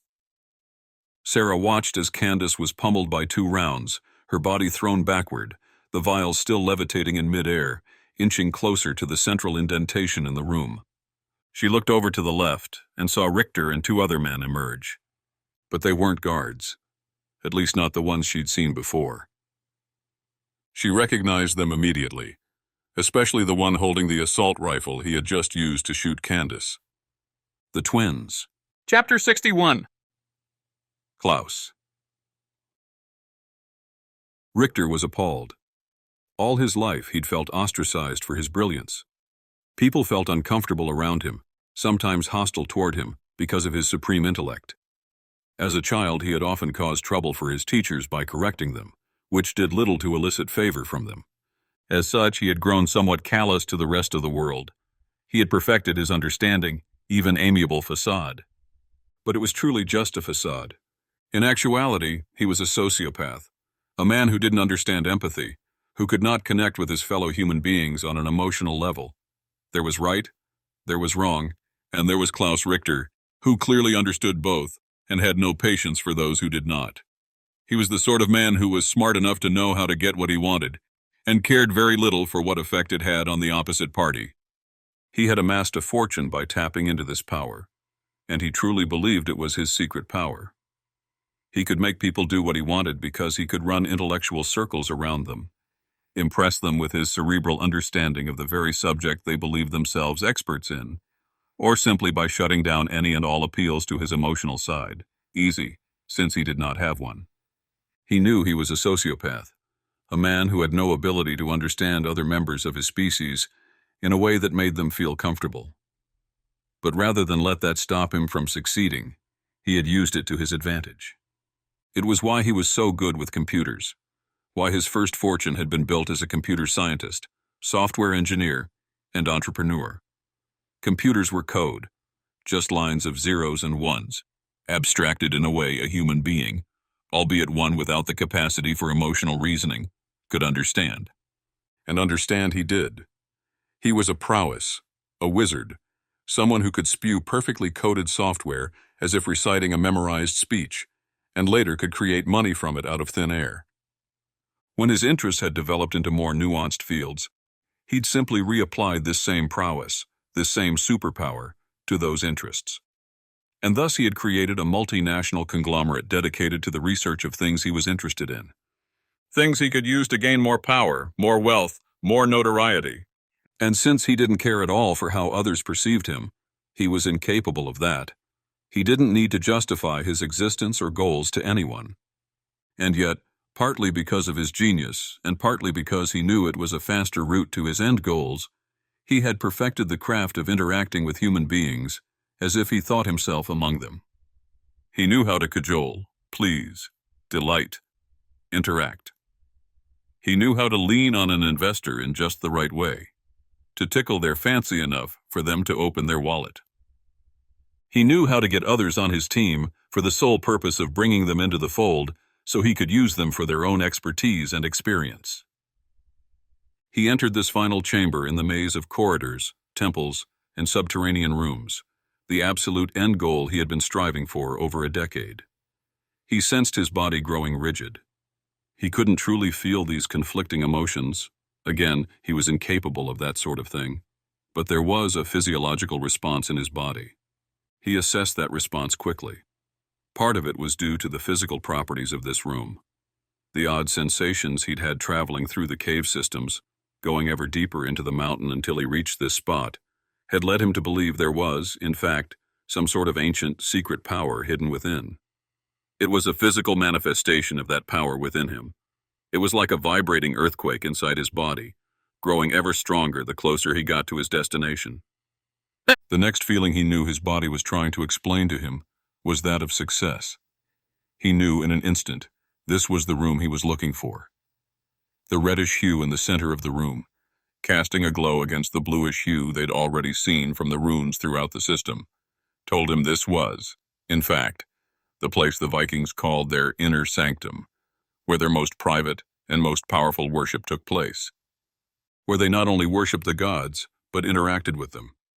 He knew the central hole, a perfect circle matching the circular room he was now standing in, was a reflection of the very bridge said to allow the gods to pass to Earth, and sometimes Vikings to pass to the homelands of their gods. Finally, the last feeling he was just beginning to articulate, and the one that had him most concerned, was betrayal. He had stumbled in behind the twins, ever vigilant and always loyal, to a scene he never thought he would imagine. The woman he couldn't understand was approaching the center of the room and the reddish hue therein, holding what looked to be a vial, glass of some sort. He hadn't known she was carrying a vial, again something he could bring up with the twins long after this ordeal ended, but the very fact she had been hiding it from him told him what he needed to know. The others were there as well, apparently urging her on, closer to the central space. They were working against him. They had told him their interests were only in finding the old professor, in saving the academic from his subterranean fate. Now he understood the truth. They had betrayed him, lied to him, corrupted his understanding of human nature, and he would not let it stand. He didn't have to tell Boris to open fire. The man reacted on instinct as soon as they emerged from the tiny shaft leading into this chamber. Richter was satisfied to see 2 of his shots hit the woman, pushing her back and away from the red hole in the floor. Richter stepped in, looking at the 5 others to the right and his 2 men on the left, who were, for some strange reason, standing awkwardly to the side, mouths agape and disarmed, unarmed. But since he already suspected betrayal, he knew in an instant what had transpired. The man named Gareth Red, or Reggie, had somehow overcome the guards. Proof of that lay crusted against one man's upper lip and had taken his weapon. The other man, the driver of the snowcat Reggie had been in, apparently, had been unarmed all along. Now, they were worthless stooges in his scheme. They had proven, like the other 5, they did not truly understand what Richter was after here. Or perhaps they were just stupid. The other 5 civilians were obviously not stupid, and apparently had not just betrayed Richter, they had tricked him. They had come here for this very thing, using the guise of finding Sarah Lindgren's father to tug at the emotional heartstrings Richter didn't actually have, but had learned to respond to, in order to coerce other members of his species to play along. In a sense, Richter had played himself. He had trusted these people to be honest, truthful, emotional beings. He had learned his lesson. The others reacted quickly upon hearing the gunshots, but not quickly enough. Boris continued firing, this time turning his weapon toward the others gathered on the right side of Richter's field of view. He was unarmed, but Boris and his brother both had weapons and were happy, perhaps even enthusiastic, to use them. The second of the twins joined Boris and took aim, but the group of 4 had dispersed. It was like they had anticipated this very thing, as if they had already had experience coming under fire like this. Each of them dove in separate directions without having conversed among themselves about their plan. It was incredible and impressive. Each of them dove and hit the floor of the stone cavern. The earthquake beneath them seemed to have steadied at a gentle vibration, but there was a deep rumbling, making it hard to hear what the team of 4 was shouting at each other. He didn't have time to guess. He saw Reggie holding up the assault rifle he'd stolen from his own guard, pointing it directly at Richter. Richter's eyes widened, and he himself dove to the left. Shots rang out from both sides of the fray, and Richter heard rounds impacting the stone and the runes behind his head as he fell. His anger grew, as he realized this team was completely disregarding the ancient and sacred space they were in, happy to destroy it, to try to kill a man who only wanted to find and use the source of their ancient power. But Richter could analyze the psychological reasons behind his rage later. Right now, he needed to stay alive. He crawled on his belly toward the 2 guards who were still stupidly standing against the wall. Neither had even moved an inch, though there was a look of fear on both their faces. He couldn't understand how he had chosen such incompetent fools, but for now, he would use that to his advantage. He pulled himself up into a run as another burst erupted, this time aimed toward the twins, who had started running toward the center of the room. Richter reached the guards, pushing them forward and coming up behind both of them, hoping to use them as human shields. Neither protested, likely knowing he was their boss, and this was exactly the sort of thing he had hired them for. It worked at first. The gunfire continued for another moment, and one of the guards fell in front of Richter. He realized the shots were low, around the man's waist, and likely would have hit Richter dead on in the face as he was crouched behind him. He swallowed, for the first time in a long time, feeling a real, human emotion. One he was not familiar with, and one he did not like at all. Fear, Chapter 62. Reggie. Reggie fired without thinking. It's not that he was looking for an excuse to fire the weapon he'd taken from the guard, but he had sensed things weren't exactly kosher, that there was more here than met the eye. Richter and the two brutes who had accosted him and Sarah at the university had proven that to be true. He wasn't one to ask questions before taking matters into his own hands, and he aimed the rifle around and fired at one of the twins the moment he hit the floor. The shots rang true, one of them clipping the guy in the shoulder, sending him flying backward, spinning around and causing his gun to clatter to the floor as well. It wasn't enough to take him out of the fight completely, but it was enough for Reggie to focus his fire elsewhere, on Klaus Richter himself. Ever since they'd met him, Reggie had gotten a strange feeling from him, that he wasn't all there, or at least he was playing a role, pretending to be in tune with Reggie and Sarah as he explained his goals, his reasoning, his logic about the Vikings and what they believed. He had certainly seemed enthusiastic about his research and his reason for being here in Norway, even excited to explain some of the historic truths behind Viking folklore. But there was an eccentricity about him, a sort of alien facade. It was as if Richter was some sort of lizard person, trained to act, look, sound, and generally feel like a human without actually being one. And Reggie wasn't excited to kill the man just for that. That wasn't a crime. But he had always suspected Richter was playing a game with them, stringing Sarah along, pretending like he was in fact hunting for her father as well. That he'd sicked his dogs on them and had them open fire as soon as they walked into this room told him everything he believed was true, and then some. So Reggie shifted, for a moment ignoring the second of the guards, who was still running around the far side of the room, and turned his sights on Richter. The German was smart and hadn't frozen in fear after the gunfire erupted. He was now behind the two other guards who had oddly stayed on the side of the room where they'd been since they entered. Reggie wasn't sure what their game was, or if they were just waiting for instructions, but he didn't care. He opened fire anyway. The assault rifle was a lot of weaponry for this relatively small space, and though they stood about 50 feet apart, it wasn't hard at all to get a bead on the guard standing in front of Richter. He went down easily, two of the rounds punching clean through the guy and impacting the wall behind him. Reggie was about to aim for Richter, waiting for the guard to fall fully flat to the floor, when the second twin started firing at him as well. His eyes widened in fear as he realized where he was. He was laying closer to the center of the room, where he had lunged after hearing the shots that took Candace away from the center hole. She was now laying on the floor, face down about 15 feet away, and the others about 10 feet behind him, closer to the wall on that side of the room. In other words, Reggie was dead center. In other words, Reggie was out in the open, with no protection. And there was certainly nowhere he could go in time to get away from the second twin's shots. But he didn't have to. As the shots rang out, he heard them impact something heavy and dense. He looked up and saw a flash of motion in front of him. Sarah. His eyes focused on the blur that was his girlfriend, and noticed she was holding a thick, old Viking shield, the same one Julie and Ben had been standing next to when they entered the room with Candace. "Let's go," she shouted. Reggie couldn't help himself. He smiled as he pulled himself to his feet. He loved when Sarah took action like this, when she decided she'd had enough and got angry, especially since it had kept him alive. But she was also unarmed, unable to fight back. Reggie glanced around the room, seeing the first guard he'd taken out crawling toward his weapon. Reggie lifted his assault rifle and fired a burst of shots, one of which screamed into the twin's face and passed through his skull, erupting out the back and causing a macabre display against the bluish Viking runes on the wall there. The second twin screamed, both in agony and rage.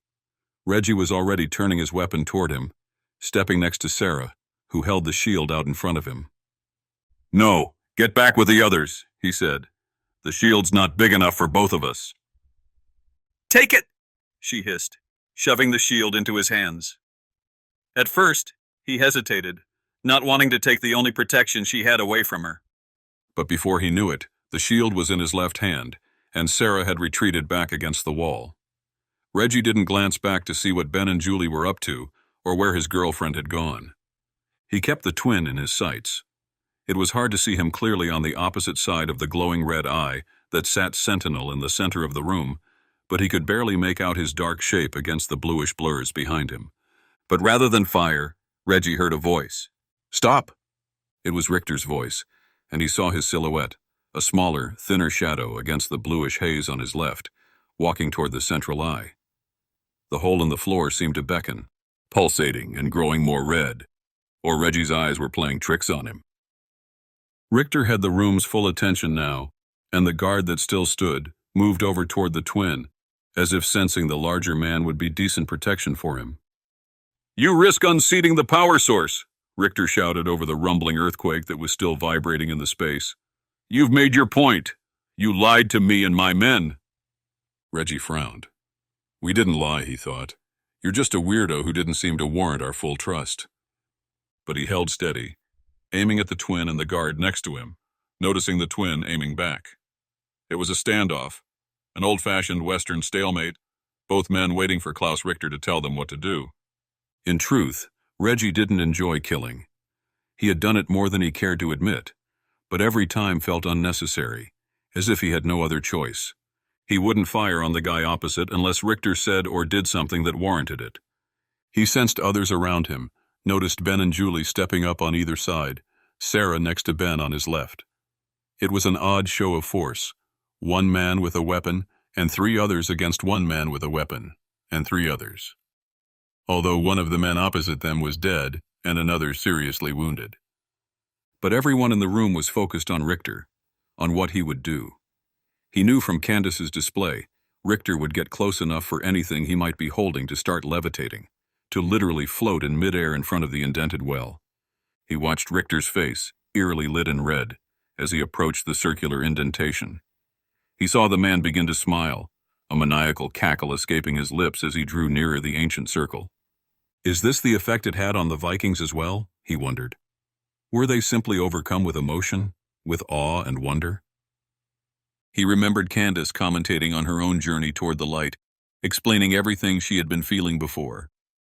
No, Reggie wouldn't let his own sense of wonder and awe overcome the fact that the twin he'd killed had shot Candace in cold blood, ending her life for no reason other than she had been the first person he'd seen upon entering this room. He gripped his weapon tighter, the cold steel vibrating with the room around him, his senses on high alert, helped along by the weird pulsating sensation emanating from within him. "What do you want to do, boss?" he mumbled. Ben answered immediately. "Nothing. Just watch. Whatever happens is going to tell us what to do next." Reggie nodded. He tended to agree with Ben most of the time, and while he agreed now, he couldn't help but wonder if Ben was ignoring the fact that they were dealing with a power wholly unknown to man, that perhaps throwing himself into this circle would cause some sort of nuclear reaction, wiping out everybody in Norway. Wiping him out, as well as the love of his life standing next to him. Chapter 63. Ben. Ben watched Klaus Richter approach the center of the room. The earthquake had picked up as well, and he had to bend his knees and crouch like a surfer to keep his balance. Julie, Reggie, and Sarah were doing the same. The single guard still standing opposite him was pointing his weapon across at Reggie, but both men's eyes were on Richter. Ben noticed Reggie's finger on the trigger, knowing his friend was itching to take out the second of the twins, but also respecting his desire to keep calm, especially until they figured out what was happening in here. It was clear now this was some sort of ritualistic chamber, something embedded in the stone in that well at the center of the room, not only causing the reddish glow, but actually interacting with the particles of the room itself. It wasn't magnetic, but it seemed to have that sort of effect. The vial Candace had been holding was still floating, hovering, inching closer and closer to the well.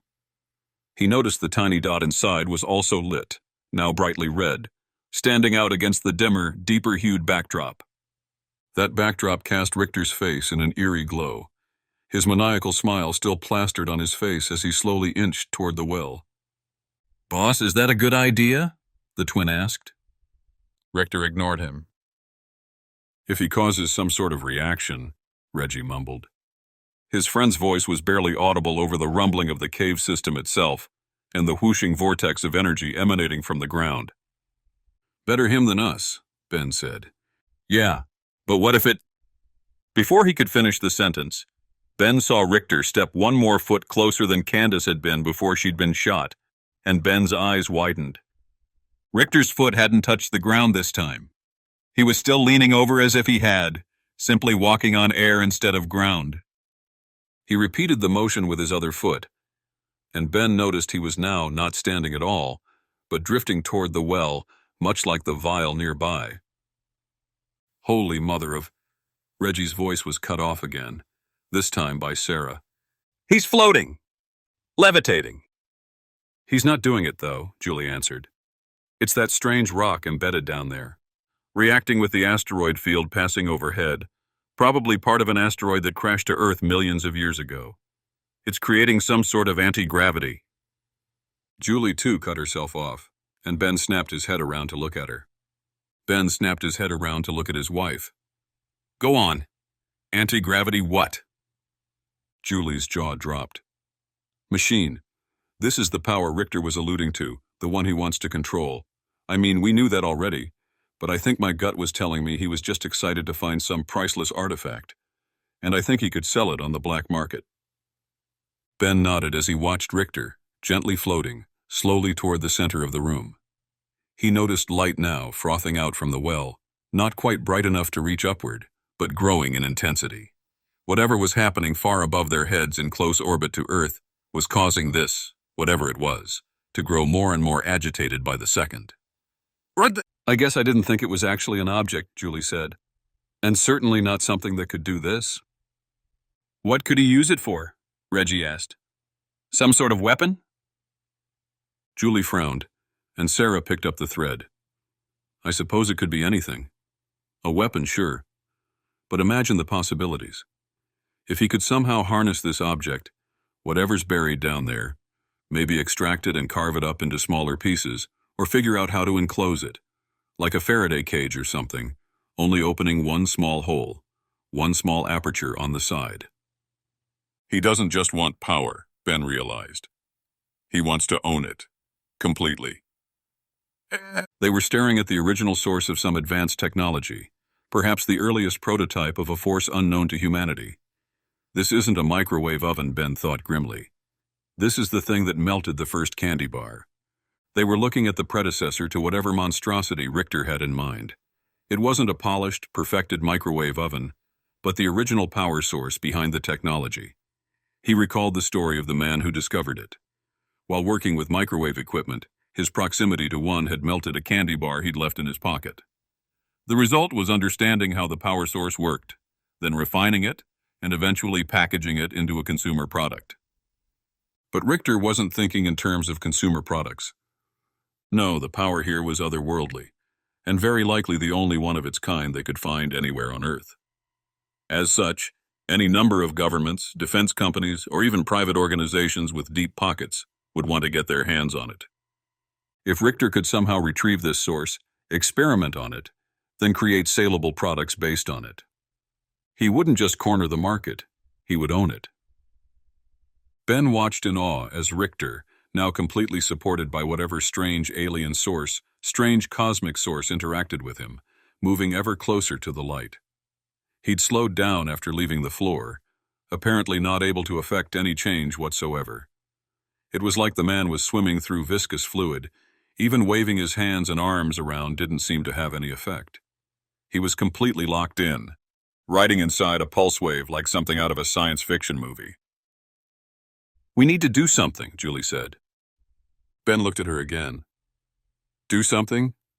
Like, help him? I don't know, we can't just watch him. Whatever's about to happen. Sarah nodded as well. She's right. This is probably the power source the Vikings treated as the basis of their religion. The Rainbow Bridge to Asgard. It's more real than we could have imagined.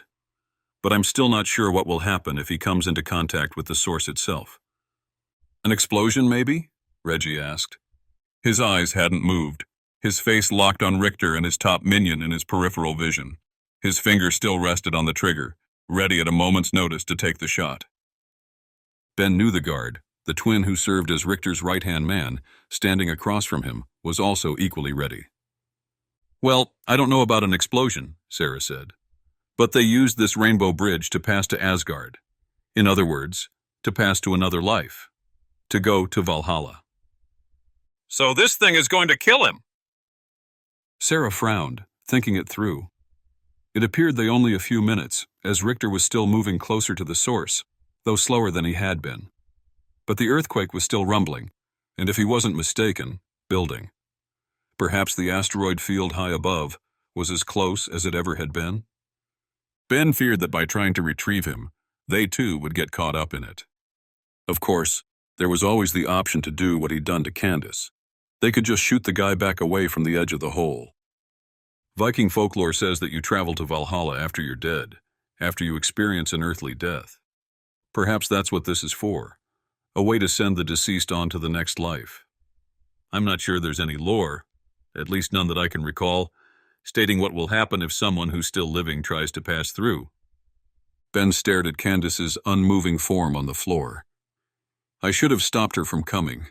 He had warned her it would be dangerous, but even if he'd explained everything, she wouldn't have believed him. Julie squeezed his hand, pulling him back from his thoughts. He realized he had taken a step toward Candace. He glanced at his wife and saw the tears in her eyes. She was feeling the same guilt. Another person we couldn't protect. The object heats up with the passing asteroids, Sarah continued.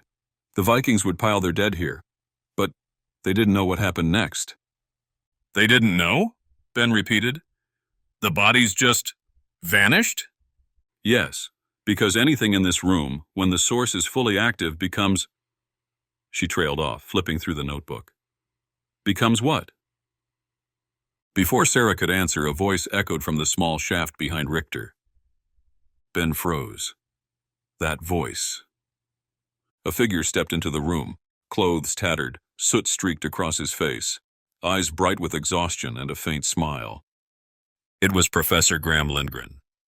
He repeated the word, loud enough to be heard over the rumbling and vortex noise. Atomized, he said. The best word to describe what's about to happen is that everything in here will be atomized. Chapter 64. Ben. Ben's stomach twisted at the word. Atomized. The term brought images of nuclear devastation, of matter scattered to its basic building blocks. Not exactly the kind of ending he'd hoped for when he'd started this crazy manhunt. Lindgren's voice carried through the cavern like a death knell, bouncing off the ancient stone walls.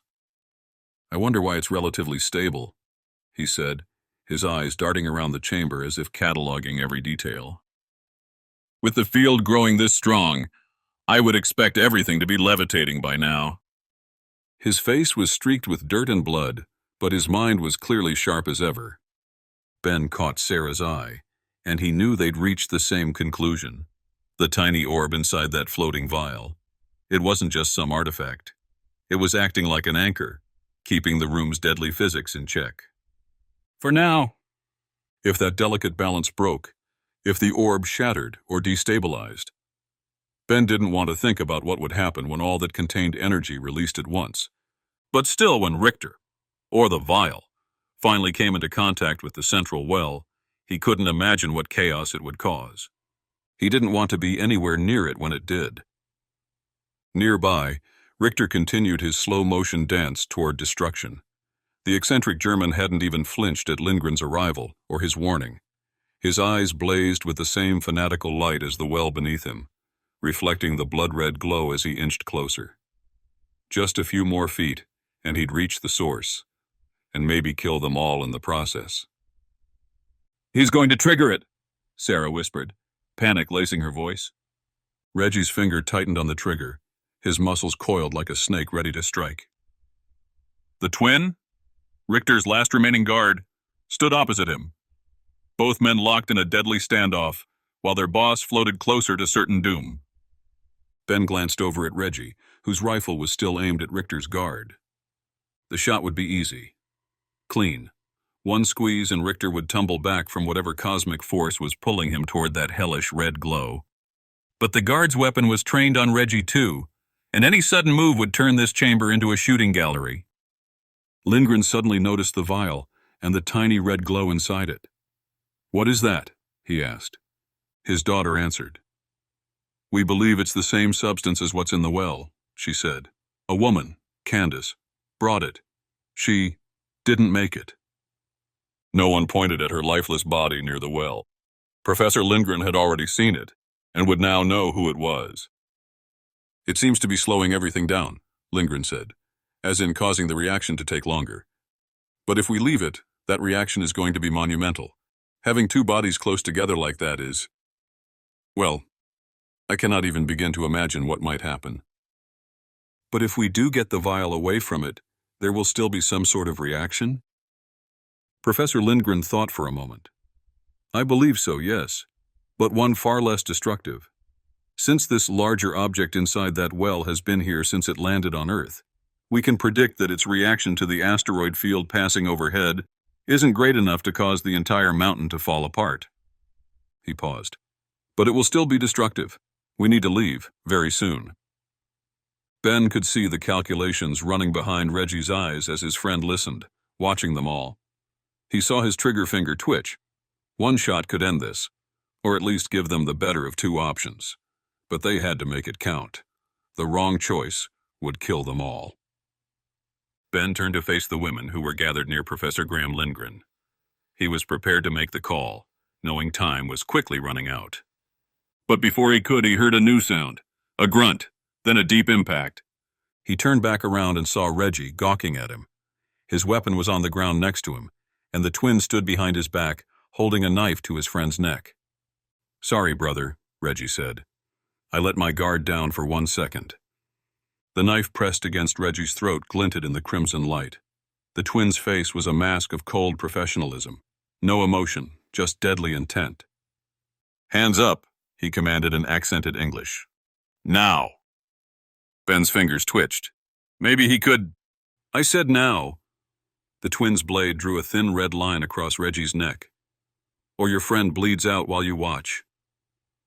Ben let out a sigh as he and the other three raised their hands in the air. The sound seemed to energize Richter, who let out a wild laugh as he drifted closer to the well. He was still slowing down. Ben couldn't begin to understand how that was possible.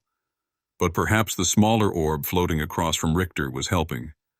But he was still moving toward the central well. "You see," Richter called back, voice trembling with ecstasy. "It's real. The Vikings knew of this place. It was always meant to be this way. The convergence cannot be stopped." The air crackled with static electricity. Ben's hair stood on end as the electromagnetic field intensified. Small rocks began to float upward, dancing like deadly confetti around them.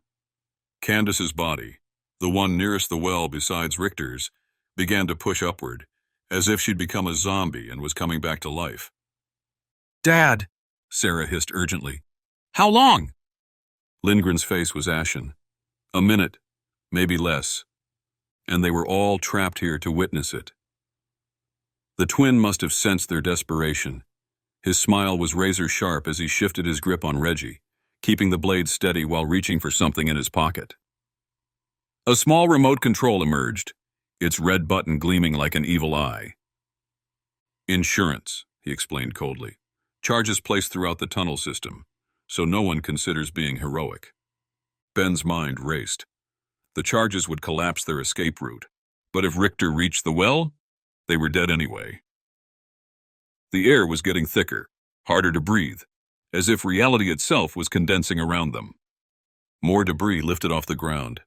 A fist-sized rock whizzed past Ben's ear, nearly taking his head off. The electromagnetic field was strengthening, despite the mysterious orb's dampening effect.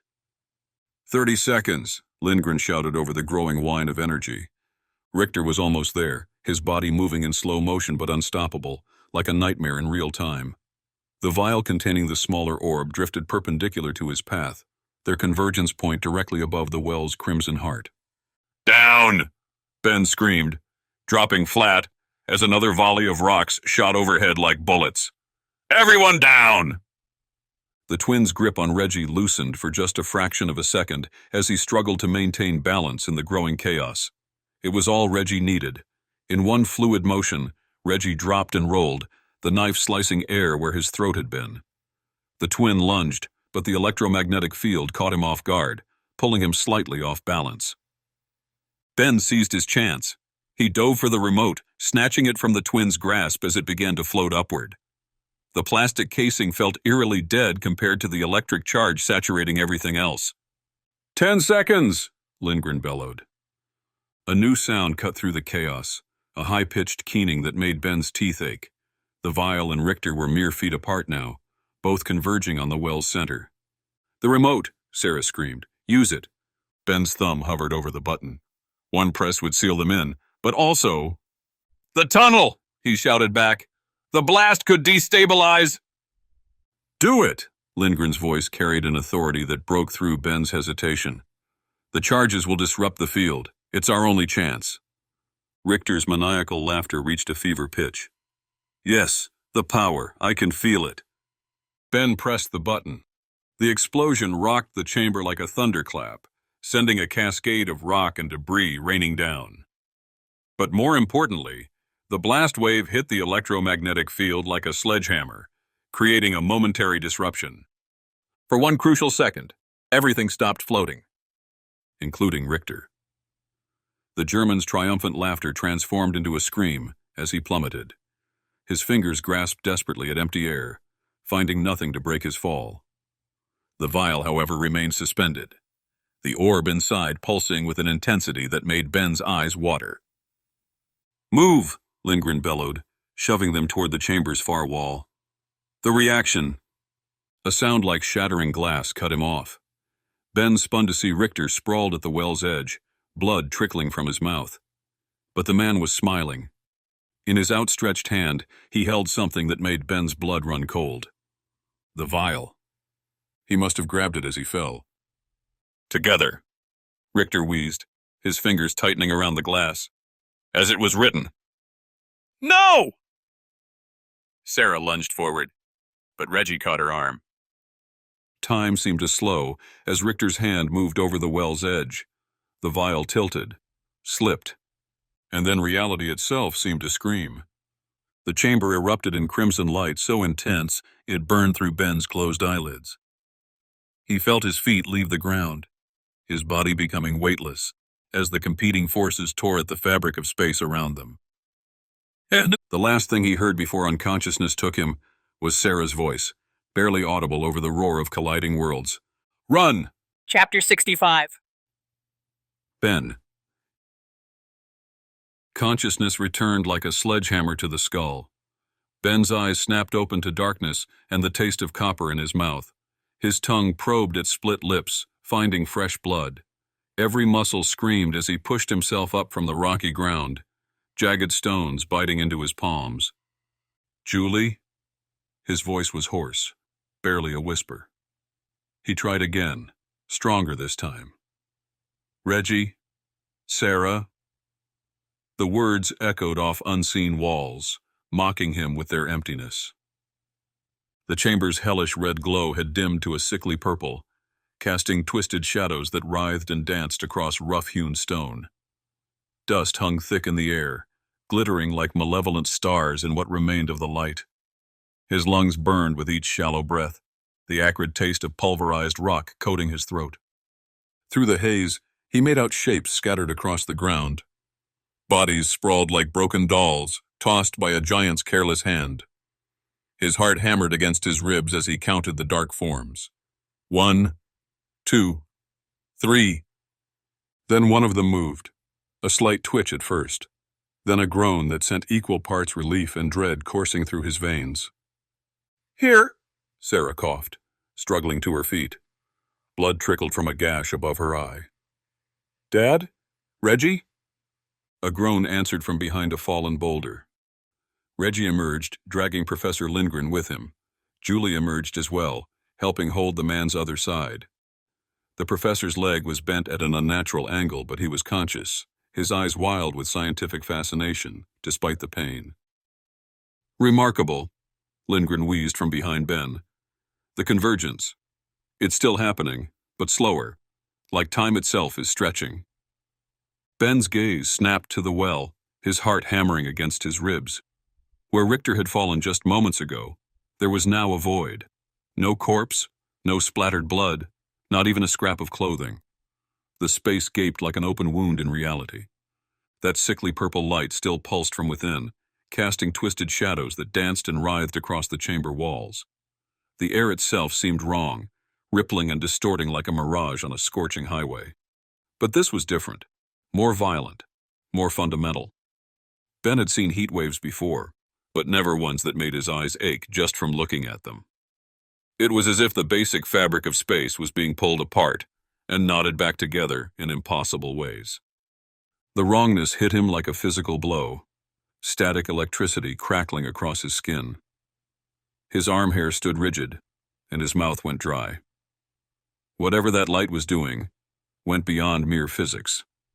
It was shattering reality itself, reshaping what was possible in ways his mind refused to accept. "We need to move," Ben said, his eyes fixed on the twins' crumpled body, slumped against the chamber wall. "Before..." The sound hit like 1,000 sheets of steel being ripped apart at once, drowning out his words. Deep in the well's black throat, something was clawing its way up.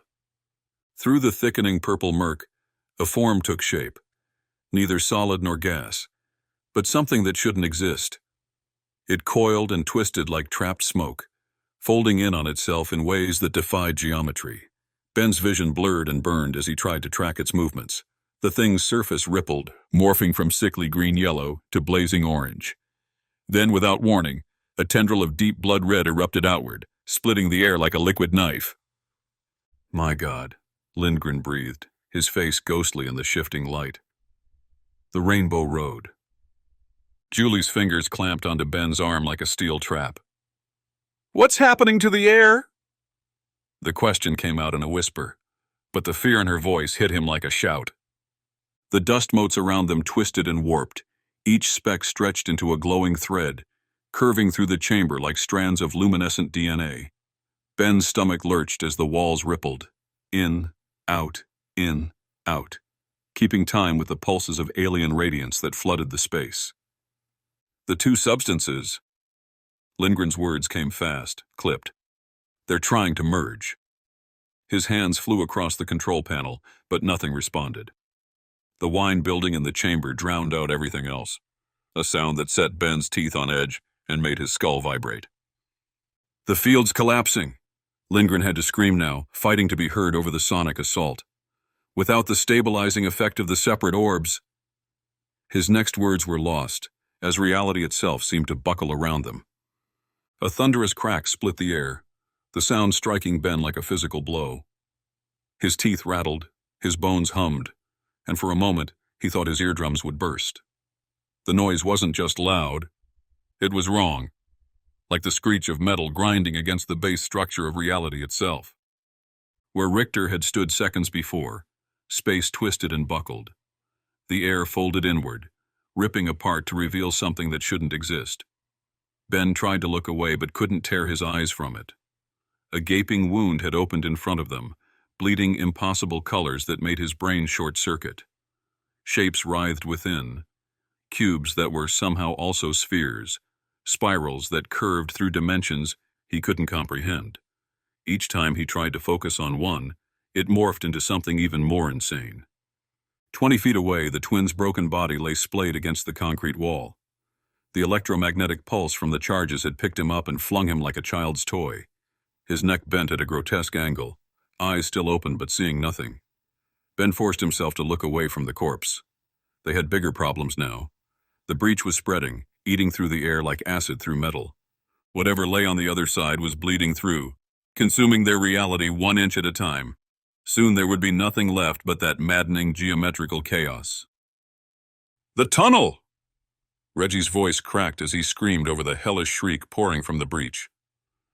He had Professor Lindgren's limp arm slung across his shoulders, staggering toward the exit like a drunk carrying another drunk. While we still can. The chamber walls wailed and buckled, ancient stone blocks giving way like paper in a hurricane. The sound, Christ, that sound, set Ben's teeth on edge, 1,000 nails on a cosmic chalkboard. Dust and rock chips filled the air, stained blood red by whatever nightmare they'd unleashed. Everywhere he looked, the stone was splitting apart, huge cracks racing through solid rock that had stood silent watch for centuries. That hole in the air, that's what his brain kept circling back to, refusing to process what his eyes were seeing. It wasn't just growing anymore. It was eating, consuming everything around it with a hunger that went beyond physics, beyond nature, beyond sanity. The edges rippled like heat waves, twisting reality itself into new and horrible shapes. They'd screwed up, bad. Introducing that second artifact had taken an already lethal situation and cranked it up to end-of-the-world territory. The Vikings who'd built this place, who'd carved their warnings into the walls, even they couldn't have seen this coming. Whatever knowledge they'd possessed about these forces, whatever mystical understanding they'd carved into their runes, none of it had prepared them for this unholy fusion.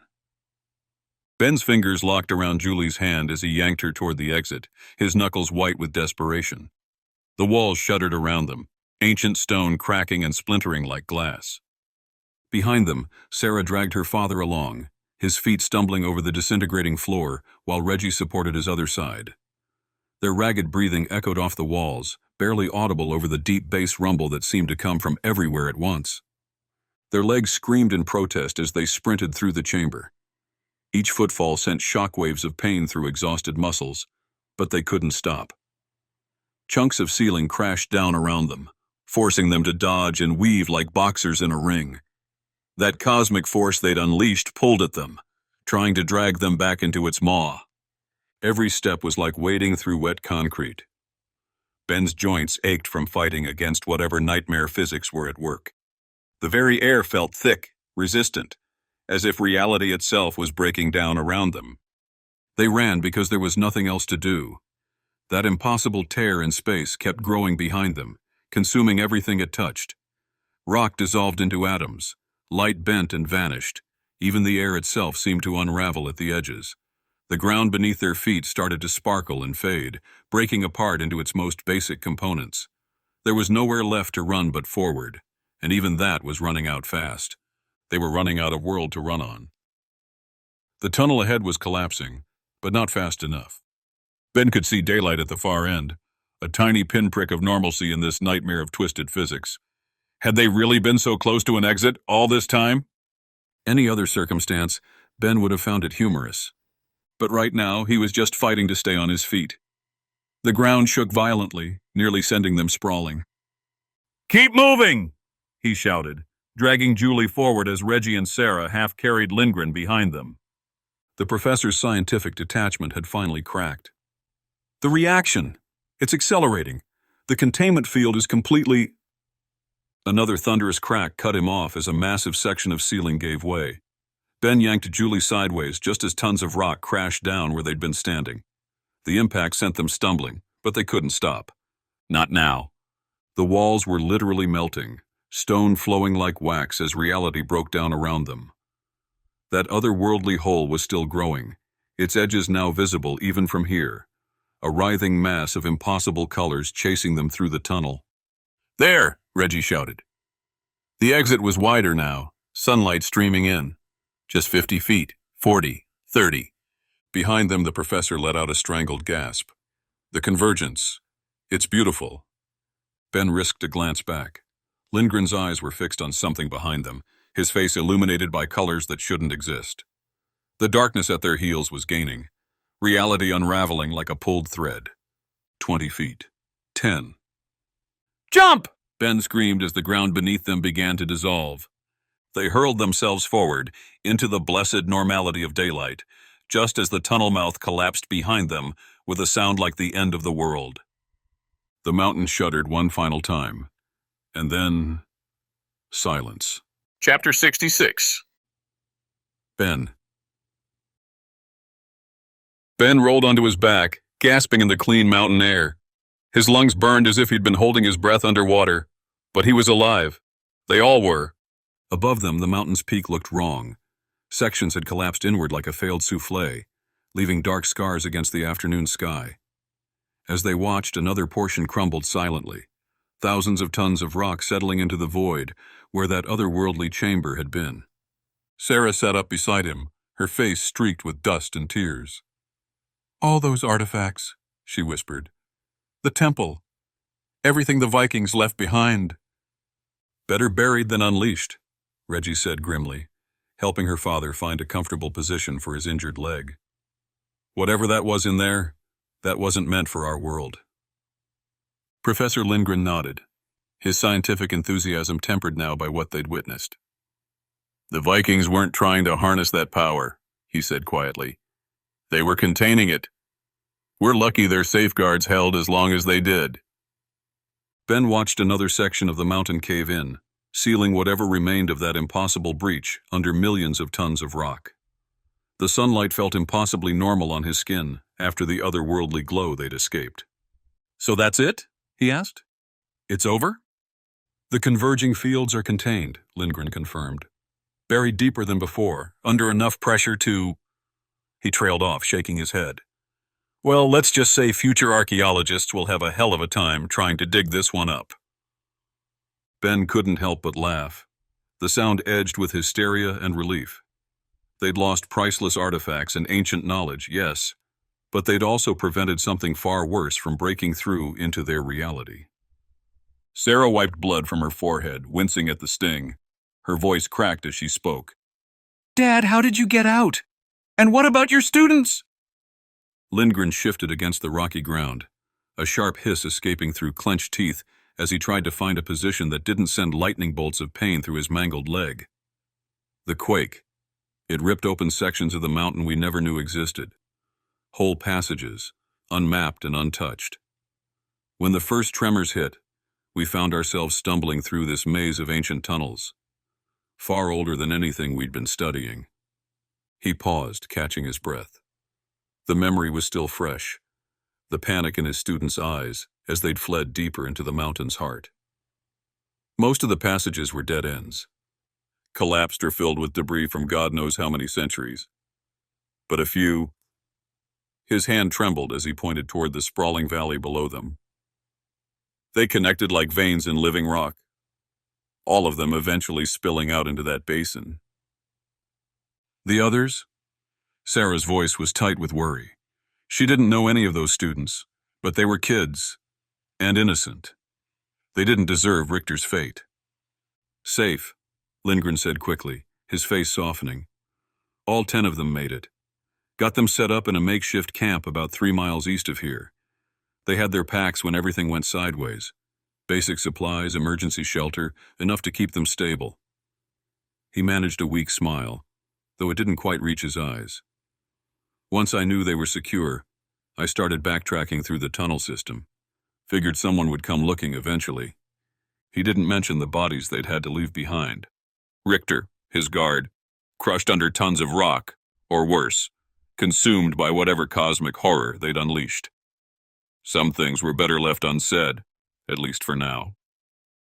Ben noticed the professor's hands trembling slightly as he spoke. Not from fear or cold, from excitement. The old man's eyes sparked with an almost manic energy as he stared at the collapsed mountainside, like a man who'd finally solved a puzzle that had haunted him for decades. You knew, didn't you? Ben asked, his voice rough from the dust still coating his throat. About what was down there. That's why you came back.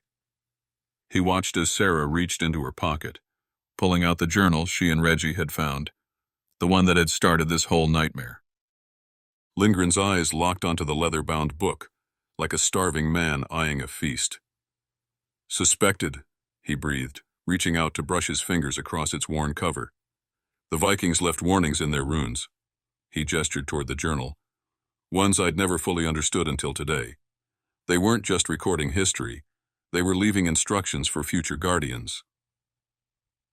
And now it's buried, Reggie said, staring up at the ruined mountain face. His words carried a finality that sent chills down Ben's spine. Along with Richter and all his crazy theories. No one mentioned the twins' body, still entombed with whatever cosmic horror they'd barely escaped. Some things were better left unsaid. The mountain loomed above them like a grave marker, its peak forever changed by what had happened inside. Great chunks of rock had sheared away, leaving raw scars in the ancient stone. Ben couldn't shake the feeling that somewhere, deep in that collapsed tunnel system, something was still moving, still changing, still waiting. Beside him, Reggie picked at the dried blood on his neck where the twins' knife had broken skin. He briefly wondered what had ultimately happened to the guards' bodies in the chaos of their escape. Maybe they'd been atomized like Richter, torn apart by forces no human was meant to witness. Or maybe they were still down there, dead, trapped in whatever twisted space that impossible breach had created. "Better that way," Sarah murmured, leaning against her father. Her face was pale beneath the dirt and blood, but her voice was steady. Some things should stay buried. A distant rumble echoed through the valley as another section of the mountain collapsed inward, sealing their discovery under tons of ancient rock. The sound reminded Ben of thunder, but wrong somehow, like the mountain itself was trying to speak. He watched the dust cloud rise and thought about parallel worlds, cosmic forces, and the thin barriers between reality and whatever lay beyond. The Vikings had known about this place, had tried to warn future generations through their cryptic runes and legends. Now he understood why. Some mysteries, he decided, were better left unsolved. Chapter 67. Sarah's legs felt like rubber as she helped her father find a more comfortable position against the rocks. Her hands trembled as she arranged his injured leg, the events of the past hour crashing through her mind like a runaway freight train. That impossible void, the colors that shouldn't exist, Richter's body dissolving into nothing. It all seemed like a nightmare now under the normal mountain sun. "We need to get back to your students," she said, scanning the valley below. The late afternoon sun cast long shadows across the snow, making distance hard to judge. 3 miles might as well have been 30 with her father's leg mangled and their bodies battered from the escape. She caught Reggie's eye, saw him absently touching the spot where Richter's guard had struck him earlier. The man's body was somewhere in that collapsed tunnel system now, along with his partners, either crushed under tons of rock or torn apart by whatever cosmic force they'd unleashed. Sarah pushed the thought away. They'd had no choice. When the charges blew and reality started unraveling, it was run or die. Her father nodded, then hissed through clenched teeth as he tried to find a better position for his mangled leg. Fresh blood seeped through the makeshift bandage they'd wrapped around it. 3 miles east, he repeated, gesturing toward a craggy ridgeline that cut across the horizon. Following that natural path up there. But with my leg in this state... "We'll split up," Ben cut in, already scanning the rugged terrain with practiced eyes. His mind raced through their options, weighing speed against safety. The guard's body was still up there somewhere, probably buried under tons of rock, along with whatever cosmic horror they'd unleashed. One more secret for the mountain to keep. "Reggie and I can head west, try to find one of the snowcats we left at base camp, assuming any of them survived that, whatever it was. Sarah and Julie can reach the students faster on foot," he continued, trying not to think about how exposed they'd be out there. But they didn't have much choice, not with the professor's leg looking worse by the minute. Lindgren's face was gray with pain, but he managed a tight nod. They should still have their emergency packs, basic medical supplies at least, enough to help if any of them got hurt, since I saw them last. He glanced at the cuts and bruises marking their faces, the way Sarah favored her left side.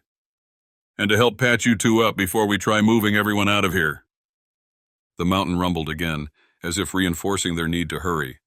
None of them wanted to be anywhere near this place when night fell. Some terrors were better left in darkness. "I don't like leaving you here alone, Dad," Sarah said, staring at the blood-crusted gash on her father's leg. The bone hadn't broken through the skin, but the angle was all wrong. Even with the makeshift splint Reggie had fashioned from broken branches, moving him would be torture. Graham Lindgren waved off her concern with a grunt, though pain lines creased his weathered face. "For God's sake, I'm injured, not helpless," he growled. His eyes softened as he looked at his daughter. "And I'm not exactly alone. Roberts is still out there with those students, probably going out of his mind wondering what happened to the rest of us." He pulled a small bag from his pocket, hands trembling slightly from the afternoon's horrors. "I've got an emergency blanket and enough painkillers to keep me comfortable until you get back." His gaze drifted to the mountain's ravaged peak, where dust still echoed from collapsed tunnels. "The worst is over. Whatever was down there is buried for good." Sarah wasn't entirely convinced. She'd seen what that otherworldly force had done to Richter's guard, how it had twisted him inside out before he could even scream. The memory made her stomach lurch. But her father was right. They needed help, and the snowcats were their best shot at getting everyone off this cursed mountain alive. She squeezed her father's hand, then shouldered her pack. The sun was already dipping behind the western peaks, painting the snow blood red. 2 hours, she told Ben, her voice hard with determination. "If you haven't found the snowcats by then, turn back. We'll figure out another way." Ben nodded, pushing himself to his feet. He started off with Reggie, both men working through their own internal and external bruises.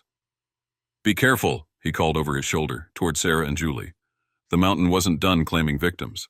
Loose scree and weakened stone could be just as deadly as any other worldly force. That thing might be buried, but there's no telling what other surprises this mountain has in store. Sarah watched them disappear around a rocky outcropping, her hand unconsciously touching a wound on her arm where a chunk of flying rock had caught her. She turned to Julie. "Ready?" Julie pulled her pack higher on her shoulders and pointed toward a distant ridge where thin wisps of smoke marked the students' campsite. Her voice was steady, determined. "Those students have waited long enough. Let's bring them home."